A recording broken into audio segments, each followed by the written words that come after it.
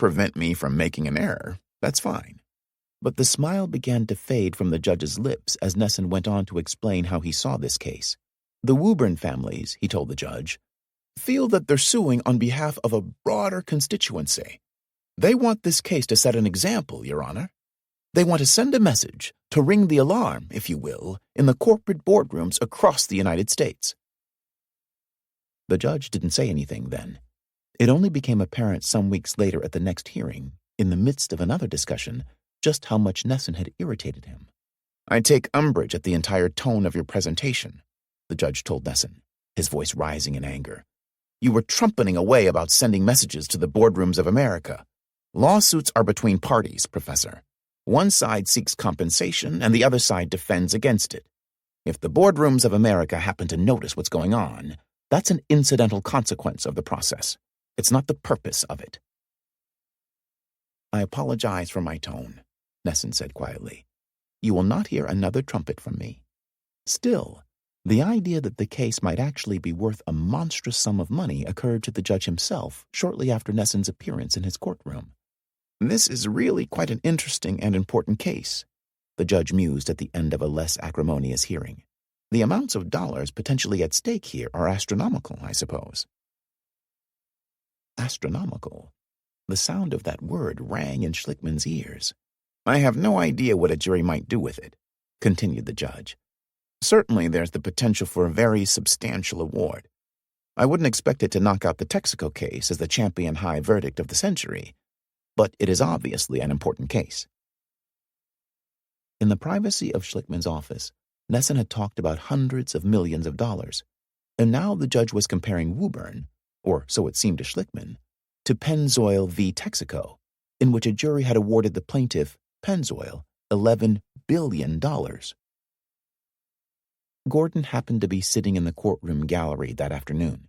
That's bankable, Gordon thought when he heard the judge's remarks.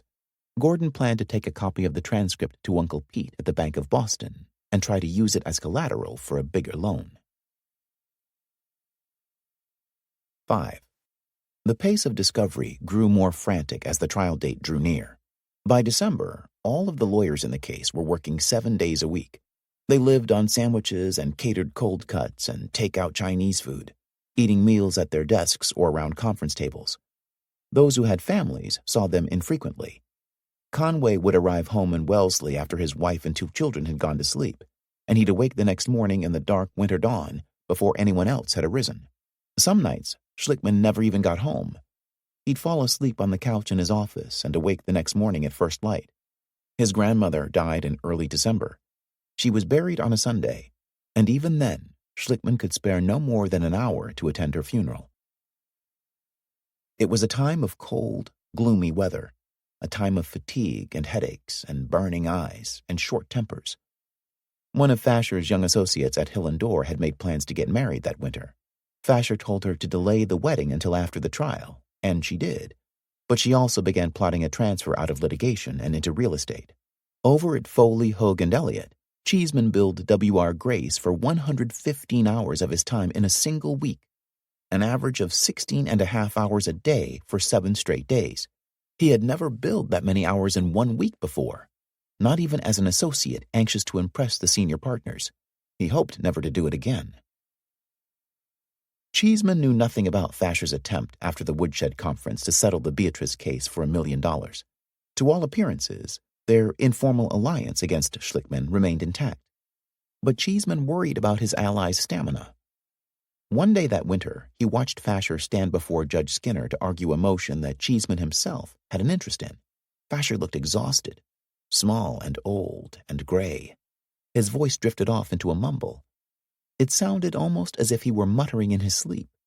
The judge gently reminded Fasher to speak up, and then Fasher just shrugged and wearily sat down. He's giving up on the motion, thought Cheeseman in alarm. Later, back at his office, Cheeseman remarked to his partners, "Fasher's getting old for a trial lawyer. I wonder if he's losing it. I wonder if we can still depend on him." Cheeseman and Fasher and their teams of associates continued throughout the fall and into the winter with the depositions of Schlickman's expert witnesses. Schlickman had done what he could to prepare his experts, and most stood up fairly well. There was, for example, the case of Dr. Vera Byers, an immunologist from California who had published some 85 articles on tumor immunology in respected journals such as Lancet. Last summer, at Schlickman's behest, Byers had conducted her own physical examinations of the Woburn family members. After reviewing the work of Schlickman's other experts, she concluded that the families were indeed suffering from chronic solvent poisoning. Long-term, low-dose exposure to TCE, she believed, had impaired their immune systems and caused the high incidence of leukemia. Byers had never testified in court before. This was her first experience as an expert witness. As a rule, Schlickman liked inexperienced witnesses. Virgins, he called them. They were generally impressionable enough to follow his advice and listen to his warnings. They might get frightened under cross-examination, but Schlickman felt this was no handicap. The honest, scared witness is best, he once explained. They exude honesty when they're nervous. Judges and juries love them. Byers, who was in her early 40s but looked younger, remained a plucky witness throughout the 3 long days of her deposition. When Fasher showed her a list of 100 scientific studies and asked which ones she had reviewed, Byers said, "Holy Toledo!" When he asked how many different kinds of leukemia there were, she said, "Jeepers, there are many kinds. It depends whether you're a splitter or a lumper." Several times she exclaimed, "Bingo!" and "You betcha," when she happened to agree with something Fasher said. She grew more sober under questioning by Cheeseman, who began by asking if she'd been a cheerleader in high school. Turning to the substance of Byers' opinion, Cheeseman demanded to know what specific harm Ann Anderson, for example, had suffered from the contaminated well water. The systems damaged were respiratory, cardiac, gastrointestinal, neurologic, and immune, replied Byers. And there was probably damage to cells and other organs. Like the skin, said Cheeseman. Like the skin, agreed Byers. Maybe the kidney. Mostly you have the whole human body there, haven't you? True, said Byers. The thing is systemic. Looks like you've found the universal evil in these solvents, remarked Cheeseman. Item by item, he led Byers through Ann Anderson's medical records. His tone grew mocking. You wrote on the physical exam that she's a well-developed, well-nourished woman in no apparent distress. Does that mean at the moment you were examining her, she was not experiencing cramping, irritable bowel, rhinitis, sinus headache, migraine headache, etc.? That's correct. So, said Cheeseman, you caught her at a good moment, huh? The depositions of Schlickman's 12 medical and 3 geological experts would ultimately consume 53 days and fill 10,000 transcript pages. Those whose opinions were based on quantifiable, objective measurements, the blink reflex tests and the cardiology exams, for example, fared best. The expert who fared worst was Dr. Alan Levin, another of Schlickman's immunologists. On the 3rd day of his 6-day-long deposition, Fasher began by asking the doctor in a mild, almost friendly manner how much time he spent on legal matters. Levin said that consulting work occupied only 10 to 15% of his time. He added that he much preferred seeing patients in his clinic, work that he found more personally satisfying. Well, said Fasher, how many lawsuits are you currently involved in? Levin replied that he'd been retained in 2 other cases, one in Sacramento, another in Texas. Tell me about the case in Texas, said Fasher. Have you given an opinion? I haven't given an official opinion. I don't have all the data. But based on what the defendant's immunologist did, there's clear evidence of immune dysregulation. Fasher looked at notes prepared by one of his associates. There's some case in Iowa? He said. I'm sorry, said Levin. You're right, Mr. Carpenter. He's suing a bunch of pesticide people. I have a note here involving someone named Johnson. Does that mean anything to you? Levin shrugged. Could have been, he said. Millie is the first name, 1983. Millie Johnson. She developed asthma after being exposed to Raid, said Levin. Raid, the insecticide. Did you render an opinion of immune dysregulation? I believe that's what I did, yes. I have a note here about Times Beach. What is that? I'm involved in Times Beach, too, Levin answered. And I was involved in 3 Mile Island. Fasher smiled. I seem to be helping your memory. Any others? I can't recall right now. I have a note. Aircraft stamping. That went to the jury, said Levin. And your opinion was what? That the chemicals caused immune dysregulation in that population. Do you have any criminal record, by the way? Said Fasher. Schlickman, seated next to Levin, held his tongue. No, said Levin. What about Schuller? Asked Fasher, getting back to Levin's professional history. Does Schuller mean anything to you? Schuller was a patient of mine who was exposed to chlordane. That was an interesting case. Your opinion, again, was immune dysregulation? Right, said Levin. Fiberite Corporation, said Fasher. Does that mean anything to you? And on it went. Cheeseman, too, had done some research on Dr. Levin.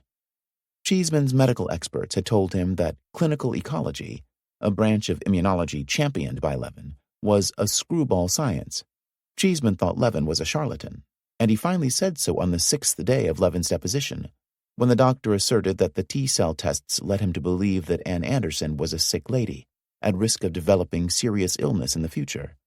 In a voice heavy with sarcasm, Cheeseman said, That's sort of like reading entrails, isn't it? Tarot cards. You throw the cards down and look at them, and you see the future from that. It had been a difficult week for Levin, and almost as difficult for Schlickman. He admired and trusted the immunologist, and he owed him a debt of gratitude as well. Levin had been his first expert, his guide and tutor on the medical part of the case. Cheeseman doesn't want to believe that this is a legitimate case, Schlickman said after Levin's deposition. He wants to believe that I'm a charlatan, but I believe these people have been injured, and the more I find out, the more I believe that. I believe these chemicals can cause harm. I don't want any of them in my body. 6. Schlickman got his chance in the final 2 weeks of discovery to hear the opinions of the medical experts hired by Cheeseman and Fasher. Together they had assembled a roster of 28 specialists, many with impressive resumes, several from the nearby Harvard Medical School. There were 6 toxicologists, 5 epidemiologists, 3 neurologists, a molecular biologist, a pediatric hematologist, a cardiologist, a psychiatrist, and several immunologists, chemists, and pathologists. Schlickman had no time to take leisurely 6-day-long depositions, as Fasher and Cheeseman had. One day during the last week of discovery, he took 8 depositions, walking into conference rooms to confront expert witnesses whose specialties, whose very names, he did not know. He found that several of these doctors knew his own experts, sometimes personally, sometimes only by reputation. One physician, a specialist in occupational medicine, told Schlickman that he had often referred patients to Dr. Robert Feldman's clinic. What's your opinion of Dr. Feldman? Schlickman asked this expert. He strikes me as a good neurologist, replied the doctor. I depend on his judgment considerably. Schlickman planned to use this in front of the jury, even though this same doctor stated that he did not believe the Woburn families had suffered any ill health from exposure to TCE. I've seen individuals working with levels of exposure 1,000, 10,000 times the levels you've quoted without suffering any ill effect, the doctor said. A neurologist, a professor at Harvard, agreed that Feldman was, in his words, a competent neurologist, but he too disagreed with Feldman's conclusions. He thought Feldman had completely misinterpreted the results of the blink reflex tests. I think the normal ranges, as construed by Dr. Feldman, were excessively low, said this neurologist. Another Harvard professor, a pediatrician, said much the same thing about Colvin's T-cell tests. This expert acknowledged that Colvin had an impeccable reputation, but he thought Colvin had used rather low laboratory normals in assessing the Woburn family's T-cell values. The cardiologist hired by Fasher and Cheeseman was an eminent doctor by any measure. His name was Gilbert Horton Mudge, Jr., a professor at Harvard and director of the heart transplant program at Brigham and Women's Hospital. Schlickman asked Dr. Mudge if he had reviewed the cardiological exams of the Woburn families. Mudge said that he had. Were any of those people suffering from cardiac arrhythmia? Asked Schlickman. I believe all those patients were normal, replied the doctor. Are any of them suffering from cardiac arrhythmia? Schlickman asked again. Their rhythm disturbances are within normal limits, said Mudge. Mudge still had not answered the question. Schlickman asked it again for a third time. Are any of these people suffering from cardiac arrhythmia? Yes, said Mudge. How many of them are suffering from cardiac arrhythmia? As I remember, virtually all of them had some cardiac arrhythmia, but it's my opinion that such rhythm disturbances are entirely consistent with a normal patient population. Near the end of the deposition, which lasted less than an hour, Mudge said he would like to take echocardiograms of the Woburn people. I'd like to look at their echocardiograms to see if there's any objective evidence to suggest a structural abnormality of the heart.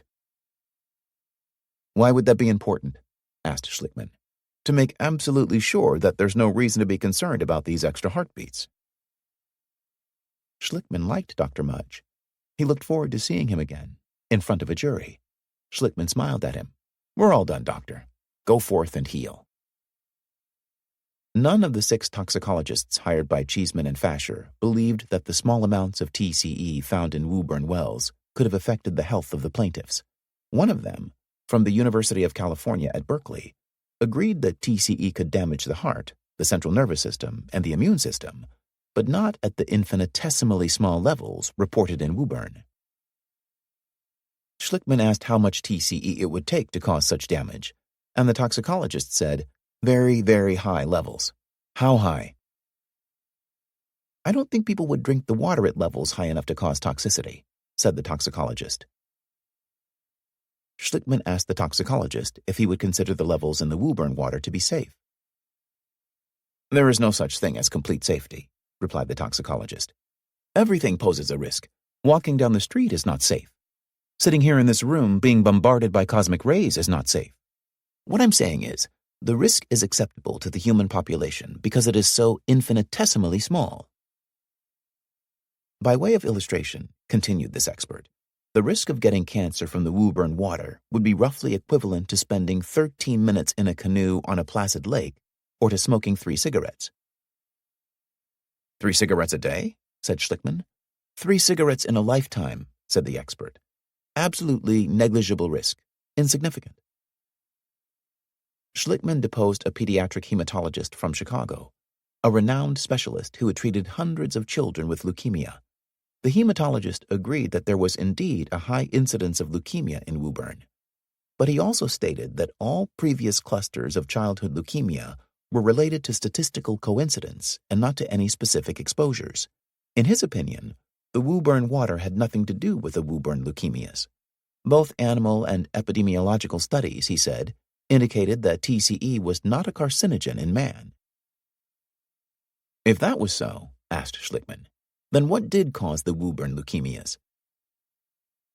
I don't think anyone in the world knows what causes acute lymphocytic leukemia in children, said the hematologist. It's evolving.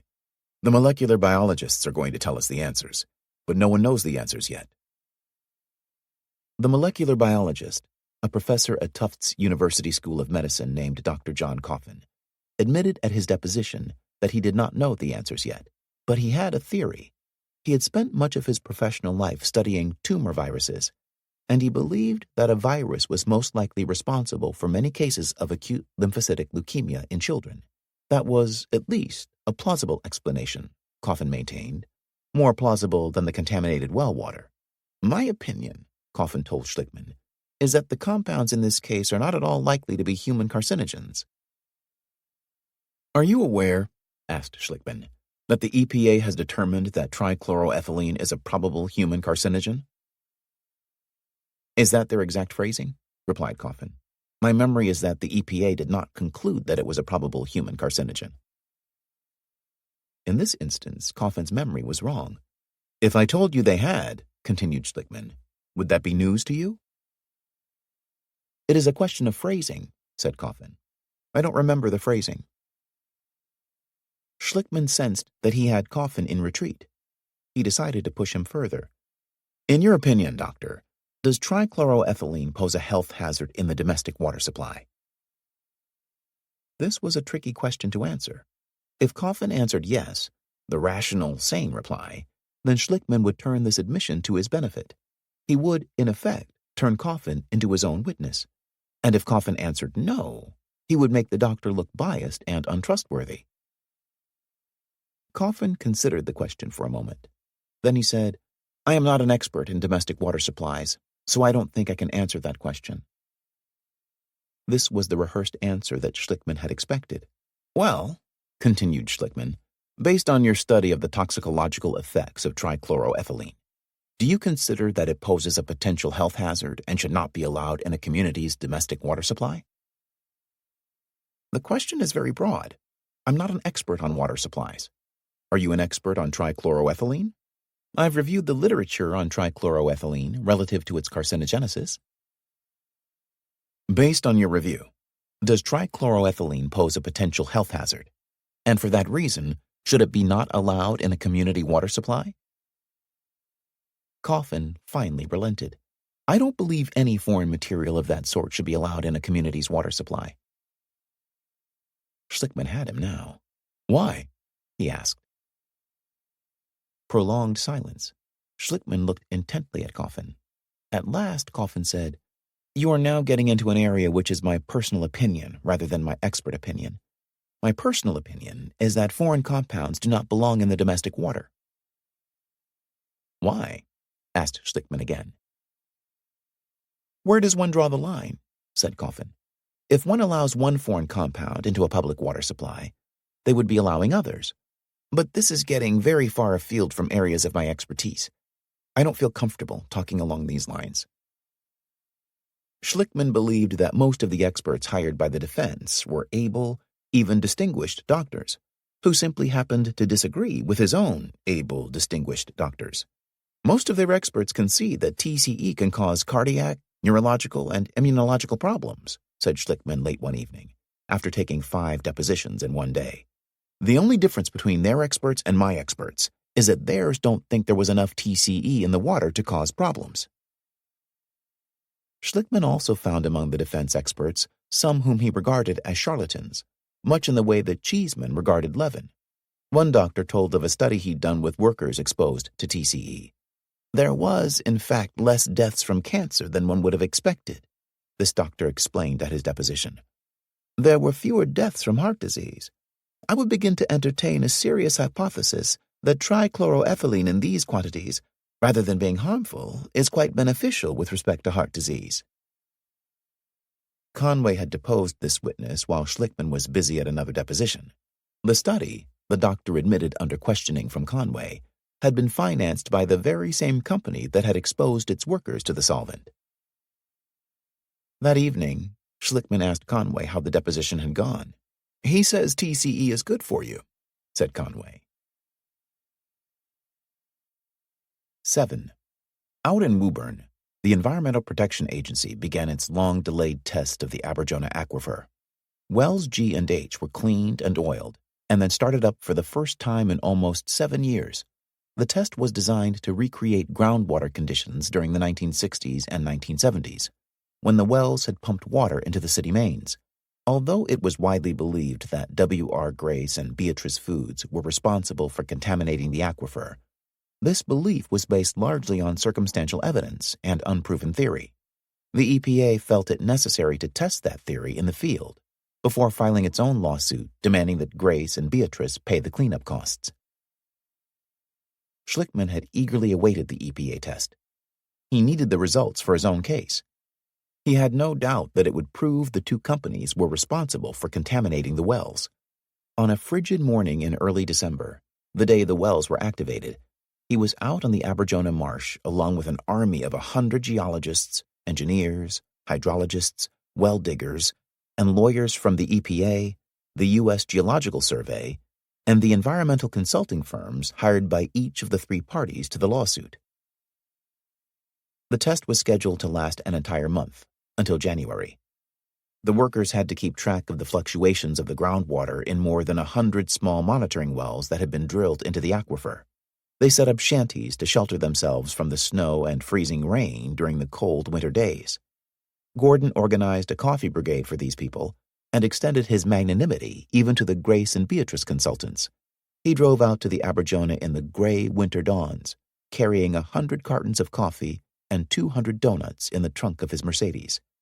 From their stations at the test wells on the marsh, men and women bundled in parkas, looking like refugees from an Arctic expedition, would tramp across the wooden planks that spanned the ice-covered grassy tussocks and assemble at the trunk of the Mercedes for Gordon's coffee and donuts. Gordon would return in the afternoon, the trunk filled this time with sandwiches and more coffee. When an electrical cable connecting a trailer full of computer equipment was severed 2 days into the pumping test, it was Gordon who, suspecting sabotage, arranged for security. He hired the entire Woburn police force to patrol the area in shifts during their off-duty hours. When a critical device, a capacitator, broke down on a Saturday and the EPA said it would take at least a week to replace it, Gordon had the part flown in from Denver on Sunday on a specially leased jet. In his spare moments, he stood on an outcropping of bedrock near the Beatrice property, surveying the icy scene with binoculars, keeping in touch with the EPA and Schlickman's engineers by walkie-talkie. The pump test was costly for everyone concerned, but for Schlickman at least, the results were worth the money.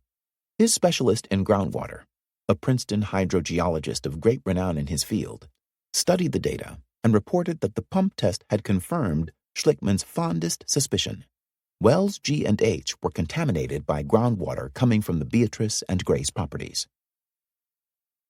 One evening in late December, after a day on the marsh, Gordon sat in his office and calculated how much money the firm was spending on Woburn each day.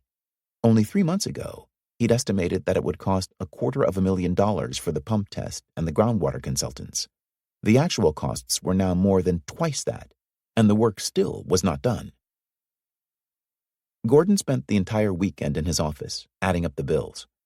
By the time he finished on Monday morning, he had a precise total of the cost to date: $1,803,195.84.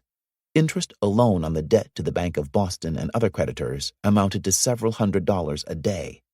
They were now $500,000 over the budget he and Schlickman had given Uncle Pete 3 months ago, and the trial was still several weeks away. Gordon figured they could make it until the trial. Once they began selecting a jury, anything could happen. They might settle with Beatrice, perhaps even Grace, and if that didn't happen, he'd find a way to get through the trial, even though the creditors might be banging on the courtroom doors. The only thing they could not afford, Gordon figured, was a postponement of the trial. He could not imagine any way of financing Schlickman through a long delay.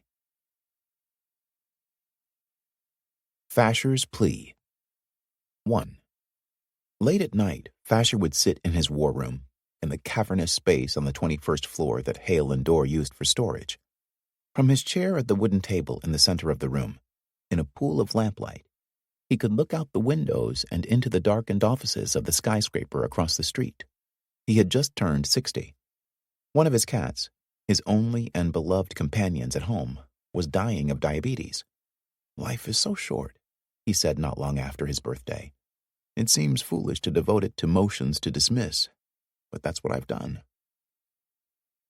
Sometimes he'd leave the war room and wander the dimly lit corridors of the firm, going from floor to floor past the dark, deserted offices.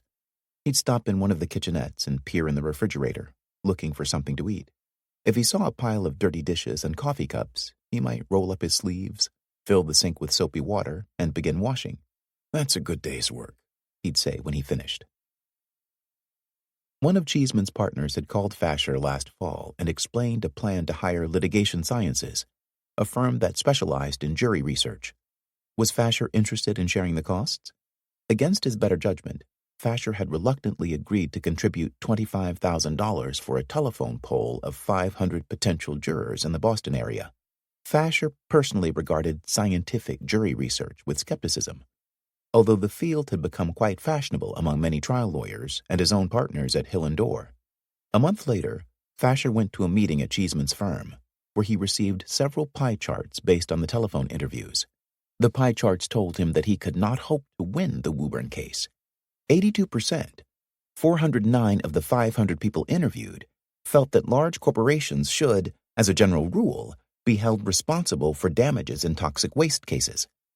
Among those people who knew of the Woburn case from newspaper articles or the television news, 77% had already decided that both Grace and Beatrice were responsible for the leukemia deaths. Given responses like these, the jury research expert told the lawyers, the best the two defendants could hope for was simply to contain the damages. "I didn't need to pay $25,000 to be told that," Fasher grumbled. A few weeks later, Cheeseman's partner had called again, this time to inform Fasher that they planned to stage a mock trial and watch several panels of jurors, people selected at random off the street, deliberate from behind one-way mirrors. Fasher had refused to contribute. "I wouldn't pay another nickel after those pie charts," he said. "I think it's pissing money away." Fasher later estimated that the jury research had cost Cheeseman's client at least $100,000. "The gold-plated defense," Fasher called it in disgust. "Some clients think the more money you spend, the harder you're working." Fasher heard that one of the mock jury panels had awarded the Woburn families enormous sums of money, as much as $200 million, according to one account. Fasher shrugged. He didn't believe in mock jurors anyway. In 3 weeks, they would begin selecting a real jury. Fasher had never expected Schlickman to get this far. He opened a cabinet drawer and saw thick files containing the results of Colvin's blood tests. He took out a file, looked at page after page of numbers, columns of numbers, each labeled at the top with words like blastogenesis and dim-8s and helper suppressor cells. He realized that he did not understand what he was looking at. He put the file back and opened another drawer, this one filled with hydrogeological studies. Thousands of pages of well logs and more numbers, water levels, pumping rates, traces of chemicals measured in parts per billion. He went at random from one drawer to another. He opened a drawer that contained the medical records of 2 of the children, both dead before age 12. 6,000 pages of nursing notes, lab reports, chemotherapy treatments, bone marrow aspirations, and notes from consulting doctors. Other drawers held the medical histories of the 28 living plaintiffs, their cardiological tests, psychometer tests, electromyography tests, psychiatric profiles. Fasher began counting the number of file drawers. He had an associate count the deposition transcripts. There were 159 bound volumes totaling 23,337 pages. There were 43 expert witnesses in the case. Fasher didn't even know some of their names, never mind the substance of their opinions. He had not had time to sit down and read those depositions, and there were 36 more that had not even been transcribed yet. He realized, not ready to try this case. He felt he needed at least another 6 months to prepare. He had already asked Judge Skinner for a continuance once, 2 months ago, but the judge hadn't taken his request seriously. Fasher thought perhaps he hadn't been forceful enough. He'd made only an oral argument, lawyer's words, as he put it, and they come cheap. He decided to ask again. This time, he would put his request in the form of a personal affidavit to the judge, one in which he could invoke the weight of his reputation and career. Fasher did not, as a rule, like lawyers' affidavits. "The New York style of personal affidavits that flood the courts," he once called them. "I think they're undignified and unprofessional." But on this one occasion, he felt justified. "I am Jerome Fasher, a senior partner in Hale & Dorr," his affidavit began. "I am chairman of the litigation department at Hale & Dorr and have held that position since 1976. I have had extensive trial experience in complex litigation of all types, including securities regulation, trade regulation, antitrust, product liability, trade secrets, high technology, patents, banking." The trial, wrote Fasher, would be the single most complex medical and scientific case ever tried by any counsel in this case. He estimated that it would take from 7 months to a year or more.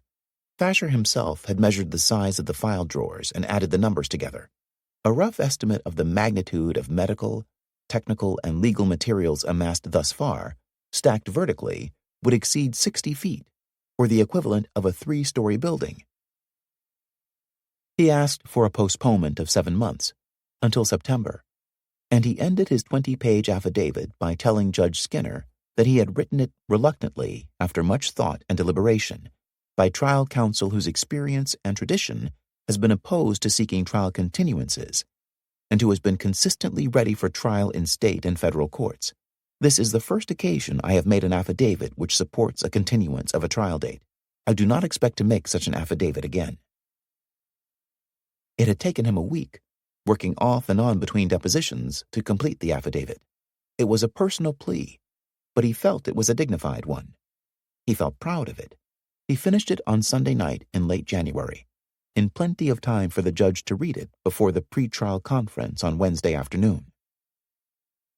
Judge Skinner had not read Fasher's affidavit by the time the lawyers convened in the courtroom on Wednesday. The judge could not, in fact, even find the affidavit among the piles of motions on his desk. He rooted around for a while and finally unearthed it. "I do pause to give Your Honor a moment to peruse it," Fasher told the judge with evident dismay. Schlickman sat at the plaintiff's counsel table with Nesson on one side of him and Conway on the other, waiting in silence as the judge read to himself. Gazing out the courtroom windows at the dull winter sky, Schlickman noticed that it had begun to snow. If Fasher succeeded in persuading the judge, summer would come and go before the trial finally got started. Schlickman knew he could not survive until September. The case was costing his firm thousands of dollars every day, and it would keep on costing until the trial began. 7 months to a year or more? Exclaimed the judge, looking up from the affidavit. No, the trial will not take that long. Some of you may be used to patient judges. I am not one of those. I will not let testimony go on and on. Judge Skinner went back to the affidavit. When he finished, he looked thoughtfully at Fasher and said, "I know it's hell to be under the gun from some cockamamie judge who wants to go to trial all the time, but it also raises hell with your time to get all cranked up for a case and then drop it for half a year. It's just a terrible waste."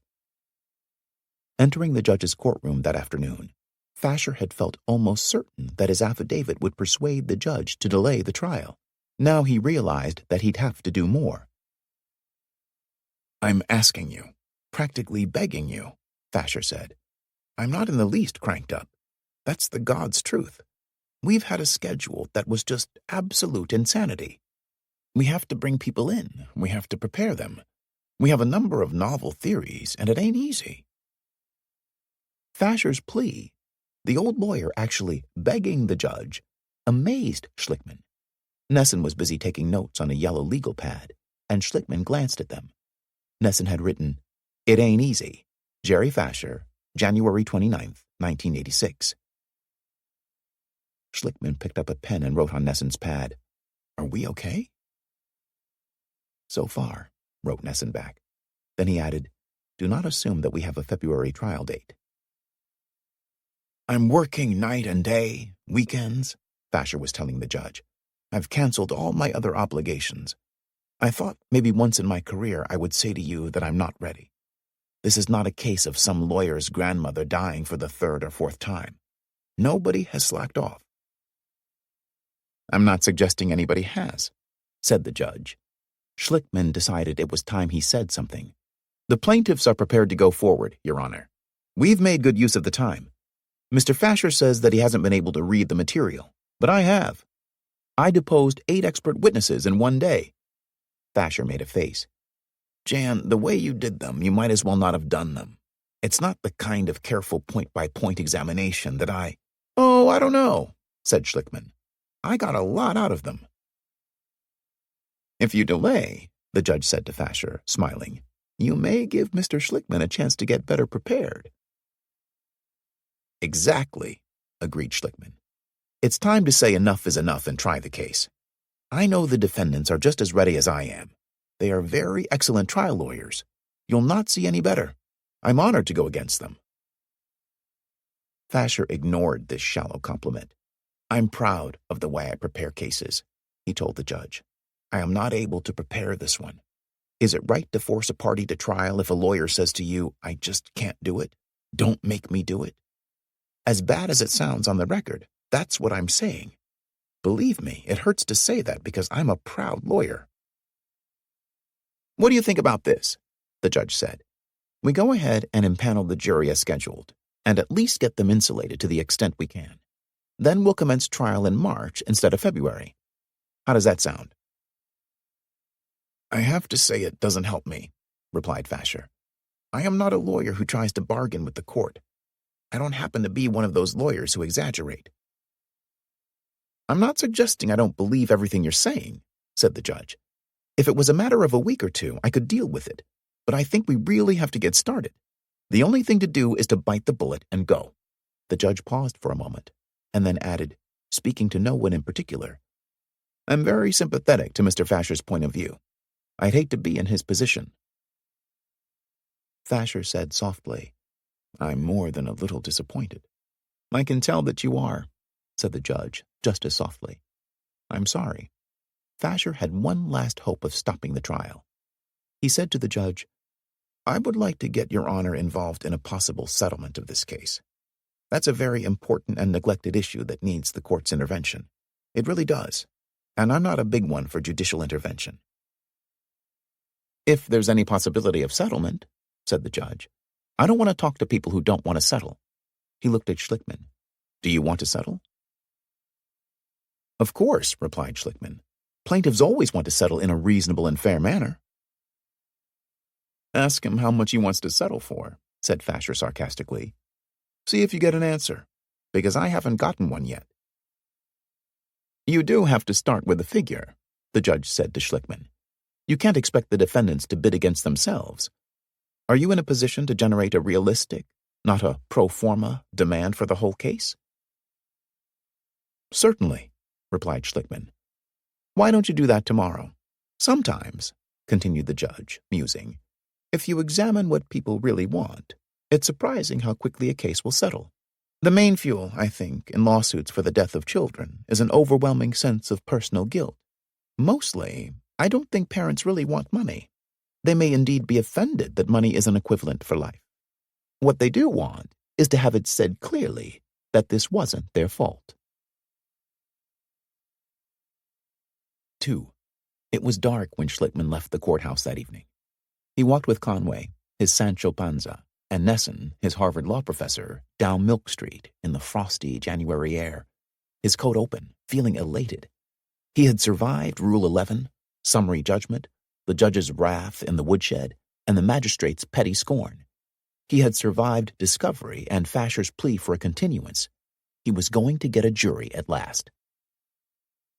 Back at the office, he shouted in jubilation. The secretaries and paralegals gathered around to hear what had happened. He told it all again when Phillips and Gordon dropped by that evening, and once more to Kiley and Neville when they showed up. "I'm a proud lawyer. I'm practically begging you," Schlickman crowed. "Imagine that, Fasher begging the judge." To his colleagues that evening, he said, "The only question now is how big we'll win." That night, Schlickman and his team went out to the Hampshire house, to a private dining room, to work on a settlement proposal over dinner. Schlickman had assured the judge he was ready to deliver a reasonable demand by tomorrow, but no one had given any thought to what they might actually ask for. Not since Nesson had arrived and suggested that $24 million for this case was mere pocket change. Midway through the evening, after much debate, they decided that $100 million seemed like a reasonable figure. On that evening, at least, after listening to Fasher beg, it did not seem like an outlandish sum. Kiley argued for more. "They're the landed gentry and we're the warriors," he said. "We're walking in and putting our sword on the table." Some others also thought $100 million might be too little. They might lose opportunity, as Gordon put it. "We don't want to cap ourselves," he said. So in the end, they compromised. They decided to ask for $175 million. That would allow room for negotiation down to $100 million, if that should become necessary. But they wouldn't be so crude as to ask for such a sum outright. They would present a package of demands and a payment schedule. Schlickman recalled the judge mentioning a settlement in which a company had established a scholarship in the name of a boy killed by one of its outboard motors. What about setting up several scholarships? Better yet, what about demanding that Grace and Beatrice put up the money for a foundation for leukemia research, perhaps at the Dana-Farber Cancer Institute in Boston? Or maybe endowing a university chair in environmental health? Gordon liked the last idea. "They all went to Harvard," he said, referring to the defense lawyers. "They'd love that." "Give somebody else a chance," said Kiley. "Give it to Boston University." After some discussion, they settled on $25 million for a leukemia foundation, another $25 million in cash, and the rest to be paid out in installments to the families over 30 years. Gordon shed his jacket, rolled up his sleeves, and went to work on the calculator. Soon he had piles of paper next to him. He had worked on plenty of structured settlements involving $1 million, and even some for $2 and $3 million, but never one with so many millions to disperse. $1 million a year to each family for 30 years? That sounded like too much. Gordon tried dividing it into a monthly sum, but that sounded even worse. $83,333 a month for 30 years. Maybe a larger cash payment up front? "Come on, Gordon," said Schlickman. "It's not that difficult. Just make it look good." Conway got up and walked around the table. He leaned over Gordon and looked at the figures. He lit a cigarette and sighed deeply, turning to Schlickman. "This is ridiculous, Jan. You're going to give them this demand and they're going to laugh at us. They're going to get up and leave." Schlickman expected just such a comment from Conway. "Are you kidding?" he said to Conway. "We're going to be there all day negotiating." Conway had his reasons for worrying. The deed to his house in Wellesley was now at the Bank of Boston in Uncle Pete's files. Gordon had gone to Uncle Pete for more money, and this time Pete had said he would need collateral. Gordon had pledged Schlickman's condominium and the houses of both Conway and Crowley. What about what they had told Pete 4 months ago? Conway wanted to know. They'd said the case was worth $24 million then. Now they were at $175 million. "It's crazy, Jan," said Conway. Schlickman laughed. He called Conway the soft underbelly. He shook his head and said, "You're being negative, Kevin." Conway felt completely alone in the room. He could not talk to Schlickman, who was surrounded by others and who no longer seemed to listen to him anyhow. Nesson and Kiley had his ear now. Conway felt as if he'd lost his bearings.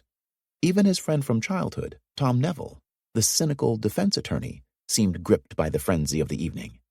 Neville was talking big numbers too.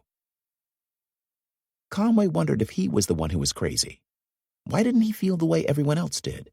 He kept thinking about the deed to his house in Uncle Pete's files.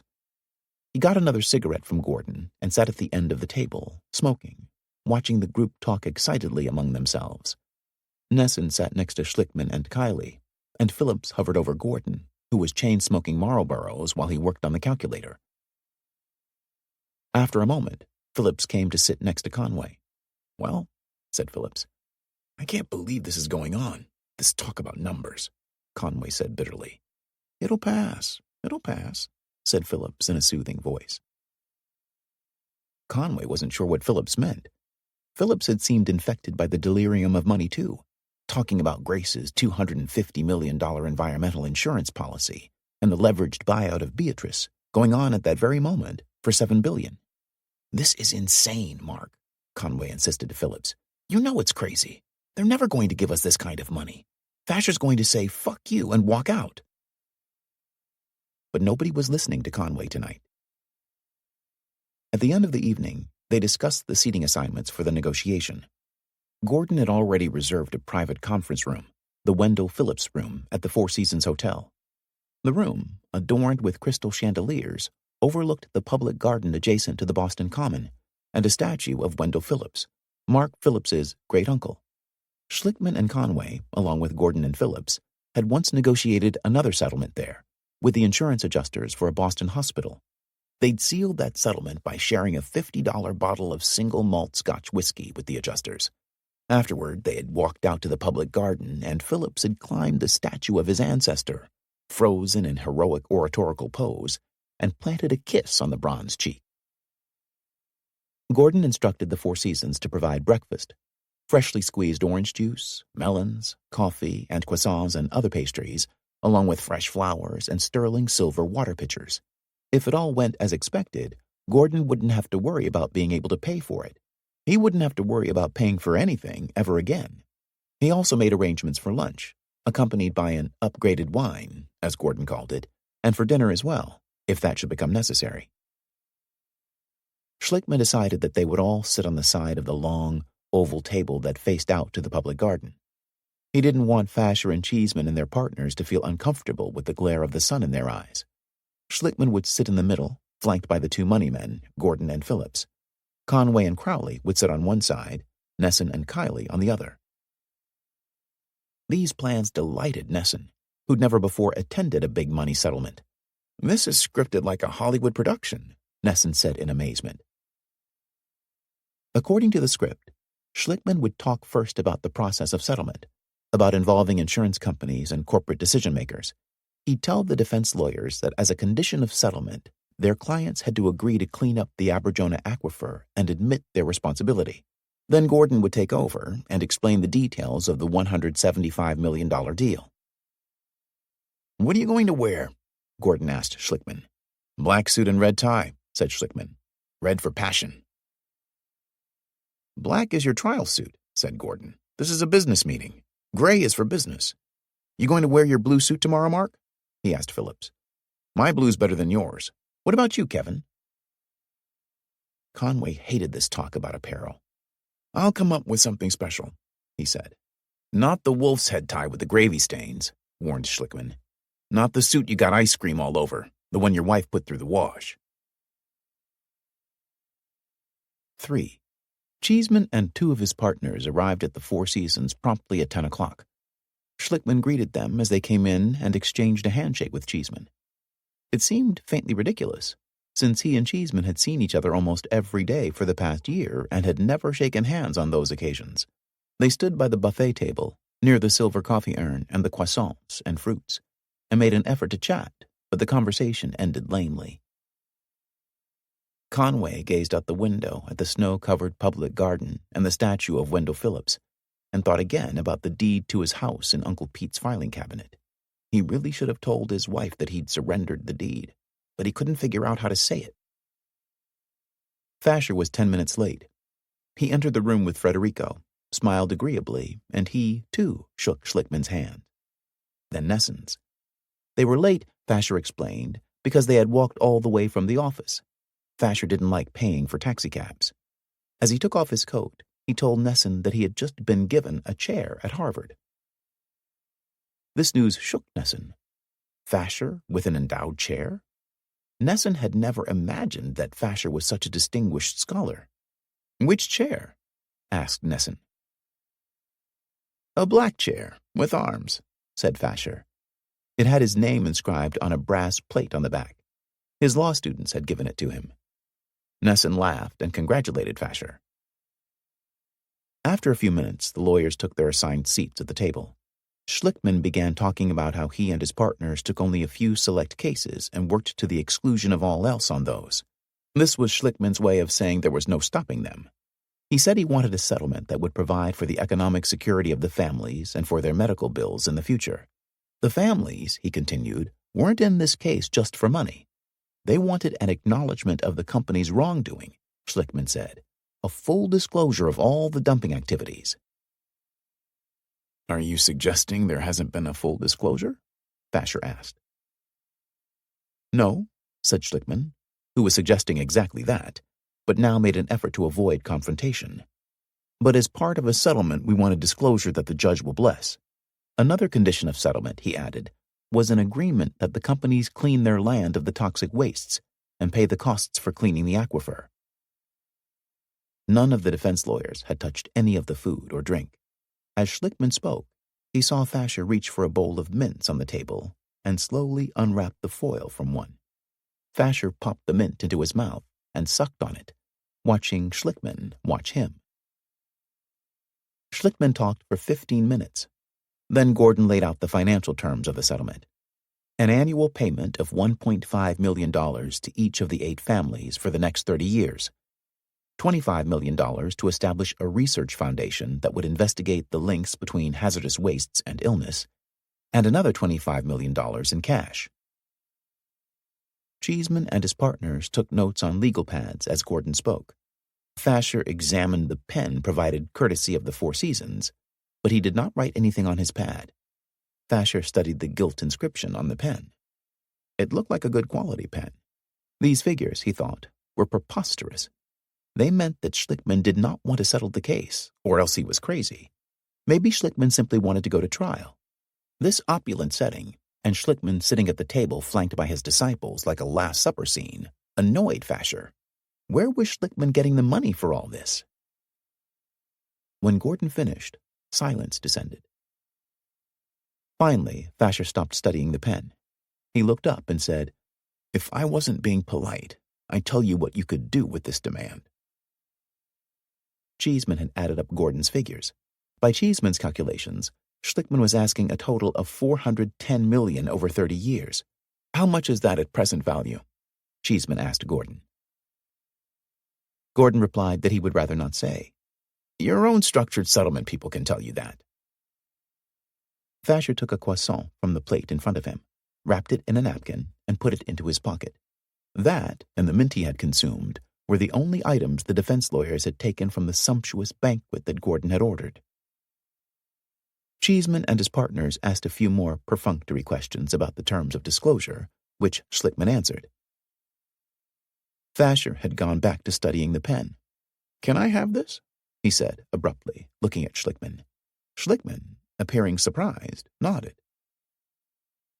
Fasher put the pen into his breast pocket. Nice pen, he said. Thank you. Then Fasher got up, put on his coat, and walked out the door. Federico, who had not uttered a word, followed him. Cheeseman and his partners stood too, and in a moment they followed Fasher.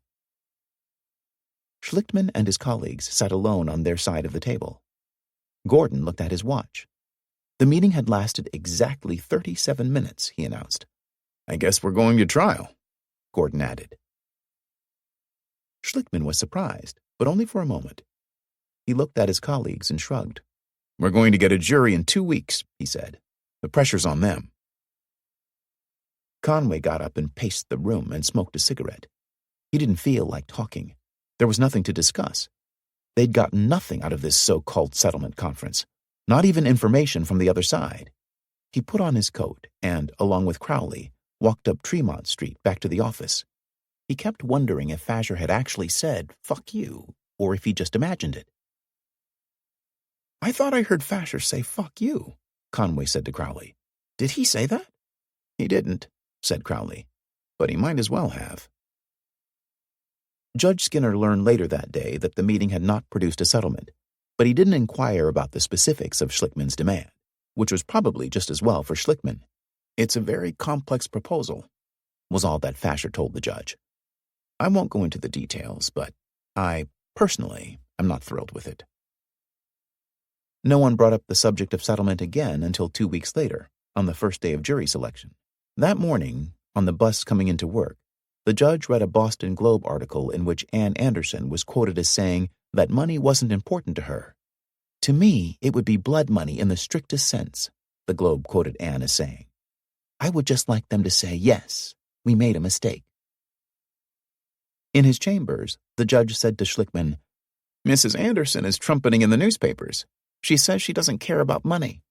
But if she doesn't care about money, I think this case can be settled. Schlickman laughed politely, but it came out sounding as if he'd just heard a bad joke. Ha ha, replied the judge, mocking the thinness of Schlickman's laugh. Somebody cares about money. Corporations care about money, said Schlickman, who suspected then that the judge had learned the details of his settlement proposal. But if you're not arguing money, you can probably settle this case. Schlickman shook his head ruefully. Well then, somebody ought to tell Mrs. Anderson, said the judge, because she doesn't think it's about money. 4. Jury selection began on schedule at 9 o'clock on a Tuesday morning in mid-February. It was, of course, preceded by the usual maneuvering. Cheeseman and his partners claimed that W.R. Grace could not get a fair trial in Boston because of all the adverse publicity. They wanted the case moved to another venue. They suggested Bangor, Maine.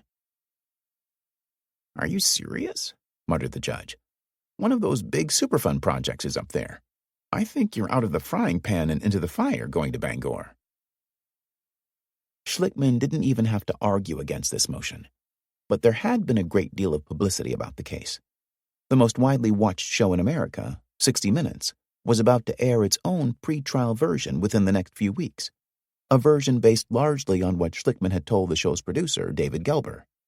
Out in Woburn, 60 Minutes correspondent Ed Bradley had taken a walking tour of the Pine Street neighborhood with Ann Anderson, a camera crew trailing all the way, and then Bradley had interviewed Al Love and his wife around their kitchen table. So Judge Skinner took special care in selecting a jury. Usually he questioned an entire jury pool, some 50 people, en masse in his courtroom. But for this trial, he chose to conduct an individual voir dire of each prospective juror in the privacy of his chambers. The lawyers would be present, of course, but the judge alone would pose the questions. In Schlickman's mind, the ideal jury would consist of 12 housewives, much like Ann Anderson, all mothers with young children. Fasher didn't want any jury to hear the family's sad stories, but he especially did not want mothers with young children.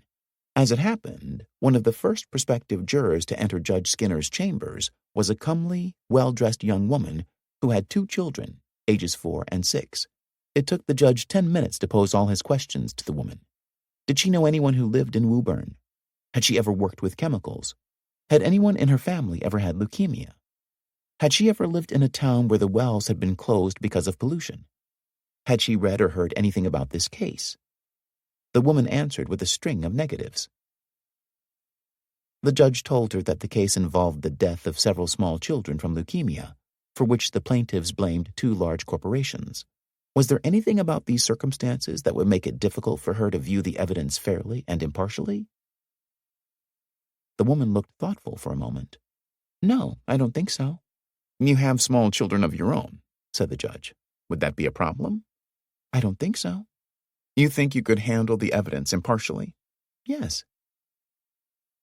The judge asked the woman to step outside for a moment. Any problems? He asked the lawyers. Fasher replied, Whether she says so or not, I think it's very difficult for any woman with small children to decide the case on the evidence rather than emotion. I think it's almost an impossible task. Well, would you exclude a father with small children? Asked the judge. No, said Fasher, but I think a woman who carried a child for 9 months is a special class. A very large special class indeed. The death of children produces an emotional response, the judge said. There's no way to avoid it. She seems like a very intelligent young lady. I will seat her. The woman did not remain seated for long. Fasher used the first of his 6 peremptory challenges on her. Many people in the jury pool readily admitted, all too readily in some cases, that they believed big corporations were untrustworthy and acted with reckless disregard when it came to the environment. Some people clearly said so just to avoid jury service. Others seemed to mean what they said. A woman in her early 30s, married with no children, told the judge that she lived in a town where the wells had been contaminated by a large oil company. The stuff is just pouring into these people's wells and nothing's happening. I just feel like they're so small compared to this big company. Excused. A college administrator whose sister-in-law had developed a plastic anemia after working with chemicals in an auto plant told the judge, I feel funny about large companies maybe not being honest. Excused. A woman in her 60s, a department store clerk with 5 grown children. I think I would be a little biased against the companies. Why? Asked the judge. I just think that companies they're too big, and they really sort of do what they want to, regardless of what the law says. Excused. And then there was the woman in her mid-50s, well-dressed and obviously affluent, who told the judge that her husband once had some dealings with Fasher's firm. Would that lead you to favor Hale and Dorr's claim? The judge asked. Not necessarily, replied the woman. They charged my husband too much money.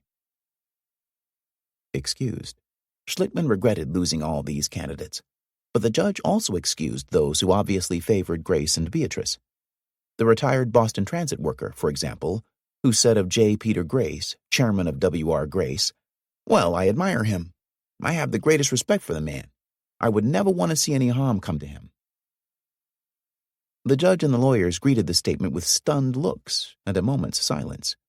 You wanted an honest answer, said the man, sounding defensive. Excused. On a good day, the judge would question as many as 18 prospective jurors. Some days he got through only 10.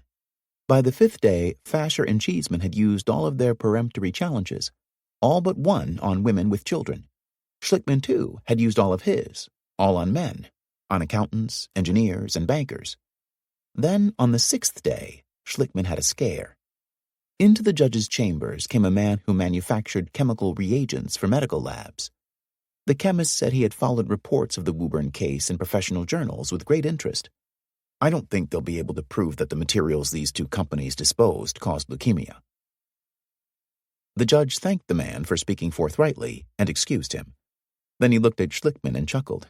Having that fellow, and no peremptories left. Schlickman smiled gamely. I was naked before the world. Schlickman was still naked when the next man, a telephone company executive, said that he used to go sailing with an executive vice president at W.R. Grace. Were you close friends? Asked the judge. We were just sailing buddies. I doubt very much it would affect me. Judge Skinner seated the man. Then he glanced at Schlickman and saw his despondency. Well, you never know, said the judge, not unkindly. Maybe he's harboring a grudge. Maybe the Grace fellow cut him off at the buoy. Fasher and Cheeseman got the telephone company executive, but Schlickman got a retired social worker who belonged to the Audubon Society and received Sierra Club literature, with which, she admitted, I more or less agree. In the end, however, most of those chosen were essentially compromise candidates. The forklift lady, for example, a woman in her 60s, gray-haired, plump and ruddy-cheeked, the image of a good-natured grandmother. True to the image, she had 6 grandchildren. She also worked in a department store warehouse. Believe it or not, I drive a forklift, she said. When the judge asked if she'd formed any impressions about the case, the woman hesitated before finally saying no. A long pause followed her answer. Judge Skinner waited in silence. If you want an honest opinion, said the woman at last. The judge nodded. I thought maybe the lady was looking for extra money, and it was a big company. Her voice trailed off. The judge seated the woman despite this comment. Schlickman had a peremptory challenge remaining at that time, but he decided not to use it. He liked the fact that this forklift operator had 6 grandchildren. And Fasher and Cheeseman didn't challenge her either. They liked what she'd said about the lady looking for extra money. It took 6 days and the voir dire of 79 citizens to impanel 6 jurors and 6 alternates. The oldest was in his late 60s, the youngest in her early 20s. Only one woman had young children, but she was an alternate and would not actually deliberate unless one or more of the regular jurors had to be excused during the trial. There were 3 men on the regular jury, a utility foreman, a self-employed house painter, and a postal worker. Among the 3 women of the regular jury, one was the forklift lady. Another, a church organist, had 4 grown children, and the third, a clerk for an insurance company, was in her late 20s, unmarried and childless. The lawyers really did not know much about any of these people. Superficially, at least, it wasn't the jury of Schlickman's dreams, and it wasn't Fasher's or Cheeseman's either. The judge, of course, was aware of this. He brought these proceedings to a close by telling the lawyers, You're not entitled to a jury of your liking. You're only entitled to an impartial jury. 5. The nuances of jury selection engaged Schlickman during the day. In the evenings, back at the office, he allowed himself to relax for brief moments, and it was delicious relaxation to reflect on how far he had come. Now that the trial was about to begin, Woburn was attracting attention across the entire nation. An article in the Washington Post called it a bellwether case, and the New York Times quoted legal experts who said that it would make the court a forum for a national debate on toxic waste and cancer.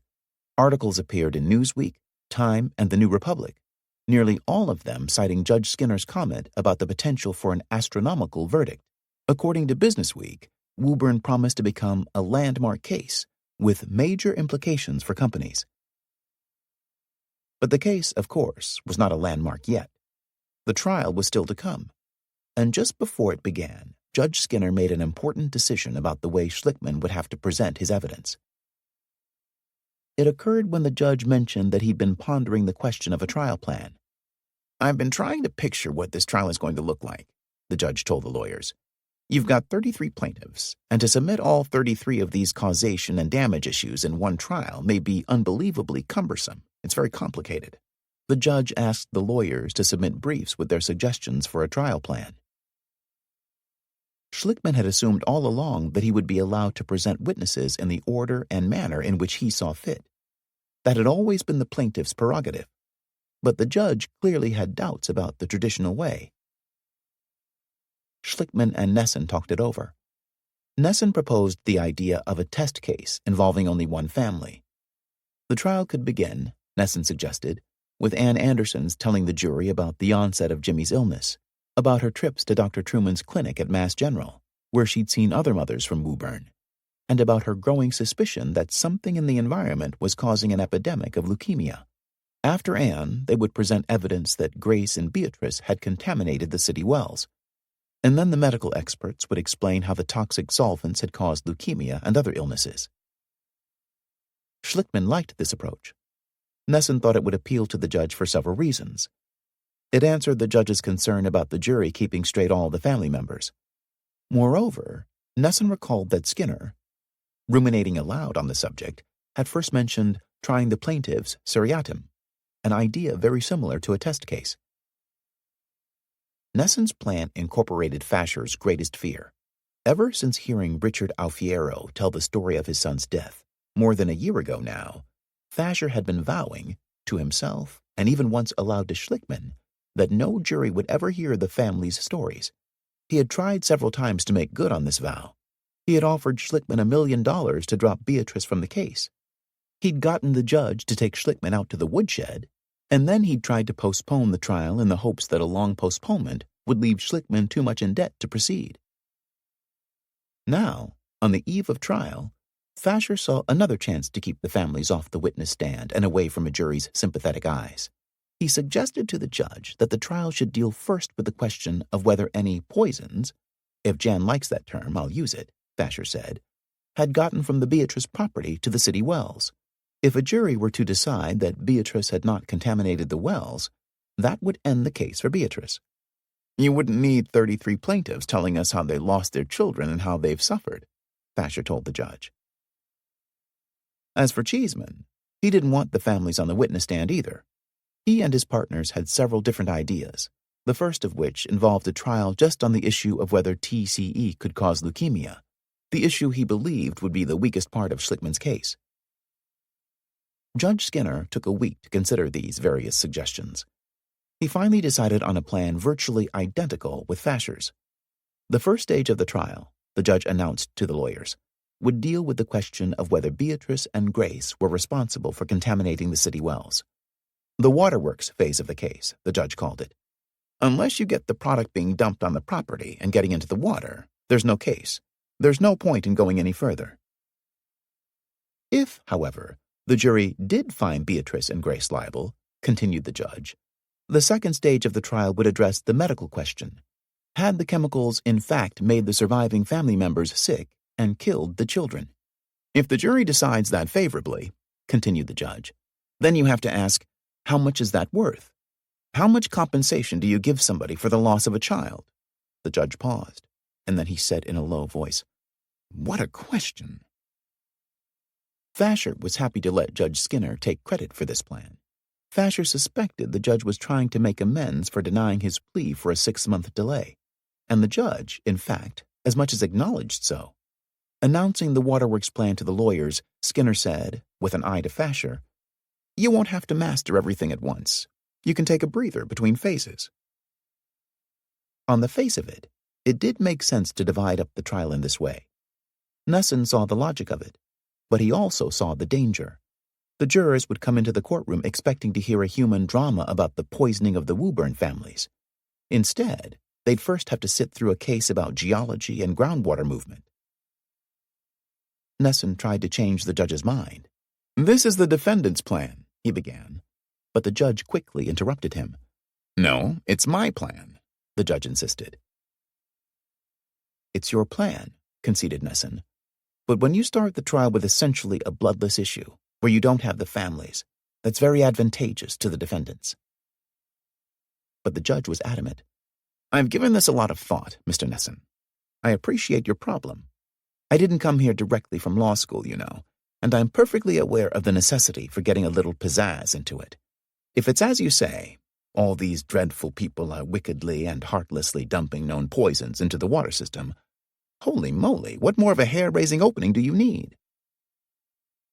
To Schlickman, the structure of the trial didn't matter as much as the fact that there would be a trial. He would have preferred starting with Anne as the first witness, but he was in an especially optimistic frame of mind nowadays.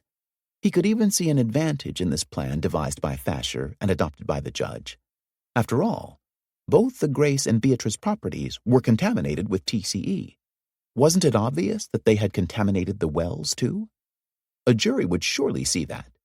The waterworks, Schlickman told Nesson, was actually the easiest part of the case. In winning it, they would gain credibility with the jury. Credibility they might need later for the leukemia part of the case. Nesson remained worried, but Schlickman wasn't particularly worried about Nesson being worried. Schlickman had his jury at last, and he had never lost in front of a jury. Nesson was, after all, only a law professor. He didn't have much trial experience.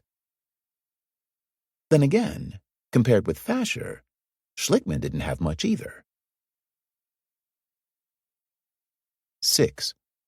Judge Skinner gave the lawyers 2 additional weeks after jury selection to prepare for the trial. On Tuesday afternoon of the second week, Schlickman got a call from Fasher's lieutenant, Neil Jacobs. Over the phone, Jacobs said he wanted to make another attempt to settle the case against Beatrice. Schlickman thought it odd that Jacobs, not Fasher, would make this call, but he was happy to talk settlement with Jacobs anyway. They met for drinks that evening at the Bay Tower Room. Schlickman told Jacobs that if he really wanted to negotiate, he would bring in someone from Beatrice, a decision-maker, who could authorize settlement. Jacobs agreed to have Beatrice's assistant general counsel fly in from Chicago, but Jacobs seemed nervous. He asked Schlickman for some assurance that the assistant general counsel wouldn't come to Boston just to hear another outrageous demand. "This won't be another Four Seasons type of demand?" asked Jacobs. "You won't be embarrassed," said Schlickman. There were no elaborate preparations for the negotiation this time, no rented suites or silver service, and the sums discussed were not, as Schlickman had promised Jacobs, fantastical. On Friday morning, Schlickman, Conway, and Gordon went over to Hale and Dorr to meet the Beatrice assistant general counsel, a thin, chain-smoking woman in her mid-40s named Mary Allen. She responded with hostility to Schlickman's opening demand for $36 million. She threw down her pencil and called it extortion. She told Schlickman that Beatrice was a big company and that he was just a mosquito to us. Jacobs, looking worried, escorted Mary Allen from the room. A few moments later, he returned alone. Mary Allen was upset, he said. The demand was much larger than either he or she had expected. He was, however, prepared to make Schlickman a counteroffer. $500,000 for each family, $4 million in total. "Will that do it?" Jacobs asked. There was, it seemed, no question that Jacobs, and hence Fasher, were genuinely interested in settling the case against Beatrice. Schlickman told Jacobs that the only way to bridge the gap between them was to talk about their respective positions. Jacobs said that there was no time for that. It was Thursday afternoon now. The trial was about to start on Monday morning. "You've got to give me your bottom line," said Jacobs. Schlickman shook his head. "It never works that way. My bottom line will always be too high, and your top will always be too low." Jacobs left the room again. When he returned, he had another proposal. He told Schlickman he was not authorized to make this offer yet. "But if you accept it, I'll see if I can get it. It's in the vicinity of $1 million per family. Is that in the ballpark?" In spite of all the talk about billion-dollar settlements and astronomical verdicts, this was an offer that Schlickman had to consider carefully. His firm was deeply in debt. He could use the Beatrice money to finance the trial against Grace, and at the same time put a substantial sum into the hands of the families. Furthermore, getting rid of Beatrice also meant getting rid of Fasher, who had proven to be his strongest adversary.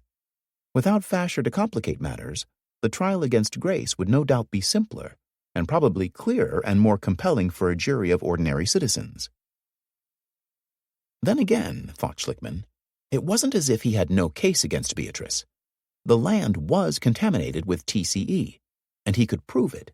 True, Riley had claimed at his deposition that he had never used TCE, but Schlickman was convinced that Riley had been lying. He had learned from that encounter that Riley was a man of violent and erratic temper. Back then, Schlickman had told himself that when he finally got Riley on the witness stand in front of a jury, He taunt the old tanner into losing his temper, and perhaps even exposing his lies. Maybe Jacobs and Fasher were afraid of this very thing. Whatever the reason, Jacobs was obviously worried. After all, he had initiated this discussion. He had offered $4 million, and then, within a matter of minutes, he had doubled his own offer. That afternoon, as Mary Allen left for the airport, Schlickman promised Jacobs that he would call back that evening with a final figure, one cut to the bone. At the office, he and Conway and Gordon debated what to do. Schlickman wondered if he was ethically obliged to inform the families of Jacobs's offer. Doing so might create problems. What if some of the families wanted to take the money and others insisted on going to trial? But Jacobs had not actually offered $8 million. He'd said only that he would try to get it. Moreover, the negotiation was still going on. Schlickman owed Jacobs a call. For the moment, at least, Schlickman decided to discuss the matter only with his partners. They talked into the evening before they decided upon a sum. In his office, with the door closed, and Conway, Gordon, and Crowley sitting around his desk, their eyes all on him, Schlickman made his call to Jacobs. The figure, he said into the phone, is $18 million. Schlickman listened for a moment and then hung up the phone. "What did he say, Jan?" Gordon asked. Jacobs had thanked him, replied Schlickman, and said he would call back with a response. Schlickman expected Jacobs to call on Friday, but Jacobs didn't. He waited over the weekend, expecting to hear from Jacobs at any moment, but Jacobs never called back. The trial. 1. Schlickman stood silently in the well of the courtroom, facing the 6 jurors and 6 alternates. He wore his charcoal gray suit with the faint pinstripes, his lucky suit, and a new red Hermes tie that Teresa had given him. He stood before the jurors, but he didn't look at them. His head was bent, his gaze fixed on the floor, his left hand cradling his chin as if he were deep in thought, his tall, slender form a study in angles. Opening statements in well-publicized jury trials are among the law's more theatrical moments. A moment ago, Judge Skinner had taken the bench and peered out at the gallery, where people sat wedged on the long pews like subway commuters at rush hour, briefcases, coats, and purses perched on their knees. More people stood at the back of the gallery and along the walls between the tall marble columns. "We can't have standees," the judge had said. "Those of you who can't find seats, I'm going to ask you to leave." 200 spectators remained, seated in rows behind the stout oak railing that separated them from the well of the courtroom. Reporters and courtroom sketch artists from television had the best front row seats. Behind them, among the sea of faces, was Schlickman's mother, her gray hair freshly coiffed, and Kathy Boyer and Teresa, and, several rows distant, Ricky Kleeman. Uncle Pete was there, keeping an eye on his collateral, and Gordon and Phillips and their wives, and everyone else from Schlickman's office, down to the part-time receptionist.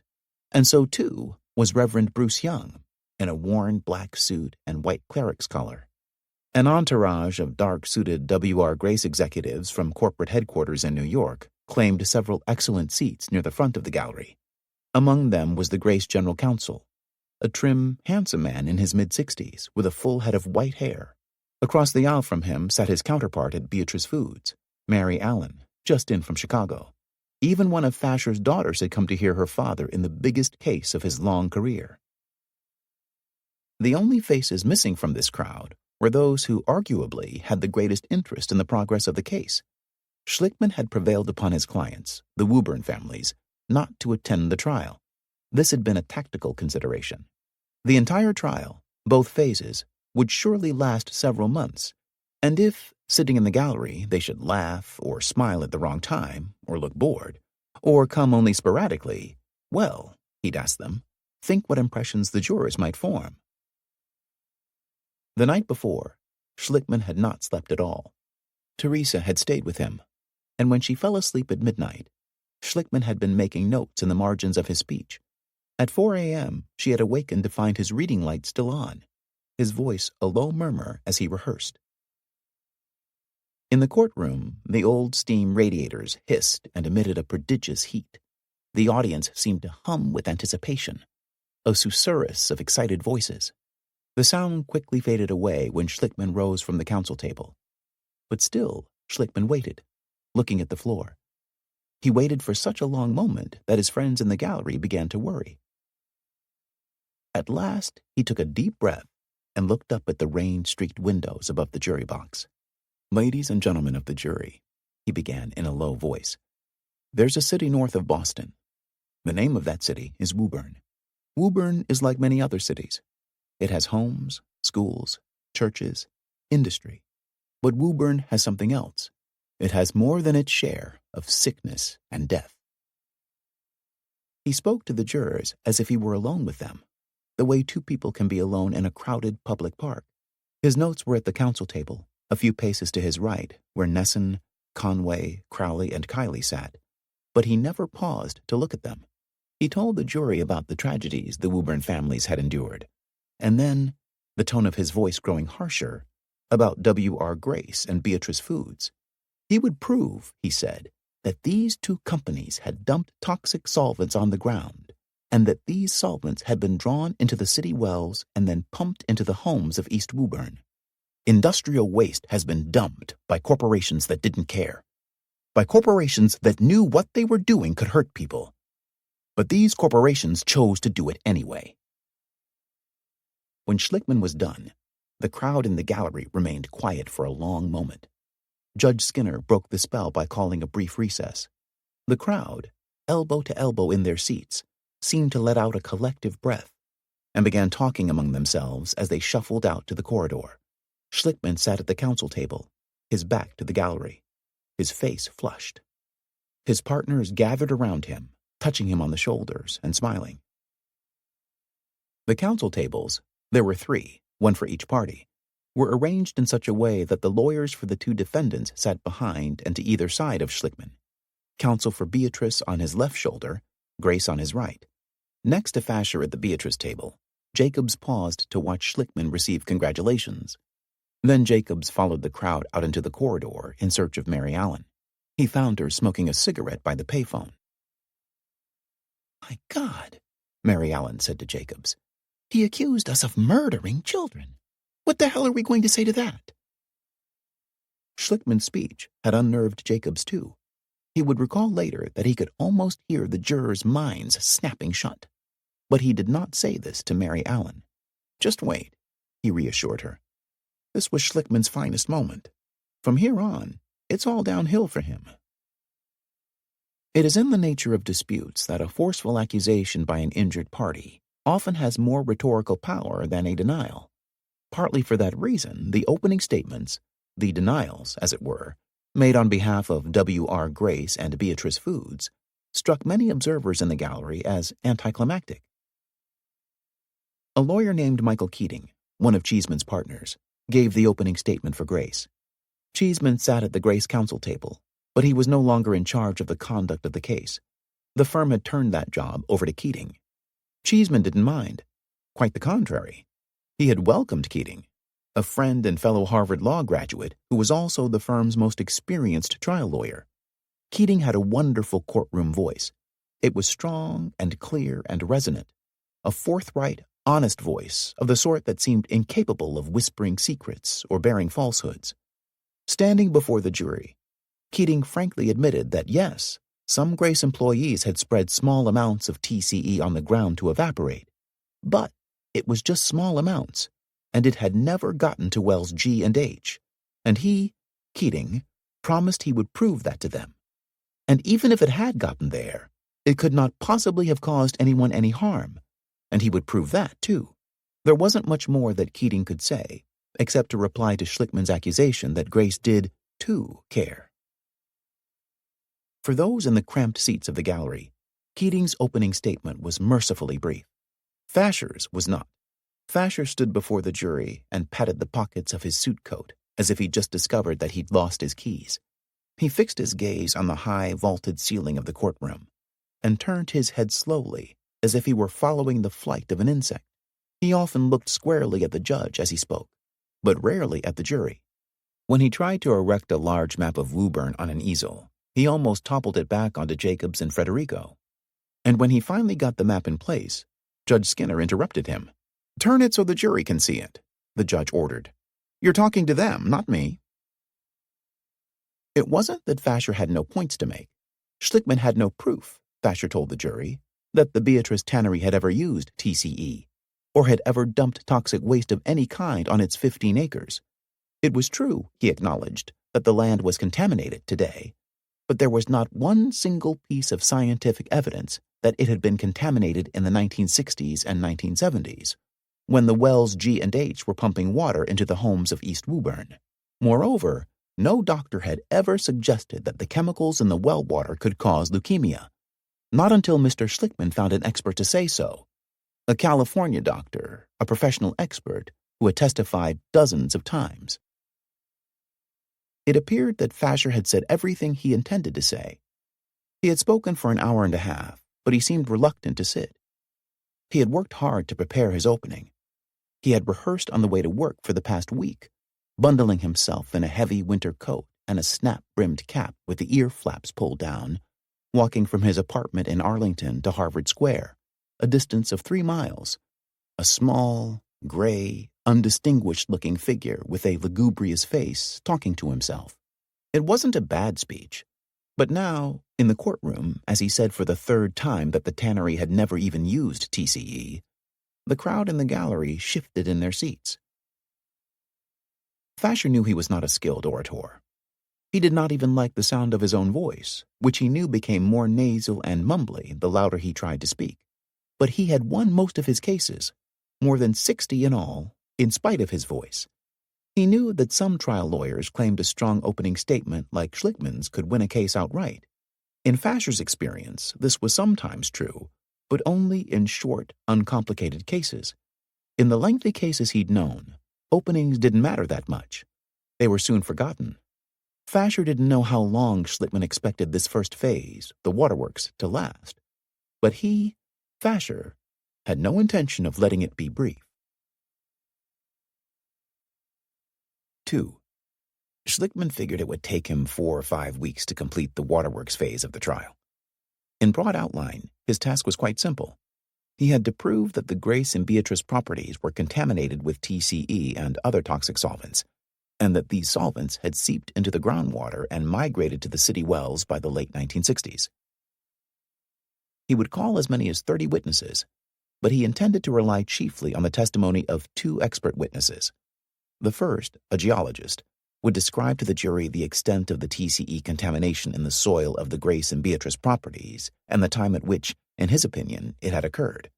The second expert, a Princeton professor, an authority on the subject of groundwater flow, would explain how the TCE had percolated into the aquifer and was then drawn by the pumping action into wells G and H. The timing of these events was critical to Schlickman's case. He had to show that TCE had gotten into the wells before the leukemias and assorted other ailments began to show up. With Grace, that was easy. He would call Tom Barbas and his fellow employees to the witness stand and have them testify about dumping TCE throughout the 1960s. Beatrice was more difficult. Schlickman did not have eyewitnesses who could implicate John J. Riley in the contamination of the 15 acres. He would have to rely on circumstantial evidence and the testimony of his expert witness, the geologist, to date the contamination. Fasher thinks all expert witnesses are whores. He'll say to you, "You're making it up, you're a charlatan." "Can I laugh at him?" asked the geologist. They were in the conference room at Schlickman's office. It was late in the evening. The geologist, a courtroom virgin, was getting a final lesson in witness stand etiquette on the eve of his appearance. "Do you tend to get nervous?" Schlickman asked. "You will never, ever put your hands to your face." The geologist smiled. "How about scratching my crotch?" Schlickman didn't smile. "Just keep your hands clasped in front of you," he said. "Don't leave them free. Do you cross your arms like this?" Schlickman folded his arms tightly across his chest and drew his shoulders forward. "Don't do it. It looks hostile and withdrawn. Now you're slouching. Don't slouch." "I'm a sloucher by nature," said the lanky geologist, sitting more erect. "Sit on the edge of the chair. It keeps you alert. And keep your eyes on whoever is talking. When Fasher and Keating start cross-examining you, never look at me." Suddenly, Schlickman jumped up and pointed an accusatory finger. "Aha! Your hands are in front of your mouth now. You just went from slouching to lip-holding." The geologist drew his shoulders back and sat erect, hands folded in front of him, as motionless as an artist's model. He held the pose for a moment, and then he collapsed into laughter. He was punchy from long hours of work. Schlickman went on. "They're going to ask, are you being paid for your testimony? What do you say to that?" The geologist hesitated. "Yes?" he ventured cautiously. No. You're being compensated for your time. By the way, do you own a burnt orange sports coat? A puke green tie? For God's sake, don't wear it. I want you to wear a conservative suit." The geologist's name was John Drabinski. He and Schlickman had already spent many days before the start of trial going over the substance of his testimony. During the past year, Drabinski had led a team of other workers in mapping every foot of the Beatrice and Grace properties. They had drilled more than 24 test wells in the Aberjona Marsh, conducted seismic refraction studies of the underlying bedrock contours, and collected samples of contaminated soil. On the 15 acres owned by Beatrice, Drabinski had dug into piles of debris and rusted 55-gallon drums, piles saturated with TCE. He had found a Woburn campaign sticker from 1963, a prescription bottle dated 1967, and Budweiser beer cans with tab tops of the sort that Budweiser said they had stopped making in 1970. He had chopped down a stunted tree growing out of one pile and sent cross-sections to a botanist, who determined that the tree, 18 years old now, had started growing in 1967. Based on these discoveries, and especially aerial photographs from the 1950s and 1960s that clearly showed the piles of drums and debris, Drabinski would take the witness stand tomorrow and testify that the Beatrice property adjacent to the tannery had been contaminated for at least 25 years. Schlickman thought it would take him about 3 days to guide Drabinski through his testimony against Beatrice. "A plaintiff's case depends on momentum," Fasher once told his Harvard class. "The fewer objections you get, the better your case will move along. Objections break up the rhythm of an examination." And so Fasher objected, and kept on objecting. On the second day of trial, the morning Drabinski was supposed to take the stand, Fasher demanded an audience at the judge's bench. He objected to documents that Schlickman planned to put into evidence on the grounds of relevance, hearsay, authenticity, best evidence, and undue prejudice. "It is a dreadful piece of work," Fasher said of one report by a state environmental agent. "The most outrageous report you've ever seen." He objected to Drabinski's soil test results, and again when Drabinski, on the stand at last, tried to show the jury photographs he had taken on the 15 acres. "They've got these giant blow-ups of everything," Fasher complained in a whispered conference at the judge's bench. "Of course," said the judge, "if you're going to present a case to the jury, you blow up the photographs. You're not shocked by that, are you?" "But these blow-ups, they're distortions," insisted Fasher. "When you see them, you'll agree. They have a hand the size of a tennis racket in this photograph." "If you want to point out that nobody has a hand that big, you're entitled to do it," said the judge. Fasher objected when Schlickman tried to bring into the courtroom a large diagram depicting the 15 acres. "The King Kong exhibit," Fasher called it. "A gigantic piece of demonstrative evidence. I would say 10 feet high because it's bigger than Jan, and Jan is about 6 feet 4. They've drawn little pictures of barrels on it, and they've got a hinge on it, and then there's a big index, and I will object to it." The proceedings ground to a halt as the judge left the bench and went out to the corridor to examine the King Kong exhibit. He permitted Schlickman to use it, but that didn't deter Fasher. A few moments later, Fasher objected to a photograph of the tannery's sludge lagoons. "It's a false photo," he told the judge. Schlickman turned to stare at Fasher. "It is it?" "Absolutely," said Fasher. "It's your photo," said Schlickman, "from your own engineer. Did your engineer falsify it?" Throughout the first week of trial, every morning began with Drabinski taking the witness stand and then sitting mutely, hands properly clasped before him, as the lawyers gathered at the judge's bench to dispute one matter or another. The interruptions would continue throughout the day. Fasher would rise to object and ask to speak to the judge. And then all the lawyers, including Cheeseman and the other Grace lawyers, would rise and troop up to the bench for a conference in low but urgent voices that could last from a few seconds to half an hour. On the fourth day of trial, Fasher's objections resulted in 22 trips up to the judge's bench. Drabinski, meanwhile, sat on the witness stand, and the jurors sat in the jury box, looking bored and sleepy. They were forbidden to bring newspapers or other reading material into the courtroom. They gazed numbly at the vaulted ceiling or at the gallery, where the crowd had by now dwindled to fewer than a dozen people. Nesson, the expert on the federal rules of evidence, the one who knew more about their arcana than anyone else in the courtroom, and perhaps in the entire First Circuit, would stand beside Schlickman at the bench conferences and argue in opposition to Fasher. He overcame most of Fasher's objections, but even so, he grew increasingly frustrated. "Your Honor," he told the judge, making no effort to conceal his anger, "I'd like to put on record an objection to Beatrice's efforts to break up the flow of the case and to delay this trial in every conceivable way." "I would agree," replied the judge, "except that I think you invited this kind of thing by pushing for trial when you weren't ready." Judge Skinner, of course, had also been anxious to keep the trial date. Perhaps because of this, the judge seemed willing to tolerate some of Fasher's more frivolous objections. And not all of the objections were frivolous. On the seventh day, just as Drabinski was about to utter his expert opinion on the time of contamination, Fasher asserted that there was no proper scientific foundation for this opinion, which was based on nothing more than digging up old beer cans, chopping down a tree, and looking at aerial photos. Maybe those piles of debris and drums had been there for 30 years, Fasher allowed, but no one could say with scientific certainty that they had been contaminated with TCE back then. Someone could easily have come onto the property in 1979, after the wells had closed, and dumped TCE onto those piles. For this reason, Fasher asked the judge to exclude Drabinski's opinion and thus end the case against Beatrice then and there. Judge Skinner seemed tempted to do so. Nesson warned that such a ruling would be a grave and costly mistake that would surely be reversed by the Court of Appeals. Under Rule 702 of the Rules of Evidence, Drabinski met all the proper qualifications as an expert, Nesson argued. It was therefore up to the jury, not the judge, to decide whether they believed Drabinski's testimony. That debate went on for an entire morning. The 12 jurors, meanwhile, sat upstairs in the small, overheated jury room. At noon, Judge Skinner retired to his chambers to ponder the matter.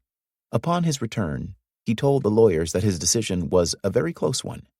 Drabinski's opinion could not rightly be called scientific. "He eyeballs the soil the way anybody who has ever dug a hole eyeballs the soil," said the judge. Nonetheless, on the basis of Nesson's argument, the judge decided he would permit Drabinski to state his opinion to the jury.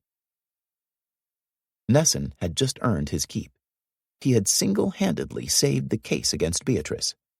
Back at the office that afternoon, Schlickman was exultant.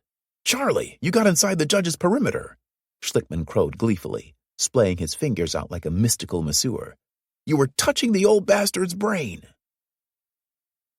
But Drabinski's time on the witness stand was not over. In fact, his true ordeal was just beginning. On Friday afternoon, at the end of the second week of trial, Fasher began a cross-examination that would last the entire third week. He sought to portray Drabinski as a biased and untruthful witness, handsomely paid for his testimony, who had looked only for information harmful to Beatrice. Wasn't it true, Fasher demanded, that most of the 15 acres was pristine, full of pretty little blue wildflowers? Wasn't it true that only 6 of Drabinski's 19 auger samples had contained TCE? Why hadn't Drabinski told the jury that fact? Wasn't it true the highest levels of TCE occurred at the surface of the soil, and that the levels declined the deeper Drabinski dug? This meant the contamination had to be recent, not 20 years old, didn't it? Wasn't that plainly obvious to anyone? "People are greedy," Fasher once told his Harvard class. "The biggest problem with witnesses is that most of them exaggerate." In Drabinski's deposition testimony, Fasher had found an exaggeration, and now he drew it forth for the jury to see. Drabinski had claimed he'd gotten his master's degree in geology in 1976, but Fasher, taking nothing for granted, had learned that the degree had actually been awarded in 1979. "Didn't you tell me under oath at your deposition that you had a degree in 1976? Fasher asked. "Sir," replied Drabinski, "I was told by my thesis committee and the geology department that I did have my degree." "You were told?" You're saying you had a verbal degree in 1976? Fasher's voice was full of incredulity. Is that what you want the jury to believe? Do you know of any university in the world that grants oral degrees? Then Fasher showed Drabinski a copy of his application to the state of Oregon, also made under oath, for certification as a geologist. Did you swear under penalties of perjury that you had a degree in 1976? Drabinski studied the application. Yes, sir, that's what it says. You were trying to get your license in the state of Oregon by filing a paper that contained false information, isn't that right? I would not characterize it that way, said Drabinski. It was under oath, wasn't it? Yes, sir. It says 1976 opposite master's degree, doesn't it? Yes, sir. You were trying to tell the state of Oregon you already had your master's degree when you didn't, isn't that right? And so it went for a long while that day, Fasher brandishing this small but perhaps telling inconsistency in an effort to cast doubt on the veracity of everything Drabinski had said. Schlickman sat quietly at the counsel table. He looked completely calm, his features bland and inscrutable, but he was seething inwardly. If this were a deposition, he would have interrupted a dozen times and fought bitterly with Fasher. But now, in the courtroom, he rarely objected to any of Fasher's questions, even when he had legitimate cause. He disliked objecting in front of jurors. He didn't want any juror to get the idea that he was trying to conceal something under the cloak of a legal technicality. Schlickman had his head turned slightly to his right, so that he could see, out of the corner of his eye, Drabinski on the witness stand. The geologist was lean and wiry, with a broad forehead and a thick mustache. He sat forward on the edge of his chair, just as Schlickman had instructed, his hands clasped lightly together on the small wooden desk in front of him. Schlickman thought Drabinski was holding up well, all things considered. Drabinski answered Fasher politely, always calling Fasher sir, and never once raising his voice or betraying any irritation. Schlickman could also see Fasher standing splay-footed before the geologist, his arms crossed over his chest, his shoulders hunched, a gray wisp of a man with heavy-lidded eyes and thick glasses. His lips were pursed in a manner suggesting profound skepticism. After a while, Schlickman noticed something curious. When Fasher turned away from Drabinski to pace in the well of the courtroom, Schlickman saw the geologist glance down at his cupped hands. Drabinski quickly looked up when Fasher turned back to face him. And then, when Fasher asked Drabinski to approach the jury box to explain an exhibit, Schlickman saw the geologist slip something from his hand into his coat pocket. It seemed peculiar to Schlickman. After court that day, on the walk back to the office, Schlickman asked Drabinski about it. Drabinski took from his coat pocket a snapshot of his family, his wife, his young son, and his daughter. The snapshot was creased and dog-eared and stained with sweat from the palm of Drabinski's hand. Schlickman smiled and shook his head sadly. Drabinski put the photo back into his pocket and apologized for the problem his degree had caused. "Don't worry about it," said Schlickman. "The jury won't care about that." Schlickman believed this. After all, Drabinski did have the degrees he claimed to have earned. Schlickman thought that Fasher's personal attack might even have won Drabinski some sympathy. He found himself more worried about the effect of Fasher's interminable objections. Fasher had managed to prevent Drabinski from giving a clear, crisp presentation. But had he succeeded in fragmenting the testimony to the point where a jury of 12 average citizens couldn't reassemble the pieces? Schlickman had no way of knowing what the jury thought, but he could not afford to fall prey to doubts now. He told himself that the jurors had understood Drabinski. 3. Schlickman dreamed that his firm, he, Conway, and Crowley, had purchased a sailboat. The sailboat was frozen in a sea of ice, which became, in the peculiar way of dreams, a vast glacier. In his dream, Schlickman fell from the deck of the boat and careened down the glacier's icy surface. He could see looming before him a dark crevasse in the blue ice. An instant before he tumbled down into the crevasse, he awoke, the bedsheets knotted and wet with perspiration. The dream was so vivid and unsettling that he felt compelled to tell everyone at work about it the next morning, as if by doing so he could exorcise its apparent prophecy. His dreams were not always so richly metaphorical. To his dismay, he usually dreamed about the trial, the courtroom, the judge, the witnesses, in painfully realistic detail, awakening at the first light of dawn and feeling as if he'd worked throughout the night. The trial was moving more quickly now. Schlickman was still presenting evidence against Beatrice, leaving Keating and Cheeseman little to do for the time being. He called to the witness stand several Woburn residents who told of seeing piles of debris and dozens of barrels strewn across the Beatrice land from the late 1950s to the 1970s. One witness, now in his mid-30s, described how he and others had played on the land as children, fashioning rafts by lashing barrels together. This witness recalled seeing a constant spray of whitish, grayish stuff being blown out the back door of the tannery, and men dumping wheelbarrow loads of some sort of sludge down the side of the hill. All as kids, we called that area Death Valley because there were dead trees covered with a whitish powder. Another witness told of seeing flatbed trucks laden with barrels drive onto the land. They didn't want me to be around there, said this witness. They would throw things at me, scare me, chase me out of there. Afterwards, it would be wet, and it would smell, too, like rotten eggs. I know it was some kind of chemicals. It had to have been. For the past several days, during breaks in the testimony, Schlickman had seen John J. Riley waiting in the corridor outside the courtroom doors. The old tanner had tried to take a seat in the near-empty gallery, but the judge had ordered all witnesses sequestered, and Riley had been banished to the corridor. Riley sat alone on the bench near the stenographer's office, the fabric of his expensive dark blue suit stretched tightly over his massive shoulders and meaty thighs. During the morning recesses, when Schlickman gathered with Conway, Nesson, and Kiley in the corridor, Riley would rise from his bench and stare balefully at Schlickman from afar, his thin lips compressed and turned down in a look of bilious hatred. Schlickman never met Riley's stare. He acted as if the old tanner wasn't there, but he felt the heat of Riley's anger, and to Schlickman it was like a sunny warmth. He wanted Riley angry. He wanted to stoke Riley into a rage on the witness stand. He had anticipated this moment for months, ever since Riley's deposition, when the tanner had contemptuously emptied a glass of water on the bird's-eye maple conference table. "If I choreograph it right," he told Conway, "Riley will crack. He'll demonstrate to the jury that he's an utter and complete liar." The old tanner ascended to the witness stand and swore to tell the truth on the afternoon of April 19th, at the end of the 4th week of trial. As Schlickman questioned him, it became apparent that he had been well prepared by Fasher and Jacobs. In a benign, almost courteous manner, he steadfastly denied ever dumping tannery waste or barrels on the 15 acres. "We had our well on that land," said Riley, referring to the tannery's production well. "It was our livelihood, our lifeblood. We're not going to run a dump where our well was." In 30 years, from the early 1950s up to 1980, he himself had never seen any barrels or industrial waste on the property. "Maybe a tire or two," he said with a shrug.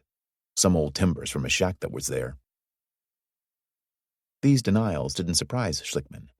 He had, in fact, counted on eliciting them to set up his confrontation with Riley.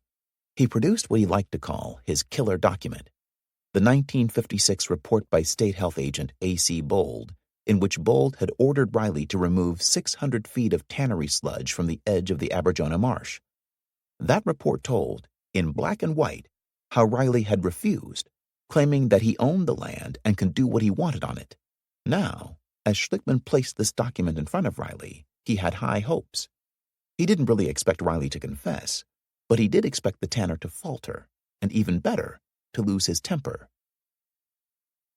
But Riley did neither. He denied ever meeting Bold, and he did so with majestic serenity. "No, sir," he said, shaking his massive head. "I've never been on the 15 acres with anybody from any body of public health." Schlickman pressed Riley. "Didn't you go down the access road with an investigator from the State Department of Public Health?"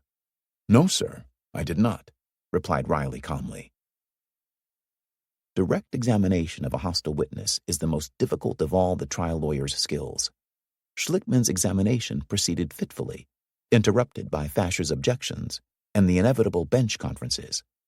When Schlickman tried repeatedly to press Riley, the judge grew annoyed.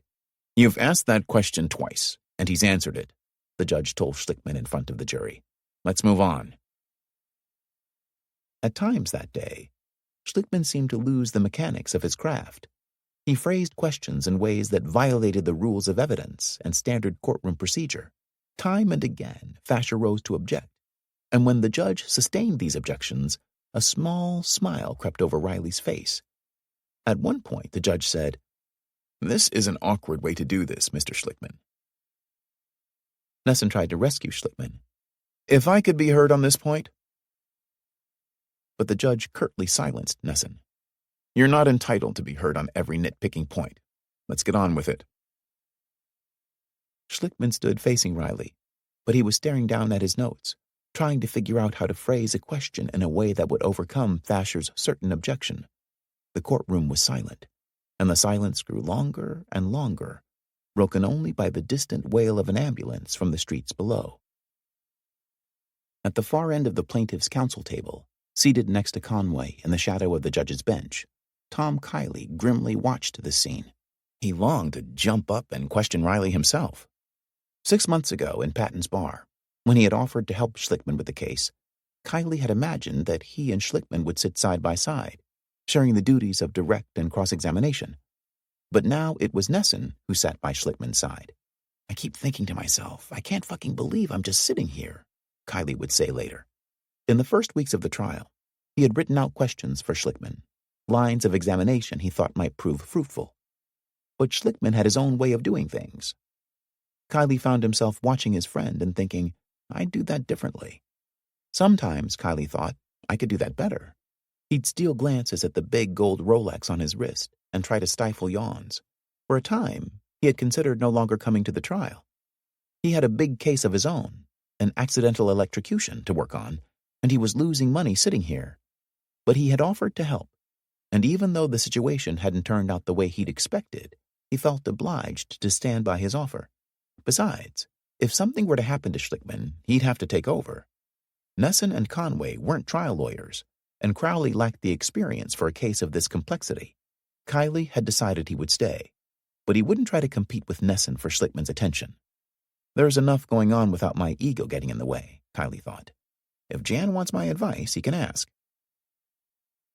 Schlickman looked up from his notes and began questioning Riley again, trying to insinuate that the tanner knew full well others had used the 15 acres as an industrial waste dump. Riley smiled tolerantly, as if Schlickman were a schoolboy who had to be set straight, and shook his massive head. "If I had been aware of that, I would have stopped it immediately." "Why?" asked Schlickman. Kiley winced at this question. Every trial lawyer learns early in his career that he should never ask a hostile witness why, and thereby invite the witness to make a self-serving speech. Riley readily accepted the invitation. "Because it was our land," the tanner explained. "No one has the right to dispose of anything on our land." Schlickman sat in the conference room that evening, his head cradled in his hands. "God, that was exhausting," he said to Conway. "I looked at the clock and it said noon, but it felt like it was 5 o'clock. Nesson sat across the table from Schlickman. "I think the problem is you're giving Riley too much leeway. It makes the examination seem meandering." "The judge was being petulant," muttered Schlickman. "He wanted to hurt us today." Gordon came into the conference room and settled into a chair. He'd spent most of the day in the courtroom gallery, and he hadn't liked what he'd seen. The one good thing, he told Schlickman, was that Uncle Pete hadn't come to court today. "You've got to get some direction," Gordon said. "It wasn't as crisp as you usually are." Schlickman sighed and rubbed his eyes. "Was the jury against me?" Gordon shrugged. "Vogel's attention was wandering," he said, referring to the jury foreman. "I shouldn't worry about the jury," Schlickman murmured softly. "I should just do my job and not think about them." The tall, willowy figure of Patty Dediaco appeared at the door, behind Schlickman's shoulder. She leaned against the door frame and listened to the conversation. Schlickman, sensing her presence, looked over his shoulder. "Well," he said to her, "what did you think?" "Can I be completely honest?" she asked. Schlickman gave her an exasperated look. "Riley didn't come off as slimy as I thought he would." She smiled sadly. "Sorry, Jan." Nesson looked at Schlickman for a moment, a sober, appraising gaze. "I'm worried about you. You're tired, and I am too. Somehow, between now and tomorrow, we've got to get the energy level up. This is the case against Beatrice. The lights along Milk Street came on, casting their glow into the conference room. Crowley turned on the TV to catch the evening news. A reporter from a local station had spent the day in the gallery listening to Riley's testimony. Nesson left for Harvard, promising to return later that night. Schlickman, Conway, and Crowley were sitting around the table, debating how to get a certain document into evidence over Fasher's objection when Kylie arrived. "The question is relevance," Schlickman was saying. "How can I set it up so the judge doesn't have a problem with relevance?" Kylie sat down at the conference table and listened. He offered no advice. He stared at the television. "Why aren't you guys helping me, goddammit?" said Schlickman. Conway shook his head wearily. "I don't know what to say." "I don't think you need it," Kylie said at last, referring to the document with the relevance problem. "You want to dot all the I's and cross the T's, but that stuff doesn't matter to the jury." "I spent all weekend getting this stuff together," cried Schlickman, lifting the stack of paper and letting it drop with a thud onto the table. "If Riley's going to lie, I want to have a document that proves he's lying." "Let me put it this way," said Kylie. "Anything you can put in smoothly, quickly, and efficiently, you should use. Anything else is going to be a debacle. The jury just won't understand what you're trying to do." From the television across the room, the anchorman announced, "Big day in the Woburn toxic waste trial." Crowley rose and turned up the volume. An artist's rendering of Schlickman appeared on the screen, his arm raised, his mouth open, standing beside Riley on the witness stand. In the background, the judge frowned. The reporter's voice said, "The family's lawyer, Jan Schlickman, asked Riley, 'Did you ever see any drums or barrels on your property?' Riley said, 'I don't recall seeing any drums.' The jury has already seen aerial photographs showing the property littered with what seemed to be drums and barrels." Schlickman blinked as if coming awake. "That was a good report," he said. "Better than I remember it," said Conway. Schlickman clapped his hands together and said, "Okay, everybody, let's go to work." At that moment, Conway's friend, Tom Neville, appeared at the door of the conference room.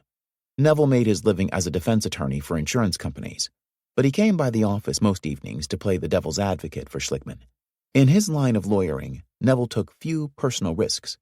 He enjoyed watching the way Schlickman walked on the edge, and he didn't mind taking Schlickman out after an evening of work and buying him dinner at an expensive restaurant. Schlickman glanced up at Neville, but offered no greeting. "Well?" said Neville in a hearty, good-humored voice. "The judge is pissed off," said Kylie. "What's he pissed off about?" "Jan's trying to get all this shit in." Kylie lifted his chin to the pile in front of Schlickman, "and Skinner's jumping all over him on relevance."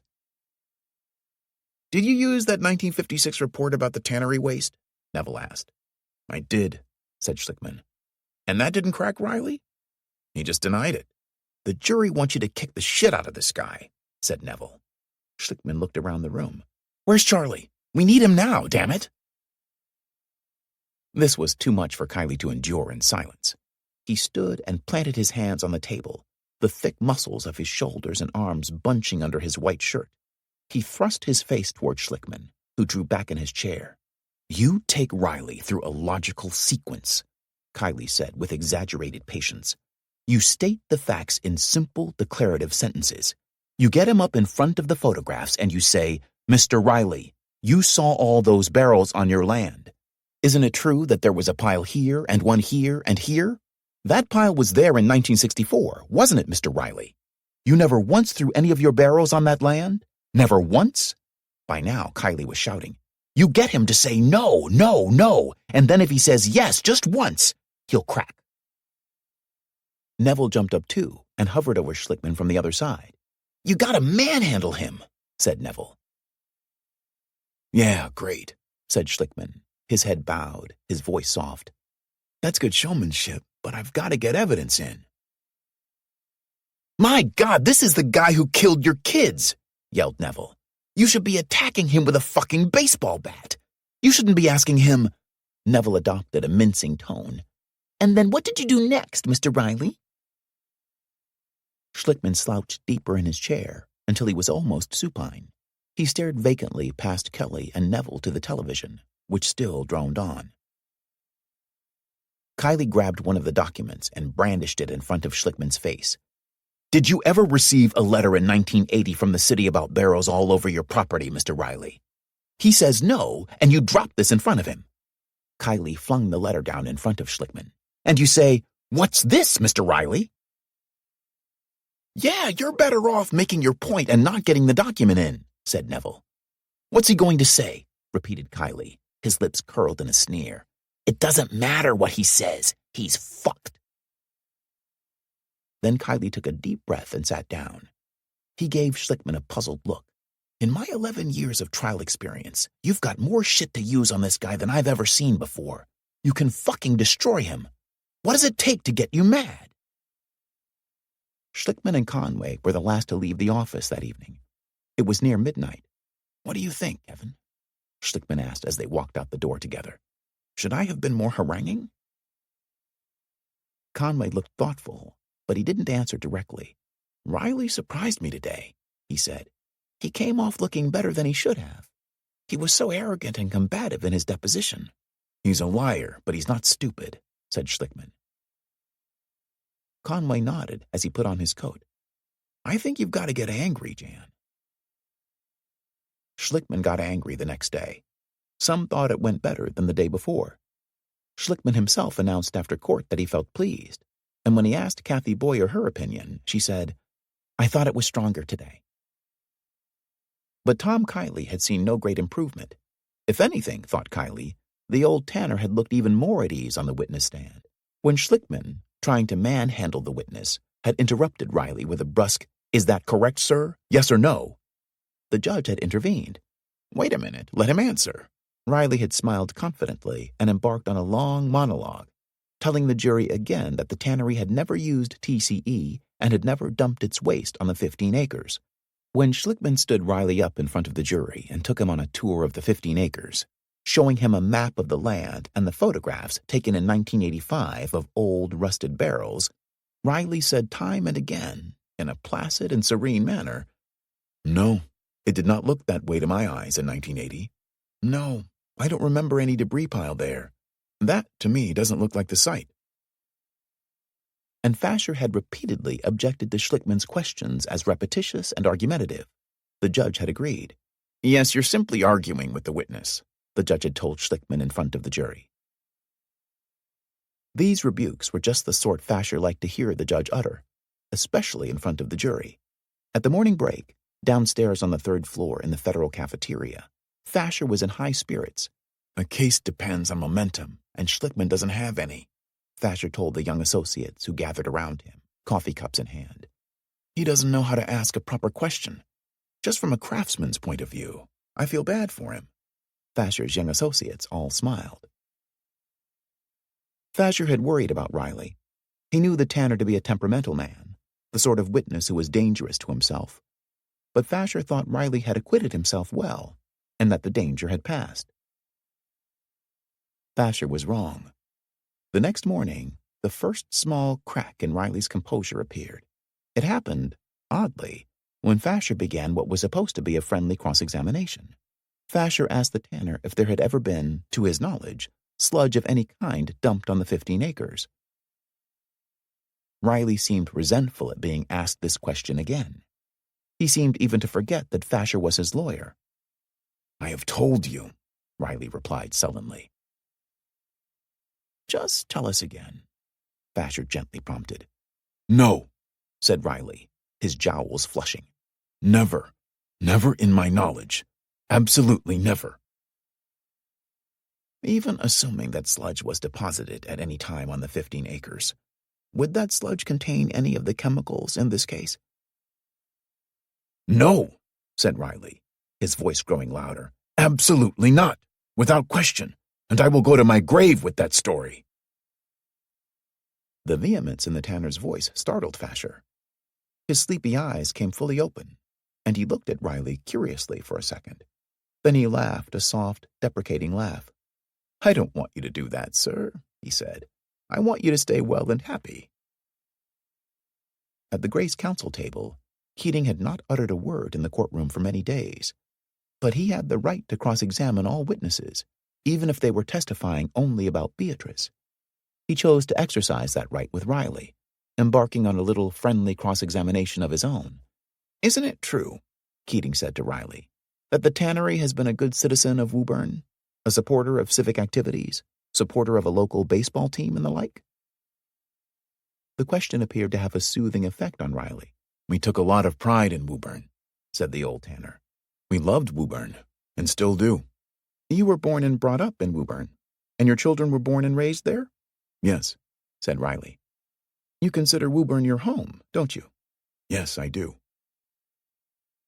And then Keating asked Riley about the 15 acres. "That land is now owned by a non-profit corporation called the Wildwood Conservation Corporation, of which you are the sole trustee?" "Yes," said Riley. "And that corporation has dedicated the 15 acres for conservation purposes, for the use and enjoyment of the citizens of Woburn?" There was no barb in Keating's voice. A look of mild suspicion came over Riley, but he replied in a neutral tone. "It is a conservation commission for the preservation of wetlands, yes." "No further questions, Your Honor," said Keating. Schlickman looked at the jurors. He wondered if they saw the hypocrisy in Riley's dedication of some of the most grotesquely polluted land in New England for the use and enjoyment of Woburn's citizens. But the jurors' faces remained a collective mask. It was Schlickman's turn to question Riley on redirect examination. He considered exploring the subject of Riley's conservation commission at greater length, but he decided that the jurors could not have failed to miss the irony. There was only half an hour left in the day, Riley's last day on the stand, and Schlickman wanted to use the time differently. He knew exactly how he wanted the day to end, but he had to occupy some time first. He began by questioning Riley once again about his dealings with the public health authorities and the barrels on the 15 acres. Riley answered brusquely. Fasher objected and accused Schlickman of simply running out the clock. A few minutes before adjournment, Schlickman returned to the subject of the tannery's records. "Mr. Riley," said Schlickman, "you do not have any records from the 1960s and 1970s indicating what chemicals the tannery used, do you?" "No," said Riley. "Only my memory." "Those records have been destroyed, is that right?" Riley's reply was curt. "Yes."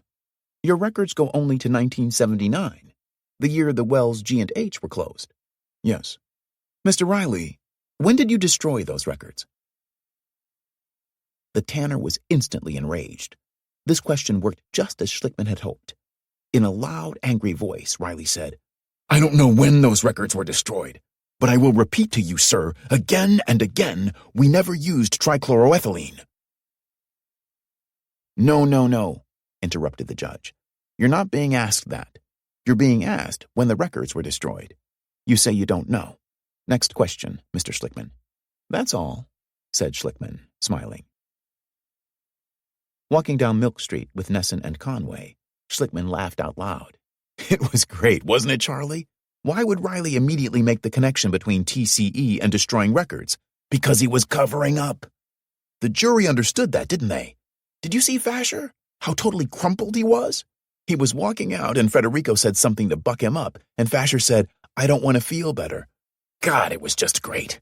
It felt so good." The point, once elucidated, seemed cogent. Why had Riley made that connection all on his own? But to Nesson, it seemed as if Schlickman had not hammered home this point for the jury. Perhaps, thought Nesson, Schlickman understood the case too well. He expected everyone to be a master of its subtleties. But Nesson was glad to see Schlickman in high spirits again. And maybe Schlickman was right in thinking that he'd exposed Riley as a liar in the eyes of the jurors. In the enclosed, ritualistic world of the courtroom, where judges wore black robes, witnesses were sworn to tell the truth, and panels of silent strangers held one's fate in their hands, reality was often a mere shadowland. 4. Every morning, Kathy Boyer sent 8 copies of the previous day's trial transcript out to Woburn by courier. The courier would drop off the transcripts at Donna Robbins's small apartment on North Main Street, and someone from each of the families would come by in the late afternoon or early evening to pick up their copy. Usually they would linger for a while to chat and hear Donna's account of her daily telephone briefing with Schlickman, coming away from their evening ritual with a sense of solidarity and purpose. In the beginning, All of the Woburn adults tried to keep abreast of the growing pile of transcripts, but they found the reading laborious and full of confounding legal arguments. Most tended to rely instead on the reports in the Woburn Daily Times, which were more easily digested than the raw transcript testimony. Richard Toomey was one of the few who continued to read the transcripts faithfully every evening. After dinner and a long day at the metal shop, he'd sit in the recliner in his living room, a transcript in his lap. He'd found the reading difficult at first, but he'd persisted. Now he found himself looking forward to the next day's episode. He felt drawn to the transcripts, he said, in the way he imagined some people got addicted to soap operas. The bench conferences, where the lawyers argued among themselves and with the judge, particularly engrossed him. He had despised Fasher initially, but in time that had turned to a grudging respect. His attack on John Drabinski was a terrible thing, Richard said one evening at home, surrounded by transcripts. The judge let it go on day after day. Fasher dominates everybody, including Jan and the judge. It's almost like Fasher's giving lessons to the judge.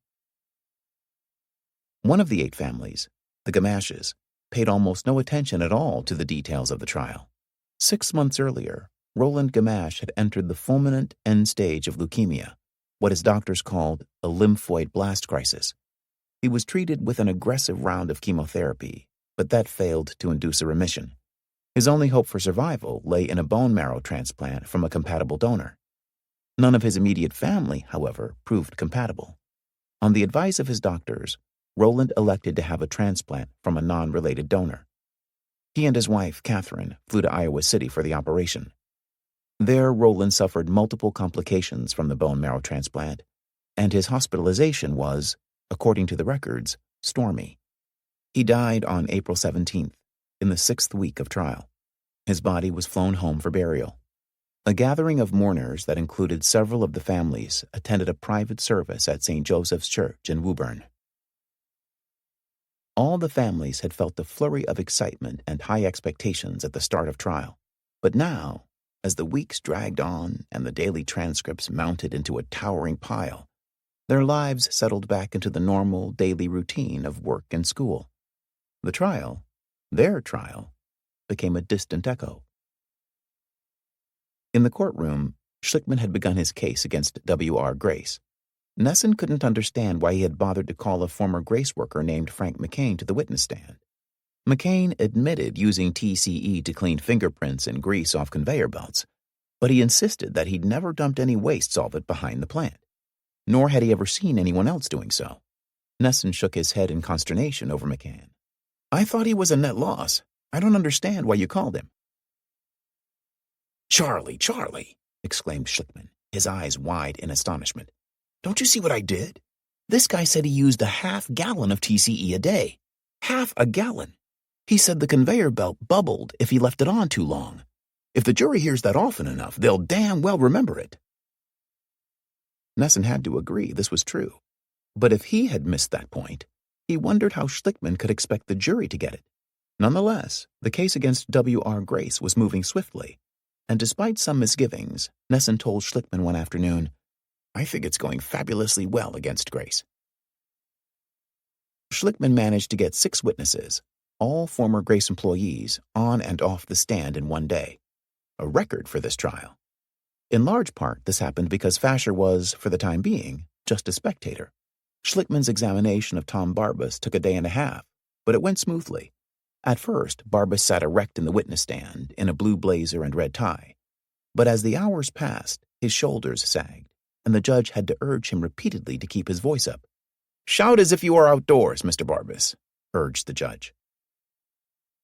Schlickman asked Barbas to describe what he did at the end of work each day with a tray of paint sludge and waste solvent, and Barbas said, "I would take the tray out to the rear of the plant and place it on the ground." "You dumped it on the ground, didn't you, Mr. Barbas?" said Schlickman. "I don't think I said dumped," replied Barbas cautiously. "I said I used to place the material on the ground and let it dry." Barbas, of course, had spent hours with the Grace lawyers preparing for every nuance of his testimony. This answer sounded like one the lawyers had drummed into him. But Barbas found himself trapped time and again by his deposition testimony. When Schlickman asked Barbas how often he'd seen Joe Miola, the maintenance man, dump pails of solvent on the ground, Barbas said, "I believe I only saw him a few times." "Didn't it happen at least once a week?" Schlickman asked. "I don't know if I saw him doing it once a week." Schlickman picked up Barbas's deposition and flipped it open. "At your deposition, didn't I ask you how frequently Mr. Miola poured waste liquid into the trench, and didn't you answer, at least once a week?" "Yes," said Barbas. "And isn't that the case?" "I believe it to be, yes," conceded Barbas.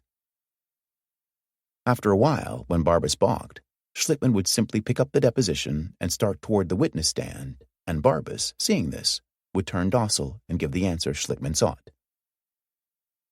During the morning recess, Tom Kiley lingered in the corridor outside the courtroom, watching from afar as two Grace lawyers escorted Barbas into a small alcove. He saw Barbas standing mute, looking sadly at his shoes, while the lawyers pressed close and whispered to him. Kiley smiled. "There's a pool of blood on the floor," he told Schlickman afterward. Schlickman always spoke of the jurors with respect, almost reverence. He believed they could sense negative thoughts, and so he made an effort to think pure thoughts about them and to extol their virtues. He especially liked the jury foreman, William Vogel, a utility company manager in his early 60s. To most observers, Vogel appeared thoughtful, attentive, and somewhat reserved. But in Schlickman's mind, these qualities became elevated to a higher plane, to wisdom, probity, and dignity. He recalled that Vogel had once thanked him when he'd handed the foreman a document. Schlickman sat close enough to the jury box to know that Vogel had never thanked Vasher, and from this gossamer piece of evidence, Schlickman concluded that Vogel must be on his side. One morning during the 6th week of trial, Schlickman decided for the first time in his life not to wear a suit vest to court. He felt constricted by the rituals of the courtroom, and he sought relief by shedding clothing. The next day, the court stenographer told him he looked better without the vest. "I heard one of the jurors say so too," she added. From that day on, Schlickman never again wore a vest in the courtroom. The lawyers, of course, watched each other as closely as they watched the jurors. One afternoon, a Grace lawyer named Sandra Lynch, one of Cheeseman's partners, approached the judge's bench with a serious complaint about Schlickman. "I'm told that as the jury started to leave, Mr. Schlickman had a little colloquy and suggested they take an exhibit up with them." The judge's eyes widened. "Oh?" he said to Schlickman. Schlickman glared at Lynch. Any improper contact with the jury could result in an immediate mistrial. "Your Honor," Schlickman began, trying to explain. But the judge was already angry. "Absolutely no colloquy with the jurors." "It was no colloquy," interrupted Schlickman hastily. "The juror looked at me and was about to say something. He had the exhibit in his hand. I turned away from him. I've had no colloquy, no contact whatsoever." Schlickman took a deep breath. "That's all I need," he added, more to himself than the judge. "All right," said the judge, still looking stern. The next morning, during a break in the proceedings, the second juror, Linda Kaplan, started coughing. Schlickman stood at his counsel table, only a few feet away from Kaplan. He had a pitcher of water and paper cups on the table, within easy reach. He glanced at Kaplan, debating whether he should offer her a cup of water, and then decided he could not risk it. Vasher, a dozen paces distant, poured water from his own pitcher and started toward Kaplan. Then one of Cheeseman's partners briskly crossed Vasher's path and reached Linda Kaplan first with his own cup of water. Vasher, intercepted in mid-stride, stood in contemplation for a moment, and then raised the cup to his lips and took a sip. Schlickman witnessed this scene in pained silence. He would have liked to explain to Kaplan why he had ignored her distress, but that was impossible. Had it made any difference? Of course not, thought Schlickman. But it made him shudder to think of turning a cold shoulder on a juror. Schlickman returned from court one afternoon to find that the telephone had been cut off. Without the warble of the phone, the office was eerily silent until Gordon arranged to pay the phone company. The first call came from a lawyer in New Mexico who wanted Schlickman's advice on a toxic waste case. "Do you want to talk to him?" asked Kathy Boyer. "No," said Schlickman. He added, "Tell him not to take the case." The next call came from Schlickman's mother. He didn't want to talk to her either, but Kathy said, "I think you'd better." "Is she all right?" asked Schlickman. "You don't want to talk to her," said Gordon, grimacing and shaking his head. Why not? Schlickman looked at Gordon suspiciously. Did she get an eviction notice? Probably, said Gordon. James, he shouted at Gordon. How come you didn't take care of it? Gordon shrugged wearily and said that it had slipped his mind. He promised he would talk to the landlord tomorrow. Back from court, Conway went to the kitchenette for a cup of coffee and found the pot empty. He searched for coffee filters and found only an empty box. He dumped out the old coffee grounds, carefully rinsed the used filter, put it back into the coffee maker, and then looked for coffee. He found only an empty can. He asked Peggy why no one had bought coffee. There's no petty cash, said Peggy. Schlickman, consulting with his expert on courtroom graphics, an MIT graduate named Andy Lord, wanted new exhibits to replace ones the judge had thrown out because of Fasher's complaint that the perspective was distorted. When do you want them? Andy Lord asked Schlickman. Tomorrow morning, said Schlickman. Tomorrow morning? Impossible. I can't do it by then. Of course you can, said Schlickman. What the hell am I paying you for? Jan, I haven't been paid since November, said Lord, who was, in fact, owed more than $40,000. Talk to Gordon, said Schlickman. A moment later, Patty Daddiaco appeared at the conference room door. Andy says he needs some money for supplies. Get it from petty cash, said Schlickman. There is no petty cash anymore, said Patty. Not for the last time.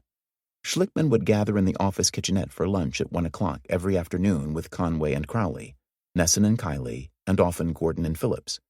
They would lean against the counters or sit on the stools and conduct a post-mortem of the morning's events, while the secretaries and paralegals listened in and sometimes offered their opinions. Schlickman, who rarely ate anything for breakfast, looked forward to these lunches. He liked Chinese food, but the secretaries tried to keep costs down by ordering sandwiches. They didn't always succeed. Sandwiches again? Schlickman would cry in dismay. My God, even laboratory rats get a change in their diet. Can't we have Chinese? So Kathy or Peggy or one of the other secretaries would order Chinese. The bill would come to Mary Zoza, the firm's bookkeeper, a middle-aged woman who lived alone with 3 cats and kept her graying hair in a tight librarian's bun. Mary Zoza nearly fainted the afternoon, 7 weeks into the trial, when she got a Chinese lunch bill for $124. She began cooking lunches at home, roast chickens, big bowls of salad, spaghetti and meatballs, and bringing them into work. Schlickman would exclaim in delight when he saw one of these meals, and this in turn seemed to delight Mary Zoza. Gordon tried to cut costs by instructing Mary Zoza to pay only those expenses that were absolutely necessary to keep the office running. He told her to cancel all newspaper and magazine subscriptions. No more membership dues to the American Bar Association, the Boston Bar Association, or Trial Lawyers of America. No more law books or journals from West Publishing or Martindale Hubbell. Gordon put a stop to the twice-a-week fresh flower arrangements from Fleur-Elise. He saved another $200 a month by canceling the contract with the Greening Touch Company, which pruned, watered, and fed the office's potted ferns and ficus trees. It's fucking ridiculous, Gordon said of that contract. He stopped paying Schlickman's student loan from Cornell Law School. He stopped paying the bank loan on Schlickman's Porsche, and he let the insurance lapse. He told Kathy Boyer that henceforth all employees should take public transportation instead of taxicabs when on office business. But all of these economies added up to only a small fraction of the trial expenses. They didn't even cover, for example, the fee charged by the court stenographer who typed up each day's trial transcript and delivered it to Schlickman's office that same evening. The expedited transcripts, as they were called, cost about $1,000 a week, depending on the number of pages of testimony. On top of that, there was the additional expense of making 8 copies for the Woburn families. Gordon believed he could go to Pete Briggs at the Bank of Boston for money one more time, but he was loath to do that until matters became truly desperate. Uncle Pete showed up at trial occasionally, and Gordon thought he had detected a change in the banker. Pete seemed more distant and aloof. Something's wrong with Pete, Gordon told Schlickman one afternoon. Is he upset by the way the trial's going? Asked Schlickman. Gordon shook his head in puzzlement. I don't know what's bothering him. He won't tell me. For the time being, Gordon put his hopes in settling a medical malpractice claim that Bill Crowley had been working on. The case concerned a 35-year-old woman who'd gone to the hospital for a standard surgical procedure, a dilatation and curettage, to remove a benign growth on her cervix. 10 minutes into the operation, the woman, whose name was Helen O'Connell, complained of difficulty in breathing and then lost consciousness. She awoke in the recovery room, unable to move her legs. Over time, she regained sensation in her legs, but she continued to suffer from partial incontinence. Schlichtmann had settled a similar case several years ago for $900,000. The damages in that instance had been more severe than Helen O'Connell's, but all the same, Schlichtmann hoped to settle this new case for close to the same amount. Gordon awaited the settlement with impatience. The fee, potentially several $100,000, would provide cash for operating expenses and enable him to make partial payments to creditors who'd already begun threatening legal action. On a rainy afternoon in late April, in the 7th week of trial, Crowley went with Mark Phillips to meet the insurance agents in the O'Connell case. They had decided to ask for $850,000. No one expected this initial meeting to result in a settlement, but the insurers would make a counteroffer, revealing their own assessment of the case value, and the size of that offer would indicate how quickly the case might resolve. Crowley and Phillips returned to the office around 6 o'clock. Schlichtmann spied them from his desk. He came to greet them in his stockinged feet. "How much?" he asked. Phillips, still wearing his raincoat, his lank blonde hair damp on his forehead, lit a cigarette and reached for the phone on Peggy Vecchioni's desk. He punched the button for the direct line to Gordon on Newberry Street. Crowley shook out his umbrella and disappeared into his office. The secretaries all watched, waiting to hear what Phillips had to say. "How much?" asked Schlichtmann again. Phillips cradled the phone on his shoulder and looked at the ceiling. He took a deep drag on the cigarette. "Jesus Christ, am I invisible?" muttered Schlichtmann. At the top of his lungs, he screamed, "How much?" This time, Phillips glanced at him, a sour look on his face. $175. Schlichtmann turned on his heel and went back into his office. Conway heaved a sigh and thrust his hands deep into the pockets of his pants. In the conference room later that evening, Phillips explained that the insurance agents had admitted liability. They didn't even want to talk about that, said Phillips. But the agents also believed the surgeon's claim that all of Helen O'Connell's problems had cleared up. "I think it was a jive offer," continued Phillips. "They're testing us. They know we're wrapped up in Woburn. They know we need the money." Gordon groaned.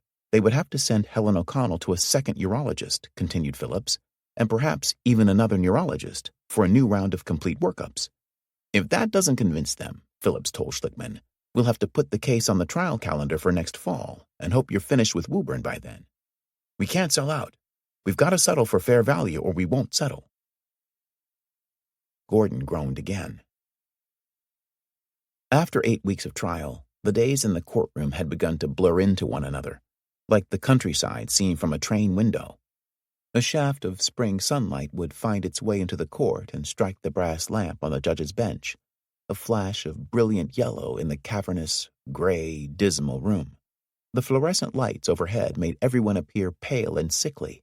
Thick volumes of legal papers had grown on the counsel tables, and more thick volumes lay underfoot in cardboard boxes on the floor. The lawyers' overcoats, damp from a morning rain and smelling of wool, hung over the gallery railing. The radiators hissed gently. Distant muted sounds of city traffic, a siren, an unmuffled truck, would float up into the courtroom from the streets 15 stories below. The atmosphere felt heavy and dense. One of the alternate jurors regularly fell asleep. On particularly dull days, such as the one when Schlichtmann read Grace's answers to interrogatories into evidence, Judge Skinner himself seemed to doze at the bench, the flesh of his cheeks slack and his mouth slightly parted, his head rolling back onto his chair. Fasher always used to warn his students at Harvard that if they fell asleep at the counsel table, upon wakening they should come to their feet objecting. In the time it takes to reach your full height, think of a reason for your objection. Fasher was being facetious, of course. He never really expected any of his students to fall asleep at the counsel table. But one day, 8 weeks into the trial, Fasher himself fell into a doze during Sandra Lynch's slow and methodical examination of a Grace executive. He awoke when the microphone on the witness stand emitted a harsh squeal. "Perhaps we can fix the microphone?" suggested Lynch. "Mr. Nesson seems to have the touch," said the judge. Fasher came to his feet at the mention of Nesson's name. "I object," Fasher said in a thick, cottony voice. Then he looked around, blinking his eyes, and sat back down. 5. On a morning in early May, Kathy Boyer opened the windows in the conference room for the first time since last fall, and there was fresh air in the offices of Schlichtman, Conway, and Crowley. Across from the courthouse, in Post Office Square, the tulips had burst into flower, and the swollen buds on the linden trees had split open into a lacy green filigree of new leaves. Schlichtman noticed that it was spring, but that didn't cheer him. This part of the trial should have ended long before tulips. On the other hand, he was making progress. He had one final witness to call in this phase of the trial. This was his expert in hydrology and groundwater movement, one George F. Pinder, Ph.D. Pinder would testify against both Grace and Beatrice. He would, if all went well, make manifest the claim that TCE and other solvents on the properties of both defendants had indeed migrated to the city wells, and that the chemicals had gotten there before the leukemias and other illnesses began occurring. Schlichtman felt fortunate to have Pinder. Every geologist who knew anything about groundwater had heard of Pinder. He was preeminent in his field, chairman of the civil engineering department at Princeton University, and the person who, 15 years ago, had developed the first computer model of groundwater flow. Schlichtman put him up at the Ritz-Carlton, in a suite of rooms. Pinder was in his late 40s, a dapper, diminutive man, nearly a foot shorter than Schlichtman. His thin brown hair, as soft and silky as a baby's, had receded high on the dome of his head. He wore gold-rimmed spectacles that made his round face look owlish and cerebral. He had a precise, methodical manner, but he was not in the least aloof or self-important. On the morning of his first day in court, he arrived at Schlichtman's office early and cordially greeted all the secretaries. Schlichtman saw that Pinder was wearing a blue blazer, a woolly brown tie, brown pants, and argyle socks. Schlichtman always asked his experts to dress conservatively in dark suits. To his eyes, Pinder was a sartorial nightmare, but he took it calmly. "George is the world's leading expert on groundwater," he told Conway privately before they left for court. "He can get away with dressing like that." Pinder performed ably on his first day, under direct examination by Schlichtman. He came to the courtroom equipped with charts and diagrams to educate the jury in the science of hydrogeology. He set up a fish tank filled with kitchen sponges and placed drops of ink on the sponges. "Just think of each drop as being some event of contamination on the ground entering our aquifer," Pinder told the jury. He talked about saturated and unsaturated zones, capillary fringes, cones of depression. He held forth for the entire morning, confident, jaunty, and full of good humor, as if he were lecturing to a freshman class at Princeton. Both Fasher and Cheeseman knew Pinder's reputation. 2 years ago, Cheeseman himself had tried to recruit Pinder as an expert witness for Grace, but he found that Schlichtman had gotten to Princeton and to Pinder first. Fasher wasn't worried, though. "They tell me Pinder's the leading expert on this subject," remarked Fasher out in the corridor during the morning break. "They say he's a home run hitter in any ballpark, but he's in my ballpark now." Indeed, things did not go quite so smoothly after the recess, although that was no fault of Pinder's. The closer Schlichtman brought Pinder to implicating Beatrice and Grace, the more Fasher and Keating began to object. Nevertheless, by the end of the day, Schlichtman had gotten into evidence the first part of Pinder's opinion, that both Beatrice and Grace were responsible for the contamination of wells G and H. The second part, the arrival times of TCE and the other solvents, would have to wait until tomorrow. In the office that afternoon, Schlichtman clapped his hands and danced on his toes in glee. "You got the opinion in, George," he shouted. "They tried to stop you, but it didn't happen. It was a great day today, George. It could not have gone better." Pinder smiled indulgently. "This jury looks like a pretty attentive group," he said. Pinder made his first mistake the next morning. It was a small mistake, but Schlichtman caught it in an instant. It happened when he asked Pinder how long it would take, in his opinion, for TCE and the 3 other solvents to migrate from the Beatrice and Grace sites to the wells. Schlichtmann had gone over these calculations with Pinder the night before, but that morning Pinder gave different times for the solvents, different by a matter of days for one, a few weeks for another, and a year for the third. Schlichtmann wondered for a moment if he himself was wrong, if he had remembered the times incorrectly.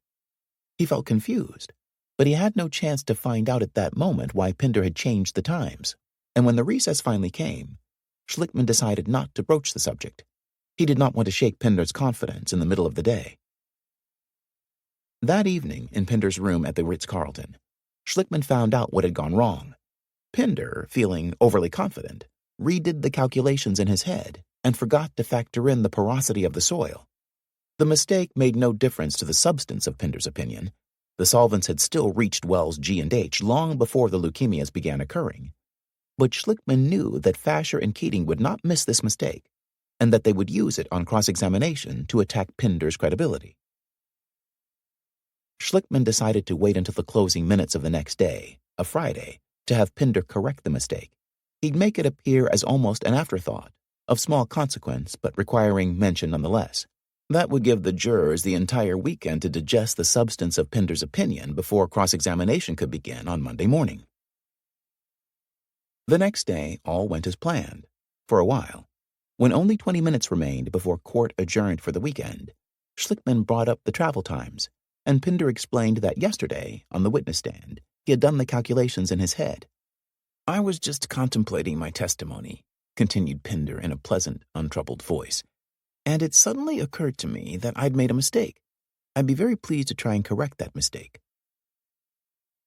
"What was the mistake you made?" asked Schlichtmann. "I left off the constant for the porosity of the soil when I was doing the multiplication in my head." "Does that affect the travel times in some way?" "It affects the travel times," said Pinder, nodding. "Not catastrophically, but I think significantly." Schlichtmann asked Pinder to tell the jury the new figures. When Pinder finished doing so, Schlichtmann glanced at the clock on the back wall of the courtroom above the gallery. He still had 12 minutes to occupy until court recessed for the weekend. He planned to end the day by bringing out the fact that the research done in East Woburn, 12,000 pages of data, 157 monitoring wells, and dozens of volumes from technical consultants, made the Aberjona Aquifer one of the most thoroughly studied aquifers in history. He asked Pinder to compare the East Woburn research with other projects that Pinder had worked on, but both Fasher and Keating objected. "Sustained," said the judge. Schlichtmann rephrased his question, but again the judge sustained the objections. "May I have a moment, Your Honor?" Schlichtmann asked. The judge nodded. Schlichtmann took a deep breath. He studied his notes. He needed another question, but he couldn't think of one. He went to the counsel table and bent down to consult with Nesson, who hurriedly scribbled out a question.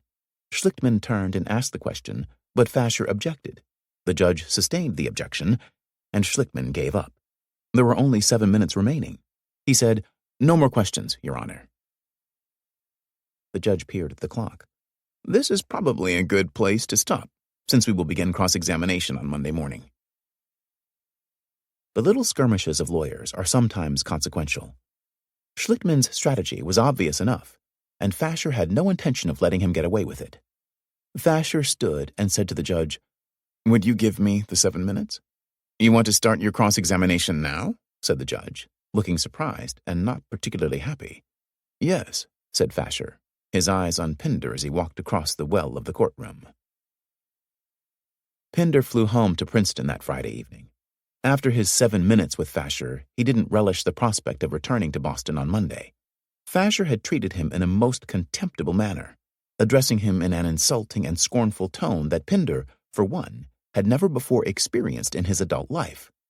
"Are you telling this jury that you came in here yesterday as a Ph.D. and the chairman of a department and made a little mistake in an opinion you've been preparing for the last year and a half?"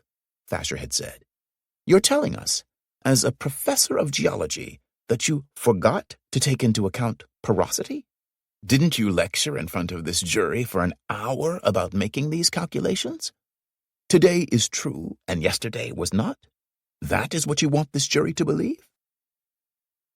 Pinder felt he'd kept his wits and replied calmly, but the brief ordeal had shaken him. He had testified before, in the Love Canal and Velzacol cases, but on those occasions he'd been on the witness stand for only a short time, and his opinions had gone virtually unchallenged. Pinder's wife, Phyllis, took an interest in her husband's work.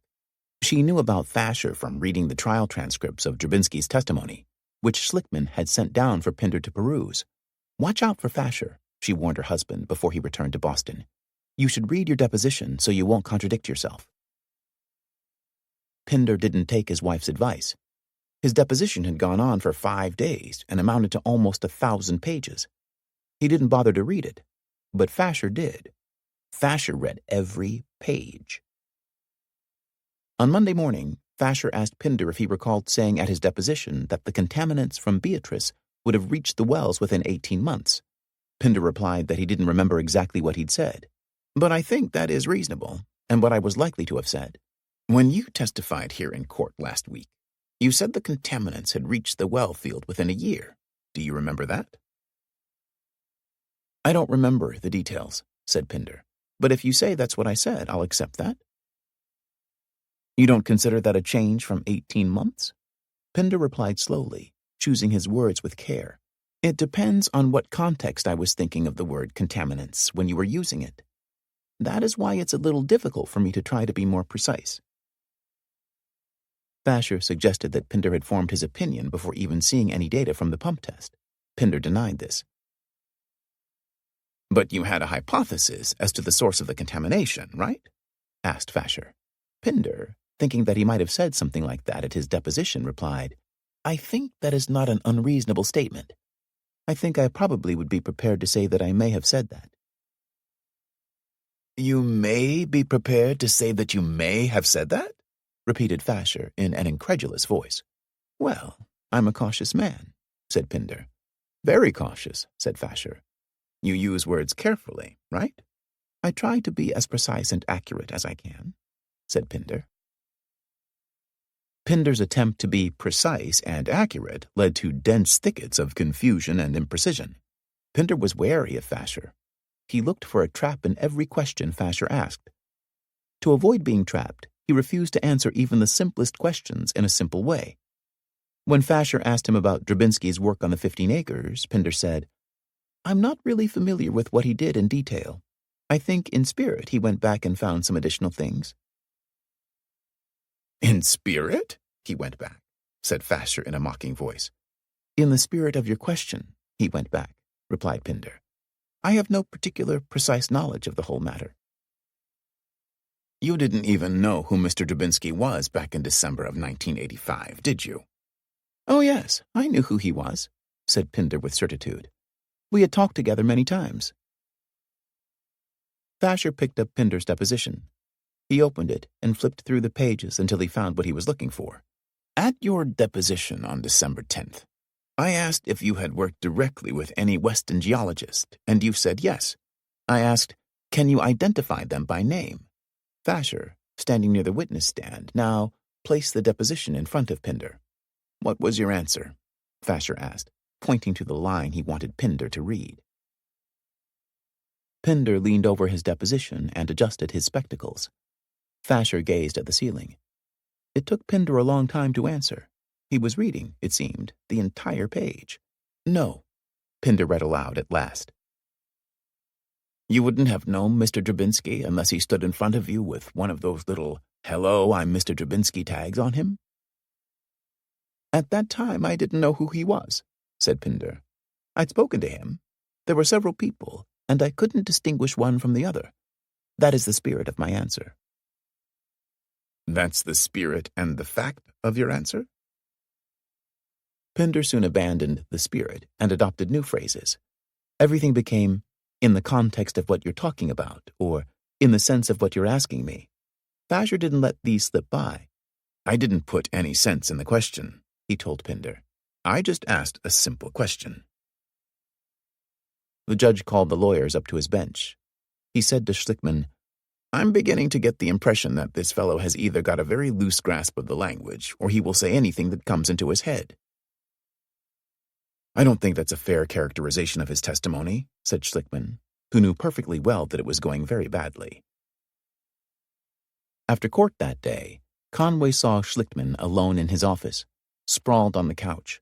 Schlichtmann's arm covered his face as if he were shielding his eyes from a bright light. "Boy, you look like shit," Conway said, standing in the doorway.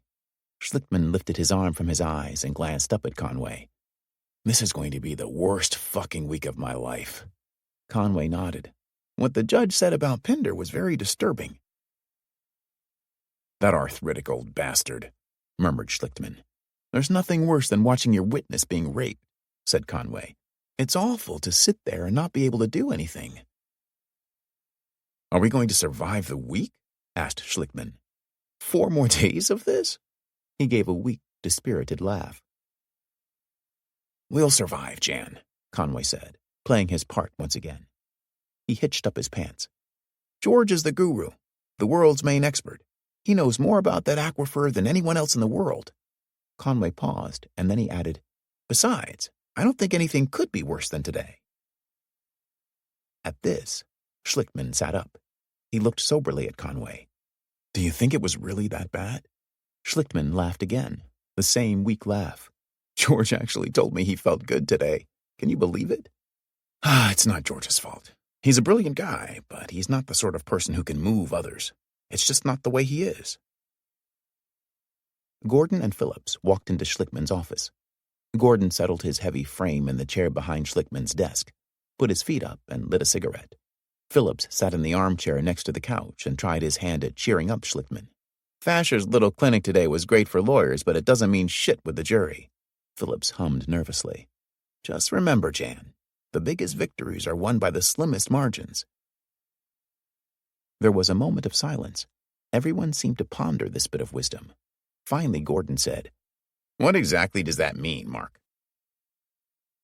Schlichtmann departed for the Ritz-Carlton and an evening of work with Pinder. He consoled himself by reasoning that although Fasher might have tarnished Pinder's credibility, Fasher had not succeeded in damaging the substance of Pinder's opinion.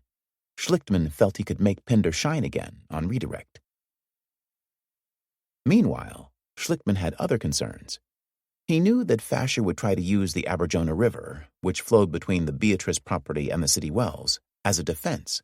According to Fasher's theory, the pumping action of the wells would draw water directly out of the river, satisfying the well's demand while at the same time blocking the flow of contaminated groundwater from Beatrice. This theory had some merit. A year ago last spring, Pinder himself had warned Schlichtmann that the river might be a very profound barrier, although Pinder personally doubted this would prove true. His computer model of the East Woburn Aquifer predicted that the city wells would, in point of fact, draw contaminated groundwater from under Beatrice, along a highly permeable stratum of sand and coarse rock that lay under the riverbed. Nonetheless, Pinder told Schlichtmann he wouldn't know for certain until he saw the field data from the EPA pump test. Then, on December 4th, when the EPA activated the city wells and started the pump test, Pinder stationed himself at a monitoring well on the Beatrice property. He saw the water level at this monitoring well decline more than a foot in 4 hours, exactly the amount his computer model had predicted. As far as Pinder was concerned, this and similar measurements from other monitoring wells proved beyond a doubt that groundwater from Beatrice was drawn under the river and into the city wells. It also proved that the Aberjona River played almost no role in satisfying the demand of the wells for water.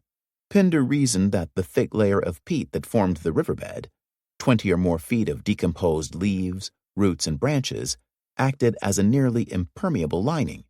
The river, in other words, was not a barrier. It wasn't even relevant. This all seemed reasonable to Schlichtmann, but one detail troubled him. He and Pinder had both seen the ice on the river's surface that December. After the wells began pumping, the river's surface grew steadily lower, leaving shards of ice along the bank. Obviously, the river had lost water. If it wasn't going to the wells, then where was it going? At the Ritz-Carlton, Schlichtmann tried to get an answer to this question. Pinder had several explanations. Some water had been lost to evaporation, and some of it was being slowly drawn out of the river by the pumping action of the wells. But Pinder felt certain, based on the thickness of the peat layer, that it would take 10 to 20 years for any river water to reach the wells. It still didn't make sense to Schlickman. The river, he pointed out, had declined by 6 inches. That seemed like a lot of water. Pinder's explanations would not account for that much water. Pinder, himself troubled now, agreed that this was true. So where had the water gone? Schlickman asked. Pinder didn't know. They worked until after midnight, but Pinder could not come up with an explanation for the missing river water. He was tired, and it was late. He insisted on going to bed. He wanted to have his wits about him tomorrow. He didn't want to face Fasher without getting a good night's sleep. Schlickman wouldn't leave. "We've got to figure this out, George. Let's go over it one more time." "No," said Pinder stubbornly. "I'm going to sleep right now." Schlickman, just as stubborn, refused to go. "If you don't leave me alone," said Pinder angrily, "I'm going back to Princeton tomorrow morning." Schlickman departed, feeling very worried. Schlickman was waiting apprehensively when Pinder walked into the office early the next morning. He saw at once that their spat of last night had been forgotten. Pinder looked confident and happy.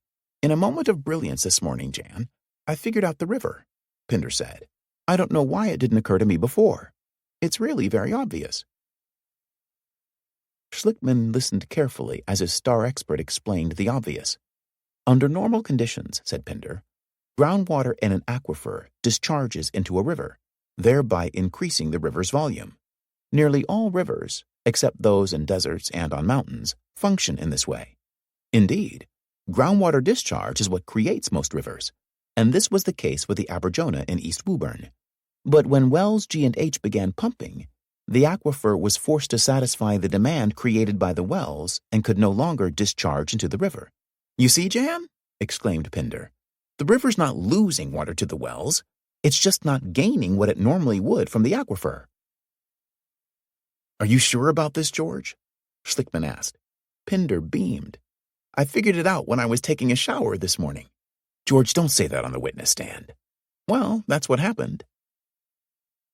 Peggy Vecchione poked her head around the conference room door. "Jan, it's 5 minutes of 9. You've got to hurry." Schlickman hovered over Pinder, indulging in a last moment of frenetic activity, the sort of nervous energy that he expended every morning before trial. Pinder's explanation seemed logical enough, but Schlickman had no time now to explore it for flaws. "You've got the well logs, George?" he asked. "The ones that are highlighted in yellow marker? You've got those, right?" Pinder compressed his lips and drew his shoulders up. He hated these chaotic moments just before court. They threw him off balance just when he wanted most to compose himself. Schlickman brushed lint from the shoulders of Pinder's blue blazer, and then he stood back and looked appraisingly at the geologist, at the tie with the faint pink hue and the argyle socks. "You look great, George." Schlickman lied. "Are you feeling okay?" "I was feeling fine until I started talking with you," muttered Pinder. "You'll do just fine today," said Schlickman in a soothing voice. Together they walked briskly up Milk Street to the courthouse, Pinder taking 2 quick steps for each of Schlickman's long strides. The day was sunny and warm and fresh, sweetened by an easterly breeze off the ocean, but Schlickman was oblivious to the beauty of the morning. He thought Pinder was showing some pluck, and he admired him for this, but he feared what Fasher might do to him today. Pinder did not do fine that day, but he did not do badly either. In the spirit escaped his lips twice early that morning. Fasher turned to stare at him. "Why do we have to keep talking about the spirit? I'm just asking you for a date." And when Pinder embarked on a convoluted response to one of Fasher's questions, the judge abruptly cut him off. "Listen, Professor, the question is very easy," the judge said. "It does not require any more dissection. Let's try talking in plain English." At the counsel table, Schlickman tried to make himself look calm. It wasn't until late morning when Fasher finally got around to the river and the subject of the missing water. How much water, Fasher asked, had been pumped out of the Aberjona River during the test of wells G and H? Pinder had eagerly awaited this question. "I think very little, if any at all." "Didn't the river lose approximately 600 gallons a minute, according to measurements taken by U.S. Geological Survey?" Fasher asked. "No, sir," said Pinder. "You're wrong about that, and I was puzzled by it until I started thinking carefully about it, and I realized—" Fasher interrupted. "Before you answer a question I haven't asked," he said. "I'm just so anxious to try and inform you," said Pinder. "You're anxious to help me," said Fasher, amused. "I am, very much, sir," smiled Pinder. "And I'm anxious to help you," said Fasher. "Now, you apparently saw some phenomenon which the untrained eye might interpret as 600 gallons a minute being pumped out of the river." "That's right," said Pinder. "But the trained eye who had been hired to give an opinion in this case had a ready explanation, right?" "Not then," said Pinder, "but I do now. I wasn't actually working on the problem when I came up with a solution. It was more like the sort of thing you think about in the shower." "Shower thoughts," said Fasher with a raised eye. "Before we get to your shower thoughts." Fasher calculated that 600 gallons a minute amounted to 864,000 gallons a day. 864,000 gallons a day. Water that's going somewhere, that's leaving the aquifer. "No, sir, that's where you're wrong," said Pinder. "Well, where did it go?" asked the judge impatiently. "That's the question," said Pinder happily. "All right," said Fasher. "Tell His Honor, tell the jury, tell us all, where did the 864,000 gallons go?" "I'd be very pleased to do that." Pinder got off the witness stand and walked toward the jury box, to an easel that held the diagram of the aquifer. Schlickman stood too, and went slowly to one wall of the courtroom, between a filing cabinet and the jury box, where he could see Pinder at the diagram. Schlickman had his hands in pockets, an informal pose he normally disapproved of in the courtroom, and his head was down, bent at the neck, his eyes intently studying his shoes. Without raising his head, his eyes glanced up occasionally at Fasher and Pinder, but mostly he stared at his shoes. He imagined, he said later, Fasher holding a knife up to the light to study its edge, Fasher testing the keenness of the blade on his thumb, Fasher vigorously stropping the knife, Fasher testing the blade again. He imagined Fasher whistling pleasantly at his work. Fasher interrupted Pinder's explanation several times to ask questions, and when Pinder finally finished, Fasher said, "Your view, then, is that the river is not losing any water. It's just not gaining from the usual sources. It's not that you're losing any money, it's just that you haven't gotten paid this week. Is that right?" "That, in essence, is what I'm trying to express," agreed Pinder. "Well now, sir," said Fasher, "is there anything else you want to add to that? This is going to be memorialized, and I'm going to be looking at it tonight." "I'm sure you will," said Pinder. "God damn, George, you kept him at bay," exulted Schlickman on the walk back to the office. "I could kiss that little bald head of yours." Pinder had looked quite pleased with himself until this comment, which caused him to frown. But Schlickman still felt worried, the worry of a person who knows something is wrong but can't put his finger on it. That evening, when he settled down to work with Pinder in the conference room, he said, "George, about this cockamamie theory of yours." "I beg your pardon," said Pinder. "We've got to talk about it." "It's very simple, Jan." "I know it's simple, but is it right?" By the end of the evening, Schlickman knew that it was not right. The proof of Pinder's error lay in measurements taken by the U.S. Geological Survey. The survey had measured the Aberdona's flow at two spots, at a bridge that crossed the river north of the city wells and 1,000 yards downstream at another bridge south of the wells. If, as Pinder claimed, the river was not really losing water but was simply not gaining any from the aquifer, then one would expect the flow at the upstream measuring device to equal the flow at the downstream device. But that, Schlickman discovered, was not the case. The two measurements were not equal. They showed that the river's flow did indeed decline by 600 gallons a minute. Schlickman blamed himself. He had sent Pinder the U.S. Geological Survey's measurements along with several boxes of other documents.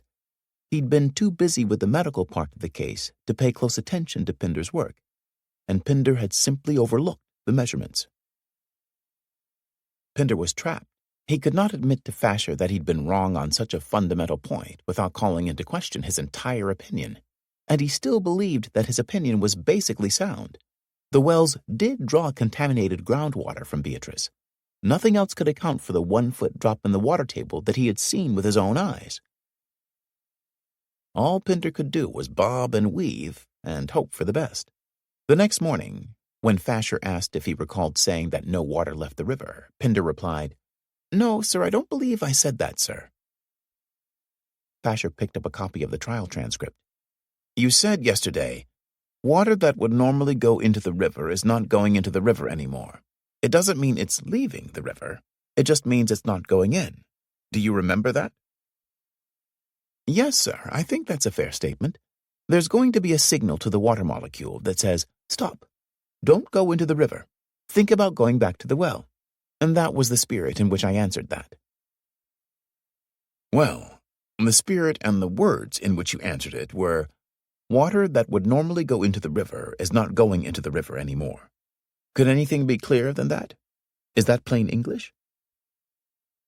"Yes," replied Pinder. "In the context of what I said, that is what I meant to say." Pinder bobbed and weaved tirelessly all morning long, a numbing, hypnotic exercise. To one of Fasher's questions, he shook his head ruefully. "I'm sorry, sir," he said. "The things you're saying are awfully difficult for me to come to grips with, because, in many ways, they're contradictory." Fasher looked at the judge and sighed. "I guess I'll have to start all over again." The judge looked disgusted. "We're approaching hopeless confusion. I'm going to call a recess and suggest very strongly to Dr. Pinder that he take the transcript of his testimony yesterday and read it." As that day wore on, Judge Skinner had a few more observations to make about Pinder. "You have a hopeless witness who changes from A to B," the judge told Schlickman at one bench conference. "The spirit of his answers doesn't change from day to day, but the form certainly does." "Expert witnesses are born, not made," Schlickman said in a low voice, more to himself than anyone else. "But you made him an expert," replied the judge. Pinder sat at the witness stand while the lawyers huddled a few feet away at the side of the judge's bench for these whispered conferences. Pinder wasn't privy to the comments the judge was making about him, and Schlickman, worried about Pinder's already fragile self-confidence, certainly wasn't about to tell him. By now, the fourth day of Fasher's cross-examination, Pinder had lost his appetite and developed insomnia. He felt the burden of the case, the Woburn families, all the other experts, Schlickman and his partners and their financial investment, entirely on his shoulders. At night he would lie awake in his bed at the Ritz-Carlton, thinking about Fasher and plotting escapes from Fasher's traps. He felt lucky if he got 4 hours sleep. He called home to Princeton every evening and talked to his wife. "You can't imagine the pressure," he told her. "There's no relief from it. I've never had anyone try to discredit me as a human being, which is what Fasher is trying to do." Relief finally did come for Pinder on Friday, the 6th day of Fasher's cross-examination, when the judge summoned Fasher up to the bench and told him enough was enough. "You and the professor are a pair," the judge said wearily. "I detect signs of incipient coma on the part of the jury." Pinder flew home to Princeton that Friday evening. His wife met him at the airport.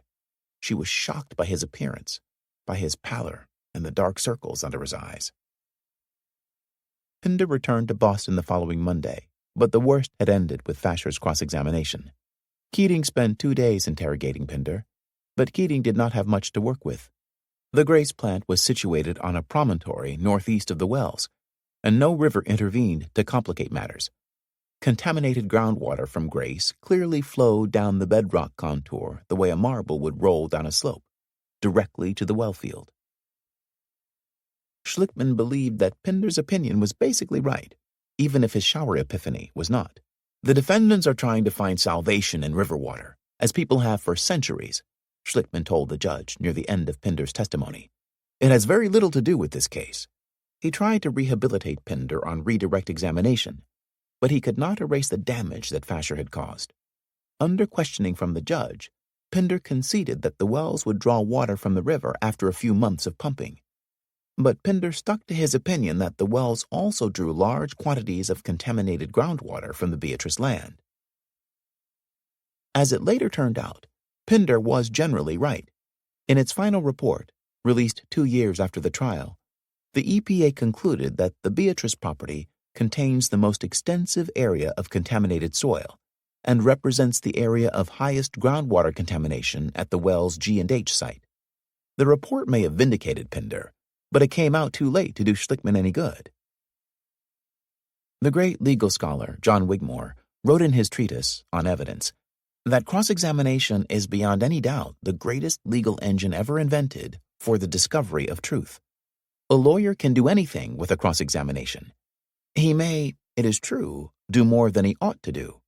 He may make the truth appear like falsehood. The truth? Thacher said, smiling one day after court. The truth is at the bottom of a bottomless pit. 6. The jurors presented Judge Skinner with a gift in the 12th week of trial. At the end of Pinder's testimony, they had apparently noticed the judge, white-haired and looking somewhat frail, struggle with the heavy leather-padded door that opened from his chambers onto the bench. So the jurors gave him a doorstop made from a piece of polished granite to keep the door propped open. The judge told the lawyers about the gift. Perhaps it's from the Aberjona, he said, showing them the rock, and no one suggested that anything improper had occurred. But Schlickman found the gift disturbing. That evening, he went out to dinner with Phillips and his wife Juliana. After a bottle of wine, the talk turned to the judge. The gift shows the jury's got a lot of respect for Skinner, mused Schlickman. But you don't think they're looking at him as if they're asking, Judge, what should we do? Sure they are, said Phillips. He's an authority figure. The courtroom is a whole different world for them, and Skinner is their guide. That frightens me, said Schlickman. If the judge has become a father figure, what happens if they see me as the outcast, the wayward son? Who's Fasher in that scenario? The nasty uncle? Schlickman laughed, and then he turned pensive. Fasher has the strangest mannerisms, he said. You notice how he looks at the judge when he's asking questions? It's funny he doesn't talk to the jury. Schlickman told Juliana about the time he'd gone to Fasher's office, how proudly Fasher had shown him the picture of his daughter. Under that pride, Schlickman thought he'd detected a certain wistfulness in Fasher. He's divorced, a lonely old man, said Schlickman. He's got nothing but the firm. Juliana thought this was sad. He's got no one to go home to at night, she said. What'll happen to him when he retires? But Schlickman's mood changed abruptly. Who cares a goddamn? He said sharply. Schlickman arranged a meeting with the insurance adjusters in the Helen O'Connell case for a Friday in late May, a day that the judge announced there would be no court. Phillips had spent the past 6 weeks working on O'Connell. He told Schlickman the case was ready to settle. Gordon reserved a conference room at the Embassy Suites, and Phillips went out to buy a bottle of the finest single malt Scotch whiskey. With these particular adjusters, it had become a tradition to toast each other and drink whiskey as the negotiation neared a successful conclusion. On the appointed day, Phillips brought out the whiskey bottle and drew a line near the bottom of the label. Jan, I guarantee you this case will be settled by the time we reach this line, he said. Schlickman smiled. Then I'll have a drink right now. By late afternoon, the adjusters had increased their offer to $500,000. Schlickman had come down from $800,000 to $640,000, and there the negotiation stalled. They were all sipping whiskey, but it appeared that the case might not settle after all. The 3 adjusters retired to a separate room to talk among themselves. Alone with his partners, Schlickman proposed reducing their demand to under $600,000. It's a psychological threshold for them. Phillips argued against it. Going for the close too quickly is a big mistake. Let's wait until Monday and take their temperature then. When the insurance adjusters returned, everyone drank more scotch. Schlickman talked about the Woburn case. He went on for 45 minutes, never once mentioning the case at hand. Phillips looked at the scotch bottle and saw the whiskey level ominously close to his mark. One of the insurance adjusters left the room to make a telephone call. When he returned, he took Schlickman aside and said the company that made the anesthetic used in the operation had agreed to contribute $90,000 to the settlement. The offer was now $590,000. Was that enough? This time, Schlickman and his partners left the room to consult in private. When they came back, Schlickman poured a glass of whiskey and proposed a toast.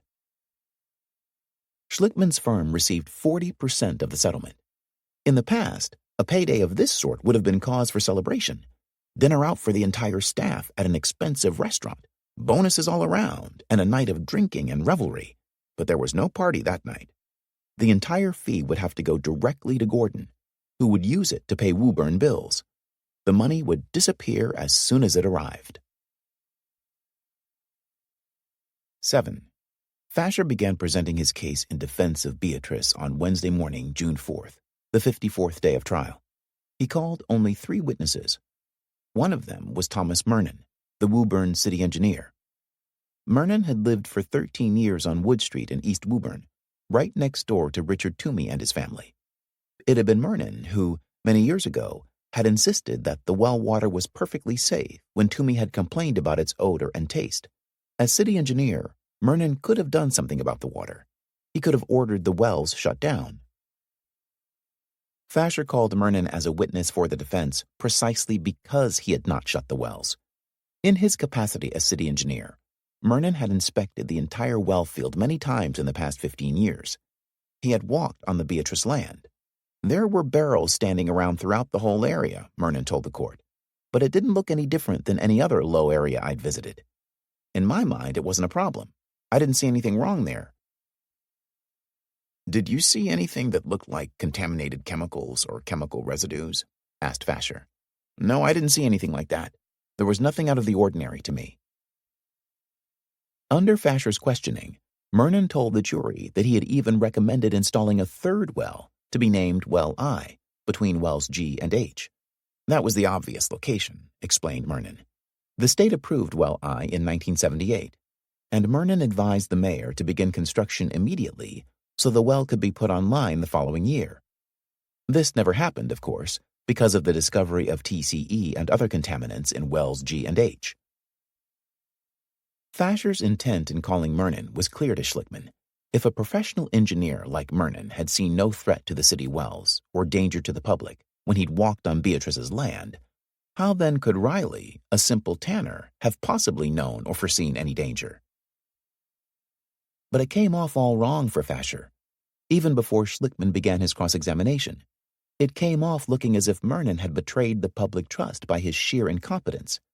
And Mernon seemed dazed and disoriented on the witness stand. He mixed up dates, asserting that well G had not been installed until 1974, when by now the jury and everyone else who'd paid any attention at all knew perfectly well that it had been installed 10 years earlier. Fasher assumed Mernon had simply misspoke. But when he circumspectly tried to have Mernon correct the error, the city engineer insisted that he was right. In a conference with the lawyers, the judge himself later said, "The jury might well have considered Mr. Mernon a total idiot. He was not an impressive witness." Watching Fasher's examination of the city engineer, Schlickman wondered if Mernon was ill. The man looked tired and thin. He had a naturally swarthy complexion, but a ghostly pallor seemed to lurk beneath. Schlickman spent only 10 minutes cross-examining him. The engineer's confused testimony spoke for itself, and Schlickman figured he would gain nothing by attacking him. Mernon looked relieved when he finally stepped down from the witness stand. A month later, Schlickman learned from the Woburn families that Mernon had just been diagnosed with chronic myelogenous leukemia, the same disease that had killed Roland Gamache 2 months ago. Schlickman would have liked to find a way to tell the jury about Mernon's illness, but he could not, at least not in this phase of the trial. He thought perhaps he could manage to slip in the news about Mernon when he called Richard Toomey to the stand in the trial's second phase. Or perhaps he could even call Mernon himself, if Mernon was still alive by then. Mernon's illness, of course, proved nothing about the cause of the Woburn leukemias. All the same, speculation naturally arose in Woburn. The irony was too striking that he had gotten the disease from the water he himself had failed to shut off. Mernon entered the hospital for an aggressive round of chemotherapy. That summer, after Mernon's first hospitalization, Reverend Bruce Young encountered him one morning at the Woburn post office. Reverend Young knew Mernon quite well, having served with him on several city committees. "It's touched me too," Mernon told the preacher. "There were an awful lot of sick kids." Schlickman heard that Mernon's decline was swift. The city engineer died several months after his diagnosis, at age 49. In a trial, as in most every endeavor, it's harder to build than it is to tear down. Like most trial lawyers, Schlickman enjoyed the destructive pleasures of cross-examination more than the plodding labor of direct examination. He thought he demolished Fasher's second witness, a hydrogeologist who said that contaminated groundwater from Beatrice had never reached the wells. And he did, in fact, expose several contradictions in this expert's opinion. But it wasn't at all clear that a rational juror would dismiss the testimony outright. Schlickman had greater success with Fasher's second expert witness, a soil chemist named Olin Brades. Under direct examination by Fasher, Brades told the court that he had been able to determine by scientific tests the earliest possible moment at which TCE could have been dumped on the Beatrice land. He had done this by examining the microorganisms in the soil. It might be easier just to call them soil bugs, Brades said. Some of these soil bugs had a taste for chlorine atoms. They attached themselves to molecules of TCE and broke the TCE down to dichloroethylene, and then to vinyl chloride, a compound so stable that the bugs no longer had any use for it. This process of biodegradation, said Brades, could take from 3 to 6 years, but no longer than 6 years. Of that, Brades was absolutely certain. And here lay the significance of Brades's opinion. Since vinyl chloride had not been detected on the Beatrice property until November 1985, that meant, said Brades, that TCE could not possibly have been dumped there more than 6 years ago, or before November 1979. The import of this was obvious. The city wells had been shut down in May 1979, 6 months before the Beatrice land could have been contaminated. The Woburn families may have been drinking well water laced with TCE, but, according to Brades, that TCE could not have come from Beatrice. This opinion caught Schlickman by surprise. He had deposed Brades 4 months earlier, and Brades had explicitly stated that he would not deal with the question of when the chemicals had been dumped on the Beatrice property. Up at the bench, Schlickman demanded that the judge strike Brades's opinion and instruct the jury to disregard it. Fundamental fairness would dictate that they at least tell me he's doing this sort of work. They never told me about it. They did it purposely to keep me in the dark. It was not done purposely, said Fasher indignantly, keeping his voice to a low whisper so the jurors wouldn't overhear. It was, Schlickman whispered back heatedly. Stop it, said the judge. You have 2 problems, Mr. Schlickman, a tremendous sense of overentitlement and an underlying paranoia. The judge refused to strike the opinion. A surprise or not, Schlickman felt convinced that this opinion was, in his words, a fraud. His own chemists and geologists had told him that there was no scientific way to determine how long TCE had been in the soil. If there had been, he would have used it himself. And besides, the opinion seemed to fit Fasher's needs too perfectly. How lucky that Fasher happened to find Dr. Olin Brades. How fortunate that Brades had determined with such precision that TCE could not have appeared on Beatrice's property until 6 months after the city wells had closed. Schlickman had no time to prepare a cross-examination of Brades. He would have to play it by ear. Standing in the well of the courtroom, before a gallery of only half a dozen spectators, he asked if Brades had looked at old aerial photographs, old maps, or collected any tannery records, any documentation at all, to determine the history of the Beatrice site.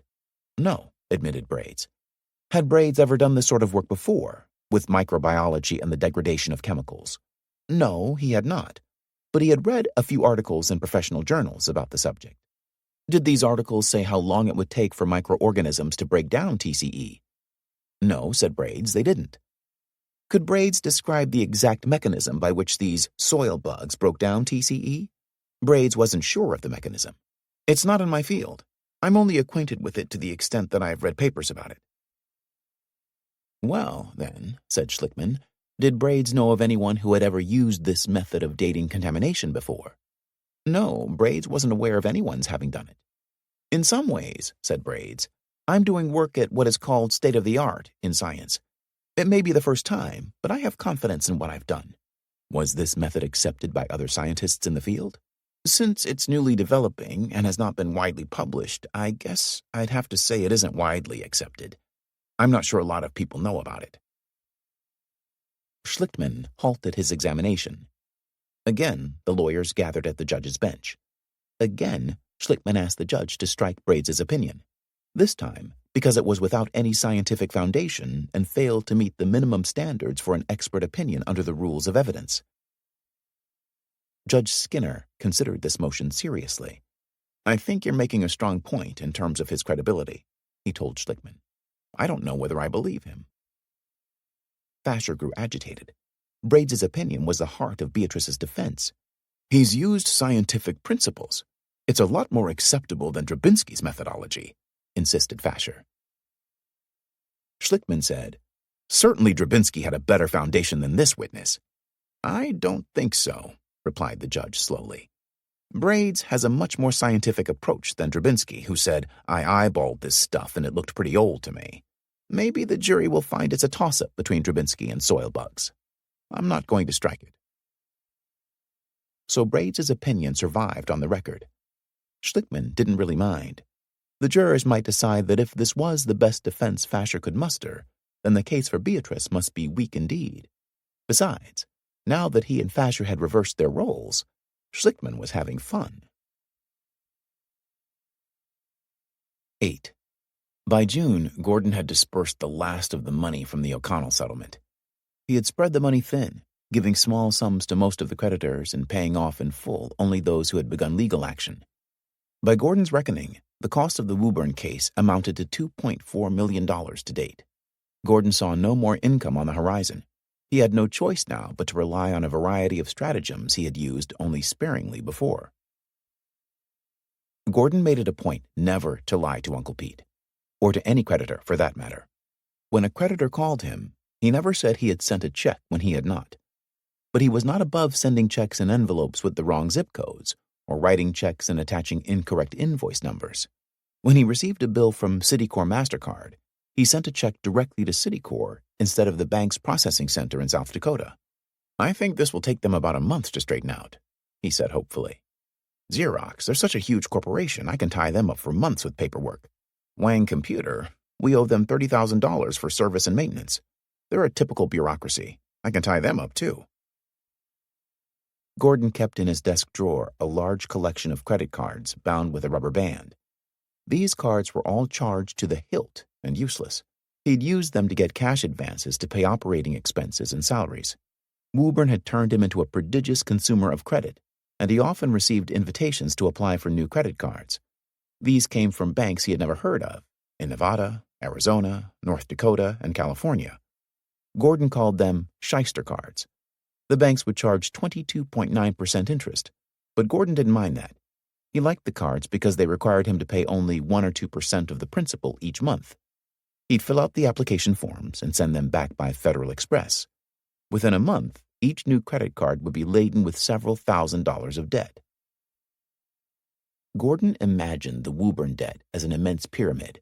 Each block of the pyramid represented a creditor, and there were hundreds of them. Keeping all the blocks in place, the pyramid intact, had become exhausting work. "The one day I don't come in, if I get sick or I don't have the energy, that's the point it could all come down," moaned Gordon. Some mornings it seemed he could do nothing but sit in his office on Newbury Street and add up the bills over and over again, and take calls from angry creditors. At night, he would go home to his Beacon Hill apartment and lie on the living room couch, watching television, the screen flickering in the dark.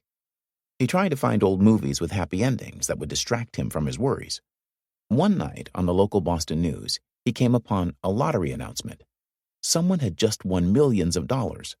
Gordon decided to buy some megabucks tickets first thing the next morning. He didn't expect to win, but it would give him something new and amusing to tell Uncle Pete and the creditors who called.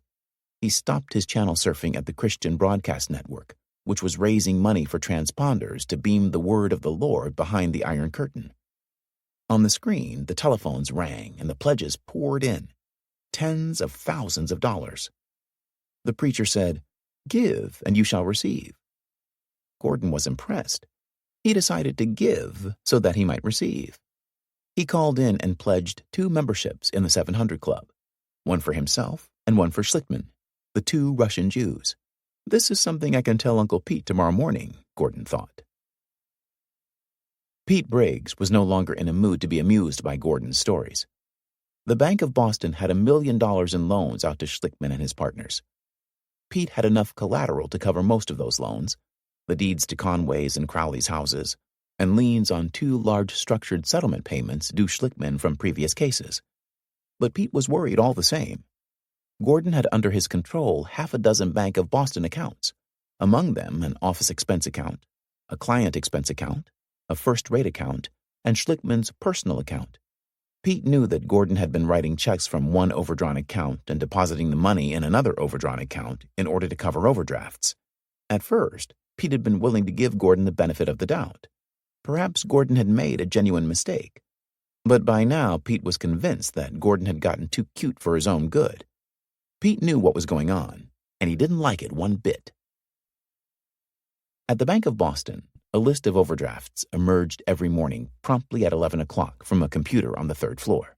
Bankers with cause for concern would gather around to watch the printout, and in recent months, Pete Briggs was usually among them. The column on the far right of the printout gave the number of times a given account had been overdrawn that year. According to Pete, 4 or 5 overdrafts in a year didn't raise any eyebrows at the bank. 10 or 12 overdrafts, however, was considered sloppy and frowned upon. More than 15 overdrafts was, as Pete put it, inappropriate and would set off alarm bells. By June, Gordon had set off many alarm bells. He had overdrawn the Bank of Boston accounts 87 times. Usually, Gordon notified Pete in advance of an overdraft, and usually Pete approved it. "I guess it's my style to allow such things," the banker reflected later. "Maybe I shouldn't." Those times when Gordon failed to notify him, Pete would get angry. Gordon was always contrite. "I meant to call you," he'd tell Pete. "I didn't think you'd get the check until tomorrow. I shouldn't have done it." Pete's superiors had already summoned him upstairs and asked what was going on with these accounts. Pete had explained about the trial, about the collateral covering the loans, but the bouncing checks made him look bad. After his last summons by the senior committee, Pete called Gordon. "No more overdrafts," he said. "I'm not going to approve another one. It makes me look foolish." Gordon really meant to keep his word to Uncle Pete. For weeks, he refrained from bouncing any checks. Then, in early June, he got a visit from Vincent Murphy, head of Weston Geophysical, the environmental consulting company that had drilled 40 monitoring wells in Woburn and performed seismic refraction tests and soil and groundwater analysis. The bill for Murphy's work amounted to $598,483.76, the largest single account in the entire case. Gordon had already paid more than half of Murphy's bill, and moreover, he'd become friendly with Murphy during the time they'd spent in Woburn last year. But on this morning, Murphy was sharp-tempered and impatient. He wanted to know when Gordon was going to pay the outstanding balance. Gordon showed Murphy the lottery tickets he'd bought. "If we win, you'll be the first one to get paid," Gordon said. Murphy wasn't amused. "Tell me how bad things really are," he said. Gordon showed Murphy the computer printout of all the Woburn bills, 44 pages, neatly bound and arranged alphabetically and chronologically by creditor. "Here's Western Geophysical, right next to Winchester Hospital." Murphy knew he was the largest creditor. He demanded a small payment, just a token one. Gordon promised to send a check by the end of the month. Murphy was still unsatisfied. Then Gordon had an idea. He offered to give Schlickman's Porsche to Murphy as a down payment. Murphy had seen the car in Woburn, and he had obviously coveted it.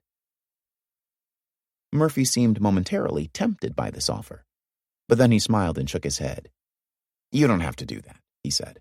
"How would Jan get around?" Gordon didn't answer that question. Schlickman owed the garage on Beacon Hill $1,000 in parking fees, and the garage was holding on to the car as collateral. Gordon didn't want to tell Murphy that Schlickman was mostly walking. True to his promise, Gordon called Murphy at the end of the month to say that he was mailing a check for $20,000. Gordon didn't have enough money in the various accounts at the Bank of Boston to cover the check, but he'd given his word. He figured it would take 4 or 5 days for the check to work its way through the mail and banking system. Anything could happen during that time, thought Gordon. They might win the lottery. Schlickman might borrow money from Kiley or Neville. Or, most likely, he'd just have to persuade Uncle Pete to cover another overdraft. Gordon took Murphy's check down to the mailbox on Newbury Street at 6 o'clock. He knew from previous experience that the last mail pickup was at 6, but he read the posted times again to make certain, and then he put the check in the mail. It was a Thursday evening in late June. Gordon figured Murphy wouldn't receive the check until Monday, and even if he deposited it in his company's account that day, it would take another full day to get back to the Bank of Boston. The next morning, at 2 minutes after 11 o'clock, Gordon's secretary said Pete Briggs was on the phone and he sounded angry. "Oh, Jesus," said Gordon. It was the check for Murphy. It had cleared in record time. Incredible as it seemed, the check had gotten picked and delivered to Weston Geophysical's post office box that very morning, and then Murphy had taken it directly to the Bank of Boston. Gordon hadn't even had a chance to inform Uncle Pete. "That fucking check went through the system like diarrhea," Gordon said in wonderment. Gordon had his own personal stashes of money, to be used only in the most dire circumstances. Tucked into his sock drawer at home, he kept several tightly folded $100 bills. In the back of his desk drawer at the office, he kept $2,000 in American Express traveler's checks, and he still had the 10 gold Krugerrands in one of his filing cabinets. After Pete's call, Gordon loaded the Krugerrands into his suit coat pocket and went over to the Bank of Boston. He walked downstairs to the private banking group, to Uncle Pete's office. Briggs looked suspiciously at Gordon's bulging pocket. "Are you carrying a gun?" he asked. Gordon took the Krugerrands out one by one and stacked them on Pete's desk. Pete shook his head ruefully.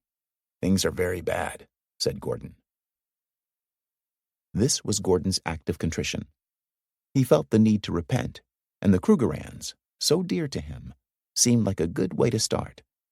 Uncle Pete must have understood this. After a while, his anger at Gordon waned. But Pete said again there could be no more overdrafts. Never again. There was no more credit. 9. Schlickman found himself without money for a cab one morning in late June. He walked to work, down Charles Street and across the Boston Common, under the tall, stately trees with their thick green canopies of leaves. The world flourished in the sweet spring air, but Schlickman barely noticed. Inside the office on Milk Street, the ficus trees and ferns had turned brown and died. Coming round the corner from the conference room, Schlickman passed the withered, decaying stumps of a large potted corn plant, but he didn't notice that either. In the courtroom, however, he made sure to keep up appearances. His hand-tailored suits were always perfectly pressed, his white shirts clean and crisp, his bally shoes polished to a high gloss. Gordon knew that even if he could pay no one else, he had to pay Schlickman's dry cleaning bill on time. Schlickman's spirits had been rising ever since his artful cross-examination of Fasher's soil chemist. Fasher's case in defense of Beatrice had taken less than a week, and even the Grace lawyers, who had no wish to see Schlickman succeed in any endeavor, agreed privately that it had not gone well for Fasher. It was now the 61st day of trial, and the waterworks phase was nearing its conclusion. All that remained, aside from the closing arguments, was for Keating to call his witnesses in defense of Grace. Schlickman looked forward to this. To him, it seemed obvious that Keating could not mount much of a defense. Keating could not deny that the soil and groundwater under the Grace plant had been polluted in the early 1960s by the acts of its own employees, nor could Keating deny that contaminated groundwater from Grace flowed downhill from the plant directly to the wells. But Keating was not without a plan. Like a good defense lawyer in a murder trial, Keating would try to steer the jury away from Grace and in the direction of other culprits, industries in North Woburn that for many years had dumped their wastes into the Aberjona River. He would suggest to the jury that the polluted river, not Grace's groundwater, had contaminated the wells. This strategy, as it unfolded, appeared quite sound and well-constructed. One witness, a sanitary engineer, told how he had followed a small brook, a tributary of the Aberjona, to a complex of industrial buildings 2 miles upriver from the wells. In a swampy area near those buildings, he'd found many 55-gallon drums and pails scattered about. "The closer I got to the industry, the more horrified I became," the engineer told the jury. Coming from one of the buildings was a white, resiny scum and a bright orange-colored effluent that stained the water and the banks. Keating's next witness, a supervisor at the Division of Water Pollution Control, told a similar story. He had investigated one particular company, National Polychemical, for the past 10 years. "We still had pollution coming from that site," the supervisor said. "It wasn't coming out of thin air. The only logical conclusion was that it was seeping out of that site. On cross-examination, Schlickman said to the supervisor, "The company was still denying after 10 years that they had a water pollution problem?" "Yes," replied the supervisor. "They were still saying it was somebody else's fault, weren't they?" "Yes, sir." "You encounter that often when you're investigating an industry, that attitude?" "Yes, I do," said the supervisor. Schlickman nodded, as if to indicate he understood this perfectly. It took Keating 4 witnesses and a week of testimony to lay the foundation for his last and most important witness. This was a groundwater expert named John Guswa, who, as it happened, knew George Pinder quite well. "I worked with George in the Geological Survey," Guswa had said at his deposition. "I've had dinner with him. I respect him as a person and as a professional." All the same, Guswa was certain that Pinder had been wrong about the river. The wells did draw water from the river, and that, Guswa would later assert, was how they had become contaminated. But first, Guswa had to explain why, in his scientific opinion, W.R. Grace could not have contaminated the wells. As a graduate student, Guswa had specialized in the study of glaciers, and he brought that specialty to bear on the Woburn case. The terrain of East Woburn, he explained to the jury, had been shaped 12,000 years ago, at the end of the last ice age, when an immense glacier, more than a mile thick, had covered the New England landscape. In its advance and retreat, the glacier had deposited a layer of soil 50 feet deep on the bedrock ridge where the Grace plant was now located. Soil of that type, compressed under the glacier's enormous weight, was known to geologists as ground moraine or hardpan. It was densely compacted, and groundwater seeped through it very slowly, like water trickling through a pipe stuffed with sediment. Like a stuffed pipe. That was how Guswa told the jury to imagine the subterranean path from Grace to the wells. Guswa had an infectious, almost boyish enthusiasm for the subject of glacial morphology. He was 41 years old, clean-shaven with a shock of thick brown hair that often fell down over his forehead. He had constructed a sophisticated 3-dimensional computer model of the East Woburn groundwater system, using hundreds of data points. He explained how rain falling on the Grace property seeped into the earth, carrying with it the TCE and other solvents dumped on the ground by workers. The contaminated groundwater from Grace was indeed moving down toward the wells, Guswa admitted, but the pipe, clogged with ground moraine that had the permeability of concrete, had backed everything up. His computer model proved this, he said. "It's my conclusion that even if the chemicals were released to the groundwater system on the day the plant opened in 1960, they could not have reached wells G and H by May of 1979. All of this information was new to Schlickman. He had deposed Guswa 6 months ago, and the geologist had said then that he had not determined how quickly groundwater moved from Grace to the wells. If Guswa was right, then Schlickman had just lost his case against W.R. Grace. But Schlickman knew that Guswa had to be wrong. The bare facts, contamination at Grace, the same contamination in the city wells, and a direct path from Grace to the wells, should have made Guswa's opinion look as ridiculous as Olin Braid's soil bugs testimony. So Schlickman thought. But even Schlickman could see that Guswa was not Braid's. Guswa had used accepted scientific methods. He was an engaging and credible witness. And, quite unlike Braid's, his explanation at least sounded plausible. At the office that evening, Schlickman and Nesson spent several hours going over Guswa's testimony. Pinder had gone to Europe for a conference of geologists and groundwater specialists, so they couldn't consult him. They worked late that evening, but they couldn't come up with anything. Keating would have Guswa on the stand for 2 more days. They had to figure out how to prove Guswa wrong by then. When Nesson left the office, he took with him several of Pinder's hydrogeology textbooks. The next morning, Schlickman watched Guswa take the witness stand again and reiterate his assertions of yesterday. Then Guswa added a new calculation. The wells, running at full capacity, pumped 1,100 gallons a minute. Even if all the contaminated Grace groundwater did get to the wells, and Guswa was not admitting that any did, given the density of ground moraine, but assuming for a moment that it did, Grace's contribution would amount to only 5 gallons a minute. In this hypothetical scenario, the groundwater from Grace would amount to less than 0.5%, the proverbial drop in the bucket. Nesson, seated next to Schlickman at the counsel table, listened to all of this attentively. When Guswa began demonstrating his point on the portable blackboard, Nesson scribbled notes on his legal pad. Standing before the jury, Guswa estimated that an average of 12 inches of rainfall would seep into the earth and become groundwater in any given year. He multiplied those 12 inches, or 1 cubic foot, by the area of the Grace property, which occupied a square approximately 600 feet on each side.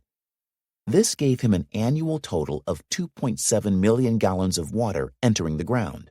A seemingly large amount, Guswa admitted, but not once he reduced it to gallons per minute and compared that with the amount pumped by the wells.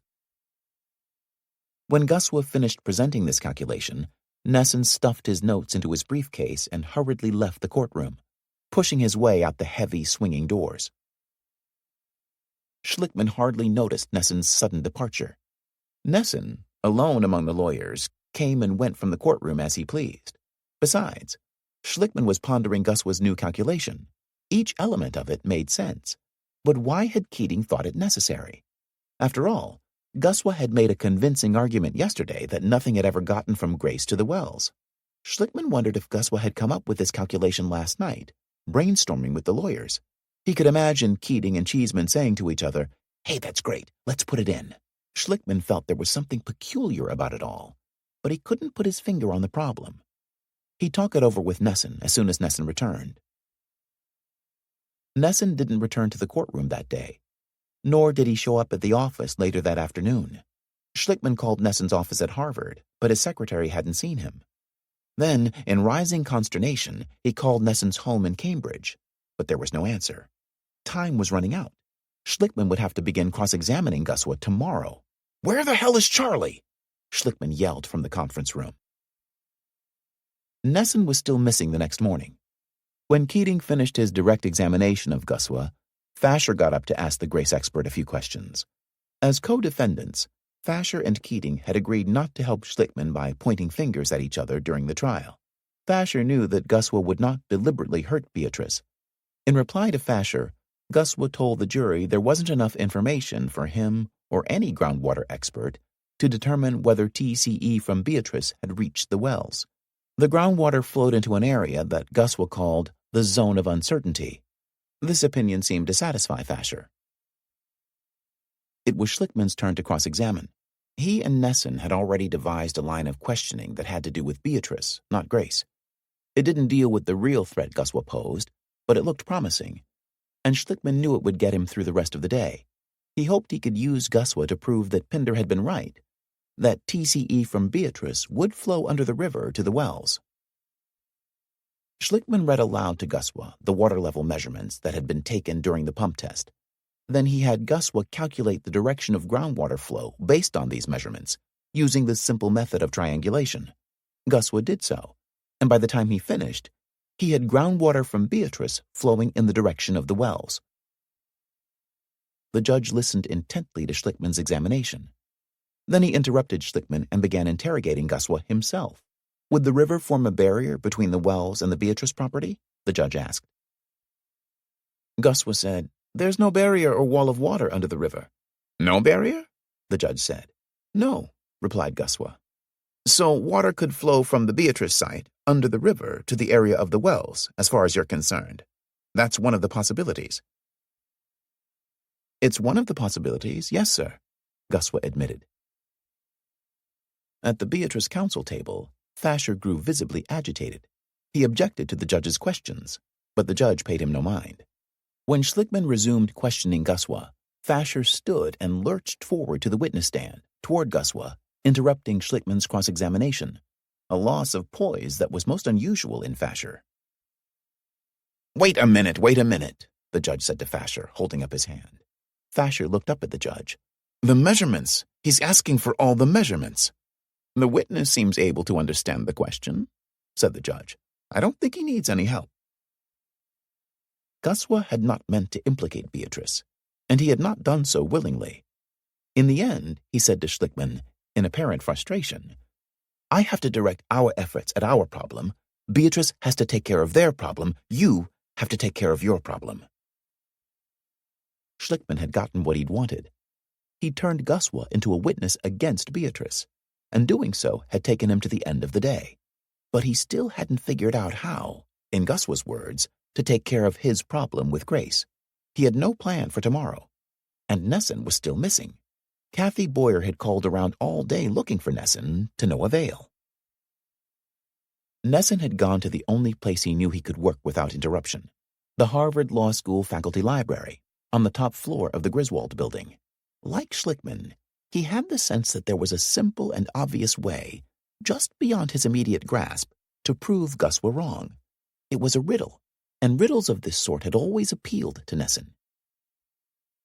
He began with the premise that groundwater from Grace did get to the wells.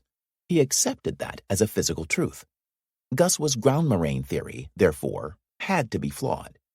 But Nesson couldn't hope to find the flaw in Guswa's computer model. Checking and verifying the 100 pieces of data that went into the model would take weeks, and he had only hours. The way to solve this riddle had eluded Nesson until Guswa began making his 5-gallon-a-minute calculation. Even then, Nesson hadn't known the solution, but he felt certain he had enough information to work with. And that was why he'd left the courtroom so suddenly.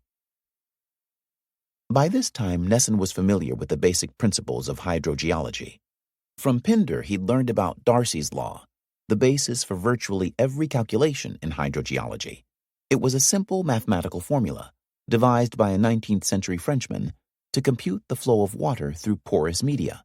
The law stated that the quantity of water, Q, flowing through a given area is equal to the hydraulic conductivity, K, of the material through which it flows, multiplied by the size of the opening, A, multiplied again by the gradient, or angle of incline, I. Thus, Q equals K times A times I. Once one knew what values to put into the formula, it was quite easy to work out. Unlike Guswa's splendid three-dimensional computer model, it required only a pencil and paper. Nesson began working out the equation, using the values Guswa had supplied on the morning of his 5-gallon-a-minute calculation. Nesson discovered immediately that the equation did not balance. He assumed for the moment that Guswa was right about 12 inches of annual rainfall entering the groundwater system through Grace. He assumed further that Guswa was right about the angle of incline toward the wells, and also the low conductivity of ground moraine. How big, then, Nesson asked himself, would the opening, the pipe, as it were, have to be to accommodate the volume of water that flowed through the system? Using X to represent the size of the opening, Nesson performed some simple algebra and reworked the equation so that it looked like this: X equals Q over K times I. The moment he completed the math, he knew he'd found the way to prove Guswa wrong. It was simple to understand and elegant, and it had the singular virtue of using Guswa's own values to provide a damning answer. Schlickman sat in the conference room with Conway and Kiley, wondering what he would do with Guswa the next day. It was early evening when Nesson walked in, smiling broadly. Schlickman jumped up and shouted, "For Christ's sake, Charlie, where the hell have you been?" Nesson smiled. "I figured out how to nail Guswa." Everyone gathered around to watch as Nesson wrote Darcy's law on the blackboard. "Go slow, Charlie," warned Schlickman when he saw the equation. "You're talking to someone who can't balance his own checkbook." The next morning, Schlickman began obliquely, without mentioning Darcy's law, by getting Guswa to agree to his own previously stated values: the hydraulic conductivity of ground moraine, the area of the Grace plant, the amount of rainfall entering the system. This took Schlickman longer than he'd anticipated, and by the close of the day, he'd set Nesson's trap, but he hadn't sprung it. "Is this a place you want to stop?" the judge asked in consternation. "There must be something that follows from all this. It seems to me there's a question missing." "I can go further," said Schlickman. "Can you give us 15 minutes? Keating suspected that Schlickman was about to do something he wouldn't like. He made a half-hearted protest, but the judge brushed that aside. 15 minutes, said the judge, so we won't have to be in suspense. Schlickman wrote the formula for Darcy's law on the board.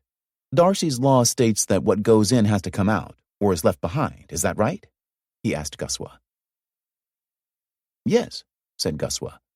You take the hydraulic conductivity, That's the permeability of a material, and you multiply that by the opening the water has to pass through, right?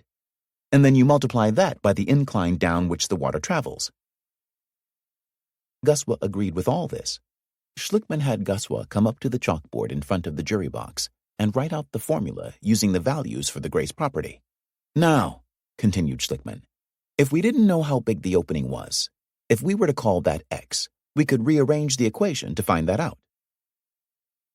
Yes, agreed Guswa. We have to go back to basic math. Schlickman rewrote the equation to find X.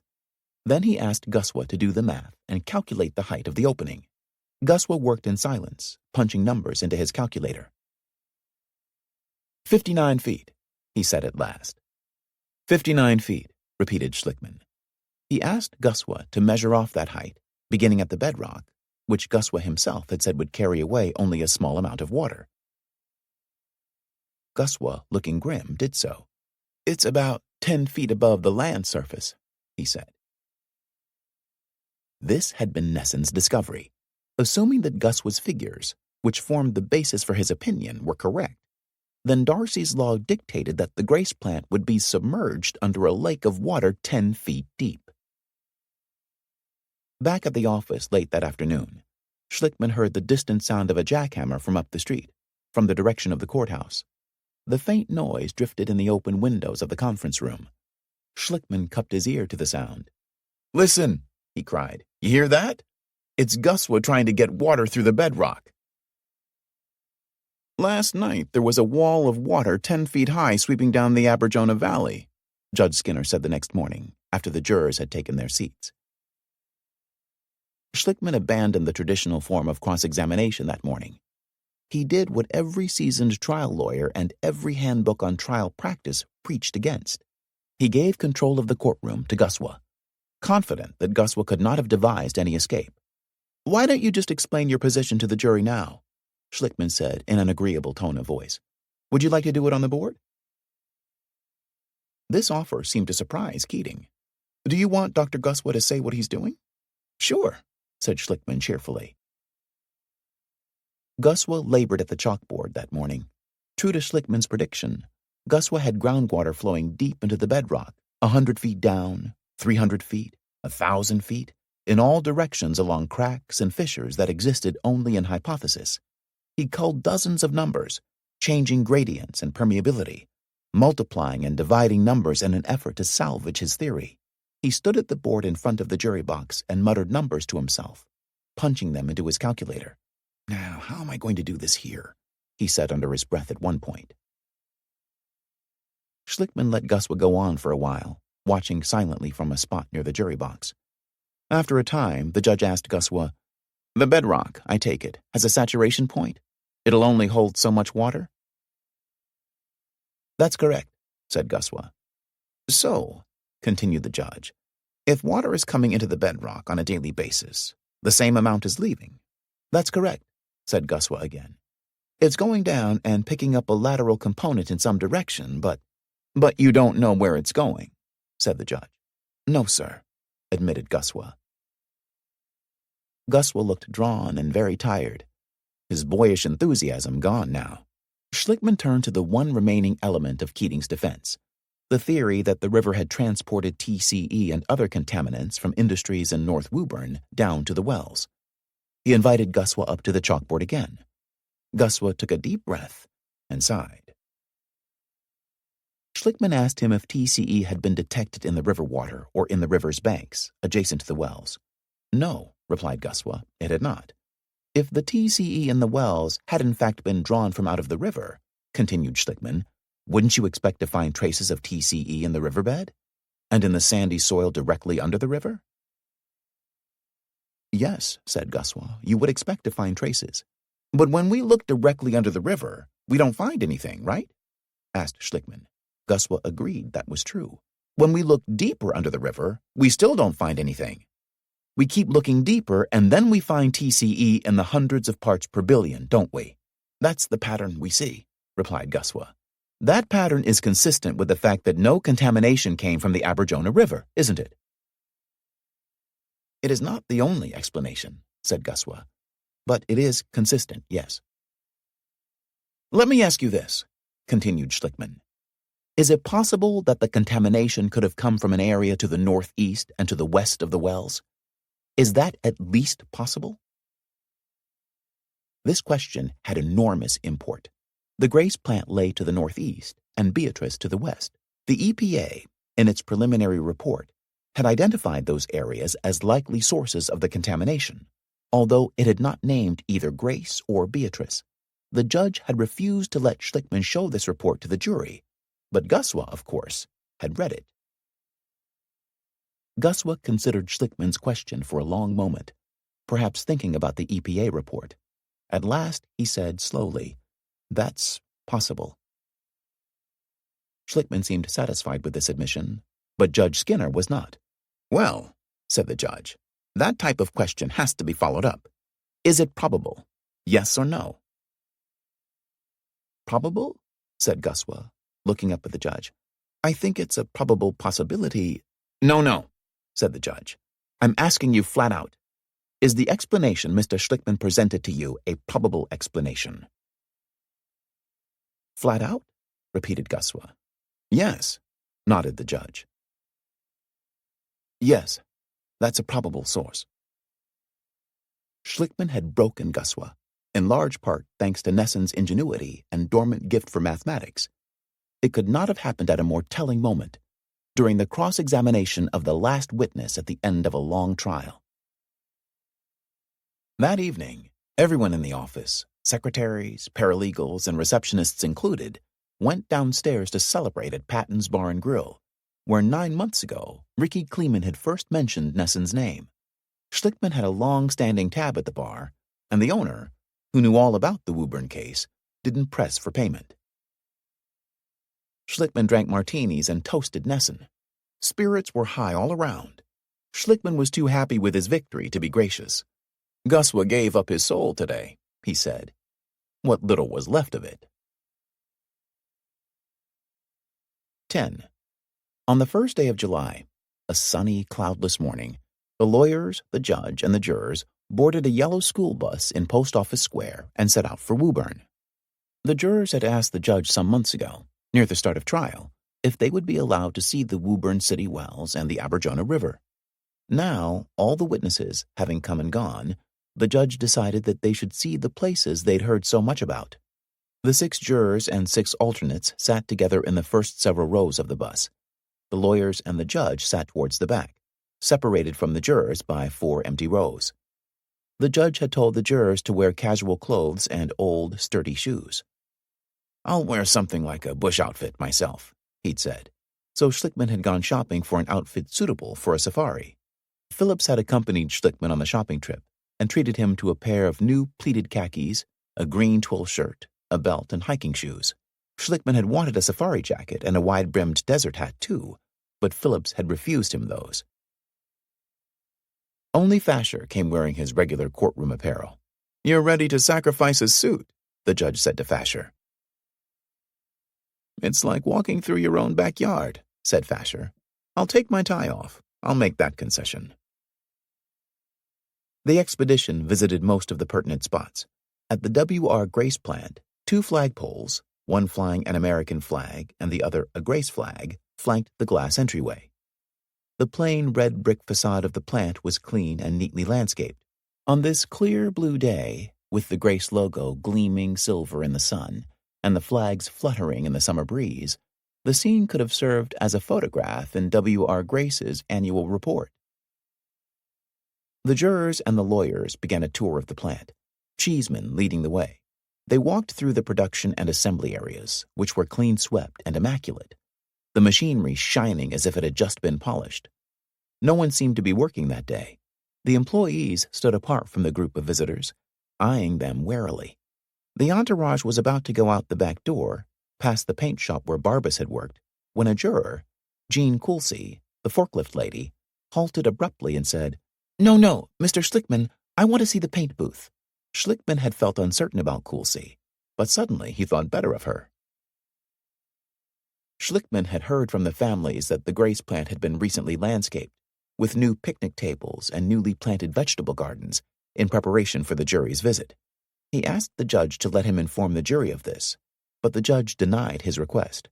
As the group went out the back doors of the plant, where Barbas and Joe Miola and the other Grace workers had gone out daily to dump solvents, they came upon several large, meticulously cultivated vegetable gardens. The tomato plants were neatly staked and already tall and leafy. Joe Miola's own homegrown toxic tomatoes, said Patty Daddiaco softly to Schlickman. The school bus drove through the woods up a narrow, pitted, blacktop road to the edge of the Aberjona Marsh, to the remnants of wells G and H. The mayor of Woburn had ordered the well houses bulldozed last March, on the third day of trial, and all that remained of them were a few scattered pieces of building debris and two large, square concrete foundations. Weeds had taken root in the cracks of the concrete. Everyone stood in the clearing for a moment, a solemn tableau of people in the July sun, gazing at these remnants as if they might somehow reveal secrets. But there was not really much to see, and after a minute, the solemnity that seemed to have come on the group suddenly lifted and was carried away, as if on a summer breeze.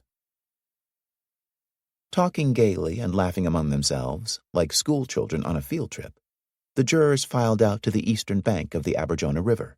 They walked on a boardwalk of thick planks laid atop the grassy tussocks of the marsh. It had been a dry spring, and the Aberjona was now only a sluggish stream a few feet wide. The judge surveyed the watershed, looking across the river to the Beatrice property 300 feet away, his hand up to his brow to shield his eyes from the sun.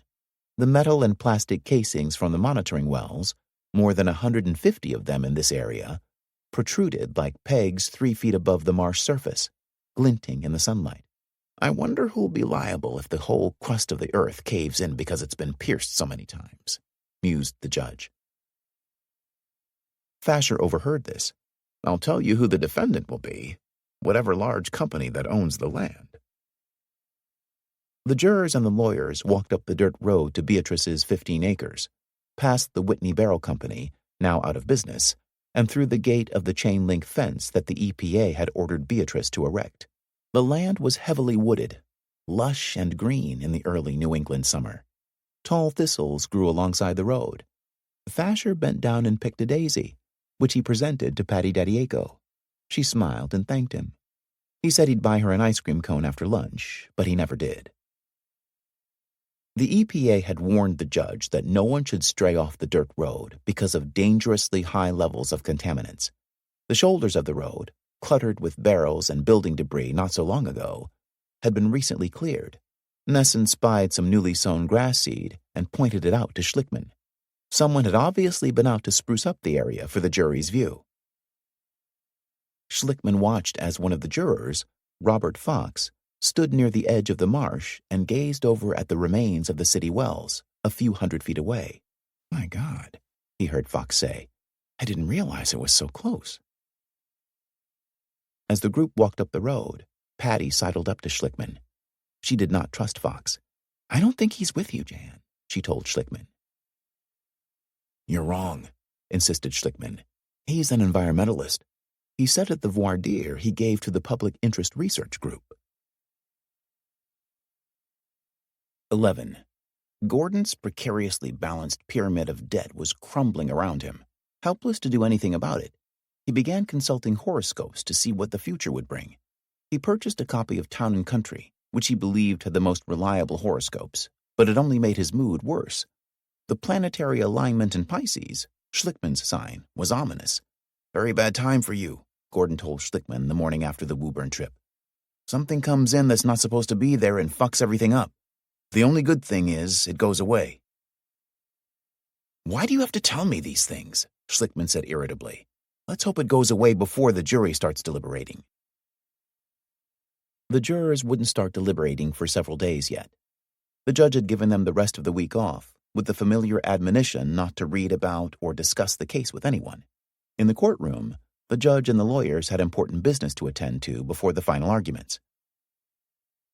A month ago, when Pinder stepped off the witness stand for the last time and Schlickman finished his case in chief against Beatrice and Grace, the judge had made a ruling. Both Fasher and Keating had asked the judge to end the trial then and there, to direct a verdict in their client's favor on the grounds that the evidence presented by Schlickman was not legally sufficient to support a jury's verdict.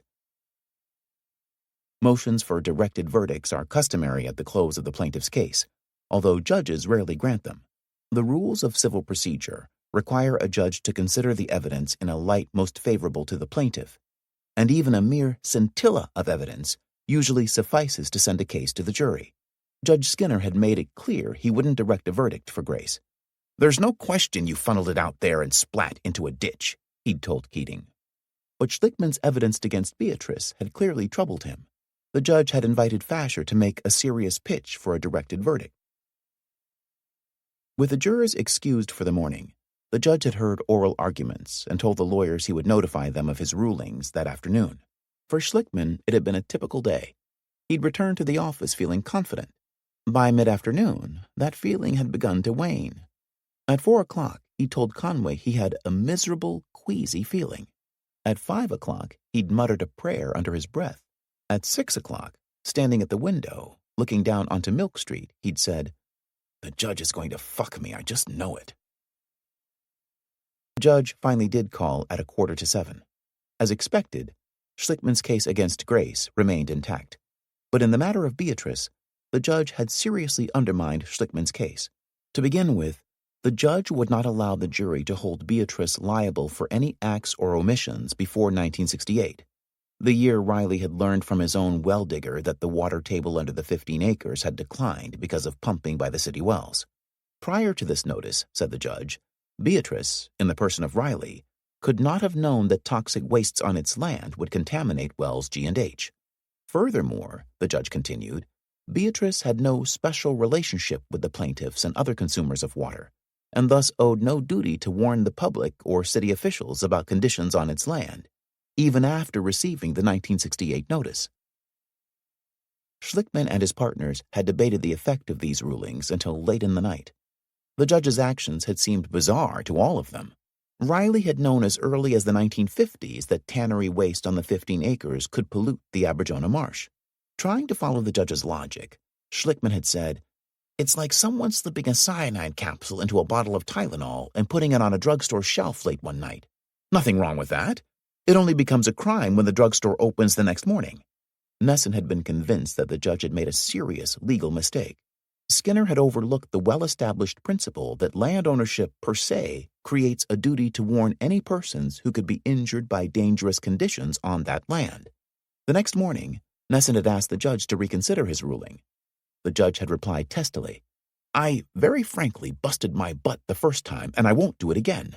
Motion is denied." To Schlickman, it had seemed as if the judge had made up his mind first and then found reasons to support his view. He'd taken solace in the fact that Fasher was still in the courtroom, still sitting at the counsel table. In the end, it had been Conway who best summed up what had happened. "It's worse than we expected, but we're still alive. The bottom line is we've survived." And Judge Skinner himself had seemed to echo this assessment.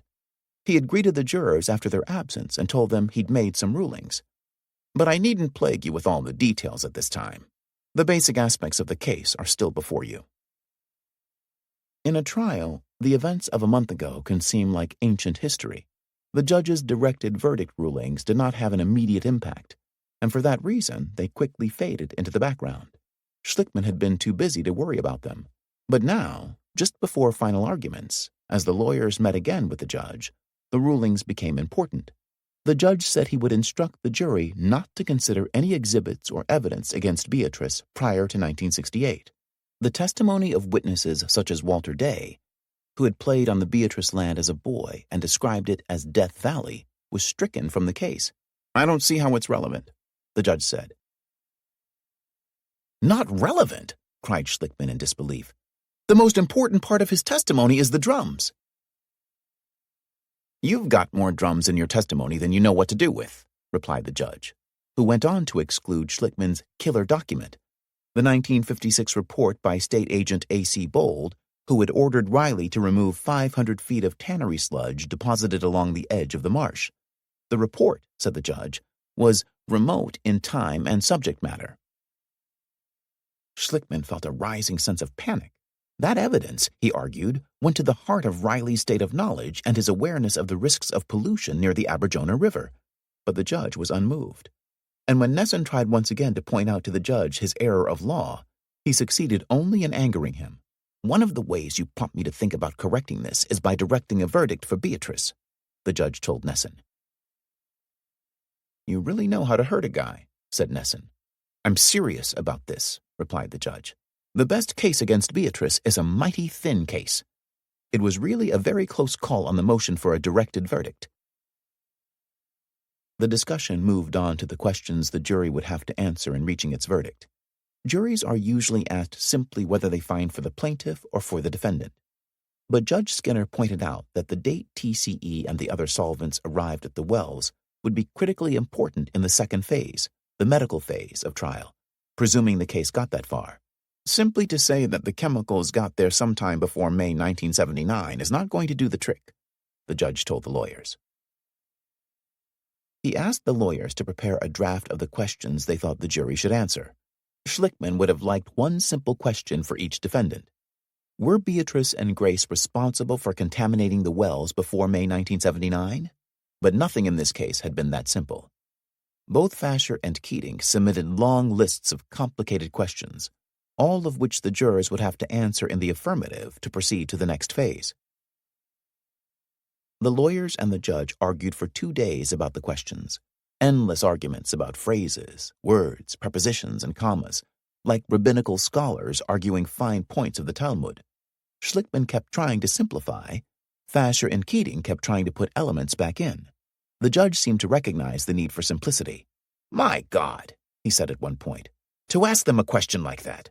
You're talking to plain folks, you know. You've got to cast these in some form of language that is not hedged around with reservations and clauses and subclauses and commas and all that." "That's right," agreed Schlickman. "It's the most ridiculous thing in the world."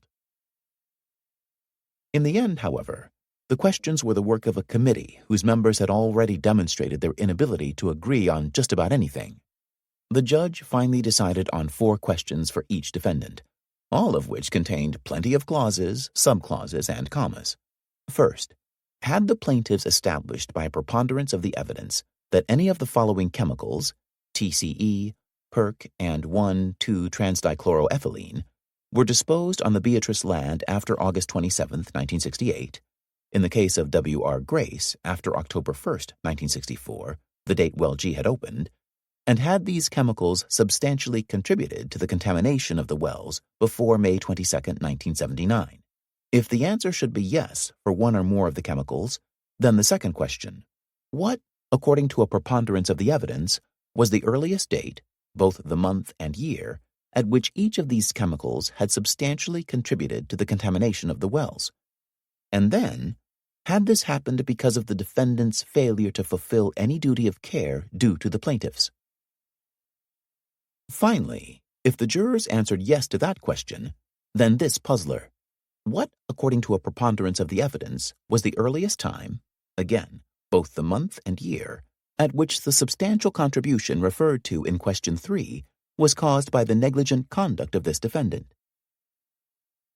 All in all, the questions had the quality of a text that had been translated from English into Japanese and back again. The judge himself seemed to realize this. "I'm sure it can be improved upon," he muttered at the end of his labors, "but with the shortness of life, it requires us to bring this to an end." In truth, these questions were all but impossible to understand. An expert in semantics would have had a hard time finding his way through the thicket of words. But even worse, they asked for answers that were essentially unknowable. Science could not determine the moment when those chemicals had arrived at the wells with the sort of precision Judge Skinner was demanding of the jurors. The judge was, in effect, asking the jurors to create a fiction that would in the end stand for the truth. Or, if they found themselves unable to do that, to end the case by saying they couldn't answer the questions based on the evidence. If these questions really were necessary to a just resolution of this case, then perhaps the case was one that the judicial system was not equipped to handle. Perhaps it should never have been brought to trial in the first place. Like everyone else in the courtroom, Nesson knew the jurors faced a very difficult task, but he emphatically did not believe the fault lay with the judicial system, or even with the judge's questions, for that matter. The real problem, thought Nesson, had begun 5 months ago, when the judge had divided the trial into separate parts. What if Schlickman had been allowed to present the case in its entirety? The jurors would have heard evidence about when the Woburn families first began to experience the symptoms of solvent poisoning, the chronic rashes among the children, the gastrointestinal problems, the burning eyes, the cardiac arrhythmias, and, of course, the leukemias. These symptoms all bore the fingerprint, so to speak, of the contamination in the wells. The jurors could have used this evidence to assist them in determining when the solvents first got to the wells. But the judge, in fragmenting the case, had deprived the jurors of this information. At this stage of the trial, there was little anyone could do to remedy that. But Nesson hoped he might do something about the questions, so he rose to address the judge. It was, he said, highly prejudicial to the plaintiff's case to ask the jurors for a specific date when they had not yet heard all the evidence. The judge listened intently as Nesson explained his rationale. "What you say is very interesting," mused the judge. "It's also very disturbing. On the one hand, you say that TCE is the cause of all these people's symptoms because TCE is in the water. Then, in the next breath, you turn around and say that because all these people got the symptoms, we therefore conclude that TCE was in the water. This suggests to me that you're bootstrapping. If that's true, I'm wondering whether there's any point in proceeding. You might as well call this case to a halt right now because you can't possibly win it." Schlickman, sitting at the counsel table, tugged on Nesson's coat. "Don't let him bully you, Charlie," he whispered. But Nesson was ready to sit down. "I'm not the best person to speak to the medical part of the case," he said to the judge. "Mr. Schlickman is. With your permission, I'll recede." Schlickman assured the judge that he would not rely on the medical evidence to prove that TCE had been in the well water. Mr. Nesson had meant only that there was additional information the jurors might take into account, perhaps only 5 or 2% of the equation. Even so, the jury had plenty of evidence right now to reach a verdict on when the wells became contaminated. "Frankly," Schlickman told the judge, "no matter how difficult you make the questions, I think the jury is going to evaluate the testimony correctly and do the right thing." Afterward, walking down Milk Street on the way to the office, Schlickman stopped suddenly and turned his back to Nesson. "Am I bleeding?" he asked Nesson over his shoulder. "What?" said Nesson, looking confused. "Am I bleeding there, where you stabbed me in the back?" Then Schlickman laughed. It was Friday afternoon. On Monday, he'd give his final argument. He'd get to talk directly to the jurors again for the first time in 5 months, without Fasher or the judge interrupting. 76 days of trial, he said ruefully. How long should it have been? 30 days? Conway grimaced. It was Fasher. He made us pay the price for taking it to trial. 12. It was Monday morning, July 14th, and the plump, good-natured woman at the dry cleaners on Charles Street wouldn't let Schlickman have his charcoal gray suit, his lucky suit. She produced an overdue bill of $294 and shook her head sadly. Gordon, it seemed, had finally given up. He'd let Schlickman down. He had stopped paying the dry cleaning bill. Schlickman explained to the woman that this was the most important day of his life. He had to have this particular suit. It had magical qualities. The woman knew Schlickman from previous encounters. His stories made her laugh. If it was up to her, she told him, she'd let him have the suit. But the manager wouldn't permit it. Schlickman pleaded his case. He'd surely lose without this suit, he said, and then he'd never be able to pay his bill. The woman let Schlickman charm her. She cast a quick eye over her shoulder for the manager, and then gave Schlickman his suit. A good omen, thought Schlickman, as he hastened in the morning sun to the office. He had succeeded in his first attempt at persuasion that day. He yearned to speak to the jurors. At times during the trial, this yearning had almost overwhelmed him. When Riley had sat on the witness stand, he'd wanted to turn to the jurors and say, "See, this man is lying now." And Pinder. Schlickman would have told them that yes, Pinder had made some mistakes, but he really was telling the truth. Schlickman had wanted to explain what Fasher was really up to with all his objections, and that just because the judge didn't believe in the Beatrice case, that didn't mean they shouldn't. Schlickman wanted the jurors to understand the case as he did. The story of Woburn had been broken into fragments, first by the judge when he split the trial into phases, then by Fasher and his relentless objections, and now, finally, by the questions. Schlickman would have to reassemble the pieces so the jurors could understand. He knew they wouldn't be able to figure out how to answer the questions. He'd have to tell them what answers to write down, the only answers that would keep the case alive. Over the weekend, Nesson had urged Schlickman to tell the story from his heart and his head, not to memorize it. But the story Schlickman needed to tell was long and complicated, so he wrote it all out. And then, because he didn't want to omit anything in the telling, he disregarded Nesson's advice and committed his speech to memory. As usual, he hadn't slept last night. He preferred not to, especially before an important day. He didn't want to feel rested and calm. He wanted to feel on edge, feel the rush of adrenaline pulsing through his body. Teresa had spent the night with him, and once again she'd awakened in the gray light of dawn to the sound of his low voice rehearsing. Outside the courthouse, the television vans with their satellite dishes were once again parked around Post Office Square. Upstairs, on the 15th floor, the crowd had returned after its long absence, squeezing shoulder to shoulder onto the gallery's wooden pews. Teresa sat with Schlickman's mother and the secretaries from the office. Uncle Pete brought a young assistant from the Bank of Boston. Fasher escorted his daughters, and Keating arrived with a group of executives from W.R. Grace. By long-standing tradition, the order of presentation in closing arguments is the reverse of the openings. This time, Fasher would speak first, followed by Keating, and then Schlickman would get the last word. Apart from rhetorical flourishes, summations are generally predictable, and Fasher's held no surprises for those familiar with the testimony. Schlickman sat at the counsel table with his partners, his back to Fasher. Afterward, he would say that he had no memory of hearing Fasher's closing argument. He knew Fasher would tell the jury that Drabinsky's opinion had been nothing more than guesswork, and that Pinder, the celebrated expert, had failed to do his homework and had simply fabricated an explanation for the missing river water. Schlickman knew that Keating would also attack Pinder and claim that the wells had been contaminated by industries to the north, and later he'd have no memory of hearing Keating either. The July sun rose high in the sky and flooded in through the opened windows behind the jury box. The judge declared an hour recess for lunch. Schlickman couldn't eat. He walked down the marble-tiled corridor to the men's room to splash water on his face. He returned and stood near the courtroom door with Conway and Kathy Boyer.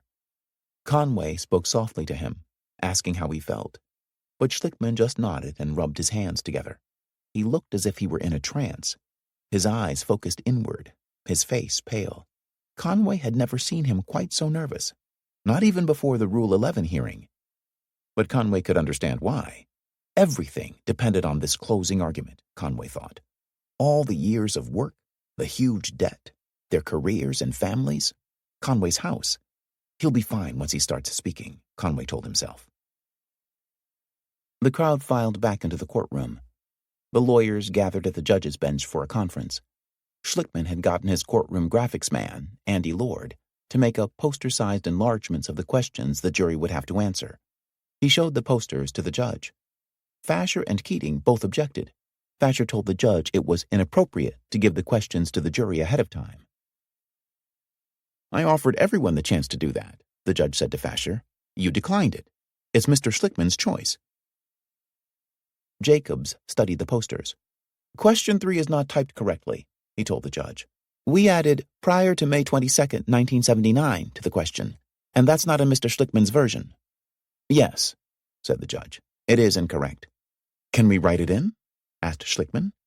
"Write it in good and big," said the judge. "Put it in very clearly, really neatly, and waste your time reading the questions," said Fasher. "It's all right with me."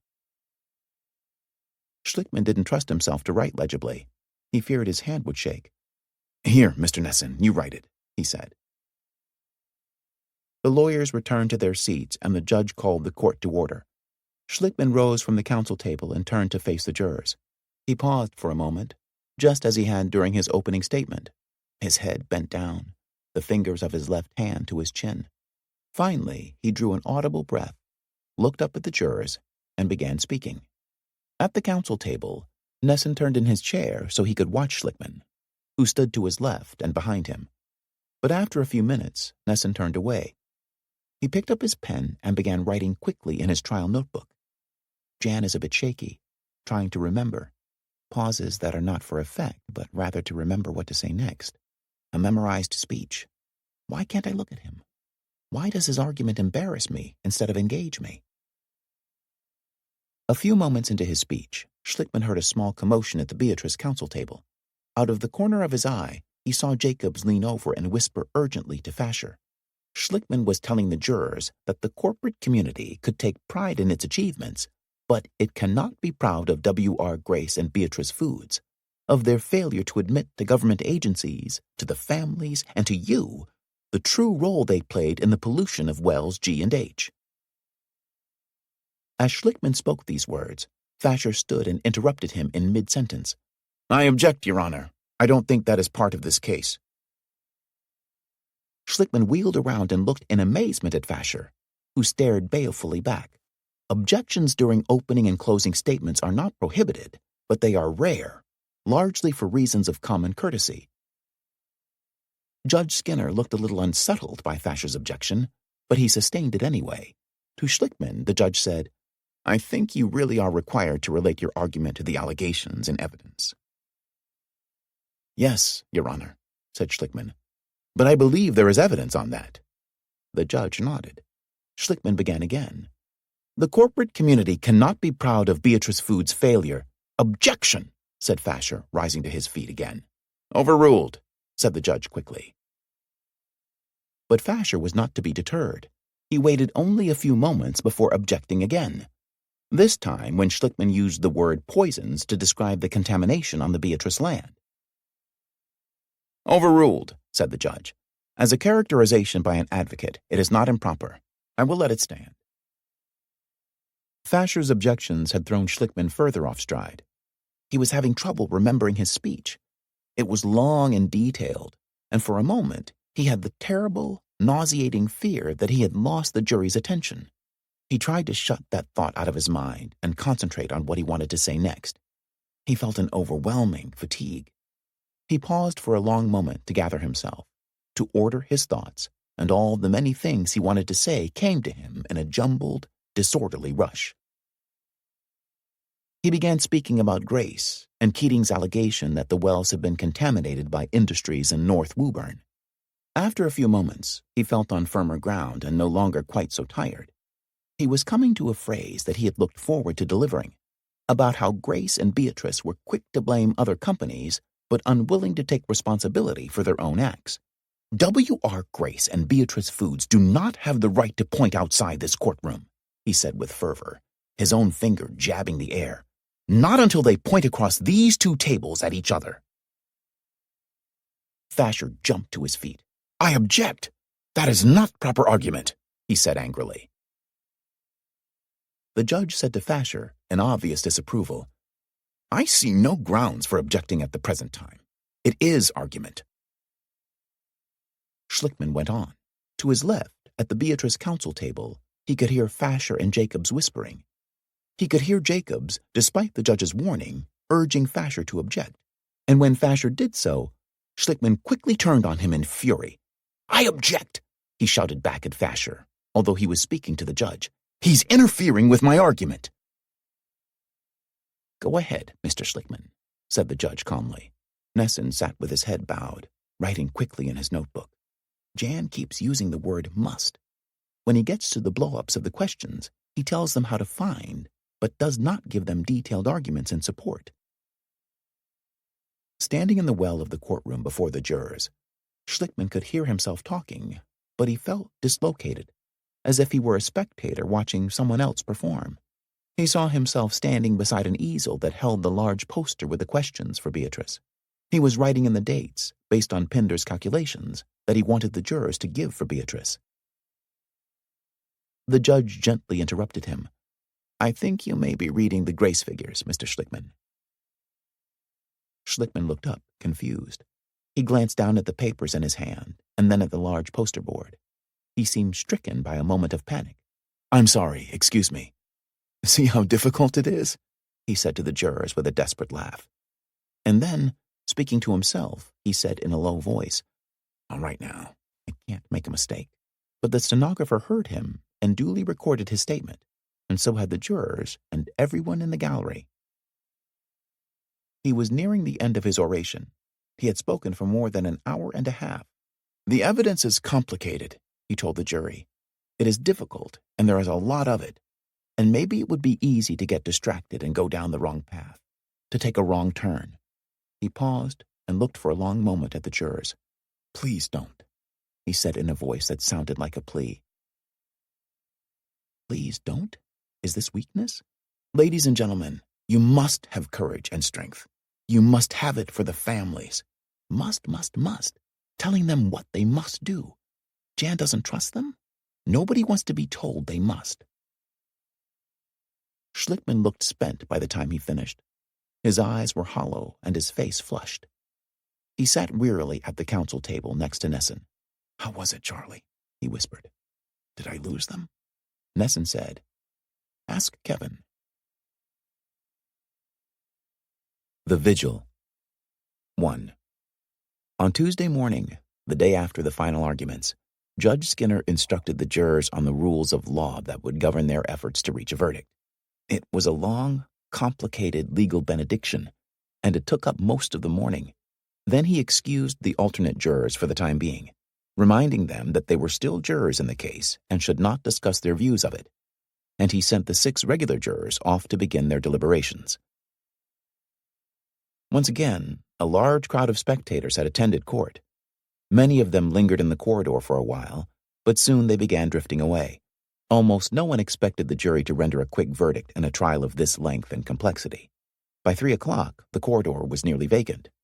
One lone figure stood in front of the courtroom doors like a sentinel.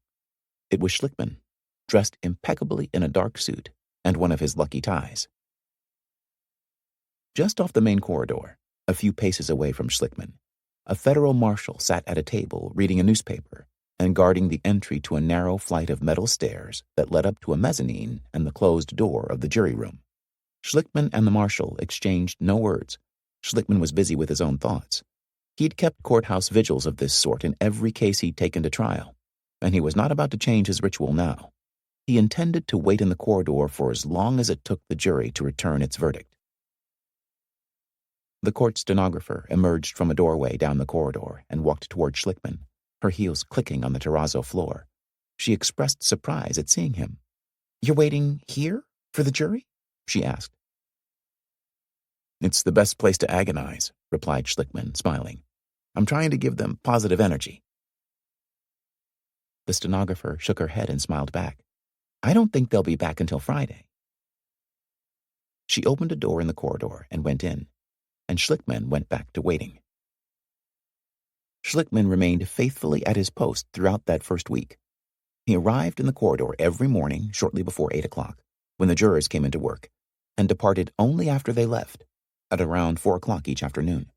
In the morning, Conway or Kathy Boyer would bring him breakfast and stay with him for a few hours, like friends visiting a hospital patient. Later, Gordon or Phillips or Tom Kiley or Patty Daddiaco would come by to take their place. Nesson was Schlickman's most constant companion in the corridor. Nesson was keeping his own kind of vigil.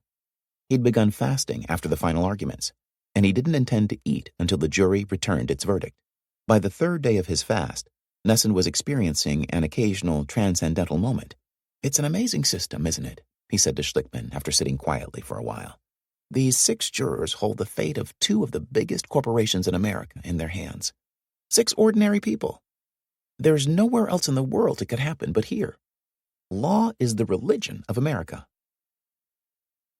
The lawyers for Beatrice and Grace soon noticed that Schlickman never left the corridor. They decided that they too ought to hang around. They did so in shifts, posting guards on Schlickman, as it were. "It's like nuclear deterrence," explained Neil Jacobs, peering down the corridor at Schlickman. "You've got to keep an eye on the other side." Fasher dropped by from time to time, but he rarely stayed long. Guard duty was a job more suited to young associates. All the Grace lawyers, however, senior partners as well as associates, dutifully took their turns. Usually they bided their time in the courtroom gallery, at a far remove from Schlickman, but sometimes, feeling bored, Cheeseman would venture out to chat. "Any word?" he asked Schlickman late one morning. "Not a peep," replied Schlickman. "They're as silent as the flow of chemicals from Grace." Cheeseman's face grew flushed, but he laughed. "And just as slow," he said. As the first week drew to a close without any sign of a verdict, the patient in the corridor took a turn for the worse.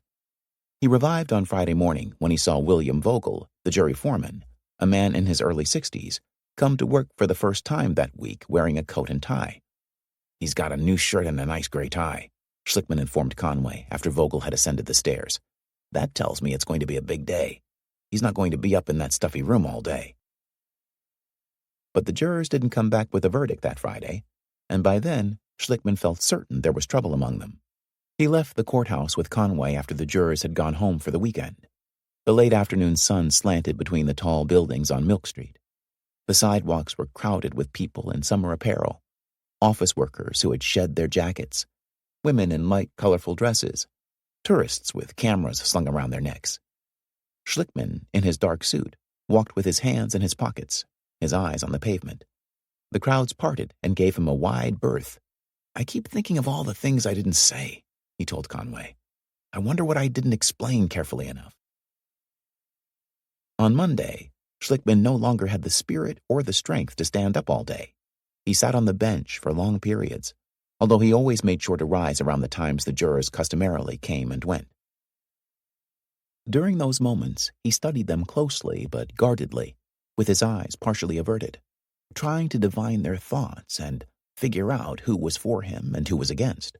Vogel, a telephone company supervisor in his other life, always led the group when they went down to the cafeteria for lunch. Schlickman had believed for months that Vogel supported him, and he couldn't bring himself to think otherwise now. He felt just as certain about the second juror, Linda Kaplan, a young unmarried woman who worked as a clerk for a big insurance company. She often smiled at Schlickman as she passed by him. Then came Robert Fox, a trim, good-looking man of about 30 who had taken copious notes throughout the trial. Schlickman had felt dubious about Fox until the last weeks of trial, and then he'd persuaded himself that Fox was on his side. But he was no longer sure of that now. After Fox came Vincent O'Rourke, an ailing postal worker in his late 50s who had difficulty walking. At his voir dire, O'Rourke had responded slowly and very deliberately to the judge's questions. He did not seem to Schlickman like the sort of man who would go against the majority and make trouble in the jury room. The trouble, Schlickman believed, was coming either from Harriet Clark, the church organist, a thin, rather severe-looking woman in her late 40s, or from Jean Coulsey, the stout, white-haired, ruddy-cheeked grandmother who drove a forklift part-time at a department store warehouse. Coulsey was the one who'd said at her voir dire that she thought the lawsuit might be the product of some lady maybe looking for a little extra money. Despite that, Schlickman had instinctively liked Coulsey. He'd felt confident, certain even, of her allegiance throughout the trial. But now, watching her in the corridor, he wondered if he hadn't made a terrible mistake. She always looked grim as she approached him, her mouth set and lips narrowed, her head tucked down and turned away. Everything in her demeanor told him that she wished she could avoid him. As the second week wore on, Schlickman's mother and Teresa came to sit with him. They and others from the office would gather around and talk among themselves, but Schlickman remained silent for long periods, staring off into space. Sometimes he would pace, studying the floor and walking in slow, small steps, the gait of an old man who no longer trusted his balance. Conway watched him once as he did this. Walking 30 feet or so in one direction and then 30 feet back, he would place each foot carefully within a square of the terrazzo floor, and when he made a mistake, when he overstepped a square, he would stop, take a step backward, and repace. After a while, Conway said, "What are you doing, Jan?" "Concentrating," said Schlickman. 2. Jean Coulsey couldn't avoid seeing Schlickman standing at the end of the dark corridor every morning when she stepped off the elevator. "It was pathetic seeing him there," Coulsey said some months after the trial. "I found it very difficult not to talk to him." But she knew how improper any exchange would be, so she focused her eyes on the floor and set her mouth in grim restraint. During the months of trial, she and the other jurors had talked among themselves about the lawyer's mannerisms and eccentricities. about the judge, the witnesses, even the few spectators who appeared in the gallery day after day. The jurors, of course, hadn't been able to hear what the lawyers were saying at the bench conferences with Judge Skinner, but they'd always known when Schlickman had gotten reprimanded. He'd get crimson, remembered Coolsey. They were sometimes baffled by the judge's manner with Schlickman. They all liked the judge and felt he was fair and impartial, but they could see that Schlickman nettled him for reasons they didn't comprehend. The judge seemed awfully picky with Mr. Schlickman, recalled Coolsey. As for Fasher, she did not particularly care for him. Her closest friend on the jury, an alternate named Henry Jason, a retired police officer, had once said in annoyance, "Fasher's like a spring with his objections, jumping up all the time," and Coolsey had concurred. The jurors had made such observations casually, passing the time in conversations when the trial had halted for those interminable bench conferences. To Coolsey, John J. Riley had come across like a creep. She thought her fellow jurors agreed with her. After Riley's second day on the witness stand, Henry Jason had whispered loud enough for the others to hear, "Who's he trying to snow?" Everyone had laughed. "The thing that kills me," Coolsey later remarked, "was Riley saying he's turned the 15 acres into a conservation area." She thought Drabinski had been an excellent witness, forthright and credible. Fasher's manner toward Drabinski had irritated her. How can Mr. Fasher belittle people like that, she had wondered. He's very sarcastic, but he can pick up on something that isn't right just like that. God help you if you make a mistake with Mr. Fasher. Because they had shared these observations, and they had seemed generally to agree with one another, Coolsey had assumed that the other jurors viewed the case in the same light as she did. The day they began their formal deliberations, the clerk brought all the evidence up to the jury room. It took him several trips, and the list of questions that had been devised for them to answer. Jean Coolsey studied the questions in astonishment, and she wasn't the only one surprised by them. The others looked confused and perplexed too. William Vogel remembered saying, "I thought we were just supposed to find them guilty or innocent." "Something must be wrong," said Coolsey. "I can't understand how Mr. Schlickman could let this happen." The jurors read the questions several times, trying to parse the compound sentences. How could they possibly determine the month and year that the chemicals had arrived at the wells? Pinder and Guswa had offered opinions and had spoken about the travel times of the chemicals, but that testimony had been confusing at best. And what did the judge mean by substantial contribution? What exactly was a preponderance of the evidence? "Now what are we going to do?" asked Coolsey. Vogel suggested they begin by taking a vote to see where everyone stood. For his part, he believed that both companies were, as he put it, guilty of contaminating the wells, but he didn't reveal this opinion to his fellow jurors right away. As foreman, he thought he should wait until the others made their opinion known. If they all agreed, they could then proceed to the far more difficult task of determining exactly when the chemicals had reached the wells. As Vogel understood it, the first question asked whether the chemicals from Beatrice had gotten to the wells before May 22, 1979, the date the wells had closed. To him, that was essentially the guilty or not guilty question. He read that first question aloud to the other jurors and asked for a show of hands from those who believed Beatrice was liable. Jean Coolsey and Linda Kaplan promptly raised their hands. When no one else raised a hand, Vogel raised his. Finally, Vincent O'Rourke, the postal employee, a very shy and retiring man, slowly raised his hand. Then Vogel said, "Not guilty?" Harriet Clark held up her hand. Robert Fox, the only juror who had not yet voted, said he was undecided and would abstain for the moment. Vogel posed the same question for Grace. The results were only slightly different. This time, Robert Fox joined Harriet Clark in finding Grace not liable. Jean Coolsey was amazed. The judge had told the jurors that their verdict had to be unanimous. Coolsey had thought it would take only a short while to find both Grace and Beatrice liable. Nothing, she believed, could be clearer than the guilt of the two corporations. The jurors set to work that afternoon. They began with Beatrice, arranging all the evidence before them on top of the large wooden table. They asked the judge's clerk for a magnifying glass so they could study the aerial photographs that Schlickman had introduced as evidence. It quickly became apparent that although Robert Fox had abstained on the initial vote, he felt Beatrice should not be held liable. By the afternoon of the second day, the discussion between Fox and Coolsey began to grow heated. The judge had allowed the jurors to take notes during the trial, and Fox had filled the pages of 4 notebooks. He would read to the other jurors items from his notes that supported his point of view. Colsey had taken almost no notes. She felt intuitively that the companies were responsible, but she had difficulty articulating her thoughts and could not readily summon facts the way Fox could. She kept wishing that the alternate jurors, especially Henry Jason, were deliberating with them. For his part, Fox grew increasingly frustrated in his efforts to engage Colsey in rational debate about the facts. He paced around the table, demanding that Colsey explain, that she give her reasons, that she point to the evidence. "There simply isn't enough proof," Fox told her. "You need a preponderance of the evidence. Show me a preponderance of the evidence." At times he raised his voice, and by the end of the week he had gotten so agitated that he slammed his fist on the table, making a resounding noise. At those moments, even his ally, Harriet Clark, would tell him to calm down. Jean Colsey never gave in to tears in the jury room, although she felt close to it more than once. "I can't get my words out right," she told her husband one evening. She felt as if she was coming apart emotionally under the strain.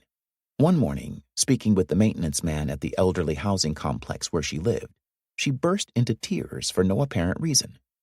She went to see her doctor, who told her that she was suffering from stress and prescribed some tranquilizers. As fragile as Colsey felt, she was nonetheless stubborn in the jury room. She announced one morning that she intended to go through the evidence piece by piece until she found proof of dumping on Beatrice's land between 1968 and 1979. She sat before several large stacks of documents and began examining each page methodically. Fox stared at her for a moment and then broke out in derisive laughter. He left the jury room and went out to the mezzanine, where the lavatories were located. Linda Kaplan, Jean Colsey's strongest ally, watched Fox leave. "He thinks he's a lawyer," she said in disgust. On Friday morning, July 17th, the end of the first week of their deliberations, Vogel said it was apparent they were getting nowhere on Beatrice. Colsey's search turned up 2 pieces of evidence showing that chemicals had been dumped on the 15 acres between 1968 and 1979. But Fox insisted that this did not constitute a preponderance of the evidence. Vogel suggested they turn their attention to Grace. By then, however, the lines had been drawn. They deliberated on Monday and Tuesday with little progress. Vogel sometimes made concessions to Fox and Clark, and Vincent O'Rourke occasionally seemed swayed by Fox's arguments. On some votes, O'Rourke sided with Fox and Harriet Clark, but Colsey and Kaplan were adamant in their positions. On Tuesday afternoon, Fox suggested they declare a deadlock and report to the judge that they could not arrive at a unanimous decision. Colsey and Kaplan vehemently opposed this. "I don't care how long we have to go," Colsey said. "I don't care if it takes us all summer." And none of the others, not even Harriet Clark, liked the idea of giving up with the job unfinished. That afternoon, following the discussion of a deadlock, William Vogel told the others some sobering news. If they could not reach a verdict soon, he would have to leave the jury. He was scheduled to enter the hospital on August 3rd, less than 2 weeks away, for heart bypass surgery. He himself had just gotten the news from his doctor last week. The other jurors looked stunned. They offered Vogel their sympathy, and then they talked about what this development might cause the judge to do. Vogel said he suspected the judge would appoint one of the alternates to take his place. But everyone agreed that a new juror, no matter what that juror's view of the case, would not solve the problem of the deadlock. Perhaps out of consideration for Vogel, the jurors began Wednesday morning on a more subdued note. But as the hours passed, the rancor once again increased. Fox began pacing and talking. Colsey sat apart from the others and grimly continued her search through the boxes of evidence. Linda Kaplan suspected that Fox had been taking his notes home with him and discussing the case with someone else. The judge had told them they should not remove any material from the jury room, and that the marshal would lock up their notes at the end of each day. Kaplan said nothing about her suspicions for several days.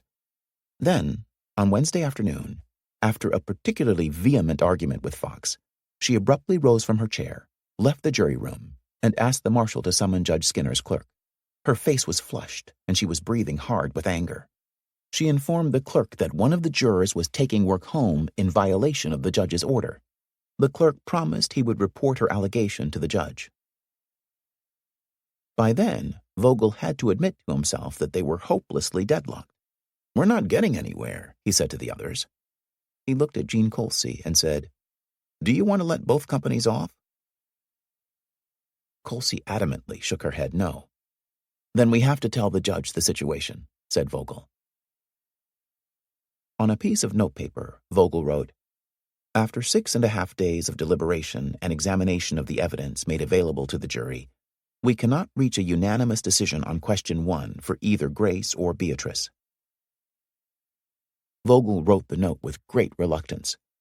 A deadlock, he knew, meant that the lawyers would have to try the case again. The time, the effort, and the money spent in the last 5 months would all have been wasted. As the jury foreman, Vogel felt partly responsible. He folded the note and decided he would wait until the end of the next day, Thursday, before delivering it to the judge. That would give them one more day to see if they could reach a decision. 3. Judge Skinner received William Vogel's message on Thursday afternoon at 2 o'clock. The judge donned his black robe and called the lawyers into the courtroom, where he read the message aloud. "They are at square one," the judge said. Schlickman, standing next to the judge's bench, sagged against the marble column. His shoulders slumped, his face ashen. The judge studied the message closely. "The wording is a little odd. We cannot reach a unanimous decision on question 1. That leads me to speculate it may be a 5-1 decision, one way or the other." He paused for a moment and then added, "I should also convey to you that the number 2 juror was distressed that perhaps one member of the jury was taking the work home and discussing it with people outside. I have no way to verify that except to inquire. I think this lady came downstairs at the tail end of a rather heated argument. She may just be blowing off steam, but I can't ignore it." The judge said he would have the jury brought down for further instructions. Fasher and Keating raised objections to any strongly worded charge that might force the jurors to come to a verdict over their better judgment. Schlickman, still slumped against the column, said nothing throughout the debate. "It doesn't surprise me they are in this posture," said Keating, who was anxious to keep matters exactly as they stood. "I would be very much opposed to trying to force them into some kind of agreement on a thing which reasonable people may disagree on." This clearly annoyed the judge. "You can say that about every case. Indeed, it is the reason why there's a trial." "They obviously want a response," Schlickman murmured at last. "They want to be told they can go home, I imagine," said the judge. "I'm not going to do that. I am not letting them go this easy, I will tell you." The lawyers took their seats at the counsel tables. The clerk escorted the jurors, who looked sad and weary, into the courtroom. The judge told them he had received their message, and then he delivered a standard speech he'd given before to deadlocked juries. "I'm not going to declare a mistrial at this point," the judge said, "because if I do, another jury will have to hear the same evidence again, and there's no reason to suppose that some other jury will be in the position to do any better than you've done. It's your duty as jurors to consult with one another and to deliberate with a view to reaching an agreement. Do not hesitate to re-examine your own views or change your opinion. The jury room is no place for pride of opinion." Then the judge inquired, in circumspect fashion, about the allegation Linda Kaplan had made. He did not mention any names. "I take it you have not talked to anyone and no one has talked to you," said the judge, looking closely at the jury. "If that has occurred, you have an obligation to advise me about it." He paused, awaiting a response. The jurors were silent. "All right, ladies and gentlemen. Would you recommence your deliberations?" The judge's clerk escorted the jurors back upstairs. The lawyers milled about in the courtroom, discussing among themselves the impasse, when the judge suddenly returned to the bench and beckoned to the lawyers. Schlickman looked up at the judge in disbelief. "Another message?" "This is from Mr. Vogel, the foreman," said the judge. He writes, "I would like to be excused from jury duty because I am scheduled for cardiac surgery on August 6th, 1986. And here is a letter from the medical center. We will arrange for your admission to the New England Medical Center on August 3rd. August 3rd was 10 days away. Keating said to the judge, I suspect he thought you'd send everybody home and he would not have to write this note. That's right, said the judge. The first alternate is Mrs. Gilburn, Dinah Gilburn. I'll call her in for tomorrow. Fasher did not want to change the composition of the jury at this point. To him, a hung jury was as good as a win, and any change might upset this delicate balance. Furthermore, Fasher most certainly did not want Dinah Gilburn, a retired social worker with 2 grown children, to deliberate. During the voir dire, Gilburn had said she was a member of the Audubon Society and a supporter of the Sierra Club. I think we ought to wait until the end of tomorrow, Fasher told the judge. Why? Mr. Vogel doesn't have to go into the hospital until a week from Sunday. I don't know if it's elective or... It's cardiac surgery, said the judge. It doesn't sound very elective to me. If he's that close to going in the hospital, there's something very seriously wrong with him. Do you want to talk to him? Asked Schlickman. I suppose we have to, said the judge. When Vogel arrived at the bench a moment later, the judge said, I have your message. I'm very sorry you have this problem. What's your capacity to carry on until August 3rd? I have no qualms about continuing through next week, replied Vogel. The only thing I want to make clear is that this is coming up. After spending 5 months here, I'd like to see it through. Vogel paused. But if you want to put an alternate in my place, you could do it now. Do you think there's any likelihood of the questions being answered within the next couple of days? Asked the judge. No, I don't, replied Vogel. You're going to have a heart bypass. Yes, quadruple. I'm sorry this has come upon you, said the judge again. No more than I am, said Vogel with a sad smile. I'd appreciate it if you could stay with it through tomorrow, continued the judge. On Monday, we'll see where we are. Who knows? We may get lucky and something may break here. Well, the very best of luck to you. Thank you, said Vogel. He turned and nodded his head in a formal, almost courtly way to the lawyers. Gentlemen, he said, and then he went back upstairs to the jury room. That evening, Schlickman stood at the counter in the office kitchen, trying to open a bottle of apple juice. His palms were sweaty, his hands trembled, and he could not get the top off. He put the unopened bottle down and planted both hands on the counter, as if he were steadying himself on a storm-tossed sea. Could I be wrong? He wondered aloud. Could there be only one holdout for me? I can't believe that nightmare. The sheriff came to repossess Schlickman's Porsche that weekend. It was an event of such little consequence to him that he failed to mention it to his partners until much later. 4. Monday morning, July 28th. Judge Skinner took the bench and motioned for the lawyers to gather around. My suggestion is to ask the jury foreman to come down and report the status of things. If they're not ready with a verdict, I'll excuse the foreman and put in Mrs. Gilburn, who is here, and we'll have to start all over. The judge's clerk went to bring Vogel down. Good morning, Mr. Vogel, the judge said. Can you tell us whether there is any likelihood of a prompt verdict? Yes, replied Vogel. There is? Said the judge. Yes, we are just finalizing it right now, Your Honor, said Vogel, crossing the T's and dotting the I's. That's remarkable progress from last Thursday. We're all in one piece, said Vogel, smiling. There's been no breaking of arms or legs or anything like that. It had been the judge's standard instructions to the jury, and the news of Vogel's operation that had broken the deadlock. On Friday morning, Vogel had taken charge.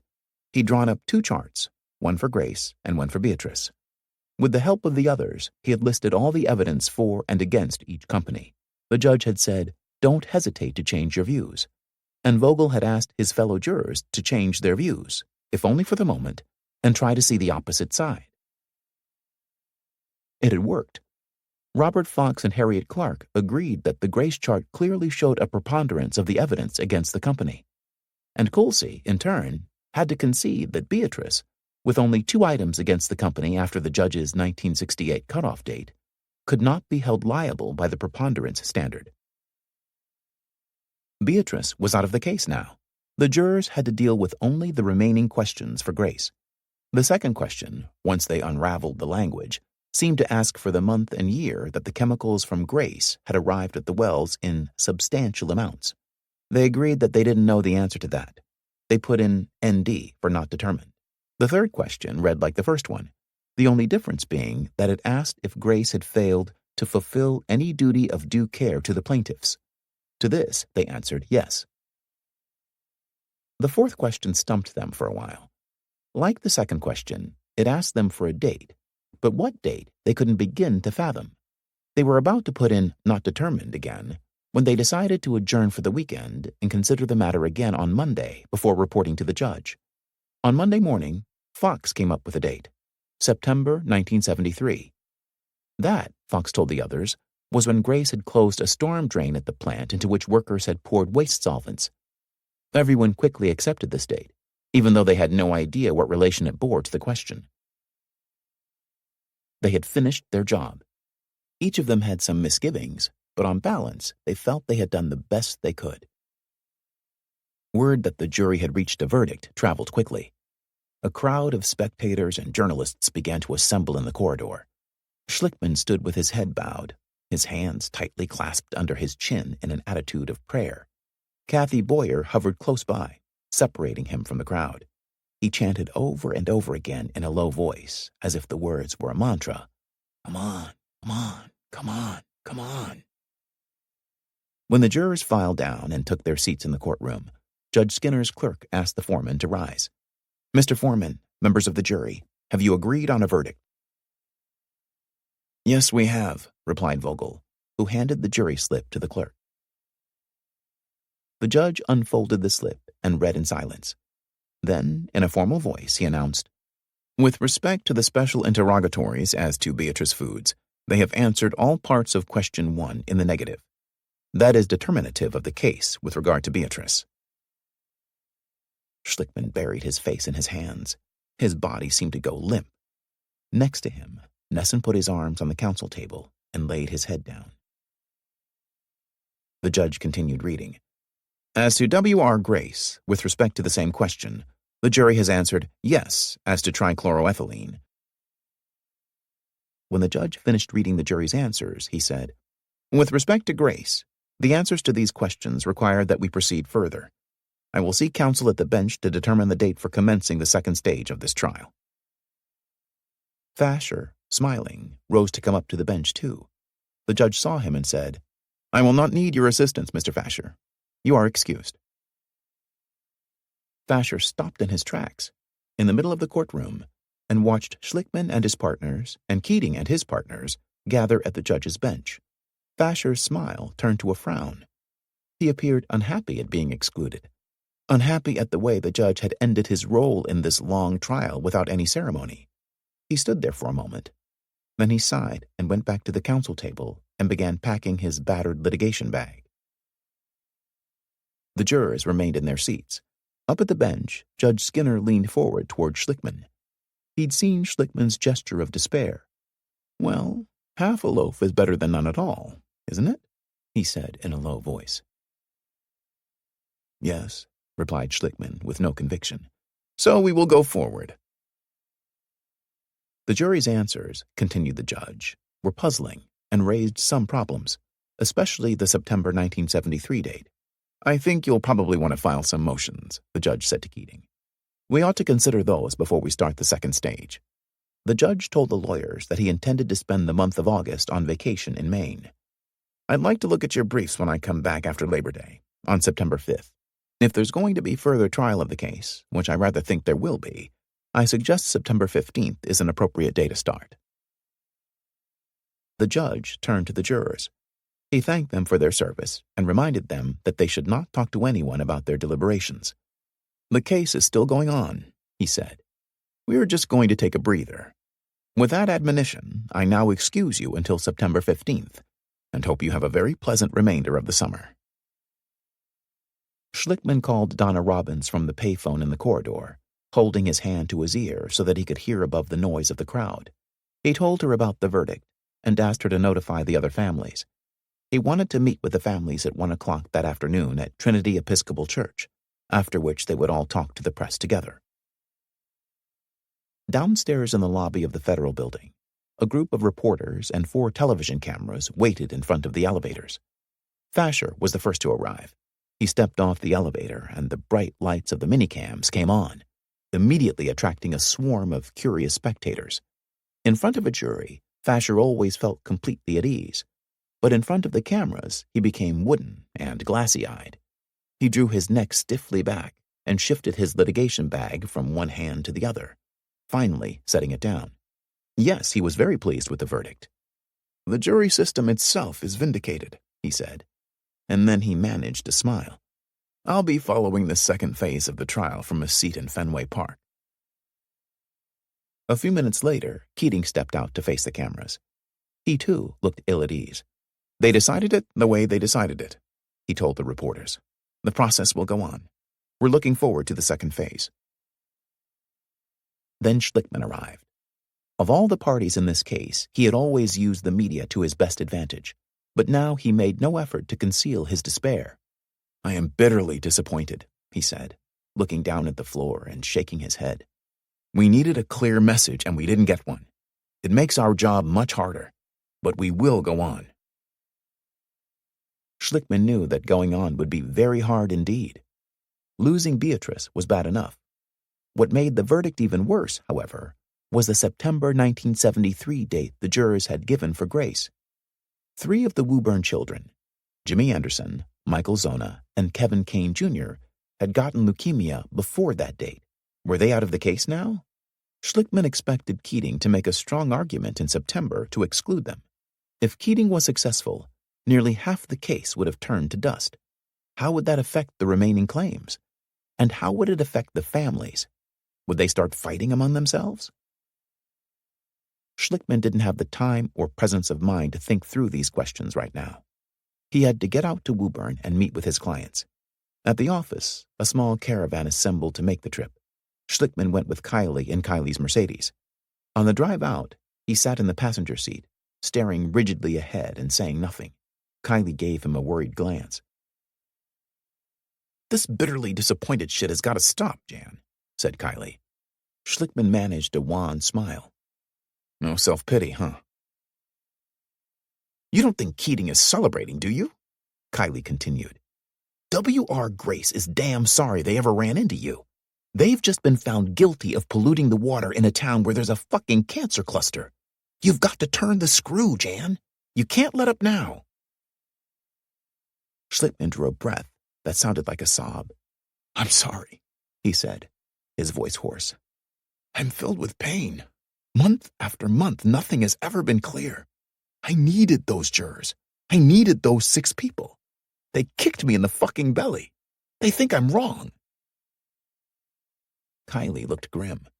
"Jan, you've got to get a hold of yourself. You can't let your clients see you this way." In the meeting hall at Trinity Episcopal Church, the families gathered around on folding chairs. Overhead, the high ceiling fans turned slowly but gave no relief from the oppressive midsummer heat. People fanned themselves with pieces of paper and mopped their brows with handkerchiefs. Schlickman looked hollow-eyed, and he spoke in a dull, uninflected voice, but he did manage to keep hold of himself. He told the families he would appeal the Beatrice verdict. As for Grace, the jury's answer was puzzling. He did not understand how they had arrived at the date, and he needed time to study it. But he assured the families that they were still all in the case together.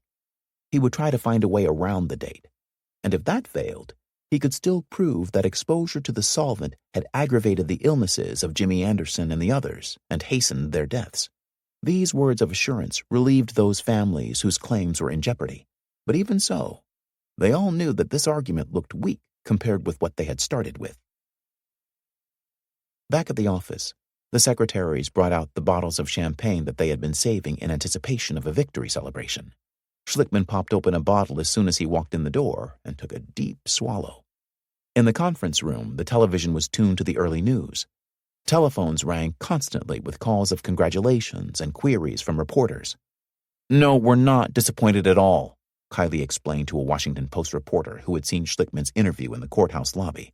"He was just reacting to the moment." Phillips heard that W.R. Grace stock had fallen 3 points by the close of the market. He called to confirm this, and then he came to tell Schlickman. Phillips calculated that the verdict had cost Grace stockholders $155 million. The wire services and CBS Network News were calling the verdict a landmark decision. Gordon looked amazed. "If the Wall Street Journal says we won tomorrow, then I'll believe we won." He paused.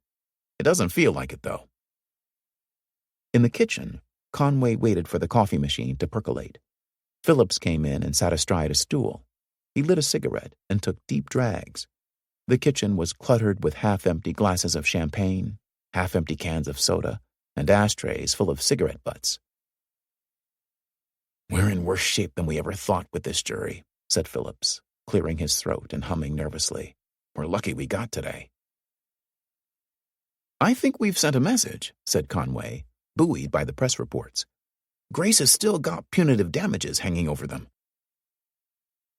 It's a case that's got to be settled quickly," interrupted Phillips. "We've got to save our dignity and get out of this case as fast as we fucking can. That's the only strategy left." "How much do you think we can get?" wondered Conway. Phillips thought for a moment. $25 million, he hummed, "if we're really lucky." In his office, Schlickman was taking telephone calls. Good Morning America wanted him to come down to New York and appear on the show the next morning with one of his clients. Schlickman accepted the invitation and called to Donna Robbins in Woburn. He told her to meet him at the airport that evening at 7:30. Kylie decided to accompany Schlickman. He knew that Schlickman had no functioning credit cards and no way to pay the plane fare and hotel bill. Ricky Kleeman came by the office, looking sleek in a tan summer suit, her luxuriant dark brown hair shining with health. She had sent flowers to the office earlier, a gesture that could be read as either congratulations or condolences. "How's Jan doing?" she asked Conway. "Not good," replied Conway. "Somebody's got to talk to him," said Ricky. "He's going to New York to be on Good Morning America. Go with him. Help him out." "I haven't been invited." "Just go," said Conway. Ricky walked into Schlickman's office. He was packing his overnight bag for the trip. "Jan, do you want me to go with you?" she asked. Schlickman looked at her with blank eyes. "Sure, come on," he said in a flat voice. Ricky was skeptical. "Are you serious? Really?" Schlickman nodded. Ricky left to pack a bag of her own. After she'd gone, Conway went into Schlickman's office and closed the door behind him. "If you think we lost, so will everybody who sees you on television tomorrow morning. Don't do that to us, Jan. Promise me you won't do that." At the airport, Schlickman introduced Donna Robbins to Ricky Kleeman. "Ricky's a very close friend and a good lawyer," he told Donna. "She's been very supportive." They boarded the 8 o'clock shuttle to New York. Schlickman sat in an aisle seat with Donna next to the window. Ricky Kleeman and Tom Kiley sat together across the aisle and 2 rows back. Donna felt jittery. She had a deep-seated fear of talking in public, of becoming tongue-tied with anxiety. The prospect of appearing live on Good Morning America mortified her. In other interviews and public appearances, Schlickman had always given her advice about what to say and assured her she'd do fine. But now, on the plane, she found Schlickman eerily quiet. She would say something, and he'd nod in response, but say nothing. She realized after a while that he had not uttered a single word since the plane took off. "Jan, are you all right?" Donna asked. He made a sound of assent and nodded his head. Try as she would, Donna could not get him to say a word. She'd never seen anyone act like this before, and it frightened her. Schlickman heard Donna talking, asking him questions, but her voice seemed to come from a great distance. He could not respond. He wanted to, but he was afraid that if he opened his mouth, he would wail. His breathing was rapid and shallow. He felt confined on the airplane as he had never felt confined before. His clothing seemed to suffocate him, and every moment lasted an eternity. He craved immersion in warm water. He had the bizarre sensation that if he could just unzip his skin and get into warm water, he would be all right. He imagined a zipper on his chest, from the base of his throat to his navel. The urge to unzip himself became so compelling that he feared he would stand in the aisle of the plane and take off all his clothes. Again he heard Donna, but he stared straight ahead. He found himself thinking, maybe the plane will crash and this nightmare will end. 2 rows back, Ricky Kleeman could see Schlickman sitting rigidly erect and immobile in his seat. She turned to Kylie and said, "I know what he's thinking. He thinks he'll be better off if this plane crashes. He wants this plane to crash." When they landed in New York, Kylie took charge. He summoned a cab to Manhattan. He decided that Schlickman was in no shape to spend the evening with a client. At the Barbizon Hotel, Kylie escorted Donna to the check-in counter, paid for her room, and told her they would pick her up tomorrow morning at 6:30. Then Kylie returned to the cab and told the driver to go to the Helmsley Palace. At the check-in counter there, Kylie paused. If Ricky had not come, he and Schlickman would have shared a suite. Now Kylie was unsure what arrangements he should make. 3 rooms or 2? He looked at Ricky, eyebrows raised in question. She shrugged. Kylie booked 2 rooms. They got off the elevator on the 19th floor. At the door to the first room, Schlickman motioned to the bellhop to bring in his and Ricky's luggage. Kylie went on to the second room alone. He returned a moment later and said he was going downstairs to Harry's bar for a drink and something to eat. Did they want to come? Harry's bar, with its dark, richly oiled wood and gleaming brass, was still noisy and convivial at 11 o'clock. Kylie found a table and steered Schlickman to it. They ordered drinks and sandwiches, and he and Ricky set about the difficult task of trying to make Schlickman feel better. Schlickman drank steadily, but ate nothing. Kylie attempted to coax him out of his catatonic state. He asked Schlickman what he planned to say tomorrow on Good Morning America. Schlickman just shook his head sadly and made no reply. For an hour, Kylie and Ricky talked to him, tried to comfort him, tried to reason with him. Kylie treated him with a tenderness, a patience and solicitude that impressed Ricky. She had not heretofore thought of Kylie, with his South Boston accent, his thickly muscled build and blunt manner, as especially sensitive. It wasn't until after midnight that Schlickman finally began to talk. People had believed in him, and he had failed them. He shouldn't have become a lawyer. He did not have the strength to continue. His life was over, he said, and this statement, more than anything else, alarmed Ricky. Then he again became silent. Ricky wondered if he'd be able to go on Good Morning America at all. Kylie, thinking the same thing, decided he ought to prepare himself to take Schlickman's place in the morning. Kylie made one last effort. "Your life may be over, Jan, but tomorrow at 7 o'clock, you've got to get on national television and you've got to say something." Finally, Ricky got up and said she was going to bed. Schlickman stood too. They left Kylie at the table and went upstairs to their room. Schlickman undressed and lay naked under the sheets. Ricky came to the bed and lay down beside him. In the dark, she talked to him for what seemed a long while. She stroked his arm, and then she made love to him. After a while, she drifted off to sleep. Schlickman lay awake. He could feel the rapid pounding of his heart, his body moist with perspiration, even in the air-conditioned room. At 3 o'clock, he arose, went into the bathroom, and stared at himself in the mirror. He thought he had aged a decade in the last week. His hair was mostly gray now. His eyes seemed sunken in their sockets, full of terror and dread. His head pounded, and his mouth felt clotted from the drinks at Harry's bar, from the bottles of champagne at the office. He had not eaten anything for almost 24 hours. He returned to the bed, but could not sleep. He lay next to Ricky, listening to her regular, quiet breathing. He waited for morning. At 5 o'clock, in the gray light of dawn, he got up again and went to take a shower. He stood for a long while, letting the warm water pour over him. And then slowly, he started to feel better. It became clear to him what he had to do next. He had hoped for a jury that would embrace the political nature of the case, but he realized now that he could not depend on this jury to ring any bells in the corporate boardrooms of America. The case that he had tried to turn into an environmental crusade, the case that he had hoped would bring him fame and fortune, had suddenly turned back into an ordinary case again. At that moment, this felt like a profound revelation to him. His grief at losing Beatrice had blinded him to everything but his own pain, but now he was beginning to see again. Faced with this jury, he did not have many choices. He would have to try to settle with Grace. Maybe he could get enough money to call it a victory. That, he decided, was his challenge now. He emerged from the shower feeling clear-headed for the first time in a week, as if he'd slept well that night. At the Barbizon Hotel, Donna Robbins had not slept well. She kept rehearsing what she wanted to say on television the next morning and hoped that she wouldn't freeze up when the moment came. She was waiting in the lobby of the Barbizon at 6:30 when Schlickman came in to pick her up. She asked how he felt, and he said, "I feel great today."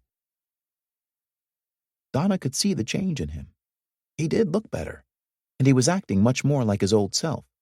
In the taxi on the way to the ABC studios, she sat in the back with Kylie and Ricky. Schlickman sat in the front and kept turning around in his seat to talk with her.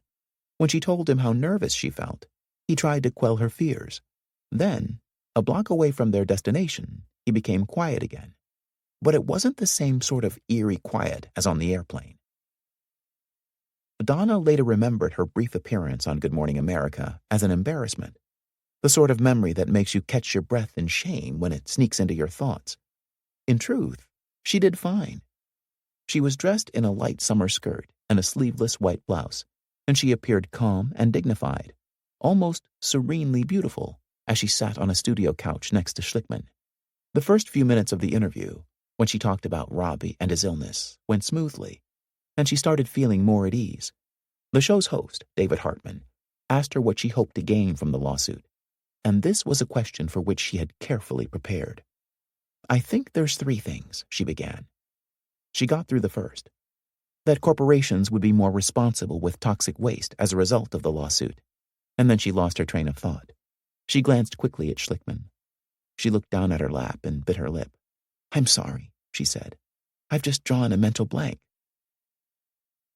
David Hartman murmured, "That's okay," and deftly turned the same question to Schlickman. During the commercial break that followed, Hartman took Donna's hand in his and smiled gently at her. "Don't worry about it," he said. "I've done it myself, and I've seen it happen more times than you could imagine." Donna felt enormously grateful to the man for this small gesture. For his part, Schlickman didn't disappoint Conway. He looked pale and tired, but he uttered with conviction the standard phrases of victory, sentiments he did not at all feel. He was pleased and heartened that the jury had the courage to find W.R. Grace responsible, and he looked forward to presenting the evidence of what happened to the community in the second phase of the case. When their plane landed in Boston that afternoon, Schlickman escorted Donna to a cab and told the driver to take her to Woburn. Donna said she didn't have enough money for the fare. Schlickman glanced over at Kylie, who took out his wallet and handed Donna a $20 bill. Schlickman shared a cab with Ricky and Kylie to downtown Boston. After dropping off Kylie, Ricky hoped Schlickman would say something about the night they'd spent together, but she could see that romance was far from his thoughts. The cab stopped at his office on Milk Street.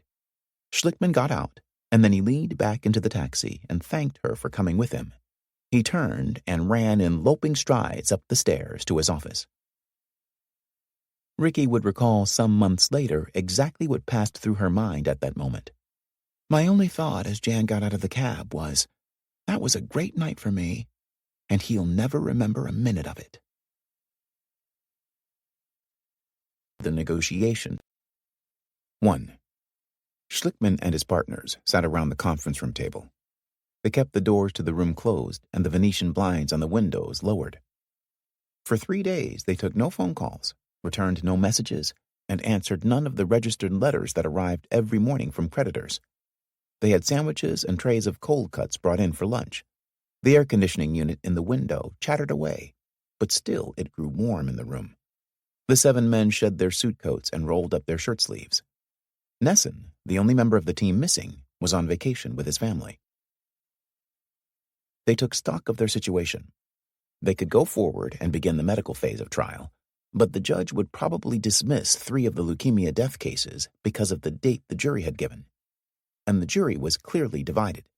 "That turns the next phase of trial into a real gamble, a roll of the dice," Schlickman told his partners. On top of that, their financial position was precarious in the extreme. Gordon had just cashed in the firm's retirement plan. He thought he could get them through another 3 months, until October. Beyond that, Gordon foresaw only disaster. Their only sane option, as Schlickman had realized after his sleepless night in New York, was to try to settle with W.R. Grace now, before the judge began dismissing leukemia claims. But to negotiate a settlement, they had to be prepared to go ahead with the trial. Grace had to believe they were willing to go ahead, and for Grace to believe that, they had to make themselves believe it too. "You can't settle without a commitment to going on," said Phillips. "It'll mean putting me in a rowboat and setting me adrift for 6 months," said Schlickman. "With some suits," he added. Grace, they reasoned, had an incentive to settle. In September, Keating would face the same jury that had already handed his client one loss. This time, the testimony would be about dead children, not groundwater movement. "Grace did lose," said Gordon. "The fuckers did lose." They spent the first day of their strategy session convincing themselves they really could go on with the trial. On the morning of the second day, Schlickman left the conference room and went over to the offices of Foley, Hogue, and Elliott to see Keating. He returned half an hour later and reported that Keating had arranged for Grace's executive vice president and general counsel, a man named Albert Eustace, to fly up to Boston on Friday morning for a settlement conference. Gordon recognized Eustace's name. At the closing arguments, he'd seen several men in dark suits, Grace executives, he surmised, sitting in the gallery behind Keating's counsel table. He'd gone over to introduce himself. He'd gotten a chilly reception, but Eustace had stood out. Eustace had the sort of commanding presence that drew one's eye. He was in his mid-60s, still trim as an athlete, with a head of thick, silvery hair. Schlickman recalled seeing this man, too. "Was that Eustace?" he asked Gordon. "The really handsome guy?" Gordon searched the computer database for more information on Eustace. He found a sketchy biography. Born in Mahoney City, Pennsylvania, November 1921, educated at Columbia and Harvard Law, married 1959, joined W.R. Grace 1961, executive vice president and general counsel 1982, member of Harvard Club and American Yacht Club. The rest of that day and all the next, Schlickman and his partners worked on a settlement demand. After much debate, they decided that the case was still worth $25 million, nearly the same figure they had agreed upon a year ago, before Nesson had joined the team. They would begin the negotiation by asking for more, around $35 million. They devised a complicated proposal, part cash, part annuities, and deferred payments, of the sort they had presented on the eve of trial, when they demanded $175 million and Fasher walked out. Fasher wasn't around now, and this time they didn't expect anyone to walk out. Grace wouldn't be sending a heavyweight like Eustace if they thought they could buy settlement cheap, observed Schlickman. Only Conway remained pessimistic. "You went over to see Keating the day after the verdict. I think his first thought was that we're hemorrhaging." Schlickman brushed this aside. "If they thought that, they'd send in the lawyers, the bloodsuckers. They're not doing that. You look into a man's eyes and you see something."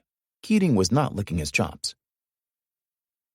By evening, the walls of the conference room were adorned with charts, and the table was covered with legal pads and crumpled wads of paper, with empty soda cans, coffee cups, and half-eaten sandwiches. It seemed as if everything had been resolved. They would ask for $35 million and settle for $25 million. Then Conway stood up. "I want another chart," he declared. "I want to know at what point we walk away from the table and go to trial. I want to know what our squeal point is." Conway looked more rumpled than ever, his shirt tails half out of his pants, his hair flying in all directions. He looked, as Schlickman had once described him, like a refugee. And indeed, he was in danger of becoming homeless. The deed to his house was still in Uncle Pete's files. "We don't want to do this, Kevin," warned Gordon. But Conway was adamant, and Gordon relented. "Besides, everyone's already thought about the squeal point," Gordon admitted. "I know I have." "Let's have it," Conway said grimly, sitting back down. They went around the table, beginning with Kiley, who said, $15 million. Phillips agreed with that amount, and so did Gordon. Schlickman was next. He hesitated a long while. Finally, he said, $25 million.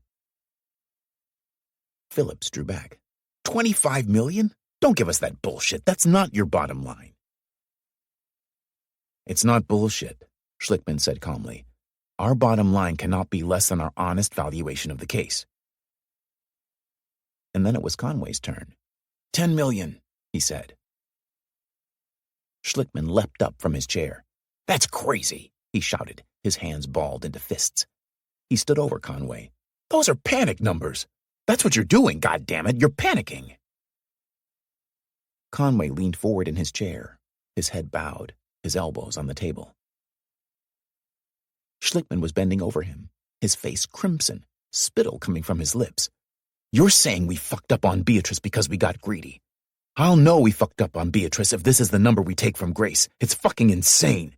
It's grabbing what you can grab and running. Kiley had also jumped to his feet. He stepped up to Schlickman. It doesn't mean we'd actually take that number, Jan. It's just the least amount. Schlickman turned and walked away from the table, breathing hard. Conway raised his head and took a deep breath. I feel like we're really hanging by our skins now, he said, his voice quavering. This was a case we never wanted. It looked like suicide, but we could never shake it. I think going to a verdict in the second phase with this jury would be reckless. He paused and then said sadly, I don't have that kind of pride. Schlickman nodded grimly. Then we did make a mistake not settling with Beatrice before trial. No, we didn't, Phillips said. No, Jan, said Conway. I haven't lost a second's sleep on Beatrice. But things have changed. Now we're just trying to stay alive. $10 million is an awful lot of money. My first consideration is keeping the firm together, even before my family, because my family depends on that. They never did agree on their squeal point. The subject had revealed their deepest fears they could not bring themselves to confront. The conversation trailed off to other matters. Gordon had reserved a suite of rooms at the Lafayette Hotel for the negotiation tomorrow. It's got old-world elegance, Gordon said, quoting from a brochure. A crystal chandelier in the dining room, sterling silver water pitchers. We can also start a new charge account there. That's an additional benefit. The settlement meeting at the Lafayette Hotel got off to a poor start. Schlickman and Conway, Gordon and Phillips, the four negotiators, arrived early and waited for Eustace and his retinue. When Eustace finally showed up, 20 minutes late, he was brusque to the point of open hostility. He refused to engage in small talk or any exchange of pleasantries. He listened impatiently as Schlickman began with his analysis of the verdict and where it left the respective parties. I don't have much time, Eustace said, looking at his watch. I'm a nuts and bolts man. I need to know what your figure is. Phillips delivered the settlement demand, starting with the $2.5 million for the endowed chair in environmental health. And Eustace's manner suddenly changed. I like that. I really do, he said. You realize how little research there is in that field? Yes, we need something like that. Phillips laid out the other elements of the proposal, and Eustace wrote them all down, nodding occasionally and asking questions about taxes and annuities, which Gordon answered. Your proposal is constructive, Eustace said. The numbers are high, but we have to start somewhere. This was a matter, continued Eustace, that he needed to discuss with Grace's board of directors and with the chairman himself, J. Peter Grace. As it happened, Eustace noted, the board was meeting next Thursday. And then Eustace made a remark that amazed and delighted Schlickman. We need a vacation from these legal bills, Eustace said, looking over at Keating. It's a lot of waste, and it's not the way we like to do business. Schlickman glanced at Keating and saw his eyes widened slightly. The remark clearly stung Keating, who spoke for the first and last time during that meeting. I don't mind you being concerned, Keating said to Eustace with a small, deprecating laugh. But let's not call it waste. Eustace said that he wanted to keep the lines of communication open. Schlickman offered to come down to New York next Friday after the board meeting. That's fine, said Eustace immediately. I don't think there's any need for a neutral ground. We're agreed then, said Schlickman. Next Friday morning at 10 o'clock. Eustace didn't stay for lunch, but Schlickman found no cause for concern in that. On the way out the door, he paused and told Schlickman that he was fond of good wines. What wine were they having with lunch? Gordon had ordered up an excellent Chardonnay. They drank it themselves and ate the lunch they had planned for Eustace, sitting around the half-empty table. Schlickman kept marveling at Eustace's remark about Grace's legal bills. Why would he say that? Schlickman wondered. Did you see Keating's reaction? Phillips pronounced himself generally pleased. I think he expected to hear $80 or $90 million. When he heard our numbers, everything changed. He became much more friendly. Even Conway seemed to breathe easier. It was like Jekyll and Hyde once he heard the numbers, Conway said. Schlickman leaned back in his chair. He had a sense of foreboding that he couldn't shake, although the brief meeting had given him no cause to feel that way. He decided that it must simply be the bitter aftertaste of the Beatrice defeat. He made a conscious effort to change his mood. Well, he said, snapping his fingers, it looks like our figure was perfect. We were right, absolutely right. Don't be so cocky, said Phillips. 2. Schlickman and his partners flew down to New York on Thursday, August 7th, for their negotiation with Eustace. The foreboding Schlickman had felt since the meeting with Eustace still plagued him, and his mood seemed contagious. In this jittery, uneasy state, he and Conway and the others saw portents everywhere, starting with Schlickman's horoscope in the Boston Herald. Whether your problems be of a personal or career nature, you must refuse point blank to settle for less than you know to be just and honorable. They made a joke of that, but the matter of the limousine did not amuse them. They boarded it at LaGuardia Airport. The day was fiercely hot and as humid as the tropics. The limousine broke down 2 blocks from the Helmsley Palace, a cloud of white smoke billowing up from the hood. They got out and walked the rest of the way to the hotel, carrying their bags in the sweltering heat. A bad omen, said Schlickman, and no one disagreed. Schlickman and Conway shared a 2-bedroom suite on the 44th floor of the Helmsley, complete with a kitchen, 3 bathrooms, and 3 television sets. A wall of windows opened on a panoramic view of the city's skyscrapers and Central Park, and in the distance, the Hudson River. The suite cost $850 a night, paid for by Gordon with a new credit card. The opulence was wasted on Conway, who would have been just as happy at the Holiday Inn. But Conway understood the strange calculus of a negotiation. You send signals with everything you do. Do we come to New York cowed, with our tail between our legs? This is for us, for our inner strength, and for Jan. But the Helmsley did not seem to do much for their inner strength. Schlickman stood at the windows of the suite, gazing down on the twin spires of St. Patrick's Cathedral. My life insurance, he said suddenly. Have we still got it? Yeah, said Gordon, but his voice was doubtful. There's a small problem with the 30 or 60-day billings. Schlickman looked at Gordon in consternation. Gordon, if you let my life insurance lapse, I'll die for sure. Are you worth more dead than alive? Wondered Gordon. Philip sat in gloomy silence apart from the others, his head wreathed in a cloud of cigarette smoke. If tomorrow is a bad day, we'll shoot you and call it even. Phillips didn't smile at his own joke. Schlickman grimaced. You won't have to shoot me. I'll do it myself. 7 months ago, before the start of trial, Schlickman had ordered 3 new suits from Dmitri, his New York haberdasher. Now, in New York with nothing to do for the rest of the afternoon, he decided he'd like to wear one of the new suits to the negotiation tomorrow. Perhaps it would bring him luck. He tried to talk Gordon into accompanying him down to Dimitri's. He'll want a check, said Gordon glumly. A loud, manic laugh erupted from Schlickman. A check? A check? Oh, we can give him plenty of those. He dialed Dimitri's number. Hey, Dmitri, it's me, Jan Schlickman. Remember me? Well, I've been caught up in trial. I got back and found all your messages on my desk.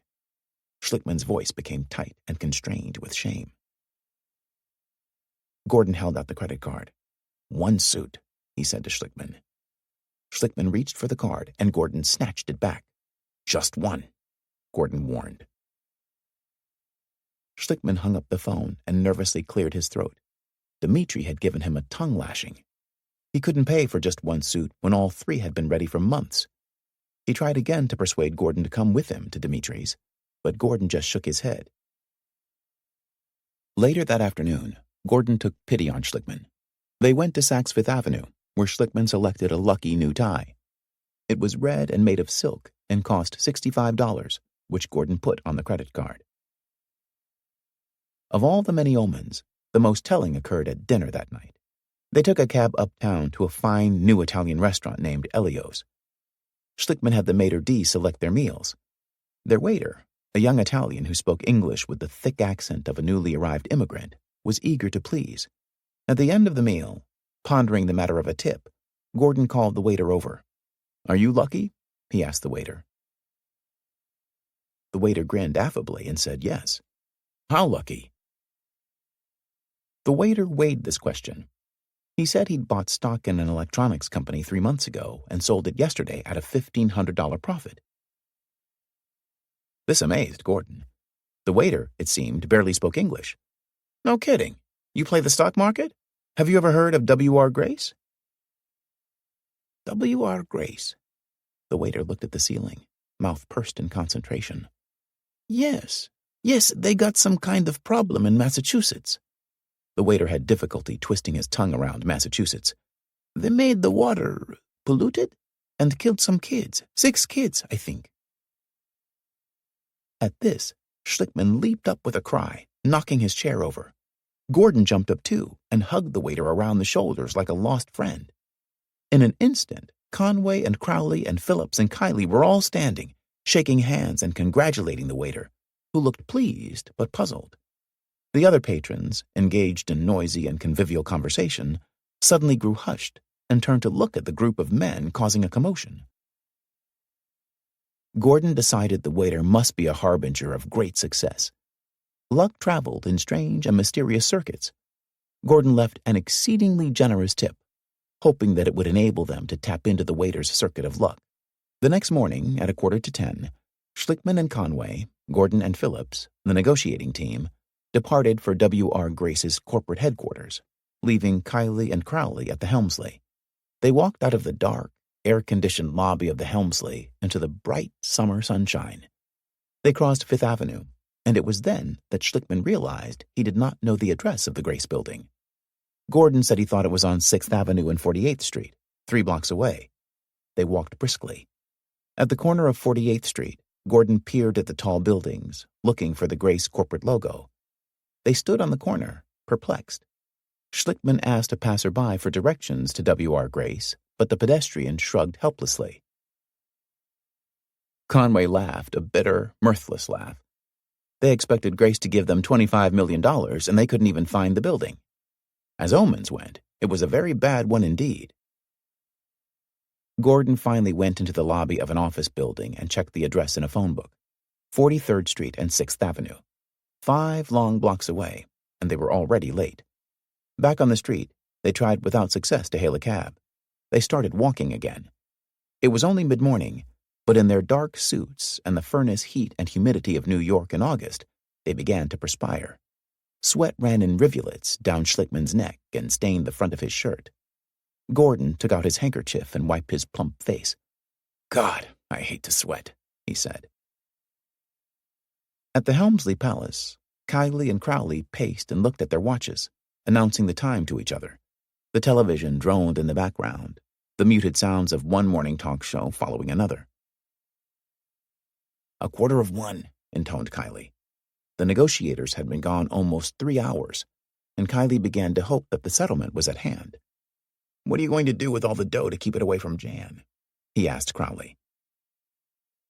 "We have to put him on a salary," replied Crowley. "There's got to be some kind of policy." At that moment, the door opened, and Schlickman walked into the suite. He stopped in the middle of the room, his hands on his hips, his suit jacket opened. He looked at Kiley and Crowley, a level gaze, and said in a neutral, uninflected voice, as if he was simply reporting a fact, "They offered $6.6 million. Take it or leave it." Gordon, his face flushed, his hair in disarray, followed Schlickman into the room. He sat at the dining table. "It was one of the most depressing times of my entire life," he announced. He looked up at Kiley and gave him a pained smile. "The only good thing, Tom, is you should be glad you weren't there. They had a pot of terrible coffee, some stale pastries wrapped in napkins, and paper plates. They didn't even offer us lunch." Conway and Phillips came into the suite a few minutes later. Everyone was standing, facing each other in a loose circle, except for Gordon, who slumped at the table. "They were very hostile," Conway told Kiley and Crowley. "Eustace was a different person today. He blamed us for not settling before all the publicity. If you'd settled then, you'd be rich men, he said. Now you can recover your costs and you'll be famous. Keating was there, said Gordon from the table, but he hardly said a word. It all went downhill fast. We tried everything we could to keep it alive. I don't think we missed a step. Schlickman took off his suit jacket and stood at the window, staring out at the city. It's too bad they terminated the discussion. They did it by the book, said Phillips. Those bastards, he added, muttering under his breath. They're not bastards, said Schlickman, still looking out the window. It's the jury. For whatever reason, I lost them. They're willing to support the system. Gordon looked over at Kiley and Crowley. Jan was so fucking good today. I've never seen him better. He brought tears to Eustace's eyes when he told him what Patrick Toomey went through before he died. Eustace said, it's a terrible thing, but money can't bring the boy back. Then he turned to Jan, almost like a father giving advice, and said, it's not worth it to go for broke. You can go to trial and risk losing it all, or you can put a notch in your belt now and have plenty of business. Eustace said $6.6 million is a lot of money. You can declare victory with that. Schlickman walked over to the table where Gordon sat. He picked an apple out of a basket of fruit, courtesy of the Helmsley, and bit into it. There was a bottle of wine in the fruit basket, too. He picked up the bottle and studied the label. Gordon watched him. It's been an interesting case, a learning experience. I don't feel nearly as egotistical as I used to. Schlickman gave a short, abrupt laugh. I concur with that. From across the room, Kiley said, We've got a problem, Jan. I think you're ethically bound to tell the families about the offer. You've got a gross of almost $1 million a family. We've got a problem, agreed Schlickman. The judge is going to start eliminating families on September 5th, beginning with the Zonas. Then he'll try to get rid of the Canes and Ann Anderson. He can destroy us. We've got to act fast, said Kiley. Let's be realistic. Can we get $10 million and get out? The case is over, said Conway with finality, hitching up his pants and walking in worried circles. Our big win was the waiter last night. Silence descended upon the group. They sat and paced around the garish hotel suite, with its satiny, rose-colored wallpaper and fake Louis XV chairs with gilded arms. Outside the window, the city looked golden in the sunshine. Those bastards, murmured Phillips again. Schlickman sighed deeply. I guess I got a choice. Using all my intelligence, do I see this case as hopeless? If I do, then I have to grab whatever money I can for the families, and a fee as a whoremongering attorney. But I'll never allow my own financial pressure to rule what happens to the case. Kiley scoffed at this.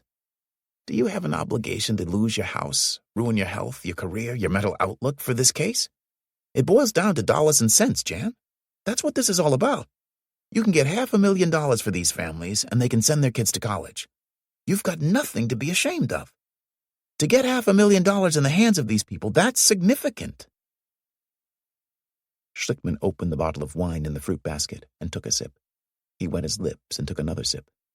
Good wine, he said.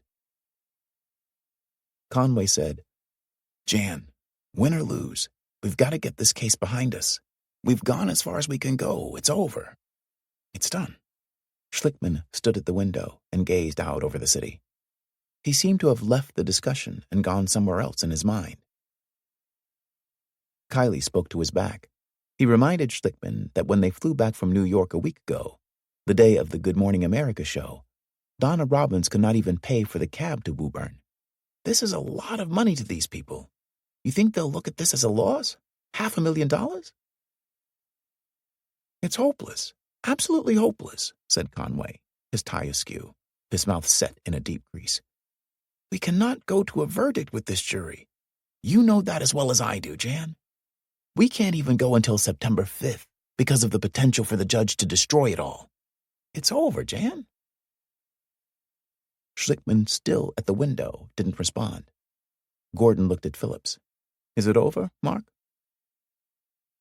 Uh-huh, said Phillips quietly. Jan, the judge cut your balls off. There's nothing you can do about that.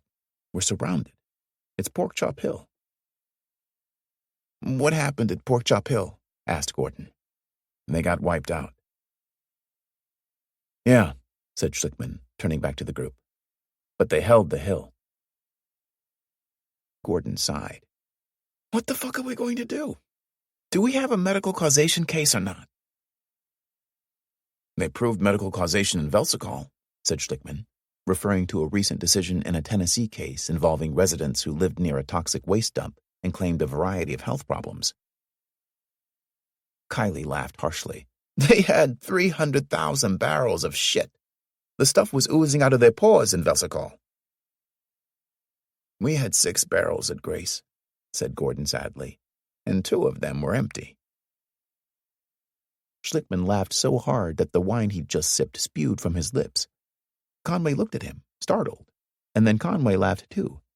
In a moment, Phillips joined in, and then Kylie. Everyone was laughing, a convulsing, cathartic uproar of laughter that lasted for a minute or more. "So," said Schlickman at last, wiping the tears of laughter from his eyes, "we got blinded by greed. Nothing wrong with that. It's our motivating factor. That and the historical aspect. This was a political case. If it had just been a personal injury case, it would have settled a long time ago." "Do you know what you want to do?"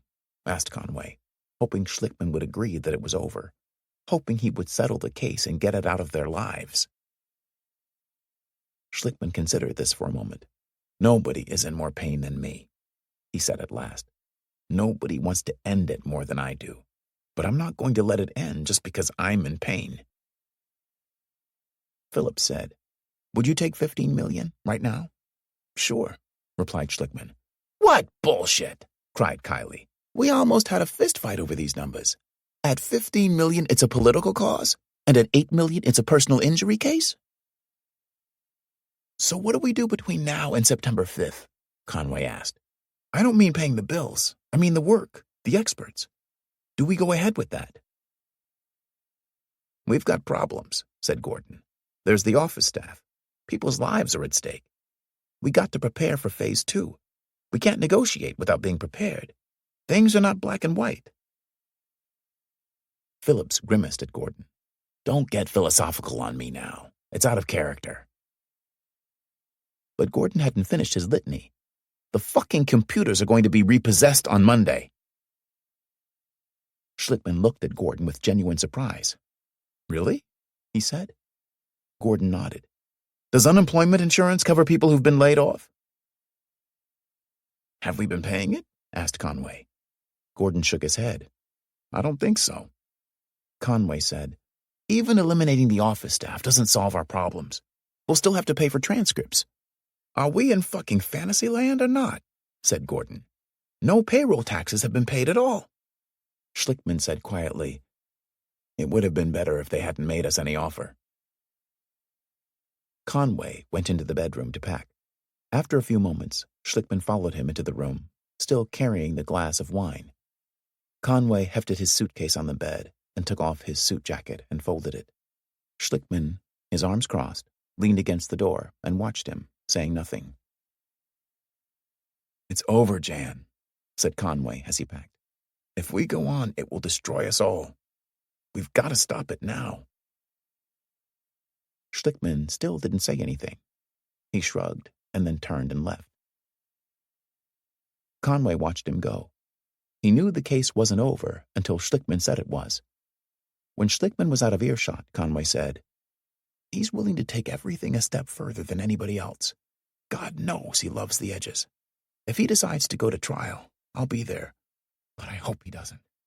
God, I hope he doesn't." The tropical heat of the day gave way to rain squalls and a dark and turbulent sky. At LaGuardia Airport that evening, the shuttle to Boston was delayed because of tornado warnings. As Michael Keating remembered it later, he was standing in the crowded waiting room with hundreds of other stranded travelers. Then, across the room, he spotted Schlickman's tall, angular form. Keating had no desire to talk to Schlickman. He grabbed his bag and pushed open a small door in the back of the terminal. He thought he had gotten away unnoticed, but then he heard Schlickman's voice behind him calling, "Mike! Mike!" Keating stopped and turned to confront Schlickman. They stood next to a garbage bin, foul-smelling and dripping from the squall that had just passed. Schlickman said he regretted that the negotiation had ended the way it did. "I thought it ended just where it should have," replied Keating. "We have to keep talking," continued Schlickman. "You can't just have ultimatums. You've got to have a process." Keating listened, but said little as Schlickman went on talking about how important the process was, and how they had to find a way to resolve this case to their mutual benefit. "Let's get together on Monday morning in Boston," Schlickman said, "and have a heart-to-heart." Keating couldn't agree to this without notifying Eustace first. He told Schlickman he would call him on Monday and let him know. They parted without shaking hands. Keating walked across a parking lot and into another terminal. He was puzzled. Only a few hours ago, he'd felt certain that the case would not settle, and Schlickman would go ahead with the second phase of trial. He had taken careful notes when Schlickman described what had happened to Patrick Toomey, certain that he was getting a preview of Schlickman's opening argument, and to Keating, it promised to be a powerful one. Keating found a phone booth and looked up Eustace's home number in Scarsdale. Eustace's wife answered the phone. Keating explained who he was. A moment later, Eustace came to the line. Keating apologized for calling him at home. "I just ran into Schlickman at the airport, and I thought you ought to know about it." "No problem," said Eustace. Keating related the substance of his conversation with Schlickman, and then he said, "I've never seen anyone so desperate to settle. I don't know what's driving him, whether they've run out of money or what." Eustace thanked Keating for calling. "Let's see what happens next," Eustace said.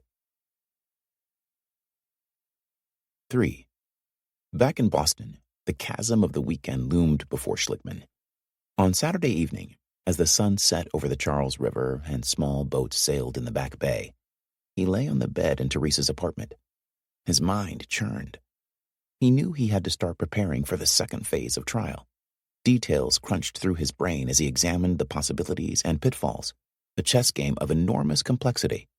20,000 pages of depositions to think about, tens of thousands of pages of medical records and test results. Have I looked at Colvin's second deposition? He thought. Has Lapp talked with Conybeare? Has he talked with Pagan?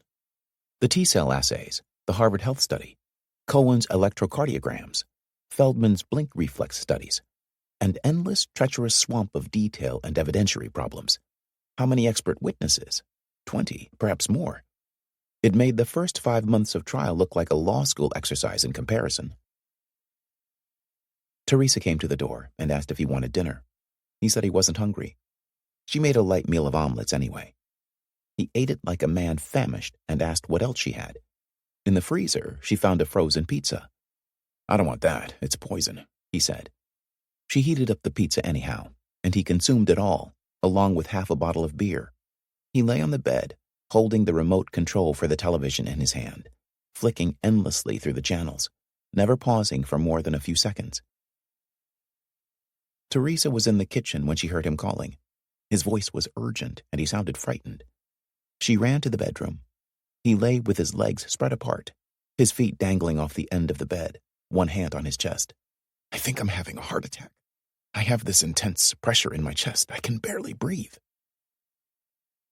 She felt his pulse, which was rapid but strong. "You're having an anxiety attack," she said. She had a prescription for Valium in the medicine cabinet. She broke one of the pills in half and brought it to him. "Take this," she said. "It'll make you feel better." "What is it?" he asked. She told him, and he refused to take it. "I've been drinking. It'll make me hallucinate." "Jan, that's nonsense. You've only had half a beer." She thought that if he didn't take the pill, she would. In the kitchen, she poured the remaining beer into his glass and dropped the pill into it.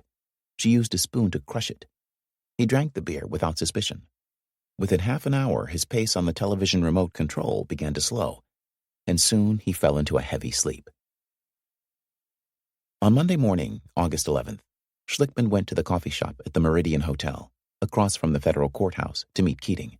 Schlickman told Keating that he wanted to make settlement a positive event for W.R. Grace. Keating asked why he would want to do that, and Schlickman replied, "Because I'm more successful if I'm perceived as someone who can turn a company's worst nightmare into a positive event, instead of one who wages war." Keating said that Eustace viewed any settlement, especially a large one, as tantamount to an admission of guilt. The jury had returned a verdict against Grace, and paying money now would make it look as if Grace accepted that verdict. Furthermore, Eustace was concerned about the shark effect. A big settlement would induce other personal injury lawyers to seek clients in Woburn and file dozens of lawsuits, hoping to settle for a lot of money. These arguments all made perfect sense to Schlickman, who saw in them opportunity, not obstacles. Money, he deduced, was not Eustace's foremost concern. How the settlement was perceived, its presentation to the press, and its success in averting future Woburn lawsuits, these issues were more important to Eustace than money. What if, Schlickman suggested to Keating, he could put together a settlement package that would guarantee peace in Woburn? Peace in Woburn? Yes, Keating thought that might interest Eustace. Is it conceivable, said Schlickman, that there is a figure between yours and mine that might take care of my needs? It's conceivable, replied Keating. But Eustace was on vacation now, out sailing solo on Long Island Sound. He could not be reached, and he would not be back at work until next week. Throughout that week, Schlickman conferred with his partners. A new settlement strategy began to take shape. On September 5th, when they went before the judge, Keating would file a motion for a new trial. Keating would ask the judge to vacate the verdict on the grounds that it was against the weight of the evidence. Schlickman would consent to this motion. He would let the judge know that his consent was part of a settlement agreement. A new trial would make it look as if Grace wasn't really guilty. They could even have the families say to the press that Beatrice and chemical companies in North Woburn were responsible for the contamination of the wells. Kiley liked this idea. I think it's a great strategy. We'll give them anything they want as long as they give us $12 million. But Conway was not optimistic.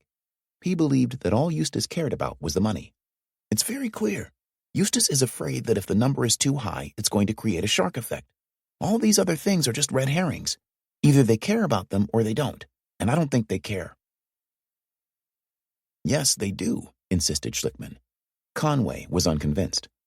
What if all this stuff is fantasy, and they're not going anywhere but $6.6 million? Then it's not going to settle, said Schlickman simply, as if he were merely stating the obvious.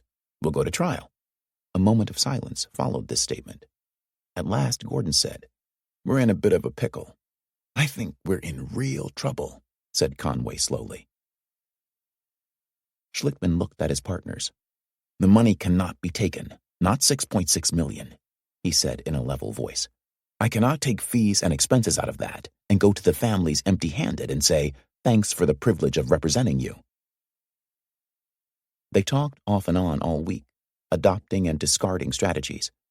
The pattern was familiar, a pattern of despair followed by hope and renewal, followed once again by despair. Schlickman called Keating and waited several days for Keating to call back. When Keating finally did call, on Friday morning, he left word that he was not authorized to engage in any further discussions until Eustace returned from sailing.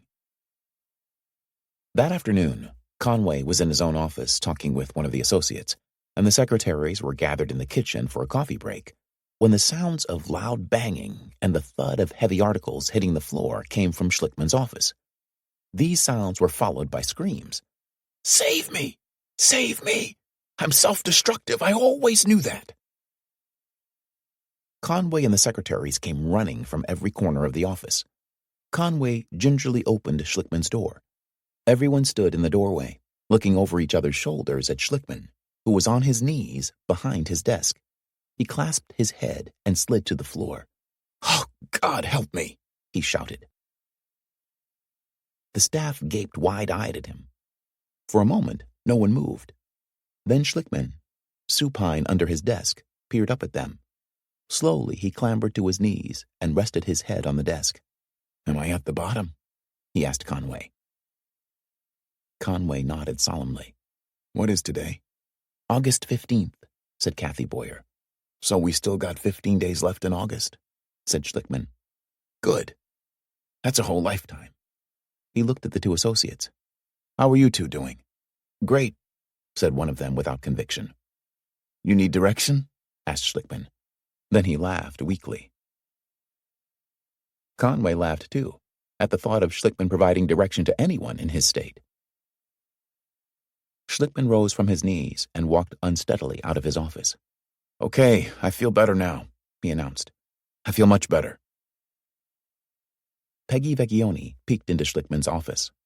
Notebooks and files, depositions and trial transcripts, letters, memos, bills, pens, pencils, and Rolodex cards covered the floor. Except for the computer terminal, which was bolted down, the star litigator's desk was completely bare.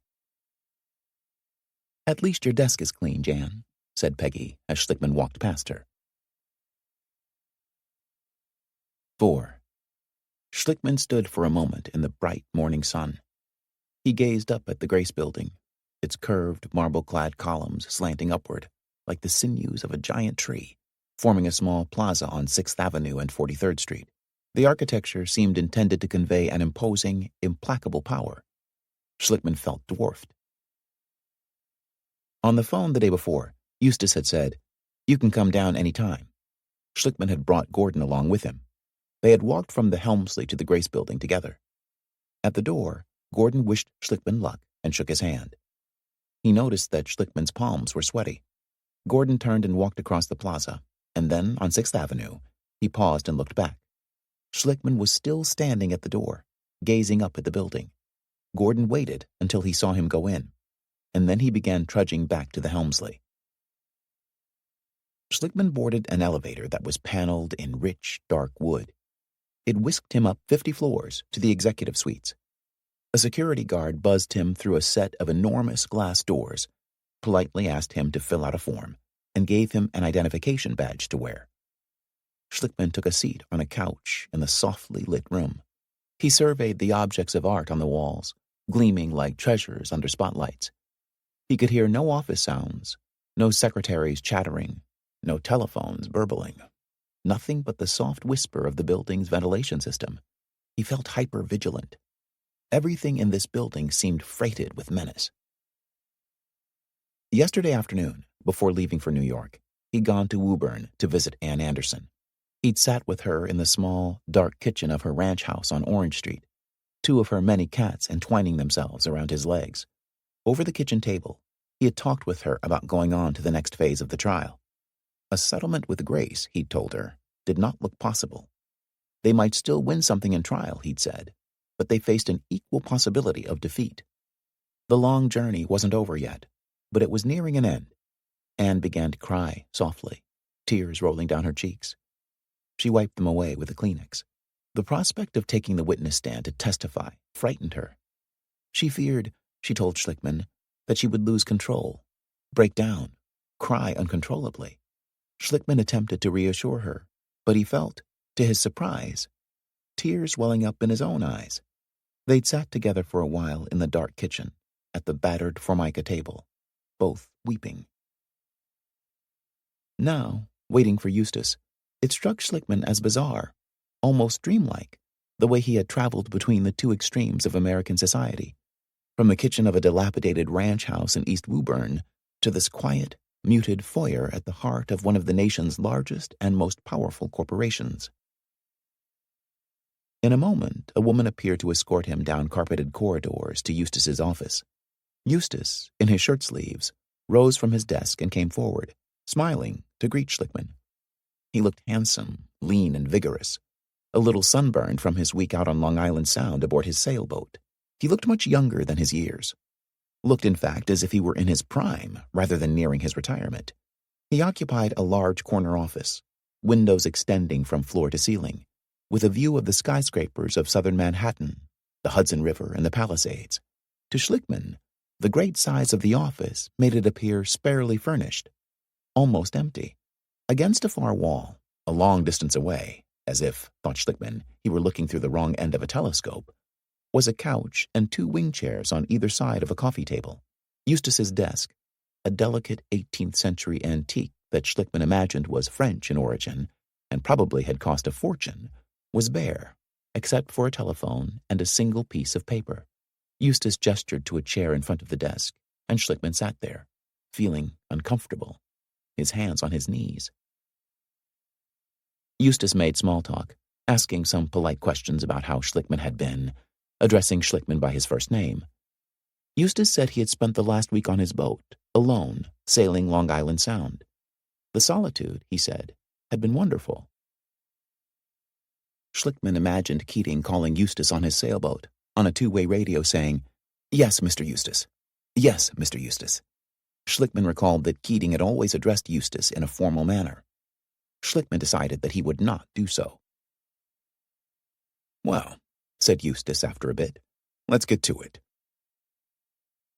Schlickman began talking about a settlement that would assure Grace of peace in Woburn. Eustace listened, nodding his head occasionally. Then he asked Schlickman for his figure. Schlickman said, "We can settle this, meet our needs and your needs, for a sum under 20 million. Eustace compressed his lips, closed his eyes, and shook his head once, an emphatic gesture. "I need a hard number," he said. "Al," said Schlickman, "that sort of negotiation is just not going to work." "You're being coy with me," said Eustace with a smile. "No, I'm not. You said you wanted a ballpark number. I'm not going to keep giving you one number after another just so you can keep saying no." A secretary knocked on the door and entered, carrying a note for Eustace. Schlickman could see that it was handwritten. Eustace read the note in a quick glance and crumpled it. He looked at his watch. "Why don't you come to lunch with me? We'll go to the Harvard Club." Schlickman felt certain that someone, perhaps J. Peter Grace himself, was listening in on their conversation, directing Eustace. And now Eustace had been directed to take him to lunch. Schlickman thought, "Oh my God, I don't want to go to lunch with this man." He felt awkward and unsure of himself, and not at all hungry, but he had to keep the discussion going. Eustace stood and put on his suit jacket, and Schlickman stood too. On the way to the Harvard Club, a walk of 2 blocks, Eustace seemed in fine spirits. He laughed and talked in an animated fashion about sailing. Schlickman tried to listen and respond, but he found that hard work. They entered the Harvard Club, cool and dark, men sitting in large, leather-upholstered chairs reading the Wall Street Journal, others standing in small groups talking, a quiet sanctum away from the city streets. Eustace showed Schlickman a portrait of Teddy Roosevelt and the stuffed head of an animal that Roosevelt had shot. Schlickman, at a loss for words, finally said, "Gee, there must be a lot of business transacted here." Eustace smiled and shook his head. "No, it's an unspoken rule that no business is ever transacted here." Schlickman felt a spasm of anxiety. He and Eustace had nothing in common, not in their pasts or their futures. He wondered how he could possibly endure lunch without talking about the case. The maitre d' escorted them to a table. A waiter arrived with menus and placed a basket of rolls on the table. Schlickman eyed them. He wanted to break open a roll simply to occupy his hands, to allay his nervousness, but he thought about the crumbs of bread on the clean, white linen tablecloth and decided against it. They studied the menu in silence. Schlickman ordered flounder and a glass of white wine. Eustace began talking knowledgeably about wines and vintages. He and his wife, he said, liked to enjoy a good bottle of wine with dinner. Schlickman, who knew very little about wine, labored to contribute. He told Eustace about visiting some Napa Valley wineries years ago on a tour. The subject exhausted him, and the conversation ended lamely. Eustace spoke about his children, grown now, with careers of their own. Schlickman could think of nothing interesting to say. Eustace asked Schlickman how he had become a lawyer, and Schlickman told him about the office in Newburyport and the Eaton trial. After that, the pauses seemed to grow longer. Every subject trailed off into awkward silences, although Eustace seemed perfectly at ease. The one subject that filled Schlickman's mind, that he could have talked endlessly about, was Woburn, but he couldn't mention it. The waiter brought the bill on a silver tray and placed it between them. Eustace ignored it. He asked Schlickman again if he was certain he did not want coffee, and Schlickman again declined. The bill began to worry Schlickman. No doubt Eustace would pay. Eustace, after all, had invited him to lunch. The bill sat in the middle of the table, equidistant from them both. Eustace sipped his coffee. Schlickman thought, maybe he expects me to pay. I'm the one asking for millions of dollars. But Schlickman had only a single credit card that Gordon had given him that morning, and that card was in Gordon's name. What if Eustace noticed him signing someone else's name? What if Eustace discovered that he was as broke as a homeless person in Central Park? Eustace, of course, did pay. a quick signature with barely a glance at the bill. The moment they stepped out of the Harvard Club onto the street, Schlickman began just where he'd left off. Al, I'm not going to give you another number just so you can say no again. I'm not going to start bidding against myself. I need a hard number, replied Eustace. We're not going to get anywhere unless you can give me a hard number. They walked back toward the Grace Building. Schlickman realized he had no idea what to do next.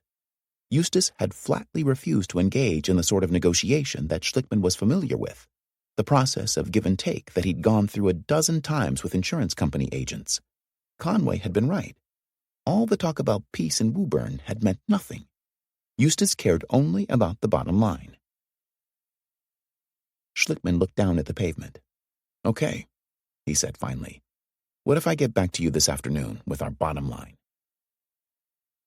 They were in front of the Grace Building. Do you need an office and a phone? Let's take a brief pause together to let everything we and Oppos V heard sink in. Coming up is a gentle, relaxing melody. Let your mind loose, breathe evenly, and allow the music to guide you into a state of complete comfort.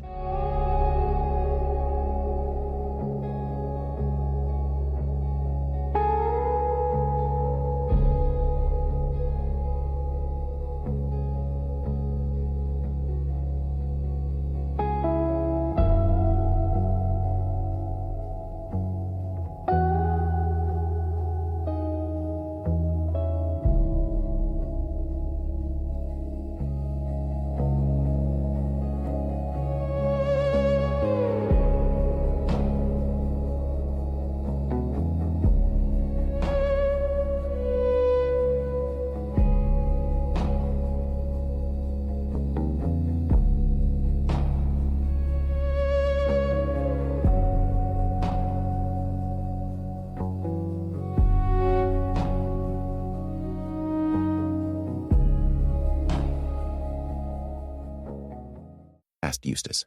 I can give you a room to work in. Grace headquarters was the last place Schlickman wanted to work. No, he said. I've got a room at the Helmsley. Eustace shrugged. Schlickman called the Boston office when he got back to the Helmsley. Conway took the call in the conference room and put Schlickman on the speakerphone. Well, he took me to lunch, Schlickman said. He described the meeting with Eustace to Conway and Phillips, omitting the details of his nervousness at the Harvard Club. I'm very pessimistic, Schlickman said when he'd finished. He kept saying he wants a hard number, a hard number. What do I tell him? Do I just say 15 million? Conway said, I think you've got to give Eustace our bottom line. 15 is supposed to be our squeal point. Philip said to Schlickman, do you feel compelled to disclose your squeal point today? Over the speakerphone, Schlickman's voice rose in anger. You're not thinking, Mark. Eustace is not negotiating. He's a bottom liner. I think I've got to do this his way. I've got to give him the bottom line. Philip said quietly, our bottom line is not 15 million. What is it? Said Schlickman. We don't know yet. 12? Asked Schlickman, a plaintive note in his voice. Conway liked that number. That might get you dinner with Eustace. Phillips grabbed a yellow pad from the table and began calculating while Conway talked with Schlickman. Phillips worked in silence for a few minutes, punching numbers into the calculator. Okay, he said to Schlickman. What do you think about this? 1.2 million in cash for each family and $5,000 a month for 30 years. That comes out 16.2 million. I like that, said Schlickman. I don't give a shit if you like it, said Phillips. Do you believe it? Do we have to get it typed up? Interrupted Gordon from an extension at the Helmsley. Fuck no, said Phillips. Yeah, we do, said Schlickman. It'll make it look firm. At 6 o'clock that evening, Schlickman called Boston again. Eustace was standing in his office looking out the window when I arrived, he told Conway and Phillips over the speakerphone. He offers to take my coat, but I wanted to keep it on because I had the paper with the figures in it. I'm ready to give him the numbers. He gets a yellow pad out and starts writing on it. Then he says, oops, out of my ballpark. You could have called me and told me this. You wouldn't have had to come down here. So shit, I figure it's over with. I'm ready to leave. He puts his feet up on his desk, on this spindly French antique thing. He tells me to take my jacket off and put my feet on the desk too. I don't want to. It was very strange. There was a lot of talk about me putting my feet on the desk. Go ahead, he says. Relax a bit. Then he says, $6.6 million is a lot of money. I tell him, let me put this in perspective for you. Our costs are $2.5 million. He takes his feet off the desk and starts pacing up and down. His secretary comes to the door with a note. He reads it and tears it up, and then he says, suppose I took that into account. I ask him, don't you see any opportunity here? He says, no, I don't. Then he says, well, maybe. There are other people involved in this. I've got to discuss it with them. Over the phone, Schlickman paused in his account. I think we made a breakthrough, he told Conway and Phillips. I think his authority was to 10 million. We're beyond 10 now. He's got to call the others to see if he can get a ticket to our ballpark. He wants me to stay another night. He did say he was pessimistic, but this whole thing with taking my jacket off and making me put my feet on the desk indicates he smells opportunity. I don't think he'd ask me to stay in New York if all he's going to do is offer 8 million. He got very excited, very animated. It was so uncharacteristic of him. He mentioned calling Charles Earhart in Maine and some other guy. We're supposed to meet tomorrow at 11. Earhart was chief administrative officer of W.R. Grace and vice chairman of the board. Phillips thought this was a good sign indeed. It sounds propitious, he told Schlickman. They've got a figure they can't ignore. That night in New York, Schlickman felt hopeful but also wary. After so many ups and downs, he could no longer trust his instincts. It was in this state of uncertainty that he received a call from Eustace the next morning. This will take more than one day, he heard Eustace tell him. Call me tomorrow around 11. Will you still be in New York? Schlickman, caught off guard and not knowing what to do, said yes, he'd stay another night. When he hung up the phone, Gordon berated him savagely. I'm not staying here another fucking day watching soap operas and shining my shoes. Call him back and tell him we're leaving. Schlickman, completely unmoored now, did as Gordon instructed. He told Eustace's secretary he had decided to leave New York. Tell Al he can reach me in Boston. What's the matter? Asked the secretary. You don't like New York? Schlickman thought he detected a mocking tone in her voice. 5. Schlickman and his partners waited in the office on Milk Street all the next day for Eustace to call. Phillips, unable to sleep last night, had gotten up to read Clausewitz's treatise on war. When he laid the book down, it had fallen open to the chapter entitled Retreat After a Loss. This, Phillips warned Schlickman, must be an omen. In his own office, Conway stared numbly out the window. A poisonous lethargy hung over the office. Phillips came in and sat in the chair across from him. Neither man said a word for a long while. Finally, Conway sighed. Want to go to a movie? He asked. What's today? Said Phillips. Thursday, August 21st. Phillips held his head in his hands as if he had a terrific headache. We can't go on this way, he muttered. We don't know our bottom line. There's only 2 weeks before we see the judge. We've got to try to settle this by tomorrow. What can we do? Asked Conway. We've got to squeeze an ounce of dignity out of this. Jan's not ready to go to trial. After a while, Phillips wandered back into Schlickman's office. Schlickman sat at his desk, still as a mannequin. There was nothing on his desk except for one phone message from a Boston Herald gossip columnist named Norma Nathan. She published an annual guide to Boston's most eligible bachelors, of which she had deemed Schlickman to be one. To update her bachelor file, she wanted to know how much money Schlickman had made this year. Tell her about 4 parts per billion, said Phillips. Schlickman tore up the message. They sat in silence, waiting for Eustace to call. Phillips smoked cigarettes and watched the smoke curl around his finger. Schlickman looked out the window at tourists. Nobody calls here anymore? Said Schlickman. Not even creditors? Do we have any other cases? That reminded Phillips of the Gallagher case, a woman crippled by a cerebral aneurysm. Phillips had worked on the case while the Woburn jury was deliberating. The case was not ready for trial, but Phillips hoped it might settle early and provide them with some cash. He asked Schlickman to call the defense lawyer. Schlickman shook his head. It'll only take 1 minute, said Phillips. No, later. Schlickman leaned back in his chair, cradled his head in his arms, and stared at the ceiling. I remember going out to Woburn 5 years ago and telling them it couldn't be done. It would cost too much, take too long, and the results were too uncertain. The file was less than half an inch thick. The only thing in it was the CDC report and Mulligan's contingency fee agreements. Every time I looked at that fucking file, I'd get nauseous. Conway came into Schlickman's office and sat wearily on the couch, listening to this reminiscence. Schlickman glanced at him. Should I have talked to Eustace directly? Absolutely, said Conway. You said you were coming to New York to resolve this. Gordon told me we weren't staying. Call him back, Gordon said. So I called him back. That was incredibly weak and stupid, said Conway. But his voice sounded sad, not angry. So I made another mistake. Conway fell silent, his brow deeply furrowed, his foot jiggling rapidly, his fingers twining around a lock of his thick, overgrown hair. Phillips played with the door handle, opening and closing the knob, the click of the mechanism the only sound in the room. Eustace never did call that day.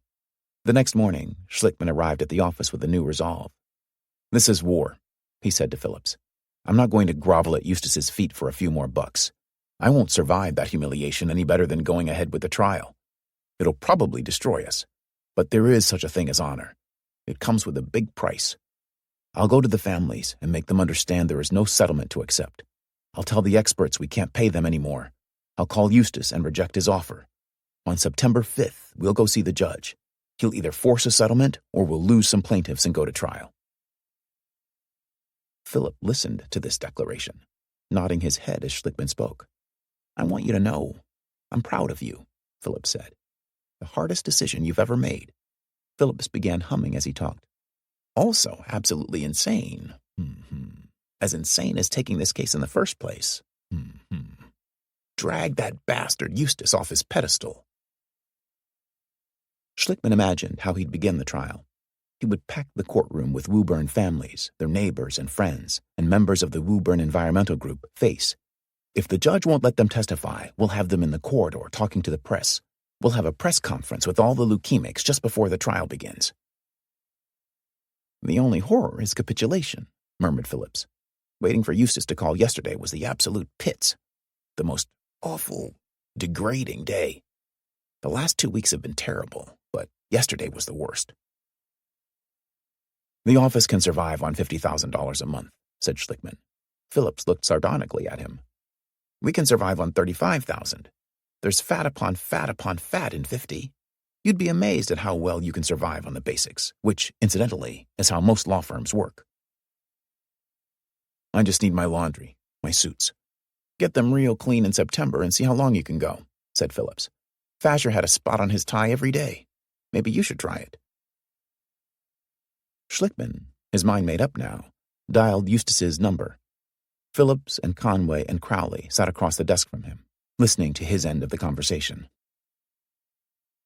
Hello, Al, Schlickman said, swiveling his chair around and looking down onto Milk Street. I'm just wondering what progress you've made. Yeah. Right. Sure, they're good attorneys. He listened for a long while, then he said, Sounds like you got a great case there, Al. I assume you're withdrawing your offer. You're certainly entitled to do that. Schlickman hung up the phone and turned his chair around to face Conway and Phillips and Crowley. Good, it's over. Eustace said he got a memorandum from Keating and he found out some interesting things. Jared Alfiero died of salmonella. Roland Gamache drank bottled water since 1974. He said, maybe I should just wait until September 5th and see what the judge does. Schlickman took a deep breath. So we go forward. He looked at Crowley and smiled. Crowley, you're the new trial lawyer in this firm. You should hear the stories they told about the old one. He laughed. Phillips laughed too, patting Crowley on the shoulder. You'll have a few brilliant successes, and then you'll go straight down. Schlickman sighed. This could be fun, he said, his voice tentative. Phillips began humming. It will be. You're not expected to win. You've got nothing to lose. Another 6 months of misery, groaned Conway. What will I tell my wife? No one answered. Conway supplied the answer himself. I think I'll tell her we settled. She won't know the truth until she hears on the news that we've started phase 2.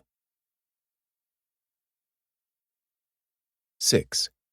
The computers hadn't been repossessed yet, as Gordon had feared, but everyone in the office expected that to happen at any moment. Just yesterday, a man from the electric company had come to shut off the electricity. A secretary had asked the man to wait while she called Gordon, who had come over with a check. Gordon moaned incessantly about the debt, the threatening calls from angry creditors, the growing number of lawsuits.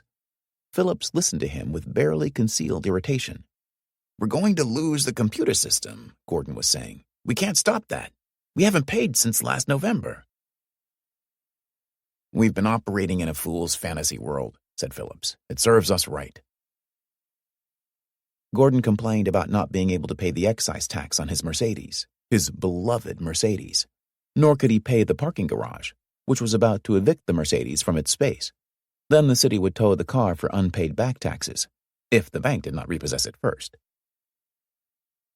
Phillips had no patience with this. You won't be able to buy your fucking yacht and park it on Palm Beach, so what?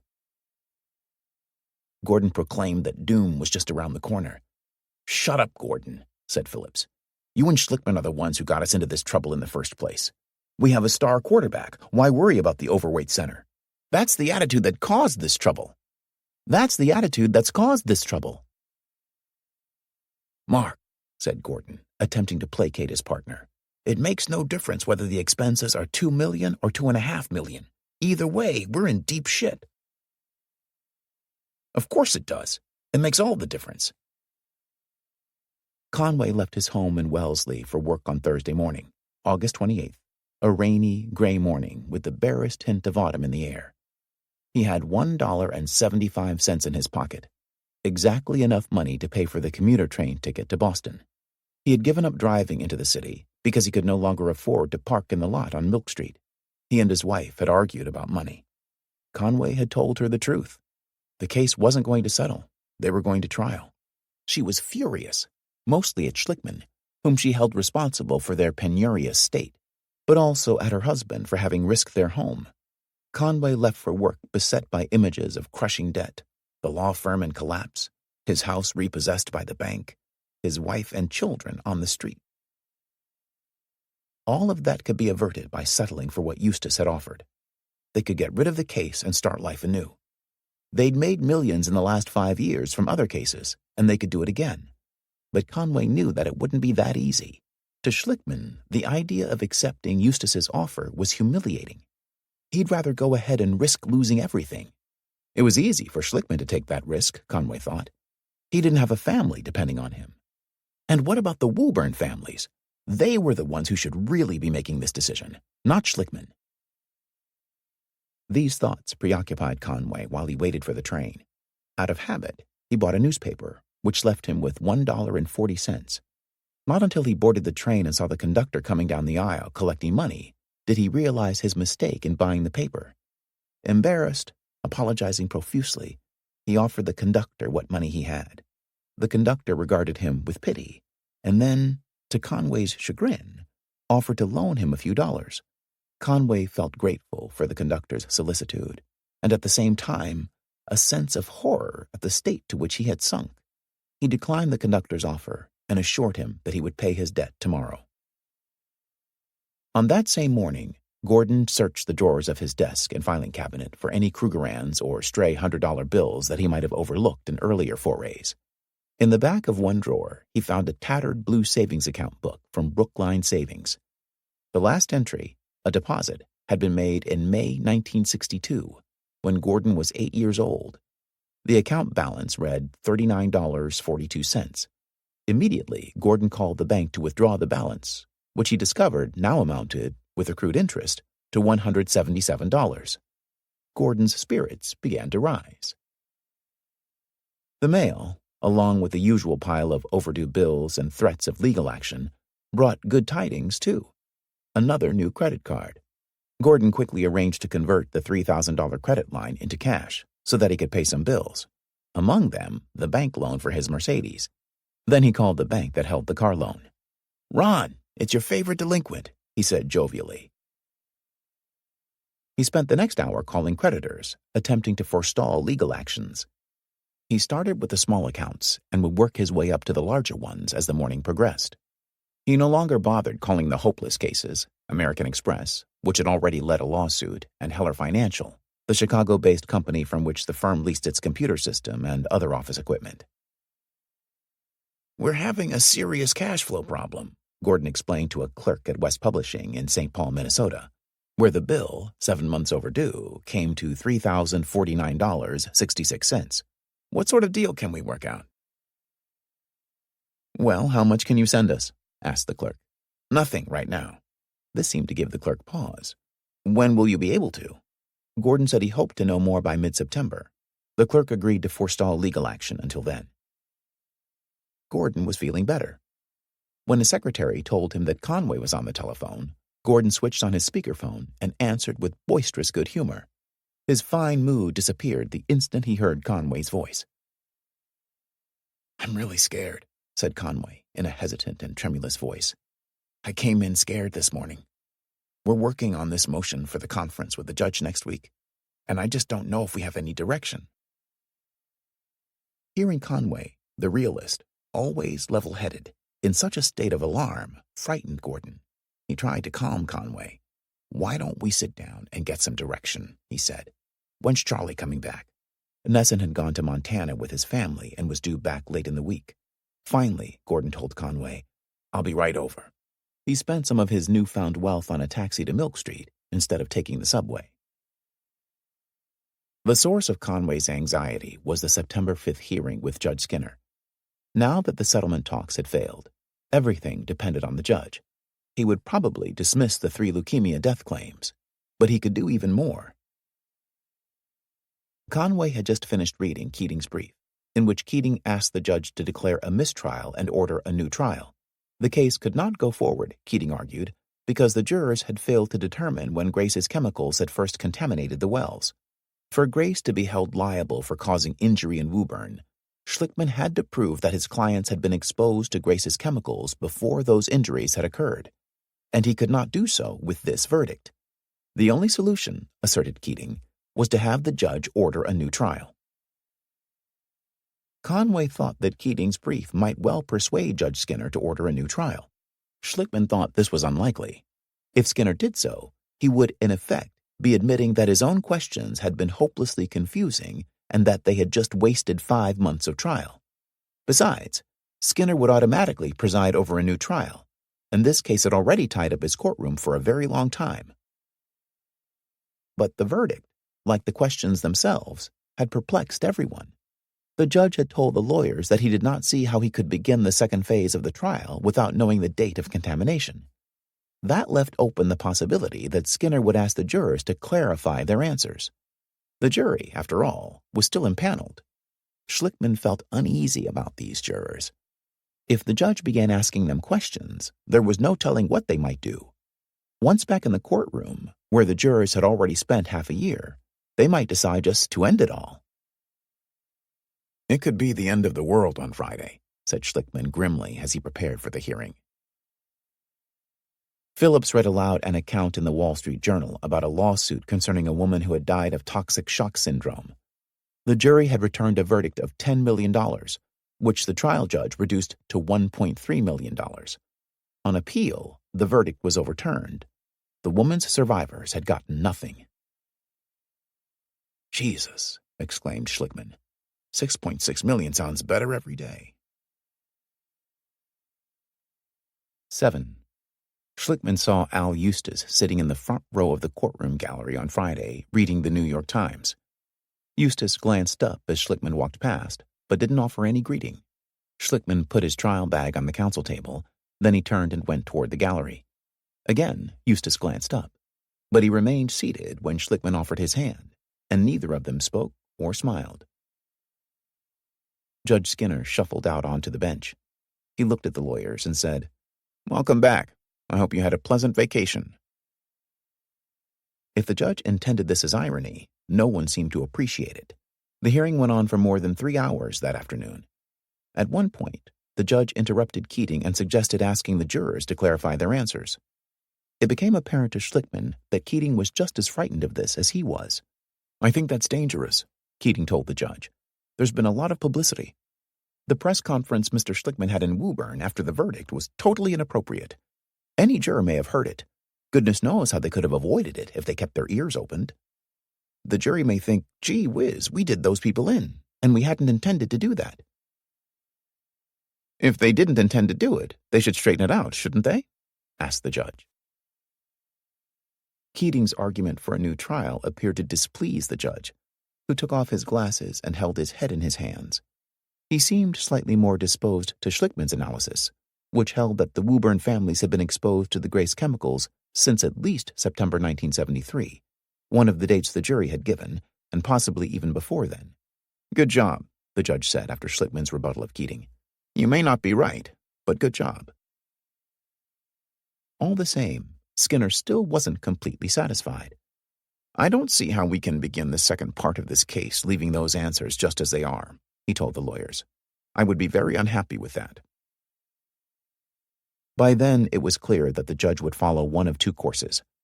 Either he would ask the jurors more questions, or he would order a new trial. Skinner said he needed some time to think about his ruling. He would notify the lawyers of his decision early next week. And then, at the end of the hearing, almost in passing, the judge seemed to reveal his own thoughts on the outcome of the second phase of the case. It happened when Schlickman mentioned a memo sent by W.R. Grace to its Woburn plant, ordering the plant to stop using TCE. "They said it can cause cancer," Schlickman was saying when the judge interrupted him. "Causes cancer in people?" the judge asked. "Yes," said Schlickman. "That's why they stopped using it in their plants." "I don't think there's anything in the evidence to show it causes cancer in people," said the judge. "Well," began Schlickman, "in 1975, the memo said, 'A carcinogen capable of causing cancer.'" "Cancer in animals," interrupted the judge again. "The state of knowledge at the time was that it caused cancer on the skins of animals, and that's all there was, and still is to this day. There's no direct evidence that application of this product actually causes cancer." Schlickman took a deep breath. "If Your Honor is asking me, was there evidence for people to conclude that it could cause cancer in humans, I would have to say, yes, there was evidence. If Your Honor is saying that most of the evidence is based on animal studies, that is correct." "The skins of rats and mice," said the judge. "Organs as well," added Schlickman. "Skins," insisted Skinner. "No," replied Schlickman. "I think it was liver tumors. And it was in massive doses," said the judge. "They don't give those rats 1 part per billion. Nobody is surprised they die." "My God," thought Schlickman, "I'll never win in front of this judge. I don't have a prayer." Schlickman left the courtroom and went directly to Patton's Bar and Grill with Phillips and Conway. The three men stood at the bar and ordered whiskey. "Well," said Schlickman, holding up his glass in a toast, "it's been an enriching experience, like having a loved one die." He swirled the glass of whiskey and took a sip. "Do we take the money from Eustace and end it, or do we go ahead? If life was black and white and a sign came out and said, 'Okay, hero time,' then everybody would do the right thing. But there's never a sign. You never know when you're being a hero or a fool." Phillips had already finished his first drink.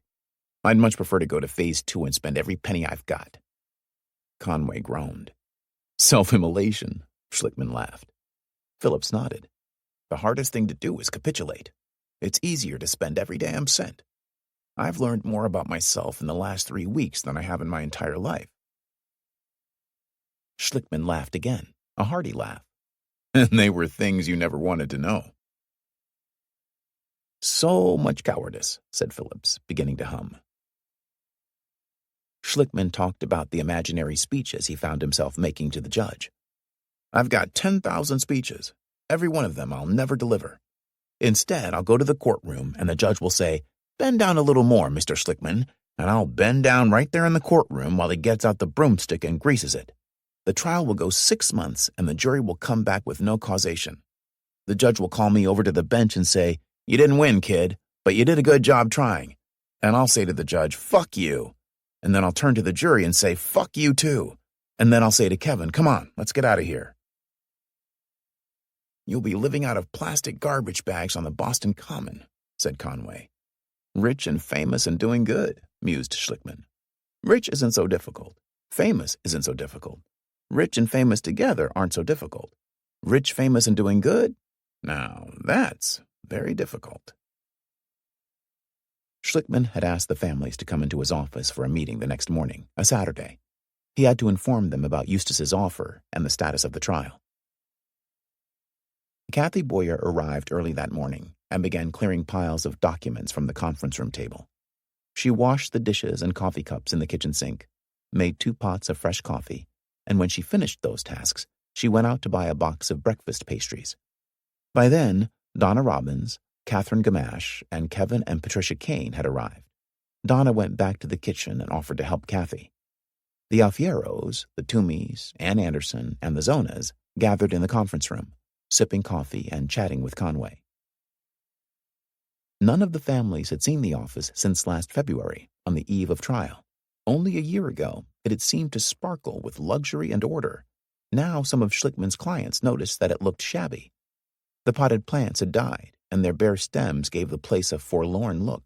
Behind the conference room door was a gaping hole in the plaster wall where Schlickman had flung the door open with such force that the knob had punched a ragged circle in the wall. In the kitchen alcove, a fluorescent light had dimmed and was blinking fitfully on and off. The vacuum cleaner had broken, and the carpets, unvacuumed for weeks now, were stained by ground-in dirt. In the conference room, Schlickman stood before his clients, who had taken seats around the table. He was dressed in a short-sleeved shirt and chinos and looked gaunt, his hair almost completely gray. The lawyer's perspective this morning is not very good, he told the families. He talked about the risk of facing a divided jury in the next phase of the trial. It might be possible to win, he said, if the jury gave him the benefit of the doubt. But at every step along the way, the Grace defense would try to put doubt in the jury's mind. The most difficult thing we face is this jury asking themselves, how do I make a decision when there are doctors and scientists out there who can't agree? They might decide to take the easy way out and not decide. Then he told the families that he had gone to New York to discuss settlement with a Grace executive. He put some money on the table, Schlickman said. I'm going to tell you the figure, but I don't want it to go outside this room. Schlickman looked around at his clients. Some of them nodded, others sat impassively. He offered $6.6 million. He's decided to stop negotiating until the judge rules on the motions. He's hoping the judge will dismiss all, or at least some, of the claims. Everyone in the room knew which claims had been put in jeopardy by the jury's date. When we start talking about money, continued Schlickman, people get emotionally involved. That's a reality of life. In this case, that reality is backed up by a very personal claim. You'll all have to agree that you will act as one unit. There'll be no talk about this is for Toomey and not for Robbins or Zona. No talk about whose claim is more viable than someone else's claim. Schlickman paused to gauge his client's reaction. They looked expectantly at him. No one said anything. If the 8 families can't do that, Schlickman said, then we're in real trouble. If there's a problem between families, then I won't know who I'm representing. If there's a problem, it means that each family will have to get its own attorney. 30 seconds of silence ensued. Schlickman waited for a response. People looked cautiously at each other, wondering who would speak first. Richard Toomey, whose dead son, Patrick, had the strongest of the remaining claims, sat directly across the table from where Schlickman stood. Toomey's eyes were half closed, his hands folded across his large, barrel chest. He was the first to break the silence, in a voice clear and strong. We're all in this together, he said. That's how we started, and that's how we'll stay. Ann Anderson smiled in sudden relief, and everyone began to say, as if in chorus, we're unanimous, we're together. At ease now, and with a sense of common purpose, they began to talk freely among themselves about the prospects of settling or going ahead with the trial. Again, it was Toomey who spoke most forcefully. A settlement is one thing, he said, but I'm not willing to throw out the verdict in order to settle. They're guilty of polluting. My child died from their stupidity. I didn't get into this for the money. I got into this because I want to find them guilty for what they did. I want the world to know that. Most seem to agree with this. Pasqualzona said, "A settlement without disclosure is no settlement at all." But Anne saw it differently. "I think you have to accept that Grace never, ever said they did anything. The world will come crashing down before they do that." Pasqualzona's son, Ron, who was 25 years old now, a strapping, husky youth, seemed affronted by this. "Saying they're not guilty of any illness or death," Ron Zona said with disgust. "That's why we're in this thing to begin with." Anne glanced at him. "Look at how many experts say that smoking causes lung cancer, but the tobacco companies still deny it. I don't know about you people," she continued, "but I don't think I'm any match for their lawyers. I don't feel strong. I find myself crying a lot. They'll tear us apart, make mincemeat of us." "They put their socks on the same way you do," said Ron Zona. "If we don't go to the second phase, what was the sense of this trial? That's what we got into this for, to prove that it causes illness." Some voiced their fear that if they went ahead with the trial, they risked losing everything. Others maintained that was the chance they'd taken when they began this odyssey. Donna Robbins was of two minds about whether they could prevail in the second phase.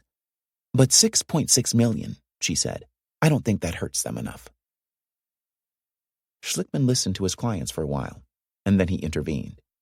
He asked for a show of hands. How many people thought they could win in the second phase? The Toomeys, the Zonas, Kevin Kane, and Donna Robbins raised their hands. How many thought they'd lose? 7 people, among them Patricia Kane and Anne, raised their hands. "Anybody who studied this will realize the second phase is weaker than the first," said Anne. The group was divided, but with the exception of young Ron Zona, no one hewed adamantly to their position. Donna Robbins asked Schlickman what would happen if he advised them to accept a settlement, and they said no. "I'll keep going," replied Schlickman. "I'm representing you, not controlling you." It was Patricia Kane who, near the end, seemed to speak for everyone. "I think we'd all love to settle as long as we don't have to compromise the verdict," she said. "I don't think it's a matter of money, but we all want the jury's verdict to stand against Grace."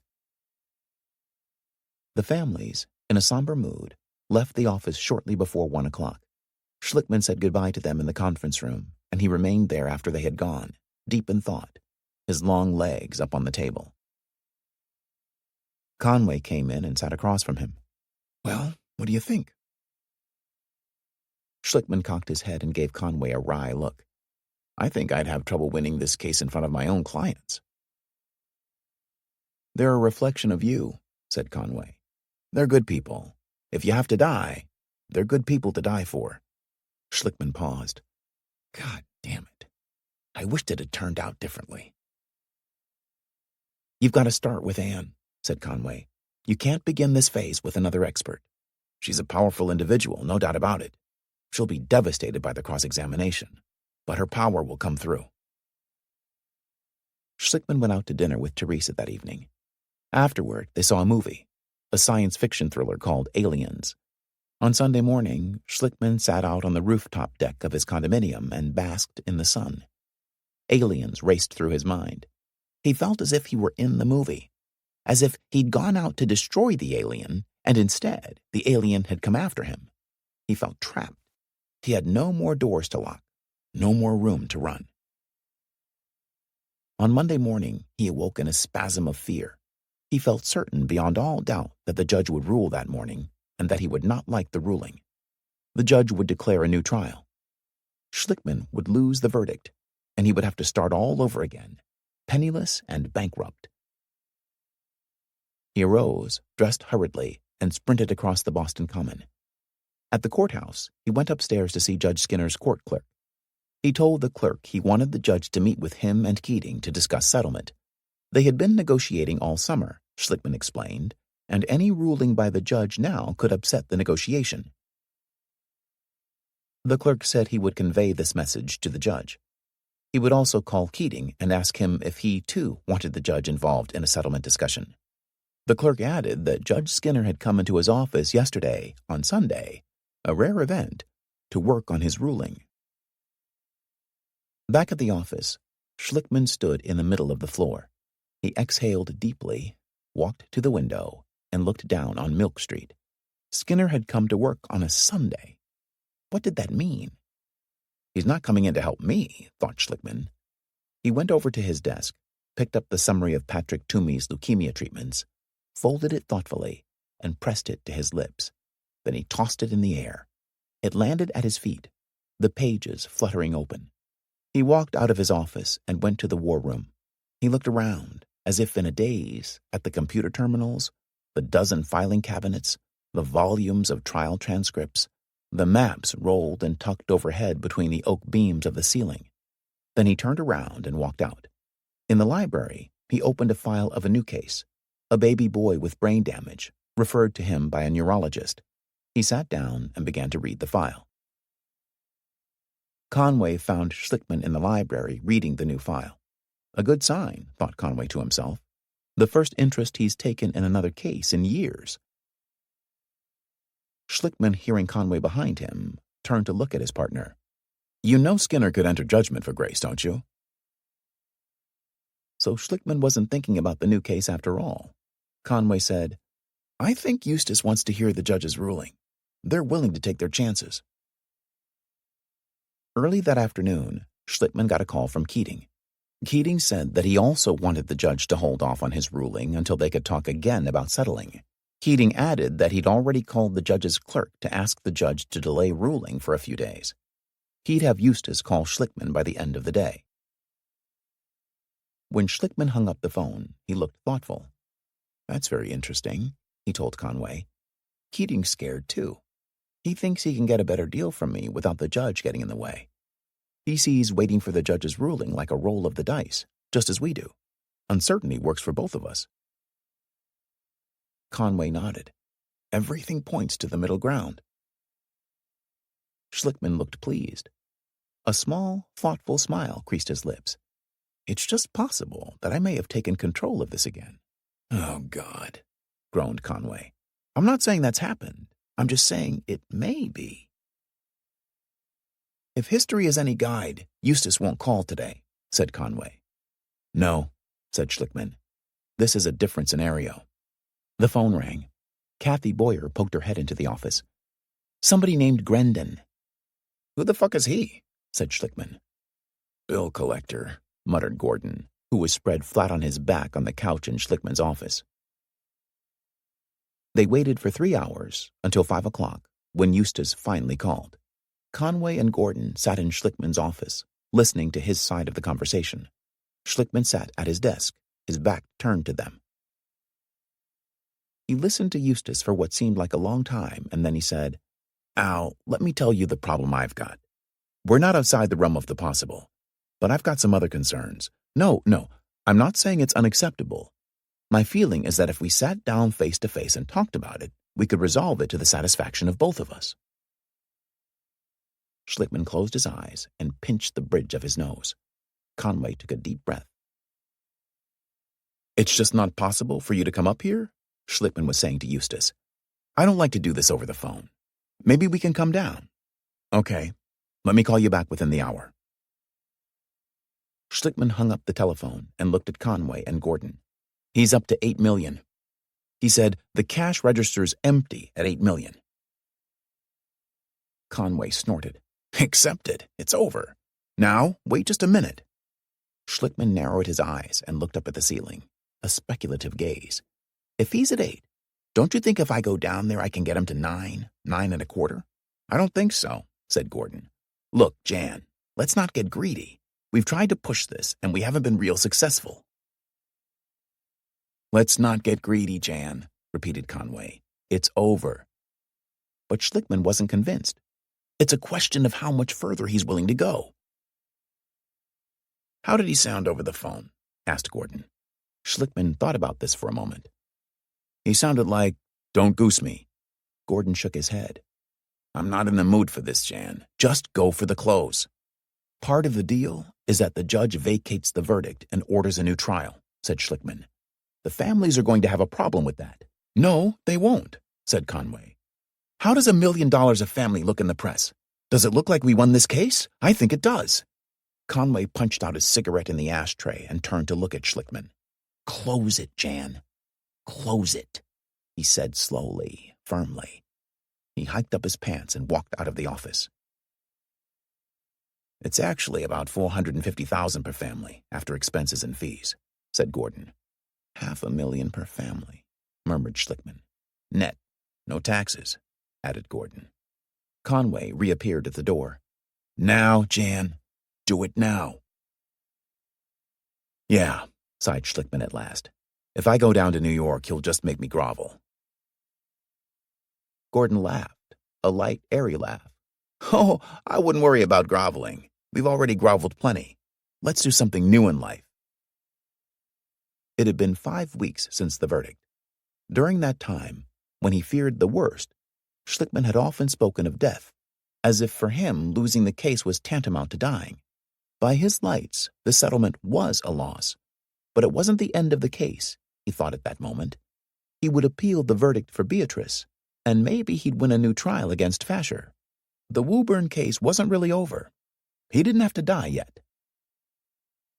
He wanted to be alone when he made the call to Eustace. Gordon left his office and walked out to the kitchen where Conway was talking with Peggy. Conway told her that it was over, that they had settled with Grace. Peggy reacted with joy, clasping her hands in delight and shouting, "Good! I won't have to wash dishes here every night." Conway fumbled with the coffee pot, and then he set it down suddenly. "It's been 5 long years," he said in a hoarse voice, and tears came to his eyes. Peggy came over to him and put her arms around him. They stood for a moment in the embrace. "In the next few minutes, it'll be all over," she said. Schlickman emerged from his office and came toward the kitchen. "He'll give me 8. He won't give me any more than that. He says it's extortion." Gordon was tapping out figures on the calculator. Schlickman peered over Gordon's shoulder for a moment. "All I want are my suits from Dimitri, my condo, and a trip to Hawaii," said Schlickman. "And 40,000 in cash. No, keep the cash and get me a credit card for Hawaii. A platinum credit card." "No," said Gordon. "I must have my dignity," said Schlickman. "What's wrong with the fucking MasterCard?" said Gordon. "What do you estimate your bill on the platinum will be after 1 month in Hawaii?"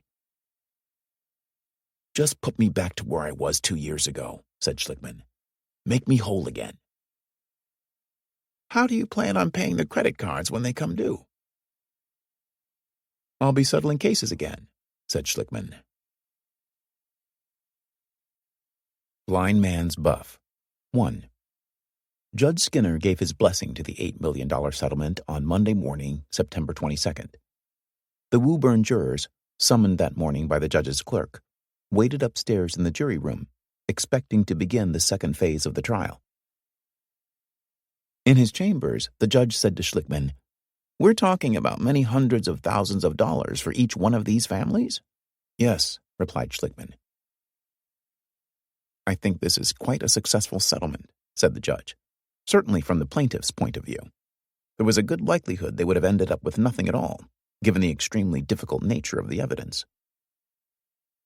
Schlickman made no reply. The last 2 weeks had been difficult for Schlickman. Keating had made many demands on behalf of Grace. There would be no deal, Keating had said, unless the judge granted Grace's motion for a new trial and rendered the verdict null. Furthermore, it had to appear as if the settlement had come about only after the judge declared a new trial. This petty deception irked Schlickman, but he went along with it. He had little choice. He suspected the judge was going to order a new trial for Grace anyway. He became certain of that when the judge readily adopted Keating's fictitious chronology. "There never was going to be a second phase," Schlickman told Conway bitterly. "The judge was going to fuck us all along. We got the money an hour before everything turned to dust." The case against W.R. Grace officially ended as it had begun, in front of a crowd in Judge Skinner's courtroom. The judge informed the jurors of the settlement and thanked them for their service. A moment later, reporters surrounded Schlickman and Keating, seeking details of the settlement. Keating had insisted, as another condition of settlement, that the amount paid by Grace be kept secret, and Schlickman had consented to this. But many people, including, of course, the families themselves, knew the sum. and by evening, the network news programs would be citing a reported $8 million settlement. Out in Woburn that afternoon, at Trinity Episcopal Church, Schlickman proclaimed victory in front of the television cameras and a crowd of onlookers. His clients, seated on folding chairs in a semicircle before the cameras, made similar statements.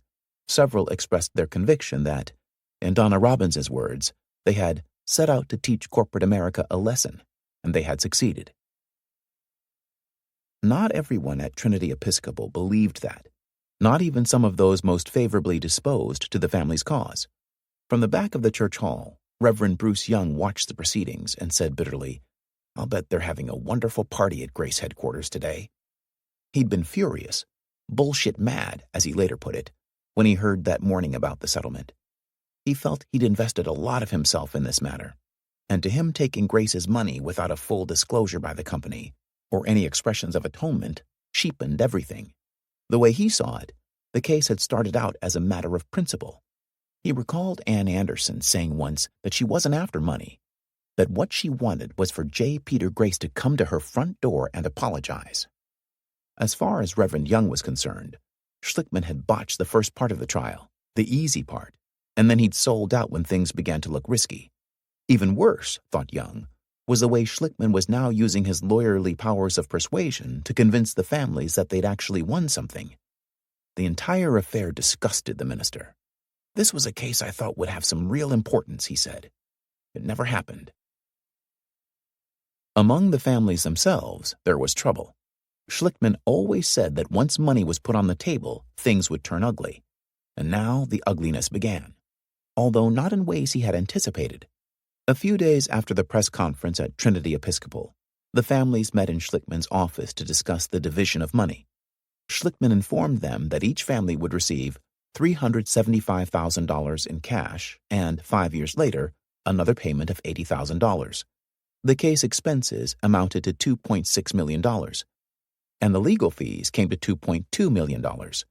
This, Schlickman pointed out to the families, was only 28% of the total settlement, less than the 40% fee they'd agreed to when they'd signed the contingency forms. No one voiced any complaint at that meeting, but afterward, as Donna and Ann drove home to Woburn together, Ann expressed anger at the size of Schlickman's fee. She didn't think the lawyers should get more than any one family.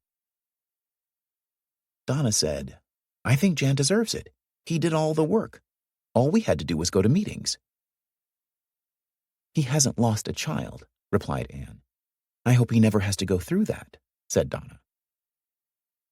Ann didn't say any more that night, but the matter did not end there. In recent months, Ann had begun to resent Schlickman. She found his manner with the families patronizing, as if he were talking to a group of children. There would have been no case had it not been for her efforts, and yet she felt as if he had systematically excluded her and the others from important decisions.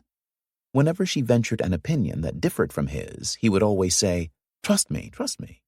How many times had she heard him say that?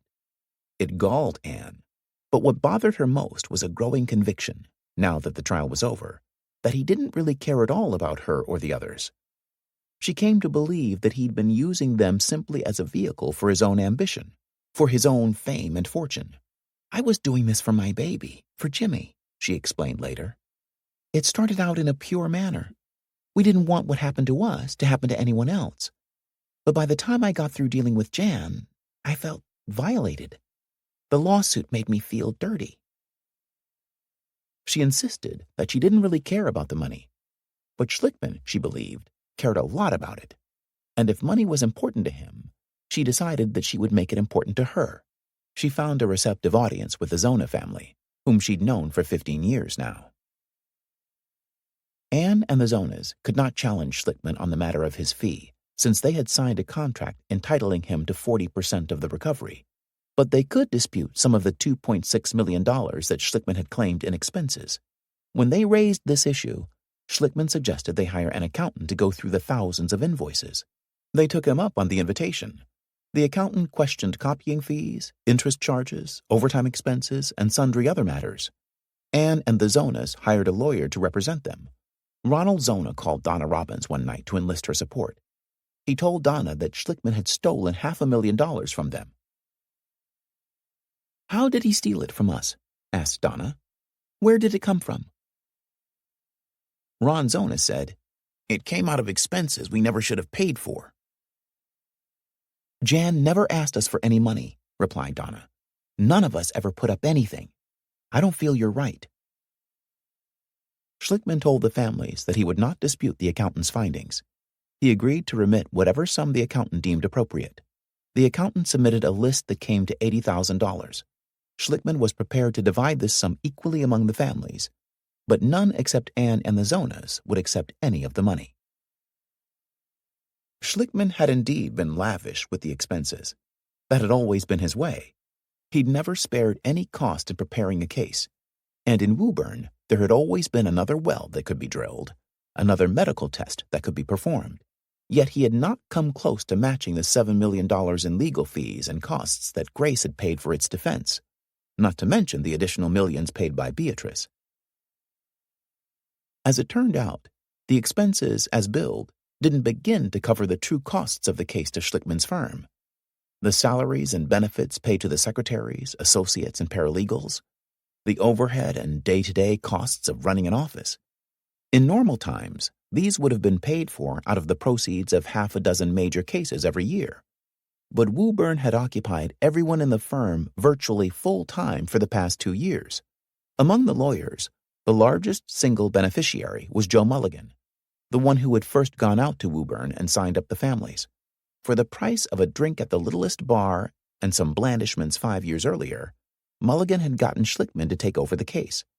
Now he demanded a referral fee. Schlickman balked. Mulligan, after all, had put in less than a week of effort on the case. Mulligan filed a lawsuit in Superior Court.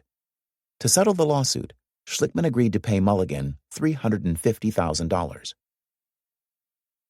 Meanwhile, Trial Lawyers for Public Justice was seeking $648,000 in fees for Anthony Roisman's early assistance. Schlickman met with Roisman and his board of directors at a hotel airport outside Chicago. Gordon and Phillips came along. The meeting lasted all day. The board told Schlickman that he had mismanaged the case, that he had spent too much and settled for too little. Phillips walked out of the meeting in disgust. Gordon broke down and wept angry tears. The woman sitting next to Gordon, a personal injury lawyer from California, turned to him and said coldly, "It's nothing personal, you know." Schlickman refused to say much in his own defense, but he could not pay Trial Lawyers for Public Justice the full fee he owed them by contract. In the end, they agreed to accept $300,000. Over dinner one night, Phillips asked Schlickman if he regretted taking on the Woburn case. "Do I regret it?" exclaimed Schlickman with a harsh laugh. "Does a paraplegic regret the moment he stepped off the curb and the bus ran him down? The case has ruined my life." Creditors lurked everywhere. Gordon began settling the debts, including the $1 million loan from Uncle Pete. Once everyone else, Nesson, Kiley and Tom Neville, Gordon and Phillips, had gotten paid, and $100,000 in bonuses had been distributed among the office staff, Schlickman ended up with only $30,000. He was debt-free, but there was no money left over for him to reclaim his Porsche, nor could Gordon get him any new credit cards. Schlickman had destroyed his creditworthiness. Conway and Crowley, with less debt than Schlickman, came out of the case with $100,000 apiece. They got the deeds to their houses back. Conway tried to make amends to his wife by buying her a fur coat for Christmas and a camcorder to film their children.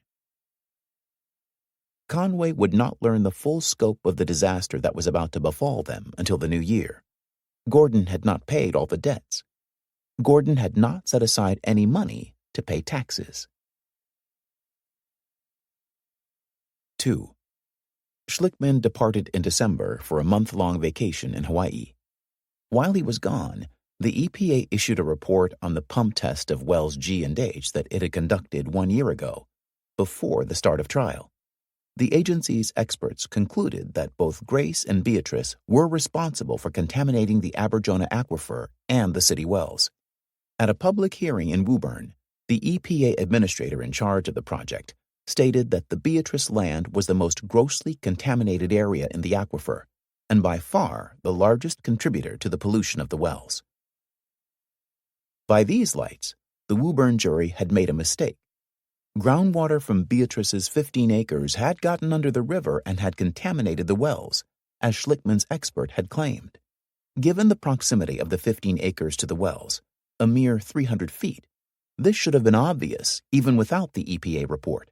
On the face of it, the verdict appeared to stand as an example of how the adversary process and the rules and rituals of the courtroom can obscure reality. But in Schlickman's view, it was the judge who had led the jury astray. From the beginning, Skinner never seemed to regard the case against Beatrice in the same light as the one against Grace. After the trial, the judge had made some additional findings. He had decreed that, based on the evidence, groundwater from the 15 acres had never reached the Woburn wells. Because of the compound nature of the questions the judge had posed to the jury, this specific question had never been answered. Skinner took it upon himself to answer it, and in doing so, he made any appeal on the Beatrice verdict much more difficult. In effect, he was telling Schlickman that even if the jury had found against Beatrice, he would have overturned the verdict and entered judgment for Beatrice. Polluted though the 15 acres were, Schlickman had turned up very little hard evidence that Riley himself was responsible for its contamination. Perhaps that was the problem. Schlickman had never managed to find the witness who could break open the case, the way he'd found Al Love to expose Grace's secrets. Before leaving for Hawaii, Schlickman had promised the Woburn families that he would appeal the Beatrice verdict. Nesson had wanted to write the brief and make the oral argument before the U.S. Court of Appeals, and Schlickman had readily agreed. He was happy to go on to other things. Returning to Boston, he began work on a difficult medical malpractice case involving a woman who had suffered a ruptured brain aneurysm. The firm needed some income, and quickly. The failure to set aside money for taxes had that most relentless of creditors, the Internal Revenue Service, dunning them. The malpractice case failed to settle. In April, Schlickman and Conway went to trial. They'd spent $30,000 preparing the case, money newly borrowed from Uncle Pete. After a 2-week trial, the jurors began their deliberations. Schlickman paced outside the courtroom door. When the jury returned its verdict 4 days later, Schlickman had lost. He wondered if he would ever win again. Bad karma from Woburn seemed to infect everything around him. Schlickman and Teresa broke up around this time. They had been together for 5 years.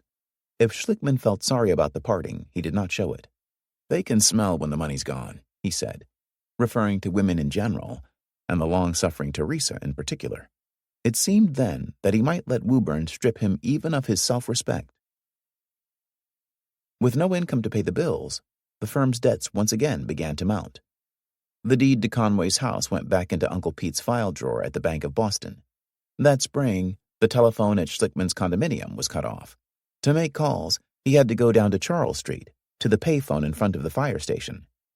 He shared the payphone with a bookie, who was not happy with the new arrangement. They argued over how long each other's calls lasted. All of Schlickman's furniture, except for one overstuffed chair, was repossessed. At night, he would take the cushions off the chair and lay them on the floor to make his bed. When he needed a table, he would stack the cushions and sit on the floor before them, Japanese style. He dined in this position. He ate a lot of canned tuna. Kylie would sometimes take him out to dinner and slip him a $100 bill afterward. Nesson had been working on the Beatrice appeal for several months now. He had outlined the procedural history of the case and crafted all the legal arguments against Judge Skinner's directed verdict rulings, but he did not possess Schlickman's command of the factual minutiae. He gave the brief to Schlickman and asked for his help filling in the pertinent facts. Schlickman thought that Nesson had done a superb job. The brief was tightly reasoned and cited cases that perfectly supported its arguments. Best of all, Nesson had used the judge's own words to show how Skinner himself had realized that he'd made a mistake on landowner liability and duty to warn. Schlickman figured it would take him about 3 days to fill in the missing details.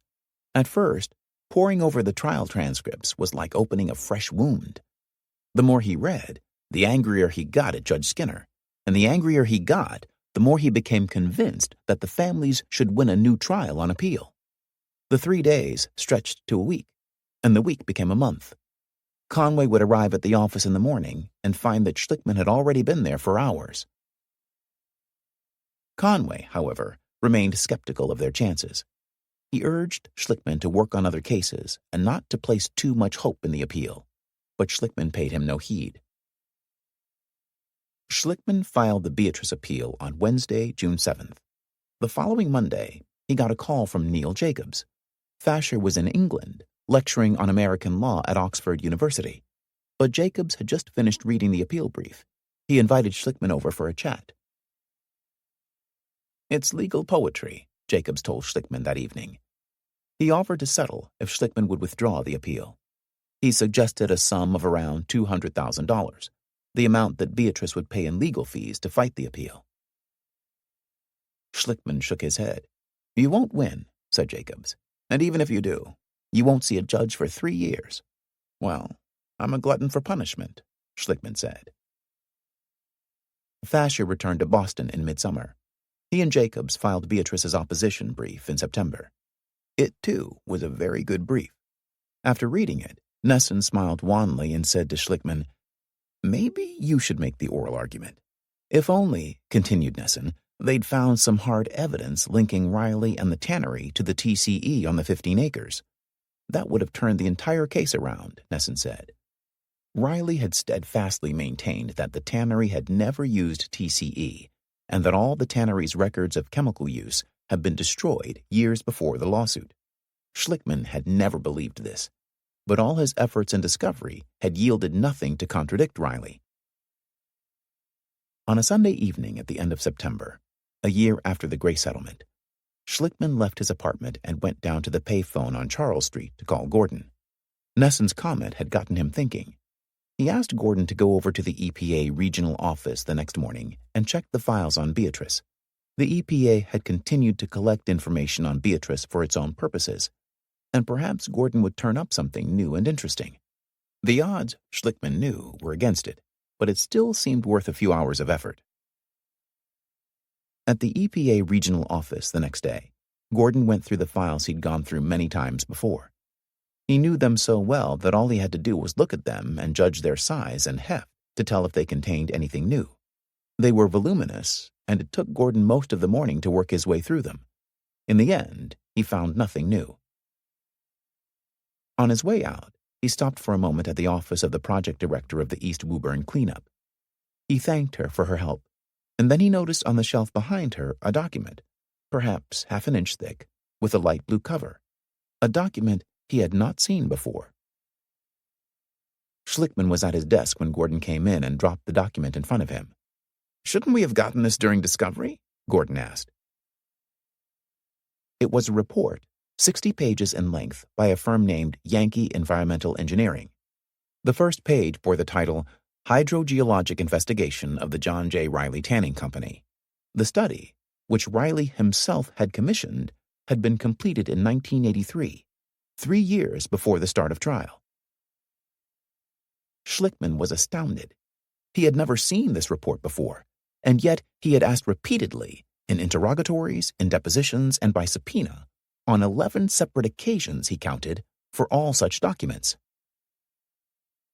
Reading the report with rising excitement, Schlickman discovered that the Yankee engineers had drilled 6 monitoring wells on the tannery property, wells that had remained secret throughout the entire EPA pump test and the trial. The report stated that groundwater from under the tannery flowed to the east toward the city wells, through very porous soil, exactly as Schlickman's expert, Pinder, had predicted. Tannery waste, described in the report as a black sludge resembling peat, had been dumped down the hillside leading to the 15 acres. To Schlickman, this sounded a lot like Sample Z, the contaminated material that Drabinsky had found on the 15 acres. Schlickman had claimed at trial that this material was tannery waste, but the judge had not believed it and had told the jury they could not consider it as evidence. If he'd had this report, thought Schlickman, the trial would have been a different event altogether. The report bolstered the testimony of all his own experts, and who knows what other discoveries the report might have led him to. Certainly Fasher must have known about this report. Why had Fasher hidden it? And what else had he hidden? Was it possible that there was more? Schlickman experienced both elation and anger that day. In the legal profession, Destroying or suppressing evidence ranks just below stealing money from a client.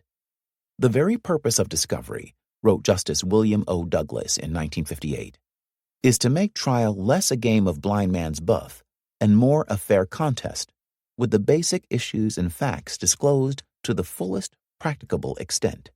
The rules of civil procedure spelled out the remedy for misconduct of this sort. When wrongful suppression of evidence has prevented a full and fair trial, the rules grant the victimized party a new trial. 3. It was as if Schlickman had been offered the chance to rewrite the past, to erase the greatest failure of his life, and to create in its place a great victory. It was for this reason that Woburn once again would occupy him to the exclusion of all else. Schlickman would have preferred to take this matter directly to the Court of Appeals, but procedure required that he go back to the trial judge first. So Schlickman found himself yet again in Judge Skinner's courtroom. The judge did not appear pleased to see either the Woburn case or Schlickman, nor did Fasher, who glared at Schlickman and Nesson as they walked in. Despite his bad humor, Fasher looked spry. He'd made a lot of money for his law firm on the Woburn case. A year before, just after the verdict, the firm's accountant had even toasted Schlickman at a big victory party at the Ritz-Carlton. Since then, Fasher had tried 2 other cases, one in New Orleans, another in Maine, and won them both. Among the Boston bar, his reputation had never been more lustrous. But now Schlickman was besmirching him with accusations of fraud and misconduct that were being reported in Lawyers Weekly. Standing before the judge, Schlickman went through the Yankee report in detail, trying to show why it would have made a difference in the outcome of the trial. He had hoped that the judge would be outraged by its suppression, but he soon realized that he was hoping for too much. Skinner listened patiently, asking questions now and then. Schlickman finished by saying, "Certainly Your Honor concedes that the information would have been extremely helpful to our claims." "I think you're wrong about that," replied the judge. "At this point, I'm not conceding anything to anybody. Protocol requires that I hear both sides." It was Fasher's turn. Schlickman's presentation was almost too much for the old lawyer to bear. "I've been around a few times," Fasher told the judge, "and I've never heard anything like the display I've heard today for irresponsible and baseless accusations. This is scurrilous."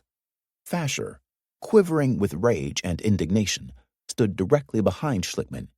He lifted his hand as if he were about to strike Schlickman on the head. From the corner of his eye, Nesson saw this movement and leaped up to confront Fasher. Judge Skinner jumped up too, and then so did Schlickman. "I will meet him in the hall if he wants to," sputtered Fasher, looking up at Schlickman, who towered over him. "Or Charlie, too." "Everybody sit down," roared the judge. "I'm not going to have this bickering between counsel." The judge asked Fasher if he'd known about the Yankee report before trial. "Yes," replied Fasher. He'd seen the report, but only briefly, for about 2 minutes just before a deposition. He'd never had actual possession of it. Riley's personal lawyer, a woman named Mary Ryan, who was here in court that day, had shown it to him. He had thought then that the report was insignificant, and he thought so now. One piece of inconsequential material among hundreds, maybe thousands, I'm not sure. As for Schlickman's requests for this report, they had been improperly made. He had lacked the diligence and interest to go after this document, and it was, therefore, his own fault that he had not gotten it. Judge Skinner was about to end the proceeding when Nesson stood and reminded him of their request that he ask Fasher and Mary Ryan if they knew of any other documents relevant to the lawsuit that they had failed to produce. "Thank you very much," the judge said curtly to Nesson, "but I don't want to be told how to proceed." "Your Honor," said Nesson, "you have before you a motion that deals with the integrity of this court and the discovery process. You have been very quick to get angry with Mr. Schlickman and me." "No, I get angry with everybody," said the judge. "No," replied Nesson, "you have not gotten angry with Mr. Fasher. I'm waiting to see if there's some real concern about the integrity of this process that comes out in your responses to Mr. Fasher." This rebuke infuriated the judge. "You have imposed on me consistently. You have been doing it since day one." Again, Nesson asked the judge to make the inquiry he had requested. I'm not doing that. Then before this hearing closes, we ask to call Mary Ryan to the witness stand, said Nesson. No. You have not made the inquiry we asked for, continued Nesson, and at this point we now ask to call Mary Ryan to the witness stand. I am not doing anything more on this hearing, shouted Skinner, stumbling over his words in his fury. I am now calling a criminal case, the name of which escapes me. Schlickman rose. Your Honor, I'm not listening to you. I've heard all from you that I'm going to hear. United States versus whatever the name is. Schlickman waited anxiously for the judge's ruling, although the outcome seemed foregone to almost everyone who'd witnessed Judge Skinner's demeanor during the hearing. Christmas came and went. Schlickman lost his condominium on New Year's Day. The next morning, a bitterly cold day in January, with the snow mounded in great heaps on the Boston sidewalks, Schlickman moved into the office. Although not without shelter, he had finally become homeless. He put his Dimitri suits in the reception room closet, his silk ties and bally shoes in the closet by the bathroom. He slept on a fold-out couch in Crowley's office. He made herbal tea every night in the kitchen and watched television in the conference room. It doesn't bother me living here, he said. I'm a man of extremes. It's the middle ground I can't stand. Every morning that January, he called Judge Skinner's clerk to find out if the judge had ruled. He refused to give up hope for a new trial. The facts were too overwhelming, too damning, he kept telling himself. I think Skinner's stuck. He doesn't have any choice in the matter, Schlickman would say. But then he'd check himself with pessimism. No, it can't be so. Skinner'll find a way to fuck me. He took hope from vaporous rumor. From Kathy Boyer, who was dating a lawyer who played squash with Michael Keating, he heard that Keating believed the judge had no alternative but to grant a new trial. This was triple hearsay based upon uninformed speculation, but it buoyed Schlickman. He told everyone he encountered about it. Isn't that something? Keating wouldn't say that offhand. He must have a sense of which way the wind blows. Meanwhile, Schlickman did little work on other cases, despite Conway's pleas. The firm borrowed more money from Uncle Pete. An IRS agent named Welch called Schlickman at least once a week. With interest and penalties, his tax debt was growing by 25% each year. It was now about $500,000. Judge Skinner finally issued his ruling on January 22, 1988, 9 weeks after the hearing. He found that the Yankee report was, on balance, more favorable to Beatrice than not, or at the most of neutral value. Its presence in the case would not, therefore, have materially affected the outcome of the trial. The judge did agree, however, that Schlickman had properly asked for the report. Fasher and Mary Ryan should have given it to him. But their default, as the judge called it, was merely a lapse of judgment, and not part of any deliberate conspiracy, as Schlickman had repeatedly charged. In fact, concluded the judge, Schlickman himself deserved part of the blame for not getting the report, for insisting on rushing headlong to trial despite Fasher's pleas for more time. And in the last-minute discovery frenzy created by Schlickman, it was understandable, said the judge, that this report may have seemed minor to Fasher.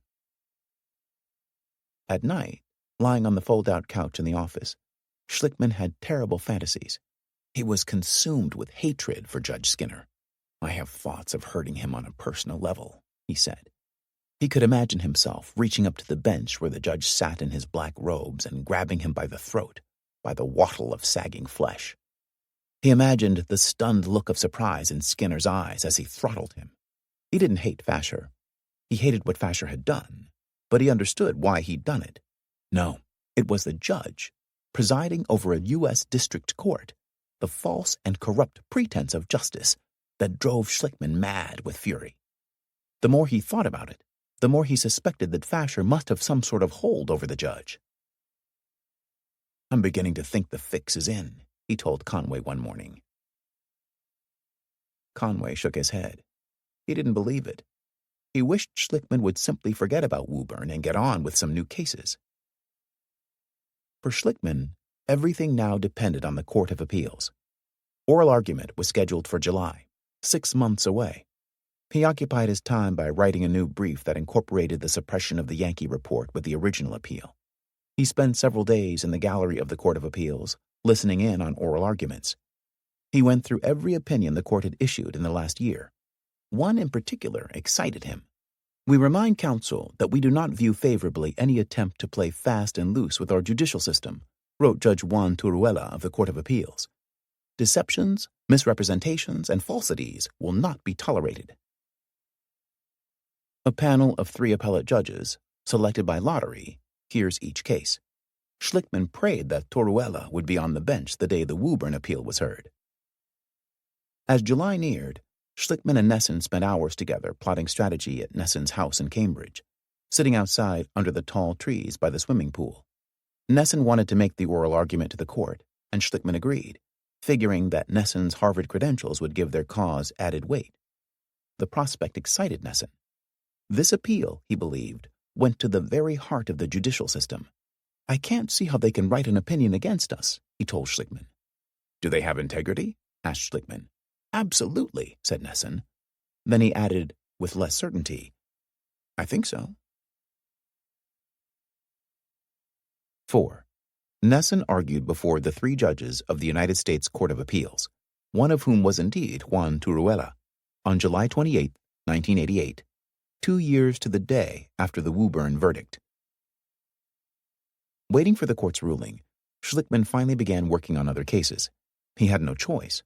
On his desk was a pile of bills, liens, and judgments, a motion to show cause in small claims court, a capias for his arrest in the matter of an overdue bill from Neiman Marcus. Time passed with agonizing slowness for him. The trees on the Boston Common turned brilliant autumn hues and then lost their leaves. The foreshortened gray days of approaching winter depressed him. Every time he left the office, even momentarily, he would ask on his return, "Any word?" He thought Nesson's argument in the Court of Appeals had gone wonderfully well, and that Fasher had done poorly. But the longer it took the court to rule, the more worried he became. "It's like a gun to my head," he told Kylie one evening at dinner. "I wish they would just pull the trigger, one way or the other." The Court of Appeals issued its decision on December 7th. As it happened, Schlickman was 2,000 miles away on that day, consulting with a Denver lawyer who sought his advice on a toxic waste case. Conway faxed him a copy of the court's ruling. It was 54 pages long. It first addressed the initial appeal. Judge Skinner's post-trial finding that groundwater from the 15 acres had never reached the city wells was, wrote the court, both plausible and adequately rooted in the record. Appeal denied. As for the second appeal, on the issue of misconduct, the record contains clear and convincing evidence, overwhelming evidence, stated the court, that counsel for Beatrice had engaged in misconduct. But misconduct came in many guises. Had it been accidental, a mere oversight, or deliberate and intentional, a matter of outright fraud? Perhaps the Yankee report would not have affected the outcome of the trial, as Judge Skinner asserted. But an able litigator builds on the information available from time to time, changing directions as new leads emerge and old ones wither. If, continued the appeals court, Beatrice's failure to produce the report had been knowing and purposeful, then one had to presume it had been suppressed for good reason, that it might have led Schlickman to fruitful discoveries on the tannery property. Judge Skinner had failed to determine the extent of the misconduct, even though Nesson and Schlickman had repeatedly asked him to inquire of both Fasher and Mary Ryan about other material that might have been withheld. Judge Skinner, the court found, had abused his discretion in this instance, an error that was compounded when he proceeded to make findings of fact on the very matters which inquiry could reasonably have been expected to illuminate. The Court of Appeals had issued a stern rebuke to Judge Skinner. To remedy the error, the court took the unusual step of sending the case back to Skinner for further aggressive inquiry. Once completed, Skinner should report back to the court, which would retain jurisdiction in the matter. In his hotel room in Denver, Schlickman pounded the wall in fury. He felt trapped. Once again, he was going back into Judge Skinner's courtroom. The appeals court had given him the very narrowest of openings. They held before him the prospect of winning a new trial on the question of whether the tannery property alone had contaminated the city wells. But at the same time, they had affirmed Skinner's ruling that groundwater from the 15 acres had not reached the wells, notwithstanding the findings of the EPA. Since the 15 acres lay between the tannery and the wells, a trial involving only the tannery would be just a charade, a hopeless exercise. Fasher would simply file for summary judgment based on the judge's findings and the jury's verdict, and he'd almost certainly win.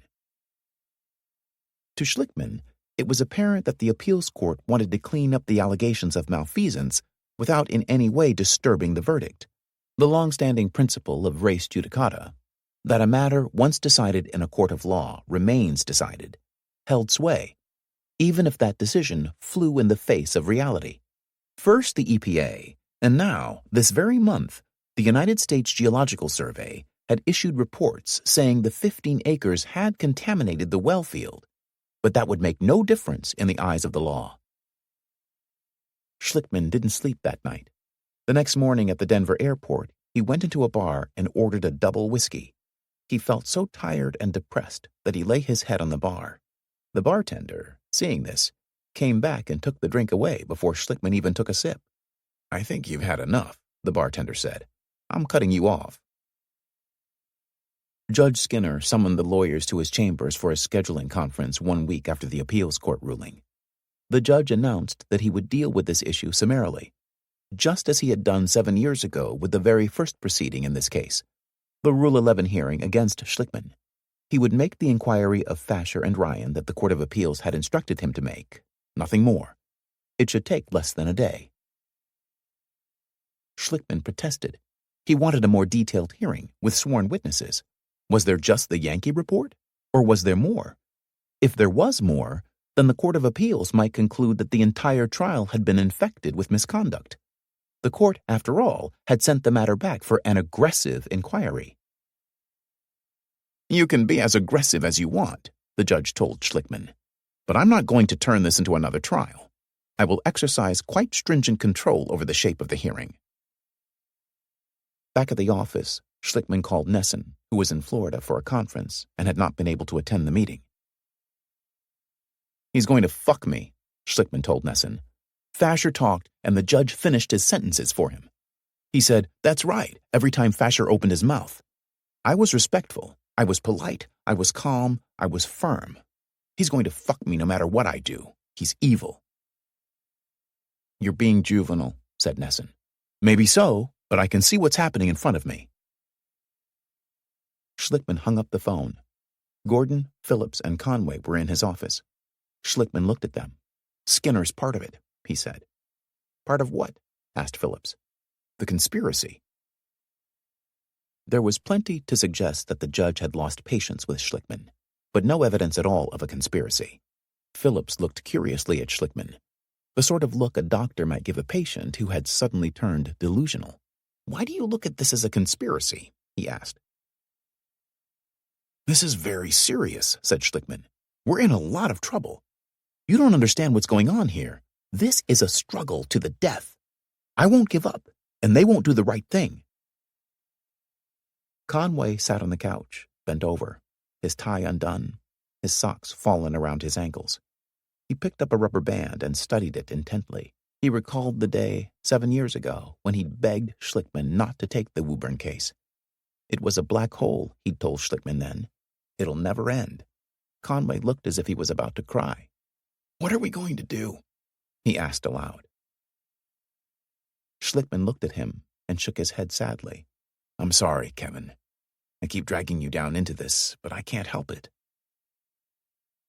Schlickman paced around the office for half an hour. He was in turmoil, but he hadn't entirely lost his powers of rational thought. He could let Judge Skinner conduct the hearing in the way the judge wanted and simply suffer through it, and then Woburn would finally come to an end. Or he could try to change the course of the hearing. But how? He stopped in front of Peggy's desk and slammed his fist down. "Fuck it," he said. "I'll do it myself. I'll go into the field and find out what they're hiding." "Into the field?" said Gordon. "You don't even have a car." So it was Conway who went with him into the field, acting as Schlickman's chauffeur. In the drilling logs of the Yankee report, Schlickman had found the name of the well driller, one Lawrence Knox. By Saturday evening, he had traced Knox to the home of his ex-wife in Saugus, a grimy industrial town north of Boston. While Conway waited in the car, the ex-wife stood in the doorway of her house and told Schlickman that Knox had gone to the Elks Club Christmas party. They drove to the Elks Club, where Schlickman wandered through a throng of drunken, dancing revelers. Children played among the feet of the reeling adults. A dozen or more Santa Clauses, all drunk, cavorted among the dancers. It seemed to Schlickman as if he had entered a Fellini movie. He had no idea what Knox looked like, so he stopped everyone he encountered and asked for Knox. Yes, Butch Knox is around, people told him. They'd just seen him. Schlickman left his card. A lawyer? Is Butch in trouble? People would say. No, I need his help, explained Schlickman. He finally found Knox standing at the bar downstairs. Knox had a face that was ruddy and scarred, a sharp beak of a nose, narrow, flinty eyes, thin lips. He wore a pair of baggy brown slacks and a blue rayon Elks jacket as big as a tent. He was a man of average height, but monumental girth. He regarded Schlickman with instant distrust. Everybody thinks the sheriff is after me because of you, Knox said. You're embarrassing me among my friends. Schlickman noticed that Knox was missing a front tooth, a dangerous sign perhaps. He tried to explain that he wanted to know about a job Knox had some years ago. A lawsuit? I don't get involved in these things, said Knox, turning to walk away. Please, said Schlickman. I just want to talk to you. Just hear me out for a few minutes. Knox paused. He listened to Schlickman. After a while, he finally relented. He agreed to talk to Schlickman tomorrow afternoon, here at the Elks Club bar. The next day, Knox, Butch, his friends called him, told Schlickman that Yankee Engineering had indeed hired him to drill wells on the tannery property. He'd been drilling wells for 25 years, at the FBI building in Washington, D.C., at Lake Placid for the Olympics. I've done just about the entire East Coast. At the tannery job, he'd just finished drilling one of the wells and was killing time, having a smoke, standing at the edge of the tannery property and looking across the Aberjona Marsh, when his attention had been drawn by the sound of machinery operating down there. Looking down the slope to the 15 acres, Knox had seen a backhoe moving earth, placing soil and debris into a 1-ton dump truck. Over the next several days, maybe as long as a week, this operation had continued. Knox had recognized the workers as men from the tannery, but he knew none of their names. When the truck was filled, the workers had covered it with a canvas top and driven off the 15 acres. Where they'd gone, Knox didn't know. Schlickman asked Knox what the soil had looked like. Was it normal topsoil? No, said Knox. He knew soil. It was part of his job to classify the soil characteristics of every well he dug. This had been dark, black, loose material, sort of like peat. It was the same stuff I was hitting up on the tannery. My God, thought Schlickman. It sounded exactly like Sample Z, Drabinsky's contaminated tannery waste. Would Knox write an affidavit attesting to this? Schlickman asked. Knox was reluctant. He didn't want any trouble coming out of this. He didn't like lawyers or courtrooms. He stayed as far from them as he could. Schlickman assured him that all he needed was the affidavit. It would go no further than that. Knox reluctantly agreed. Back in the car, Schlickman told Conway, "We've opened the box and the worms are starting to crawl out. This isn't just hiding evidence. This is destroying evidence."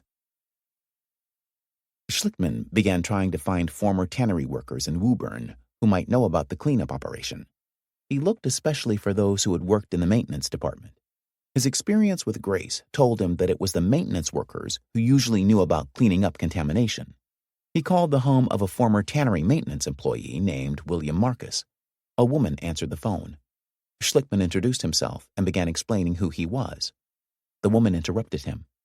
"I know who you are," she said. "Come over and speak to my husband." William Marcus had been let go by the tannery after 38 years of work with no pension. He also happened to be dying from a rare form of lymphoma. His wife had pinned several newspaper articles, one with a picture of Schlickman, on the refrigerator door. Marcus knew about the Yankee project, he told Schlickman, but he didn't remember anybody removing soil or tannery waste from the 15 acres. Schlickman should speak to James Granger, the former plant engineer in charge of maintenance at the tannery. Granger had moved up to Vermont a couple of years back and bought a farm. Schlickman traced Granger in Middletown Springs, Vermont, population 605. He phoned Granger, who seemed hesitant to speak. although Granger did admit that he recalled clearly the time in 1983 when Yankee Engineering came to the tannery and drilled several test wells. Jack Riley had introduced him to the young woman, she had striking red hair, who was head of the project and had told Granger to help her out if she needed anything. Did Granger know anything about removing soil and debris from the 15 acres? Asked Schlickman. There was a long pause. Finally, Granger said, "Yeah, I know about it." The next morning, December 29th, Schlickman flew up to Rutland, Vermont with Crowley. Crowley rented a car, and they drove out to Middletown Springs, stopping in town to pick up a notary public. Granger opened his front door, but he wouldn't let Schlickman in. A large dog snarled at the crack of the door. "Lawyers," said Granger. "You'll twist my words." "I'm begging you," said Schlickman. 2 minutes of your time. Just 2 minutes." "Let me talk to my wife," said Granger, shutting the door. Schlickman could hear a woman's angry voice. Granger opened the door again. "I don't have to talk to you, do I?" "No," admitted Schlickman. "You don't have to. I could tell you to get off my property, right?" "Yes." Granger nodded, as if this answer confirmed his own beliefs. Then he opened the door and let Schlickman and the notary public in. 2 hours later, Schlickman left with Granger's affidavit, which read in part, "In the fall of 1983, I was told by Mr. J. Riley to remove material from the property then known as the Wildwood land. Prior to the removal activity taking place, Mr. J. Riley walked with me on the property and pointed out various materials that were to be removed. I would then arrange for their removal, and Mr. Riley would inspect and order me to remove additional material. This activity may have lasted a week or more. During this removal activity, we made use of the tannery's Michigan loader. Mr. Riley made it clear to me that this activity was to be done secretly before the EPA came onto the property for the pump test. We did remove material from the property as directed by Mr. Riley, and it was done, to my knowledge, without the EPA knowing about it. I remember during this period the discovery of some material making Mr. Riley very upset. I do not know where this material came from." Had it been Sample Z? Wondered Schlickman. If so, why hadn't Granger recognized it as tannery waste? After all, Granger had worked at the tannery for almost 20 years. But it had to have been Sample Z material. What else but tannery waste would have upset Riley so much? Schlickman and Crowley spent the night at a hotel in Rutland, waiting for the morning plane to Boston. Schlickman would not let the affidavit out of his hands. Like a boy with a birthday present, he took the affidavit to bed with him, placing it near his pillow, turning on the light every so often to read it again. At the office the next day, Schlickman went over the transcripts of Riley's testimony during trial. He knew the testimony almost verbatim, but he wanted to see it in black and white on the printed page. He found what he was looking for on the 22nd day of trial. Fasher: "Now, to your knowledge, was there any sludge of any kind ever deposited on the 15 acres? Riley: "I've told you." Q: "Just tell us again." A: "No, never. Never in my knowledge. Absolutely never." Q: "You didn't remove anything from that property?" A: "No." Q: "Why was that, sir?" A: "Our lawyers advised us to leave it alone, that it was under investigation." Schlickman laughed in delight. "There's no room to wriggle out of that," he told Conway. "Jesus, these guys are bad to the core. I can't believe they're this bad. I think Riley will go to jail for perjury." Schlickman believed that he had finally managed to pry open, in 1 week, a case that had stayed shut to him in spite of years of work and millions of dollars. If he'd had this information at trial, he declared, he would have won. Conway agreed, and Phillips acknowledged that Schlickman's claims of conspiracy no longer looked like mad ravings. Gordon called the EPA and explained to the project manager of the Woburn site what Schlickman had discovered. The project manager, whose name was David Delaney, wasn't surprised. He told Gordon he'd seen the removal operation himself one morning in the fall of 1983. He had taken notes, which he offered to show Gordon. Gordon departed immediately for Delaney's office. He returned 20 minutes later with a photocopy of Delaney's field notes. Schlickman read that on the morning of September 9th, 1983, Delaney had seen a red truck carrying a load of fill leaving the 15 acres. Truck returned while I was talking with the loader operator less than 10 minutes after its departure, Delaney had written.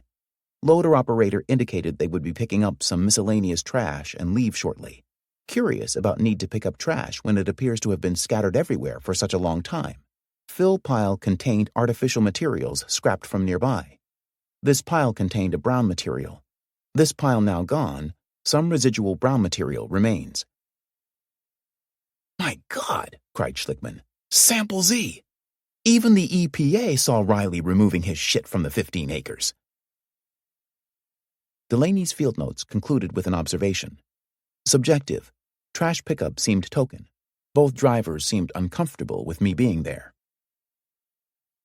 Schlickman sent the affidavits and Delaney's field notes to Judge Skinner, along with a motion to broaden the scope of the inquiry.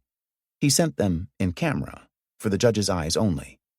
Premature disclosure, Schlickman wrote to the judge, may impede further inquiry. He feared, in other words, that Fasher might get to Knox or Granger. The judge rejected the motion that same day with an angry note, written in his own hand across the top of Schlickman's motion. Denied. I will not consider in-camera affidavits.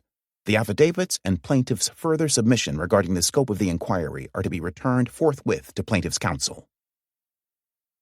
Skinner hadn't even looked at the material. Schlickman tried again the next morning, filing a notice to the court that he had obtained eyewitness testimony of misconduct and destruction of evidence. In light of the Court of Appeals' order for an aggressive hearing, he felt compelled to present this testimony. This time, Judge Skinner's reply was of a much different sort.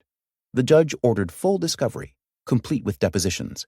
He would hold hearings every Tuesday and Thursday afternoon for as long as necessary, even through next summer, to bring this matter to a close.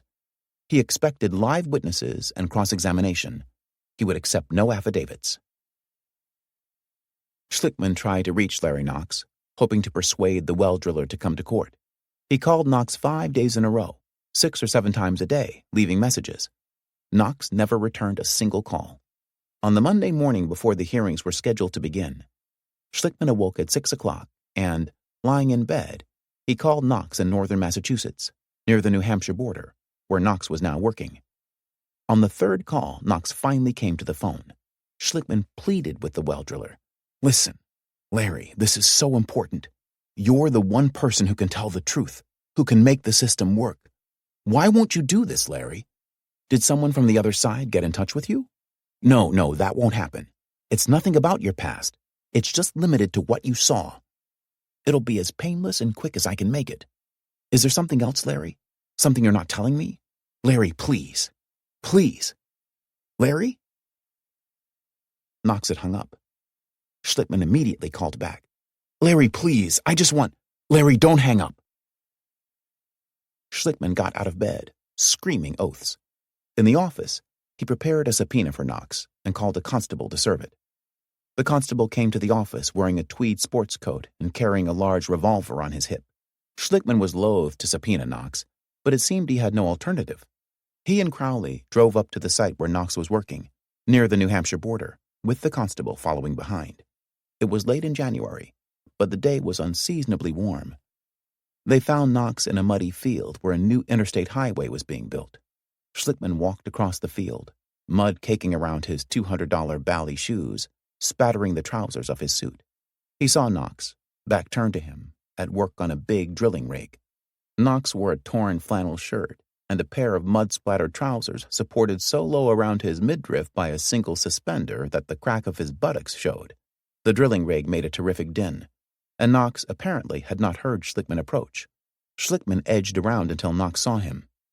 He nodded deferentially and smiled at the well driller. He couldn't hear what Knox said over the noise of the drilling rig, but he could see Knox's lips form the words, "Oh, shit." Schlickman waited patiently by Knox's pickup truck. Knox turned around every so often to look at Schlickman. An hour passed. Schlickman remained standing at the truck. At 3:30, a whistle blew. It was quitting time, and Knox shut down the drilling rig. He came over to his truck, walking past Schlickman as if he were not there. "Larry," began Schlickman. "Get lost," said Knox. "I already gave you a statement. I don't want nothing to do with you." Crowley and the constable lurked in the background. Schlickman had asked the constable not to serve the subpoena unless Knox started to leave. "Wait until I give you the signal," Schlickman had said. Knox circled his pickup truck and climbed into the driver's side. Schlickman followed him. "I'm warning you, goddammit," said Knox, holding up a fist. Schlickman took off his glasses but didn't stop talking. He was willing to get hit if that was the price of getting Knox into Judge Skinner's courtroom. 100 yards away, Crowley told the constable, "You better do it now. I think he's leaving." The constable lurched across the field. Schlickman saw him coming at a gallop and thought for a moment that he might even draw his gun. Schlickman tried to wave the constable off. The constable, breathless, flung the subpoena at Knox. It struck the well driller in the chest and fluttered to the ground. "There!" shouted the constable. "You have been served with a subpoena to appear in U.S. District Court." Schlickman bent down to pick up the subpoena. He brushed mud from the envelope and extended it in an apologetic manner to Knox. The driller took the envelope and shook it angrily at Schlickman. "All right, you asshole, now you've really done it." Knox slammed the door of his truck, turned the ignition, and the truck careened over the soft earth, the big tires spitting mud at Schlickman. Schlickman gestured angrily with his arms, a flailing movement, a man fighting demons. And then he stared dumbly at the ground. Crowley came up to him and said softly, "Let's go, Jan." In the car, Schlickman sat mute, head tilted against the backrest, eyes vacant. Crowley drove out of the muddy field and onto the paved road. A quarter of a mile away, Crowley saw several trucks by the side of the road. Knox was standing by the cab of his truck. Crowley pulled his car over, 100 feet or more behind Knox. Schlickman got out and began walking toward Knox, who stared balefully at him for a moment and then climbed back into his truck. Schlickman thought to himself, "Please, God, don't let him leave." He repeated this like a mantra. When he reached Knox's truck, he put his hands on the door. It was so important to him that he find the words to convince Knox, so important that he not utter the wrong words, the ones that would drive Knox away, that in the end he could find no words at all. Tears formed in his eyes. Knox regarded him in amazement. "Jesus Christ, you are a persistent bastard," said the well driller. Schlickman nodded and tried to speak, but his words emerged as a croak. "Stop that," said Knox. The tears flowed down Schlickman's cheeks. He took off his glasses to wipe them away. Knox sighed hugely and lit a cigarette. "Okay," he said. "Just tell me where you want me to be." 5. During the next 2 months, Judge Skinner heard the testimony of 26 witnesses and received into evidence 236 exhibits totaling almost 3,000 pages. The misconduct hearings lasted longer than most major trials. True to his word, Larry Knox appeared at the appointed time, dressed in his Sunday best, his blue Elks jacket, and a brilliant crimson Red Sox sweater. He acquitted himself well under Fasher's cross-examination. Whatever fears he had of past crimes or misdemeanors emerging in the courtroom proved unfounded. Fasher simply had not had enough time to pry for skeletons in Knox's past. The driver of the tannery's Michigan loader, a lanky blond man named William Sorensen, testified that he had spent only 1 day down on the 15 acres and that he had removed nothing unusual, just scrap metal and old wood. He had dug a path through some underbrush to clear the way for a monitoring well. He said that he had removed mostly brush, a little bit of soil, no more than 3 cubic yards, and some trash. The soil had looked nothing like tannery waste, said Sorensen. After Sorensen, the engineer who had ordered the monitoring well installed testified that only miscellaneous trash, scrap iron, and grub material had been removed from the property. Judge Skinner saw little value in any of this testimony, and he chastised Schlickman for wasting time. "You got what you were after, somebody removing something from the property," the judge said. "Whether that was a legitimate activity or some dire conspiracy remains to be seen." Schlickman tried to call the EPA's investigator, David Delaney, to the witness stand. Delaney would be able to tell the court that this activity had been suspicious and that the material removed bore a striking resemblance to Sample Z. But the EPA refused, as a matter of policy, to let its employees testify in private civil actions. Judge Skinner could have challenged EPA policy by compelling Delaney's testimony, but he chose not to. Schlickman entered Delaney's field notes into evidence. Despite Delaney's observations, both drivers seemed uncomfortable with me being there. Judge Skinner saw nothing nefarious in any of this. Again, he accused Schlickman of wasting time. "Delaney was standing right there," the judge said angrily to Schlickman. "That's a hell of a way to remove evidence, right in front of the policeman." During the second week of the hearing, Schlickman got a call from the newest member of Fasher's team, a 43-year-old lawyer named James Quarles. Quarles had been one of Jerry's boys when he first came to Hale and Dorr 15 years ago, and now he'd been brought up from the Washington office to help Fasher handle this case, although Fasher still conducted most of the cross-examinations. Quarles was tall, with a large, drooping mustache and tortoiseshell glasses, and he had a pleasant, undemonstrative manner, the demeanor of a reasonable man. Schlickman rather liked him. He and Quarles met at a restaurant not far from the courthouse. Quarles wanted to talk about settling the case before it went any further. He told Schlickman that Fasher was in tremendous pain because of this affair. But Fasher, he said, wanted to see it through to the end, to vindicate himself. Fasher thought that paying anything over $50,000 was an admission of guilt. Nonetheless, continued Quarles, he was offering to end everything now for $100,000 per family, $800,000 in all. Schlickman said he didn't even have to take that offer to the families. "I can reject it right now." "We didn't do anything wrong," said Quarles, getting up and putting on his coat. "It's not our problem. Jack Riley and Mary Ryan may have screwed up, but the judge isn't going to give you a new trial." Quarles dropped a $20 bill on the table. He'd heard about Schlickman's debts. An IRS agent had come to Hill and Dorr and told Jacobs the government had a lien on any settlement with Schlickman. Schlickman refused the money. "All you had was a Diet Coke." He shoved the bill toward Quarles. "I insist," said Quarles, who turned and walked out. Schlickman called Conway and Crowley from the restaurant and told them to come over. When they arrived, Schlickman told them what had happened. The $20 bill still lay on the table. Schlickman picked it up and slowly ripped it lengthwise. Then he ripped it again. Conway's mouth fell open. "Jesus, Jan, what are you doing?" Schlickman tore the bill into small pieces, a small mound of green on the table before him. "I want nothing to do with his money." That evening, back at the office, Conway fixed a fresh pot of coffee and sat on a stool, waiting for it to percolate. Peggy was with him, and she listened to his worried thoughts. "We're going down a real dark road," Conway told her. "No one is rational. Not the judge, not Fasher, not Jan. Maybe I'm not rational. I have a tremendous headache. Witness after witness, and it doesn't make any difference to Skinner. He says the notion of a conspiracy is absurd. Jan, all he wants to do is fight. This could go on for the rest of our lives. It's Dante's ninth circle. Win, lose, appeal, win, lose, appeal." Schlickman called James Granger, the former tannery maintenance engineer, to the witness stand in the second week of the hearings. Granger was a reluctant witness.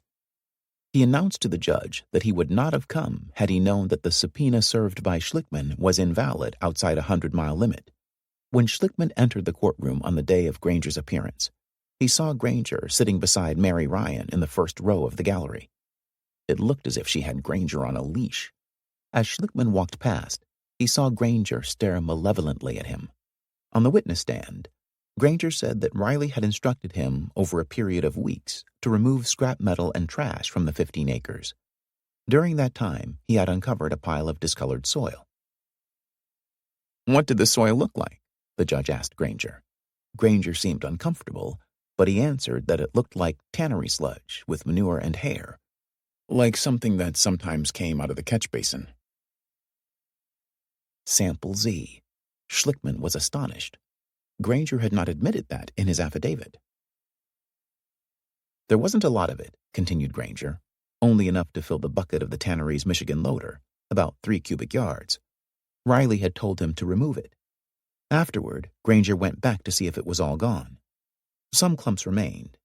In one area, near the new monitoring well, Granger had spread leaves around, so that it kind of looked like we didn't dig up anything out of the ordinary. Why were you doing that? The judge asked. What we tried to do is leave the area looking as if it wasn't really disturbed. Who is we? I believe, said Granger, looking embarrassed, I possibly did it on my own. The main reason, I remember when it was uncovered, Mr. Riley being upset about it. It was almost as if it was my fault we uncovered it. Schlickman rose for redirect examination. Granger admitted now that there had been more than one pile of the sludge-like material. Schlickman had Granger draw on the map of the 15 acres the areas where he had removed the clumps of this material. Granger drew several large circles, one up in the middle of the 15 acres where the heaviest contamination of TCE had been found, one down by Riley's production well, and another by the gate leading on to the property. Riley returned to the courtroom in early March, 3 years after first taking the witness stand during trial. Back then, he'd been aggressive and antagonistic, but now he looked sickly, moody, and listless. He paced in the corridor, eyes narrowed and suspicious, mouth tightly compressed. He was in his mid-60s, suffering from episodes of depression. Schlickman called him to the stand and showed him the vial that contained sample Z. Riley insisted that it was not tannery sludge. He said he did not recall ever telling Granger to remove material of any sort from the 15 acres. I don't remember, he said, shaking his ponderous head. Schlickman pressed him. It could have happened? He asked the tanner. Riley shrugged. It could have. It could have not. I don't remember. For an hour and a half that afternoon, Riley answered Schlickman's questions by saying, I don't remember. When Schlickman asked him about the Yankee report, Riley said that he had taken a copy home with him. And then, to Schlickman's astonishment, Riley admitted that he had kept other tannery records at home. Personal studies I had done with the machines, and some of my own formula books. Formula books? Schlickman felt the sort of rising excitement he'd felt years ago when Al Love had called him, but he kept his voice steady and his manner deliberate. He asked Riley if the formulas involved chemicals that the tannery had used in making leather. Well, yes, said Riley. Where are these formulas now? Asked Schlickman. Old formulas and everything? I still have some old formulas at home. I always kept the formulas at home, as far back as I can remember. How far back do they go? Oh, I can't answer that question. Some would be recent, some would be old. Years, probably. They don't mean anything, the formulas. They are like old recipes. Fasher stood, distressed at the direction Schlickman was going. I don't know what the relevance is of ancient formulas, he told the judge. I can see the relevance, said Skinner. Riley admitted that he'd given the lawyers his formula books at one time or another. He couldn't remember when. Schlickman prompted him. At any time during this litigation? Well, it must have been. And hadn't Riley said at his deposition, and during trial, that all records concerning chemical use had been destroyed in 1979? That he possessed no records, no pieces of paper of any sort, indicating what chemicals the tannery had used in the 1960s and 1970s? Schlickman turned to the judge. I should have been given those chemical formulas during discovery. I'd like them now. Fasher denied having them. Mary Ryan, sitting behind Fasher in the gallery, stood and admitted that she had tannery documents coming out of my ears. She added, I took the documents and put them in a warehouse. Some are in my office. In her defense, she claimed that Schlickman had never asked for such things during discovery, that Schlickman had been aware of numerous files that were not searched. Schlickman turned to the judge again. He asked for permission to search the warehouse. The judge replied, You are talking about a warehouse full of documents. You're suggesting the kind of discovery that's turning what is supposed to be a prompt hearing into a major trial. I'm calling an end to it. With this, Schlickman's composure vanished. For God's sake, he shouted at the judge. We're here because information was withheld, and we've just heard that more information was withheld. How can you say... Skinner interrupted him. I'm not certain you asked for all that you now say you asked for. No litigant has an obligation to produce or volunteer anything that is not demanded. By the time Schlickman finished with Riley, he revealed that Riley had committed one faulty recollection after another. Riley had lied about never removing anything from the 15 acres, about never seeing debris of any sort on the land, about destroying all tannery records before 1979, even about the machine that had used tetrachloroethylene. Finally, the judge himself, questioning Riley about the machine, said, "That statement you made at trial was not a true statement?" A hush descended on the courtroom as the judge asked this question. Until now, Riley had repeatedly claimed not to remember when Schlickman confronted him with the evidence of his misstatements. But now, Riley hung his massive head and answered the judge forthrightly. "No," he said, "it was not a true statement." From the gallery, Donna Robbins watched Riley's performance. One might have expected her to exult in Riley's shame, but she murmured, "Oh, I feel sorry for Riley now." Fasher knew that Riley had been exposed, but he did not think it a matter of deliberate perjury. "Questions pass Riley like ships in the night," said Fasher during a break in the hearing. Fasher would have liked to bring out the fact of Riley's depression in defense of the tanner's mental confusion and failures of memory, but Riley had told him, "I don't want to talk about that." When Schlickman finally excused Riley, the tanner left the courtroom without saying a word to his lawyers. Fasher thought he'd seen a few tears on Riley's sallow cheeks when Riley had been on the witness stand. Gaining the door of the courtroom, Riley wrapped himself in his tan overcoat and walked slowly down the corridor to the elevator. A large, shambling man, his shoulders rounded. When the elevator door opened, he entered and sagged against the corner. One of the onlookers from the gallery joined him. "This isn't about truth," Riley said bitterly. "This is about money." Tears wet his cheeks. He wiped them away with a big fist. He looked at the gallery member. "When will this be over?" he asked. "Probably another year," Riley groaned. "I'll be dead by then," he said.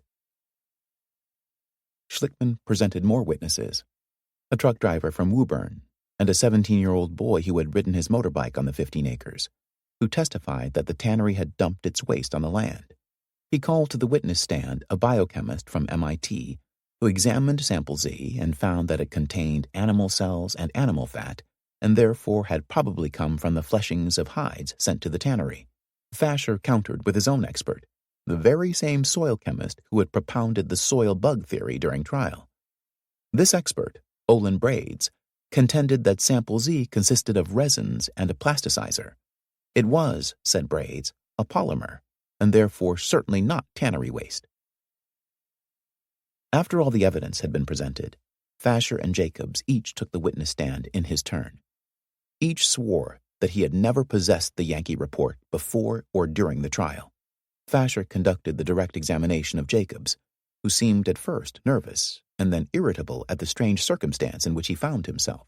Jacobs claimed that he had never even seen the report until Schlickman filed the appeal. For his part, Fasher appeared at ease when he took the stand. Under oath, he testified that he had lost cases before. "I've lost them the way I've won others, by the rules," he said, looking up at the judge. "This case was a hard case, fairly fought, and it was won on the merits." Afterward, Conway couldn't get over the experience of seeing the two lawyers call themselves to the witness stand. "I caught Neil's eye and he winked at me," Conway said in wonderment. "It was surreal." The hearings, which had begun in January, finally ended in March. Another 4 months passed, 4 agonizing months for Schlickman, before Judge Skinner handed down his ruling. The judge found that Riley had committed perjury and that Mary Ryan was guilty of deliberate misconduct in failing to give Schlickman the Yankee report. The judge completely exonerated Fasher.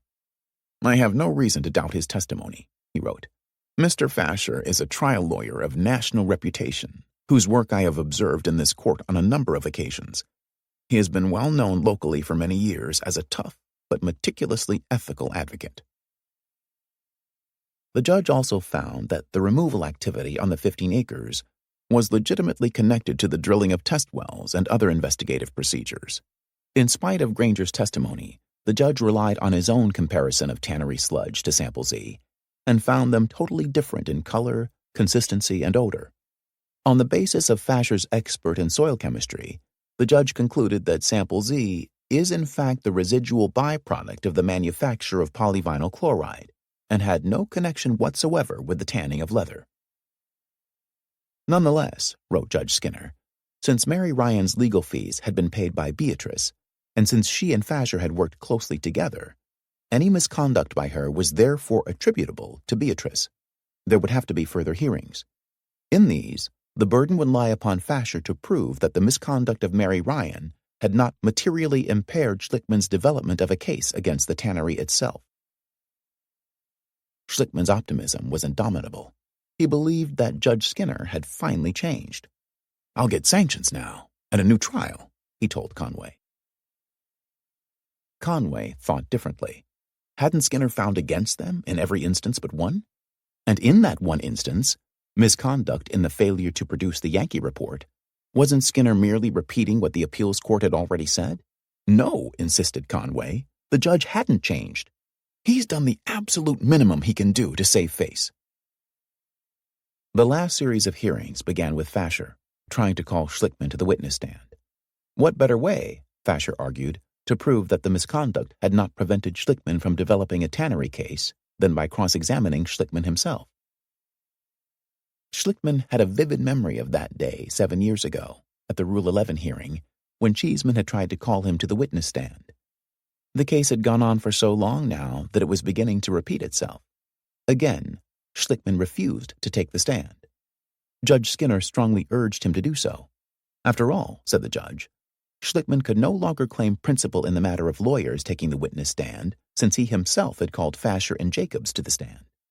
No, Schlickman replied to the judge, he had not called them. They had called themselves in their own defense. Judge Skinner shrugged and warned Schlickman that his refusal to take the stand might cost him a new trial, just as he had warned 7 years ago that a refusal then might cost Schlickman his case. So Fasher went ahead without the one witness he most wanted to cross-examine, without, in fact, calling any witnesses. He relied solely upon the record, arguing that Schlickman had not been deprived of a tannery case because he had not been diligent enough to pursue one to begin with. He had focused all his attention on the 15 acres. If Schlickman would only take the witness stand and allow himself to be questioned, then Fasher could prove that to the judge. Judge Skinner asked to see Schlickman's investigative file on the tannery. Schlickman protested. What relevance could his investigative file have to these hearings? The judge explained that he only wanted to confirm that Schlickman really didn't have any information comparable to the Yankee report.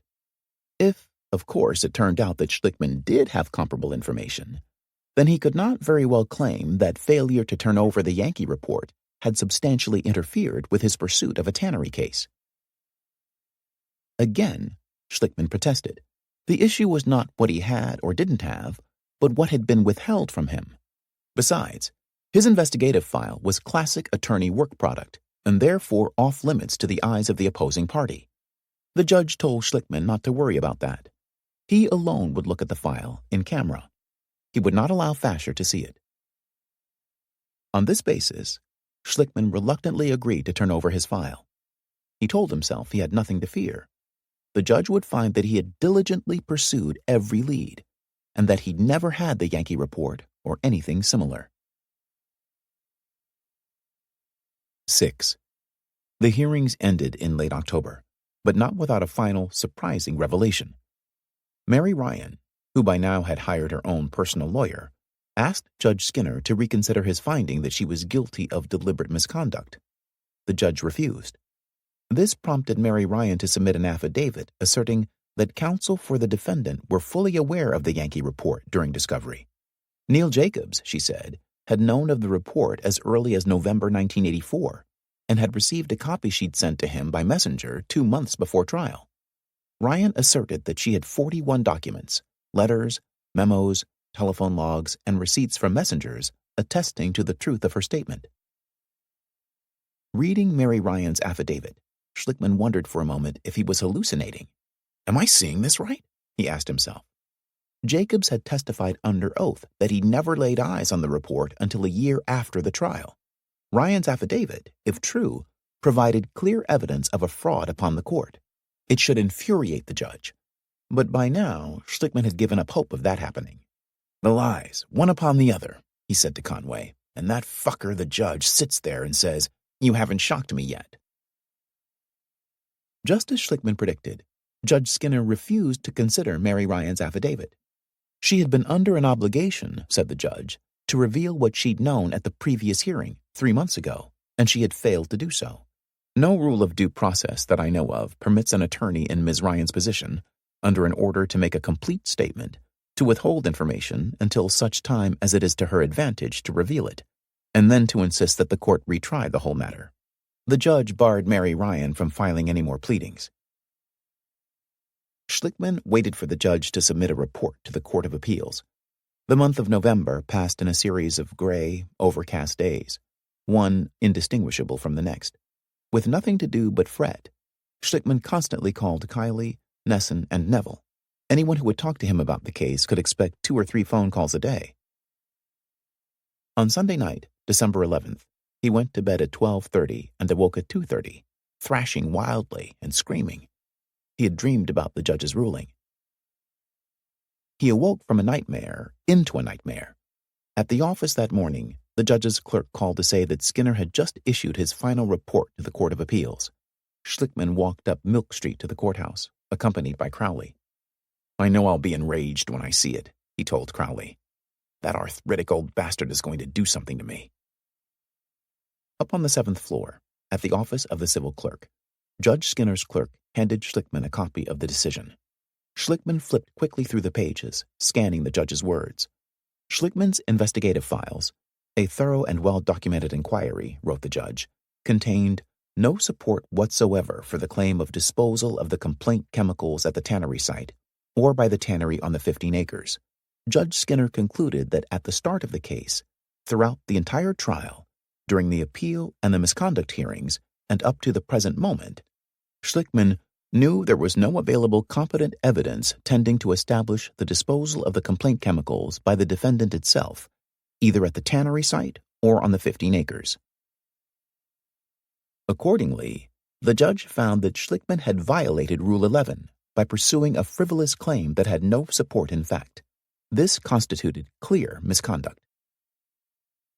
But Schlickman's misconduct, continued the judge, was balanced by the misconduct of Mary Ryan in concealing the Yankee report. Thus, concluded Skinner, in the convoluted context of this case, it is my recommendation that neither party should profit through sanctions from the delinquency of the other, and that should be the sanction for both of them. The case had come full circle. It had begun with Rule 11, and now it ended with Rule 11. "He's saying I should be sanctioned?" cried Schlickman, his hand shaking with rage. "I'm just the messenger," said the clerk, backing away. "The man is demented," shouted Schlickman in a hoarse, raspy voice. People turned to stare. Crowley took Schlickman by the elbow and tried to lead him out to the corridor, to the elevators. "Okay, Jan, let's go. Let's get out of here," said Crowley, looking anxiously around.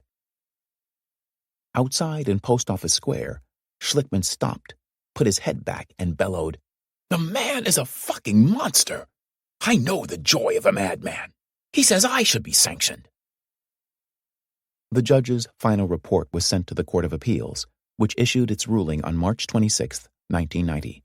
It was not their job, stated the court, to second-guess a trial judge who was intimately familiar with the checkered history and inner workings of this convoluted case. Judge Skinner deserved commendation for having tackled so thankless a task with incisiveness and vigor.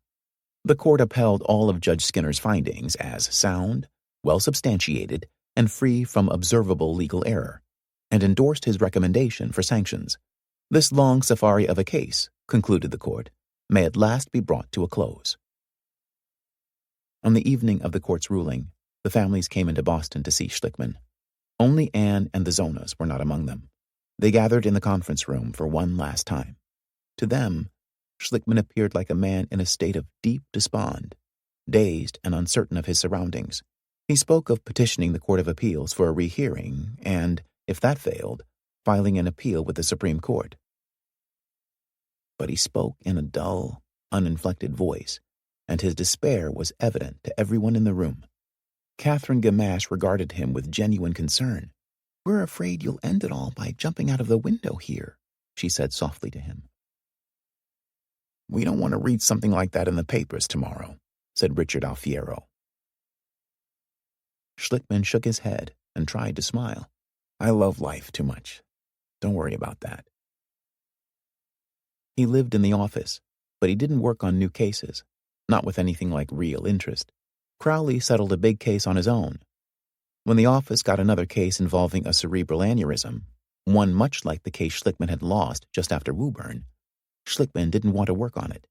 He gave it to Kiley, who took it to trial and won a huge verdict, $10.3 million, more even than the Gray settlement, and Kiley had spent only a few months on this case.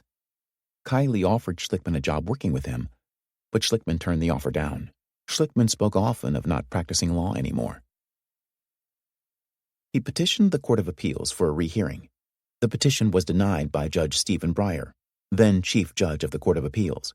Schlickman filed an action in Massachusetts Superior Court for a bill of discovery and depositions of Mary Ryan and her associates.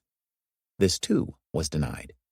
Languishing on his office couch, he spent several months writing a petition for certiorari in the U.S. Supreme Court. At times during this labor, he seemed to come fully alive. But deep down, he knew that he was wasting his time, that no one at the Supreme Court would ever read his brief all the way through. He felt compelled to finish it anyway. In the end, the Supreme Court also turned him down. "I'm so alone," Schlickman told an acquaintance one day, 4 years after the Woburn verdict. "Sometimes I wonder if I'm crazy. I have this sense that some people say, 'Gee, that's awfully sad. The man's having a breakdown in front of us.' I feel like the guy in the last cell of the insane asylum. 'Don't go down there,' they tell everybody. 'All he talks about is Woburn.'" He took solace from a few comments he'd received from others who'd watched the case from afar. A Superior Court judge stopped him on the street one day and said, "If those guys had been in my courtroom, they'd be in jail now." But Schlickman knew how most other Boston lawyers regarded him, as a sad, quixotic figure. He didn't care. He ate most of his meals in restaurants. He had no credit cards, and he was always running out of cash. But there were a few establishments that would extend him credit for the sake of old times, from the days when he'd been flush and a handsome tipper. One evening, he went to an Italian restaurant called the Trattoria. The owner was a friend. Schlickman told him that he had no money in the bank, but he'd pay with a check that would be good next week. He'd been telling the owner for years about the Woburn case. The owner said, "That's okay, Mr. Schlickman." Sitting at a table in the back, Schlickman caught sight of Teresa. She was dining with another man. Schlickman got up and went over to say hello to her. He shook hands with her new man, and then he returned to his own table. An hour later, when Teresa was about to depart, she came to Schlickman's table, hands in her pockets, smiling shyly. Schlickman told her she looked beautiful. She blushed. He touched the fabric of her sleeve, a pretext to touch her, and asked, "Is this the new fashion?" "Don't you like it?" she said. "I do like it," he said. He asked her about work. She still traveled a lot, she said, and it tired her. "Did they give you a raise?" She nodded, and then she asked him about the case. He gave a perfunctory answer.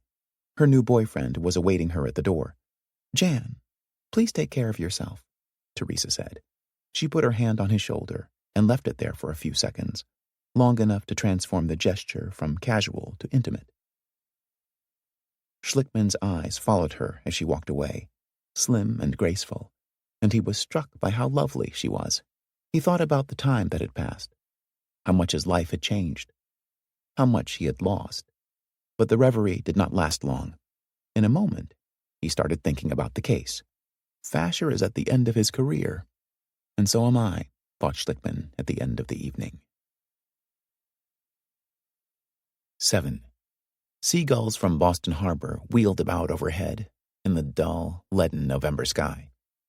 It was cold enough to snow, but Schlickman had taken off his coat and was working in his shirt sleeves.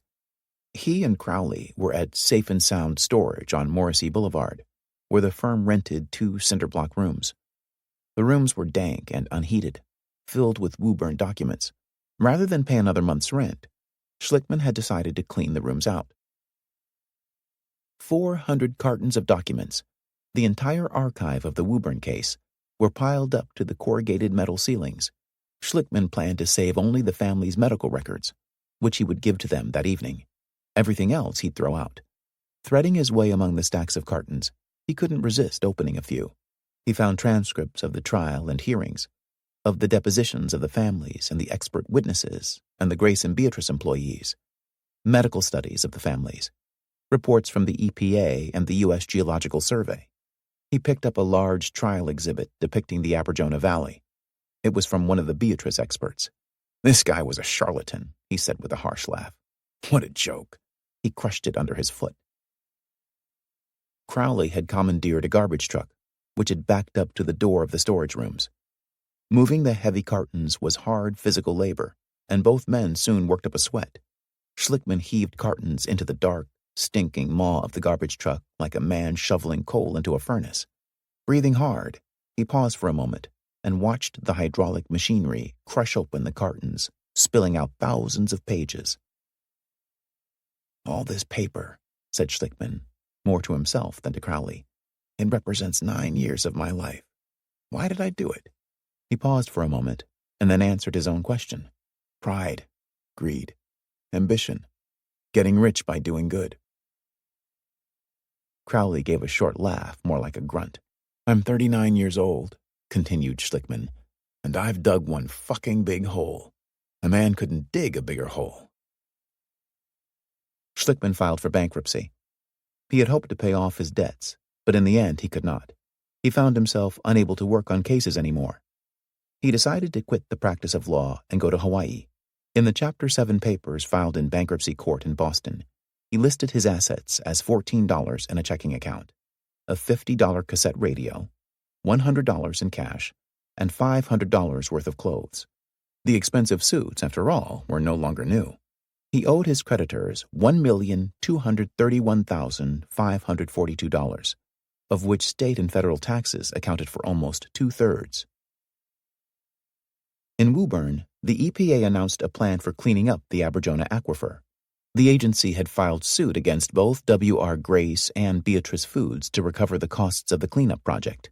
Grace had agreed to pay its share, but new lawyers for Beatrice challenged the EPA's lawsuit, citing the verdict and Judge Skinner's findings in the Woburn civil action. The EPA brushed this aside. Its studies all proved that Beatrice's land was responsible for contaminating the aquifer. In the end, Beatrice also consented to pay its share of the cleanup costs.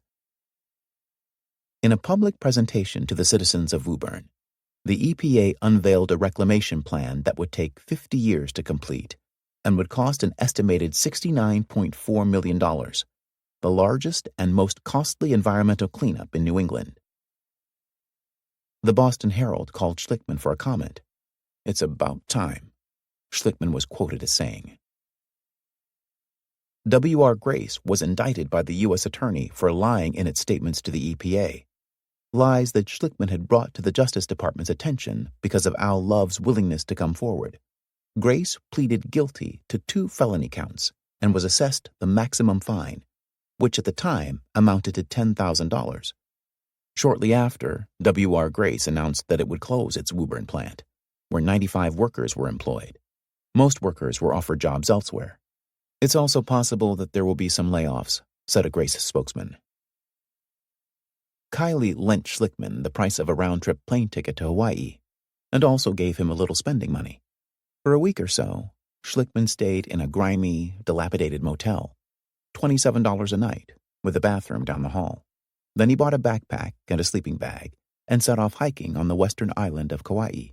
He walked over a mountain pass to a remote valley named Kalalau. He spent several days camping on the white sand beach, completely alone. He cooked over campfires. He swam and lay in the sun. He told himself that he was purging his mind, but in truth, he kept wondering how one would know if one had wasted one's life. He was afraid of finding the answer. He wasn't sure from one moment to the next just what he intended to do. On his 3rd day at the beach, right around dusk, he stripped off all his clothes and swam out into the open ocean. The sea was as smooth as glass, with only the gentlest of swells. He swam westward, toward the setting sun, for a long time, and when he finally turned to look back, the island of Kauai was little more than a blur on the horizon.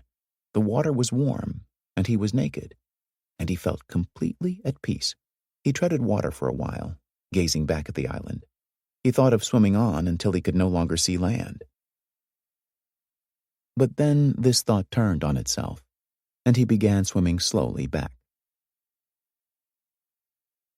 The end. This concludes A Civil Action, written by Jonathan Harr and narrated by Ron Butler. Copyright 1995 by Jonathan Harr. This audiobook is published by arrangement with Jonathan Harr and was produced in the year 2025 by Echo Point Books and Media, LLC, which holds the copyright thereto.